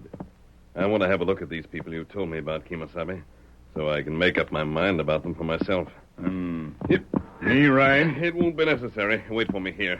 I expect to be back before dark. Come on, Silver. Come on.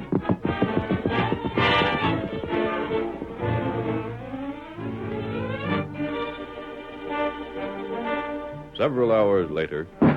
Sheriff, they told me the letter had come. Have you read it? Did it say what You'd better sit down, ma'am. But take your chair. You'll likely have a couple of minutes to wait. But can't you tell me? I ain't even opened the letter yet, ma'am. All I know is that it must be the one because it's got Sheriff Price's name written on the back of the envelope. But why haven't you opened it? Oh, read it, please. Don't you see that I ain't opening it till Mr. Foster and Mr. Christie are here, too. I've sent for them. They should be along right quick now. Then we'll all get to the bottom of this together. But you'll arrest them if that letter backs up my story. So doggone fast, ma'am, it'll make their heads swim. Thank you. That's all I wanted to know. And here they come now. I told you wouldn't have long to wait. Good afternoon, Sheriff. You sent for us? I did, Foster. Howdy, Mr. Christie. Howdy. Hello there, Doc. What are you doing here? I asked Dr. English to accompany us. I hope you have no objection. Sure not. Help yourselves to chairs. There's enough to go around, I reckon. Here, what do you want us for, Sheriff? I have a letter from Sheriff Price. And it says? Well, what it says, I don't know. Like I was just saying before you got here, I didn't want to open it till you was all here at once. Well, we're here. What's holding you back? Nothing. We'll see what's in it right now. Mr. Foster. Yes? I wonder that you had the courage to come here when you know that the truth will see you jailed. Ma'am, we're not here to argue. One way or another, this will be decided when the sheriff has told us what that letter says. Oh, please, what does it say? Here, just a second. I ain't quite finished with it. Yes? Now, ma'am, promise me you ain't going to take on none. I ain't doubting at all that you believe every word of what you told me. But it's just a wrong idea you somehow got in your head. You mean that... Sheriff Price writes the same as when was told me by Mr. Foster and Mr. Christie here. He says your real name's Mrs. Johnson. And it's well known where you come from that you ain't just exactly responsible for the notions you sometimes get. No. Sheriff Price would never write that. It's not true. You haven't read the letter right. You can't have. I asked you not to make a fuss, ma'am. Thank you, Sheriff, for permitting us to prove our honesty. Well, that's all right. I hope this delay ain't caused you too much trouble. Not at all. I'd like to remind you of the suggestion I made earlier. Knowing what the letter would say, we brought Dr. English with us. Yeah? At our request, and unknown to Mrs. Johnson, of course, he's had her under observation. He believes with time he might effect a cure. Mr. Christie is willing to pay him to make the attempt. Dr. English would take Mrs. Johnson into his home You can't. Sheriff, you have to believe me. This is a trick, I tell you. Please, Hush, you must. ma'am. Hush now. Well, Sheriff? Mr. Foster, if you want my opinion, I think after all the trouble this lady's caused you, it's one of the finest offers I've ever heard made. I got no objection at all. I only hope the doc can help her. Take her with you, Doctor. Perhaps you'd better help, Christie. Come on, Mrs. Johnson. Let me go. Sheriff, they'll kill me just like they must have killed Tom. You don't know what you're doing, Sheriff. Make them let me go, please. Please, make them let me go. This for your own good, man. Just go along peaceable, ma'am. It ain't going to do you no manner of good to kick up a rumpus. Please, you can't. Come on. Poor woman. In many ways, a most excellent woman, Sheriff. It's a pity that she's so obviously insane.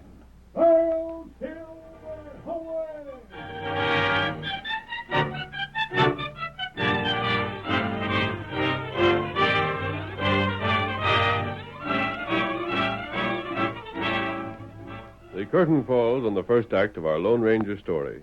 Before the next exciting scenes, please permit us to pause for just a few moments.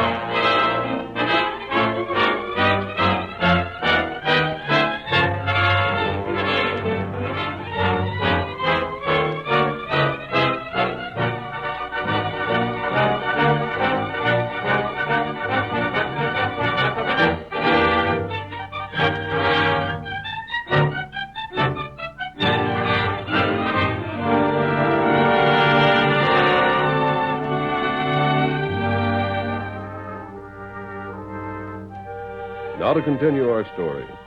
It was just at dusk when the Lone Ranger returned to the camp where Tonto was waiting. Oh, Silver. Oh, boy. Oh, there. Oh. What you find out? Several months they got word from Texas that bore out Foster's story. Oh. And yet... What matter? Tonto, I don't know. Foster and Christie both claimed the woman was insane. Sheriff Muncie wrote to Texas and got an answer stating their claim was true. That should be all there is to it. We needed other places, Kemosabe, and we have no excuse for staying here now that this matter is settled. But somehow, Tonto, I can't help feeling something's wrong. That something's going on here we know nothing about. Why you think that? That's exactly it, Tonto. There's not one reason in the world, as far as I know, why I should think it. And I can't get it out of my head. I think what's troubling me most is that I disliked both Foster and Christie when I first saw them. Foster's too smooth, and Christie reminds me more of an outlaw than a prosperous rancher. That right. And I can't forget how terrified the woman who claims to be Mrs. Christie sounded when Sheriff Muncie allowed a doctor employed by Foster to take her away. Insane or not, she was in fear of her life. Not bad. We should ride on, Kemosabe. But... What we do? But we're not. Tonto, we don't leave this district until I've learned my suspicions are false.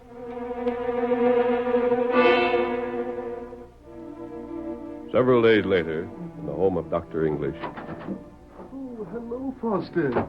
You've kept me waiting, Doctor. I'm sorry. I didn't know you were here. I've been in my patient's room to see that she eats her food. How is she? Weaker? Much weaker. Does she suspect... That her food is poisoned? Certainly not. I told you I'd give her only small amounts at a time. You see, I want it to look as though she's gradually failing from natural causes. I've already explained to the sheriff that she may not live. You told the sheriff that? No, there's no cause to be alarmed. I had to tell him something, didn't I? If he wasn't given to understand that she was ill, how would I be able to explain her death afterwards? Yes. Yes, perhaps you're right. And, of course, I explained that I was doing everything in my power to save her. You're a good man, English. I see you're going to be worth what you're costing us. Did you doubt that I would be? I take nothing for granted. Nothing and no one. You'd be a fool if you did. By the way, I'm glad that you came. There's something I've been wanting to ask you. Yes? That letter the sheriff got. Naturally, I knew it hadn't come from the authorities in Texas, but I was wondering how you'd managed it. Very easily. Easily?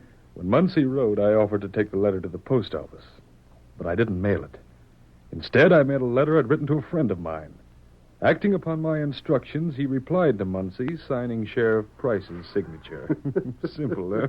Very. And this fellow you call Christie, who is he really? Aren't you getting rather inquisitive? Well, after all, I'm certainly in this deeply enough to be trusted, aren't I? I hope you don't forget that. If you ever do talk, well, you'll pay just as surely as we will. But Christie... Isn't Christie. Huh? Ever hear of an outlaw called Yank Billings? I think so, yes. Why?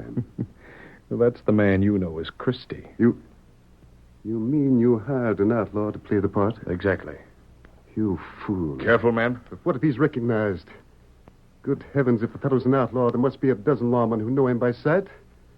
What if one of them were to ride this way? What if they did? They'd simply remark he resembled Billings and let it go at that. Yes, but because in 2 weeks' time, the man they believe to be Billings will be dead. Dead? I got word of it today. The man they're holding in Kansas as Billings was just tried and sentenced. He's to be hanged on the 1st of the month. I'm afraid I don't understand. Why do you think I hired Billings to play Christie's part? I don't know. I supposed you were friends. I don't make friends of outlaws unless there's a reason for it. No, English. That isn't the answer. I hired Billings because he resembles Christie very closely. I see. And the man they tried and sentenced in Kansas is the real Tom Christie. Well... I saw to that. I turned him over to the law there with enough faked evidence to hang him 1,000 times. As his lawyer, I possessed all his credentials. Those credentials established Billings as Christie. When the real Christie and his wife are dead, the only 2 people in the world who would question his identity will be out of the way. Splendid. And not only that, but Christie's death will end the law's search for Billings. You had this plan better than I thought, Foster. Everything's blown over. We sell Christie's property here and skip out. Soon? As soon as I think it's safe. English. Perhaps you're thinking I talk too much. But I've had a purpose in telling you this. Yes? I want you to realize fully just how important it is that Mrs. Christie dies without her death attaching any suspicion to us. Take my word for it, Foster. It won't. Good. If it does, it means the loss of a fortune and our necks. That evening, Sheriff Muncie drew his horse to a stop in front of his office. Oh, boy. Oh, there. Oh, boy. Evening, Sheriff. Where you been? Down to Doc English's place, Sam. Yeah? Say, is it straight what they're saying? that woman there is mighty sick? The doc says you don't hardly expect her to live. Gosh, I'm sorry to hear that. Oh, well, but maybe it's for the best. If she's crazy like I hear tell. Sure, she's out of her head right enough. Failing fast. Poor doc's been working so hard to save her, he looks near tuck it out. I heard that, too. Well, that's the way things happen sometimes. Can't be helped, I reckon. You'll have to excuse me, Sam. I got work to do inside. Oh, sure.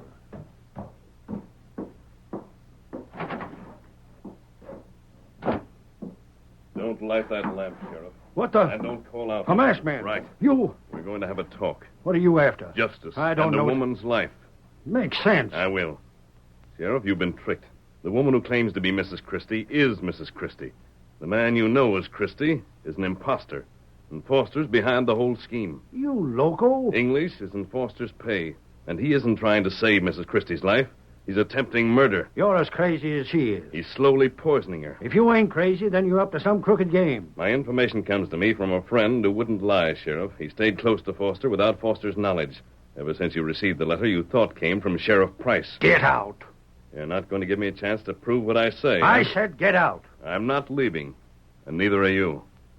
Sheriff, lock that door. What do you mean We're staying here until it's time to act, Sheriff. We're not going to be disturbed.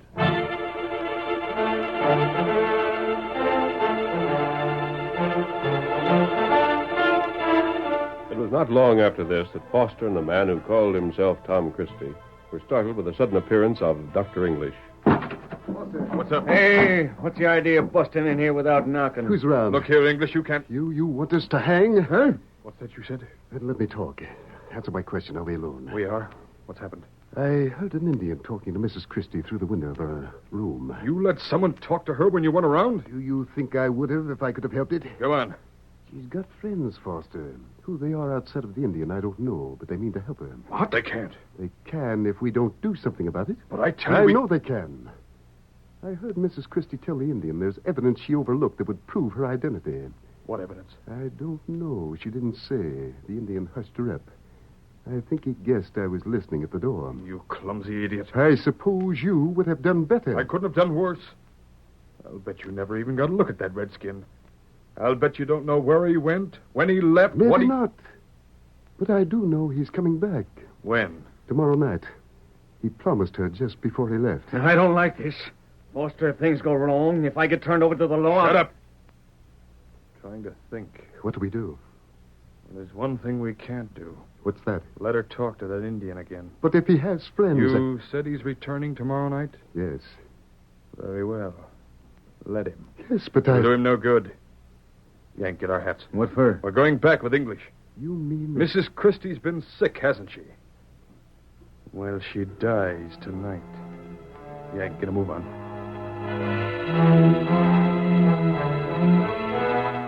Less than 30 minutes later, Dr. English rapped lightly on Mrs. Christie's door.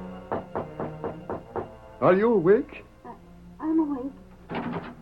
Foster. Good evening. How you feeling, ma'am? Get them out of here, Doctor. Get them out. What's the matter? They want to see me die. They're killers. They killed my husband. Get them out. Oh, I'm sorry you feel this way, ma'am. We just called because we've been told you were ill and wanted to see how you were... Please get them out. Of course, if you'd rather not talk to them.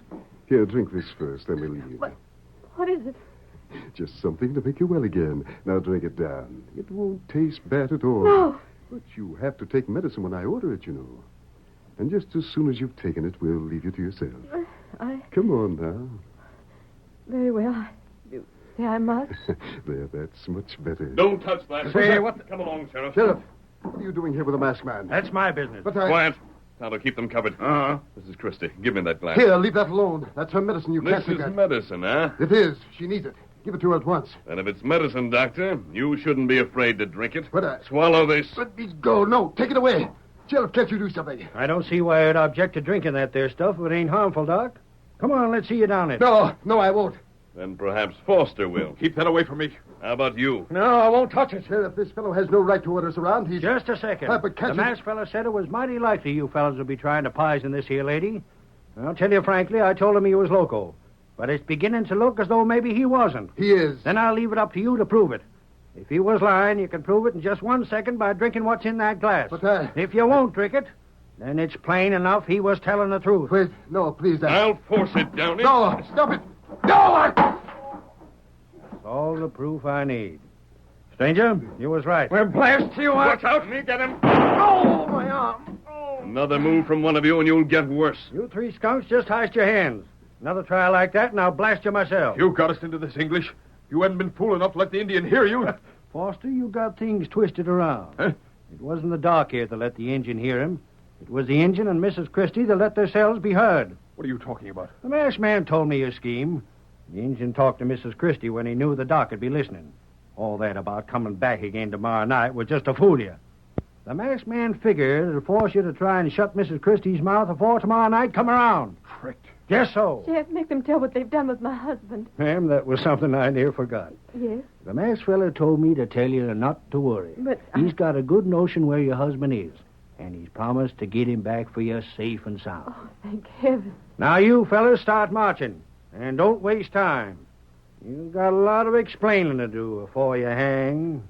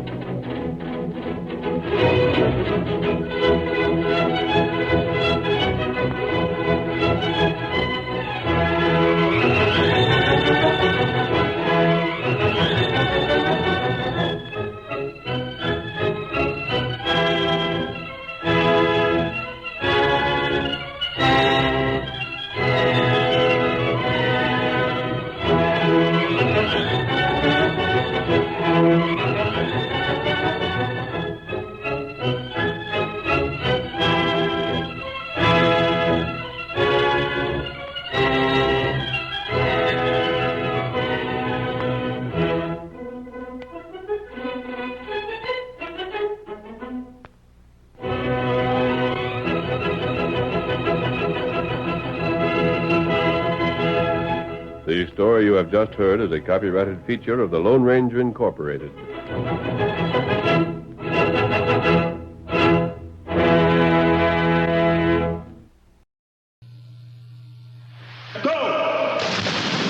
Everything Zach does is for kids. Except when I get a headache. Then I do the adult thing. Take adult strength Anacin. Others are also for adults, but while ordinary and buffered aspirin start with the same amount of pain reliever, Anacin adds 23% more, plus an extra ingredient not found in the others. Anacin's fast. I'm right back with the kids. Adult strength Anacin. Ben Franklin, you've discovered electricity. No, something really shocking. Look, Carefree Sugarless Gum here, Trident here.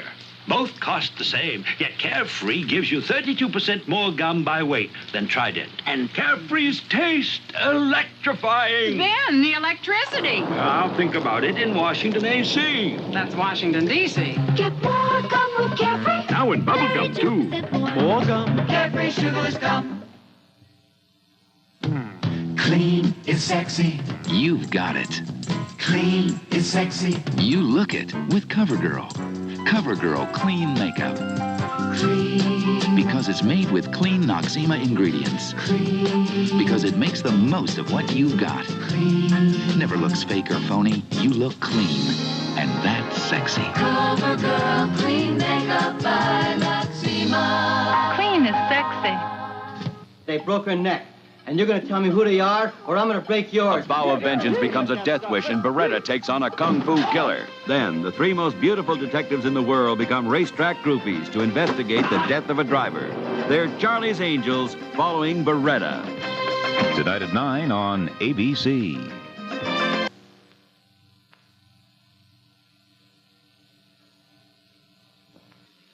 On Thursday, the 30th of September, Chevrolet will introduce a whole new kind of six-passenger automobile. A truly beautiful car that's both right for the times and right for the people. One with even more headroom, more rear seat legroom, and more trunk room than last year's full-size Chevrolet. The new Chevrolet. It's more than a new car. It's a whole new ball game. September 30th at Chevrolet showrooms everywhere.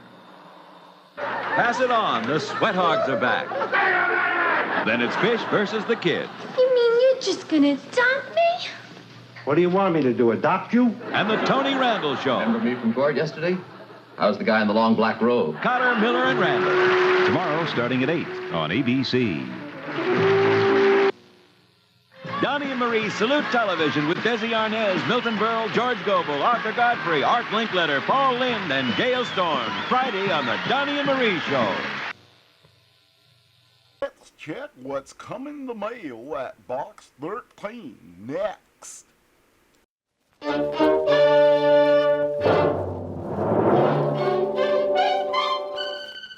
Box 13. With the star of Paramount Pictures, Alan Ladd, as Dan Holliday.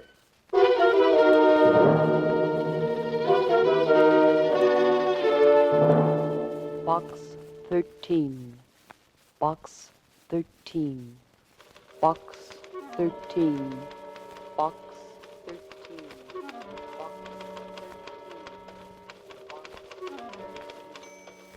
Holliday, why did you ever leave a soft job as a reporter to become a freelance writer? Or why did you ever advertise for adventure? Oh, I know it makes you feel like a kid with a box of Cracker Jack. Now you can't stop. You might run across a juicy peanut, or that grand prize is supposed to come in each and every package. But you know by now that storylines, like money, don't grow on trees. Susie, where have you been? You know where I've been, Mr. Holliday. Down at the Star-Times after the mail. Oh, yes, the mail. What's in Box 13?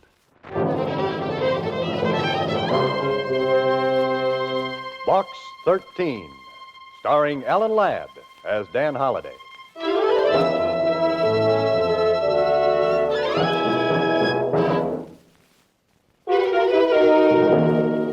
And now, Box 13, starring Alan Ladd as Dan Holliday.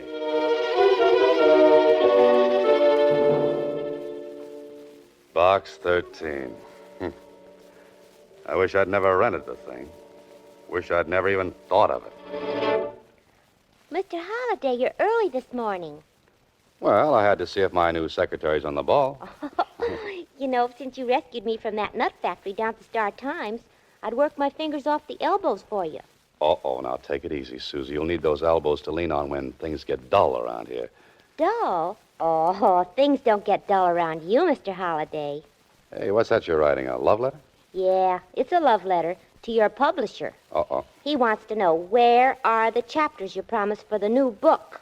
And what are you telling him, Susie? A lie. A big fat one. Thanks.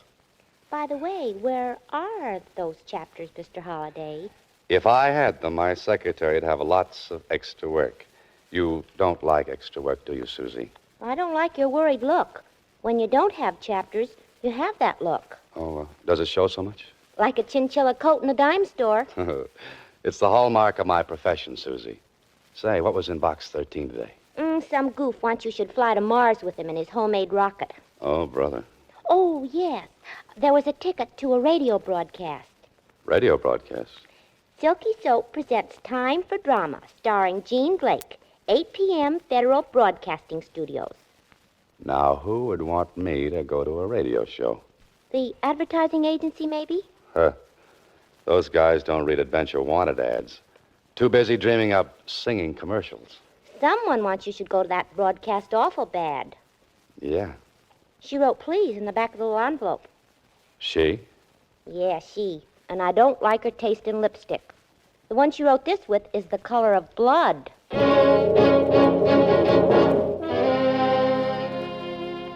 And now you have returned, my darling. I am alive again. The wind is down, but still the seas run high.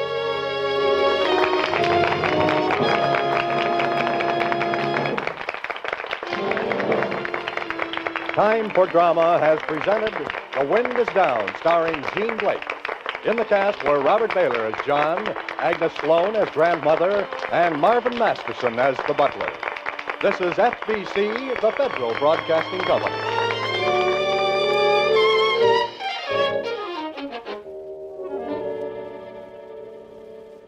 Sorry, sir, we're closing the studio. Huh? Oh, sure. I was meeting someone. They must have stood me up. Someone in the cast, sir? Yes, it could be. I think they've all gone, but you might try the stage entrance. Oh, thanks. How do I get there? Around to the back of the building, sir, just opposite the parking lot.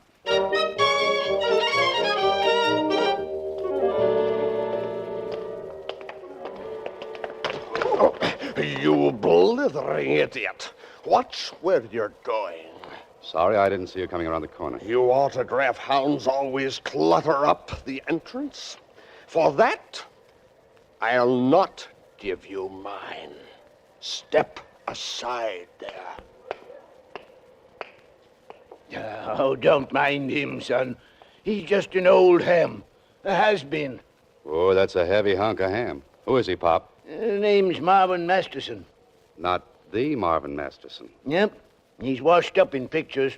Through on the stage, too. Does bits on the air now. Say, didn't I see him play a butler on Time for Drama tonight? Yep. How the mighty have fallen. Say, Pop, you read that like an actor. Was one once. Oh, nothing like Masterson, of course.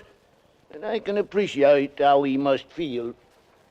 Well, someone else did, too, when he said, "Fame, it is the flower of a day that dies when the next sun rises." Well, you an actor, too, son? No, writer. Name wouldn't be Dan Holliday, would it?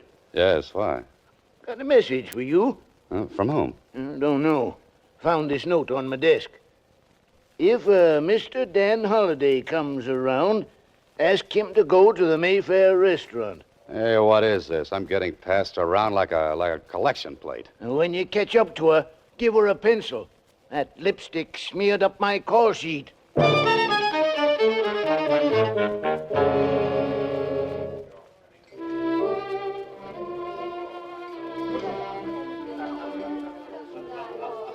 Monsieur Halliday, it is an honor to have you once more at Mayfair.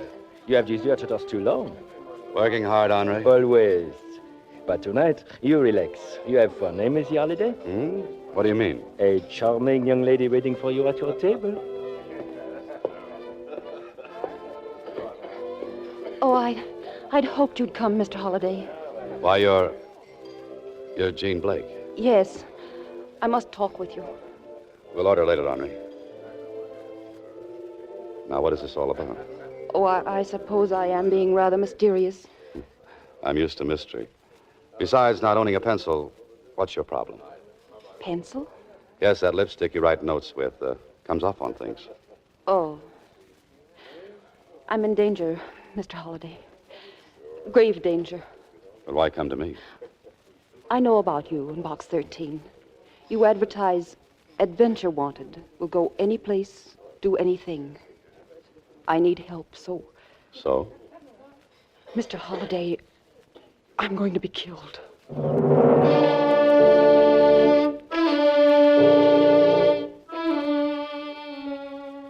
I'll do anything you ask, but you must help me. You must. Oh, now, look, Miss Blake, I'm a writer, not a detective. Pardon, Monsieur Holliday. Yes, Henri? There's a call for you. May I plug in the phone? A call? Oh, sure. Excuse me, please. Hello? You're engaged in an interesting adventure tonight. Aren't you, Mr. Holliday? You must be psychic. Who's this? If seeing into your future is being psychic, I suppose I am. You see, when I ring off, I know you will tell that beautiful young woman sitting next to you that you can't help her. Oh? Surprised? Yeah, a little. What makes you so sure? If you don't send her away, you won't be able to help her. Or anyone else. That I don't see. Something else you don't see is a gun. It's aimed precisely between your eyes. No, don't look around. You can't see it from there. But an expert marksman can see you, however. Every move. You're in this restaurant? Interesting situation, isn't it? Hundreds of people around you, and you don't know which one you're speaking with. Or which will shoot you if you don't do what you're told. Get rid of that girl, Holiday. Now.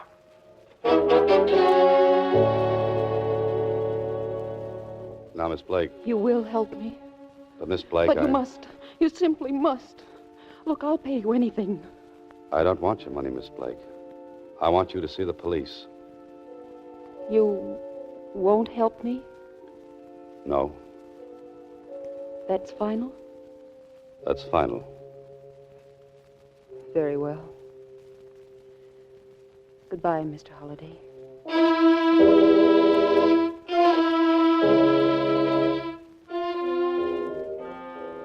Well, nice going, Holiday.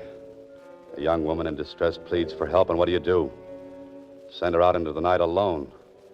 But you had to do it, so that that madman on the phone wouldn't hurt somebody. Now you've got to find her, and fast. Henri! Henri! Oui, Monsieur Holliday? That girl who just left, Jean Blake. Did you see where she went? Oui, monsieur. She walked towards the park.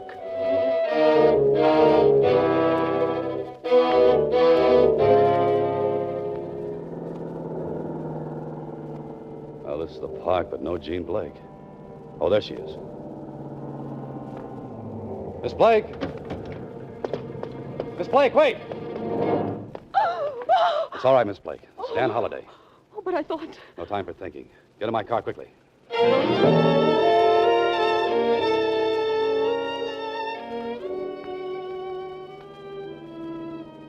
Oh, what can I do? What can I do? Oh, now, easy, Miss Blake. Take it easy.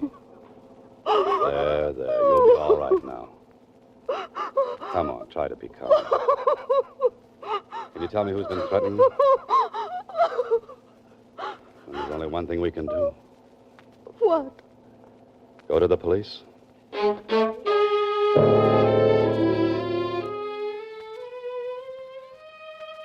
can relax now, Holiday. You're off that hook. The Blake gal's probably back home, and you can bet they put a cop to stand guard at the door. Sure, Holiday, this would have made a great springboard for a yarn. But you're out of it now.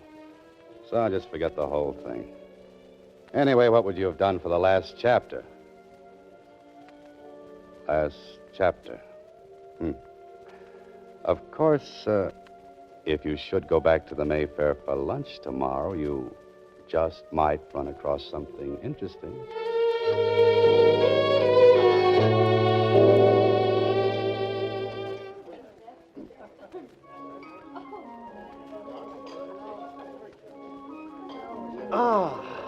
Aren't you Dan Holiday? Yes? The author? I thought as much. I've seen your pictures on dust jackets of your very exciting books. I'm a fan of yours. Well, have a seat, Mr. Masters. You recognize me. Have we bumped into one another before? Well, I'd call it a near miss. But along with a few million others, I'd recognize you anyway. Personally, I detest dining alone. Since no one was with you, I took the liberty. My pleasure, sir. Thank you. Henri, serve my dinner here. Oui, monsieur. Your voice is very distinctive, Mr. Masterson. Seems I've heard it just recently. Of course. It was on the radio. I've been doing a bit of that, you know. Simply for amusement, of course. Oh, yes. Oh, yes, I saw you on Jean Blake's show last evening. You played the butler. Yes. I asked them not to credit me. Yes, just dabbling with radio. A new medium, you see.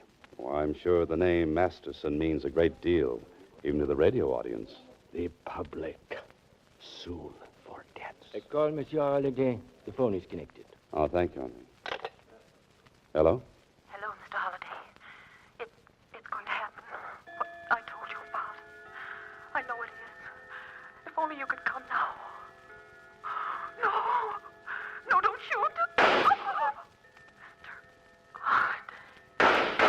Hello. Hello. Good Lord. Holiday, what's wrong? Jean Blake. She's just been murdered. You are listening to Box 13, starring Alan Ladd as Dan Holliday.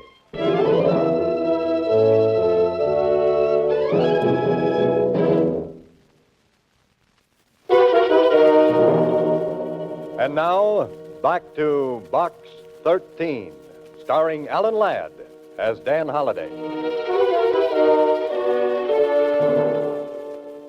Well, what a sleuth you turned out to be, Holliday.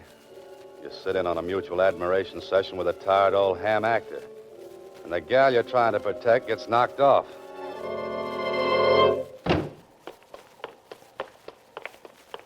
Hold it, Mac.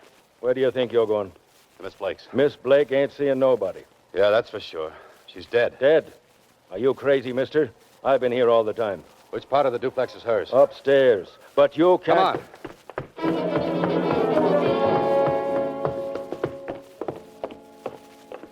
This it? Yes, but I... Come on, bust it in.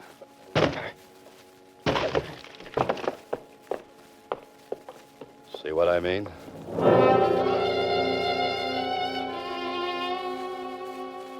Suicide, huh? What did she take? Suicide. You better look again. She was shot. That's impossible. I'd have heard something. I've been here 6 hours and I ain't heard no shot. But there were 3 shots. I heard them just 15 minutes ago. You heard them. You wasn't here 15 minutes ago. Or was you? Were you? I told you I've been here 6 hours.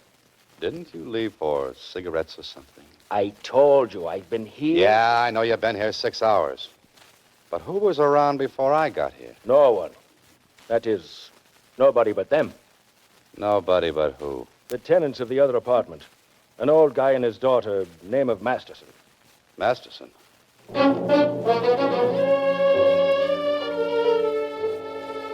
Look, Mac, you know too much about this. I'm holding you till I get the inspector down here. Sure, and when you phone in, tell headquarters to send along a magician's manual. Huh? You didn't hear any shots. This thing must have been done with mirrors.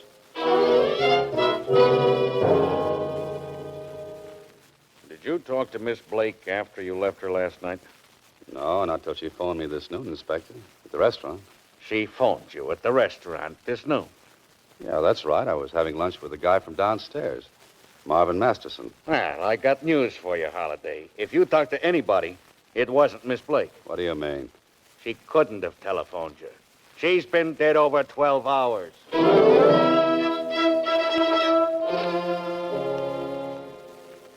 How about that?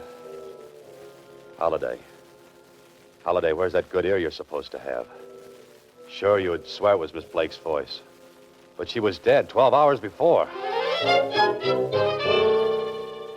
Look, Holiday, you're trying to find the last chapter. But even you couldn't write this one.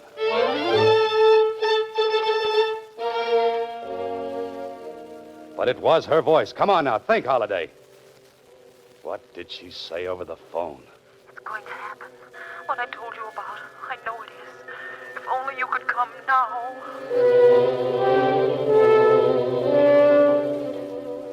There was something else that came over that wire. Something a good ear would have picked up.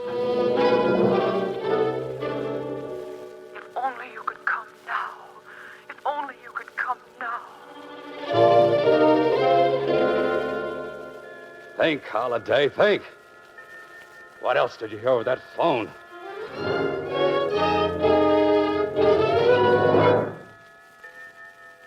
A clock. A clock sounding the Westminster Abbey chimes.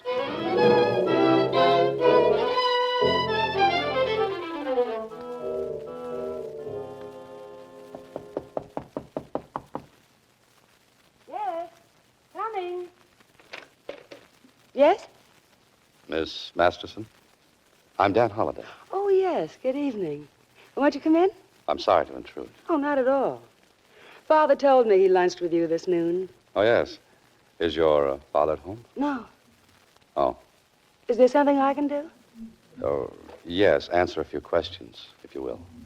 Well, if it's about that poor girl upstairs, the police have already questioned Father and me extensively. Poor Father. He was so upset he went out to our beach cottage for a few days. I'd like very much to know... Can't you get your information from headquarters? No. Why? You see, I know more than the police do. Isn't withholding evidence a crime, Mr. Holliday? Yes. So is aiding and abetting a murder. I'm afraid that's not very clear. Some details are not clear to me. That's why I'm here. Are you insinuating that... No. I'm accusing Accusing whom of what? a father and his daughter of murder and abetting a murder, respectively. That's ridiculous. I don't think so. I get it. This is just a gag cooked up between you and my father. Well, it really isn't very funny. It's no gag. Your father murdered Jean Blake.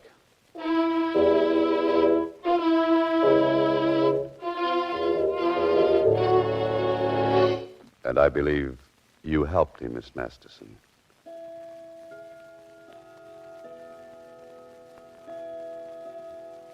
And now I'm sure of it. Is my silence that expressive? No, but your clock strikes the Westminster chimes. Chimes? I don't see what they've got to do with it. I see several things. Your fancy record player, for one. It does have an attachment for making recordings, doesn't it? Mr. Holliday, you have no right to ask questions. The police got all the information they wanted. But not the evidence to convict Marvin Masterson. I know he's a murderer. You'll have to prove that. This noon over the phone, I heard Jean Blake calling for help. Then I heard that shots had killed her. Well, if my father was dining with you at the time, how could he be the killer? I heard the murder, but not at the time it was committed. It was you, Miss Masterson, who telephoned me at the restaurant. Are you trying to say I'm clever enough to go through that shooting routine and then fake Jean Blake's voice over the phone? It was Miss Blake's voice, all right. However, I heard it 12 hours after your father killed her in this apartment. Later, he carried her body upstairs. That's fantastic. Is it? Mind if I go through this collection of records? I should find the one Jean Blake was forced to cut on this machine before she was shot to death. No, don't, please, Oh, you did play that record I heard on the phone. Yes. But I thought it was a joke Father was playing on someone. He phoned me a few minutes before and told me what to do. What did you think when you discovered Miss Blake was dead? I was frantic. You see, Father warned me to forget all about the record. He refused to answer any of my questions. Mr. Halliday, my father can't be responsible for this tragedy. He's just a broken old man. He was the idol of millions for so long, and now they don't want him anymore. It's breaking his heart. And please, I'm begging you to forget all about this, Mr. Halliday. I thought you might be innocently involved. But I'm afraid you can't protect your father from a murder charge. What will they do with him? I'm sorry, Miss Masterson, but I'll have to take that record. Don't touch that cabinet, Holiday. Oh, you didn't like the beach, Masterson. I didn't go. You're too clever to be out of my sight. Being at this end of your gun might indicate otherwise. But I don't like guns pointing at me.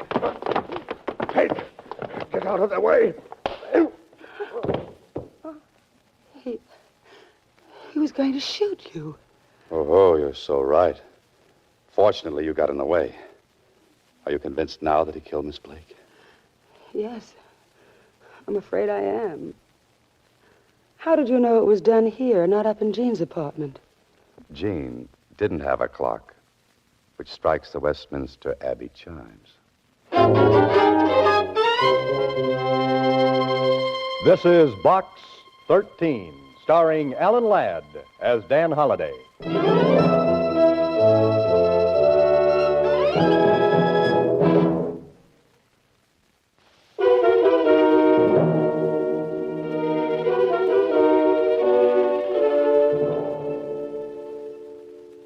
What is station high?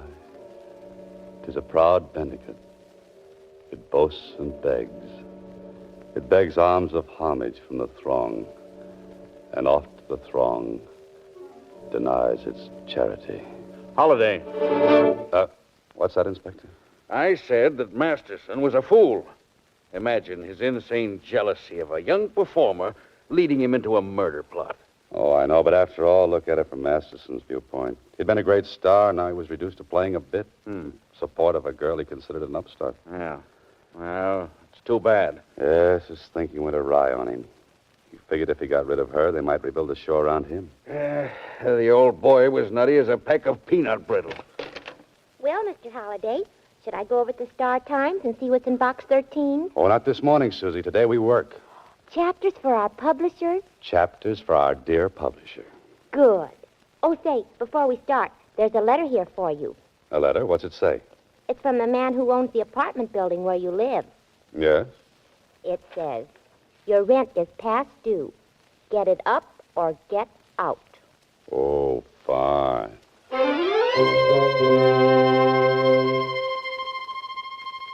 Next week, same time, Alan Ladd stars as Dan Holliday in Box 13.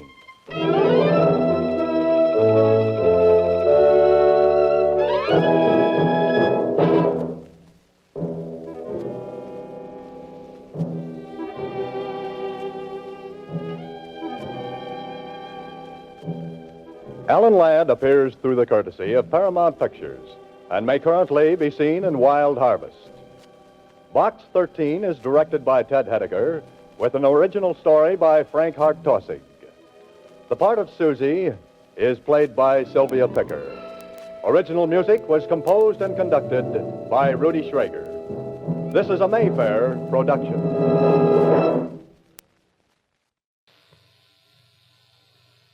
The Bionic Woman will continue in a moment. Watch the season premiere of Beretta 30 minutes from now on ABC. People in the Los Angeles area are discovering a brand new way to enjoy the great taste of Coke, the convenient 8-ounce California Compact. I think they're really convenient. I think it's a good thing. I just think the smaller cans like that just really come in handy. If I'm going out swimming or going out to a rock to lay down, I can throw them in my purse. There's only one soft drink available in the convenient new 8-ounce can. Aren't you glad it's Coke? Those little 8-ounce cans are really neat. Anti-busing rally in San Pedro, film at 11.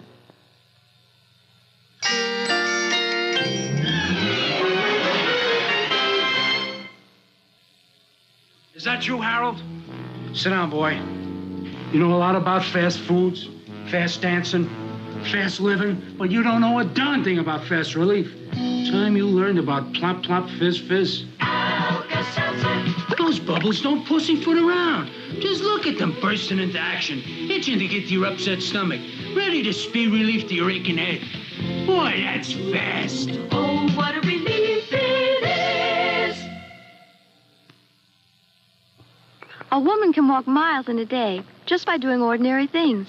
And an ordinary day can make a woman's legs feel tired. But new no-nonsense Comfort Stride pantyhose can help make your legs feel refreshed. It's made with a special yarn that's stimulating and soothing, but it looks sheer and beautiful, too. There's also a ventilated panel, so it feels cool and fits well. New no-nonsense Comfort Stride pantyhose in the silver pouch, so your legs can feel as good as they look. You're the Pepsi generation. Come and have a Pepsi day. Come on, come on, come on and taste the Pepsi way. Come on, come on, come on and have a Pepsi day.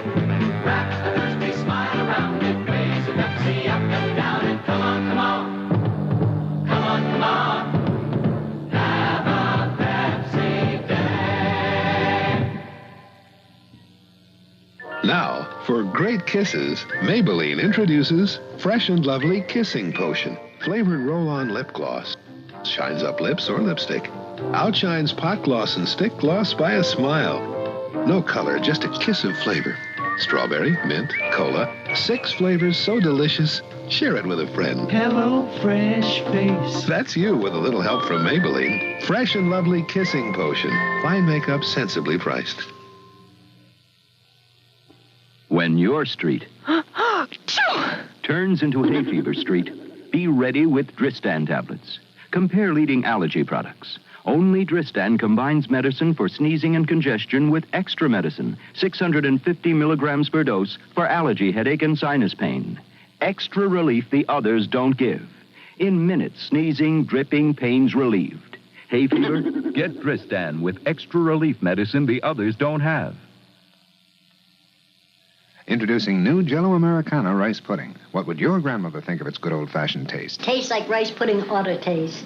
Okay, come on. Real creamy. Lots of milk in this. We always love Jell-O tapioca and golden egg custard. And this new rice pudding tastes great, too. Jell-O brand Americana desserts, tapioca, golden egg custard with real egg yolk, and new rice pudding have the rich, good taste of long ago. Reminds me of yours, Mom. Why are you wrestling? Are you kidding? Okay, now this is where the going gets real tough, dearie. This is Lindsay Wagner. Here are some scenes from the next episode of The Bionic Woman. There should be no trouble as long as the Summers girl is out of the way. She will be. And it knocks him out? Before they even hit the ground. The Battle of the Ages is going to be fought right here in the Olympic Auditorium just 2 short hours from now. I don't want to hurt you. You're going to hurt me?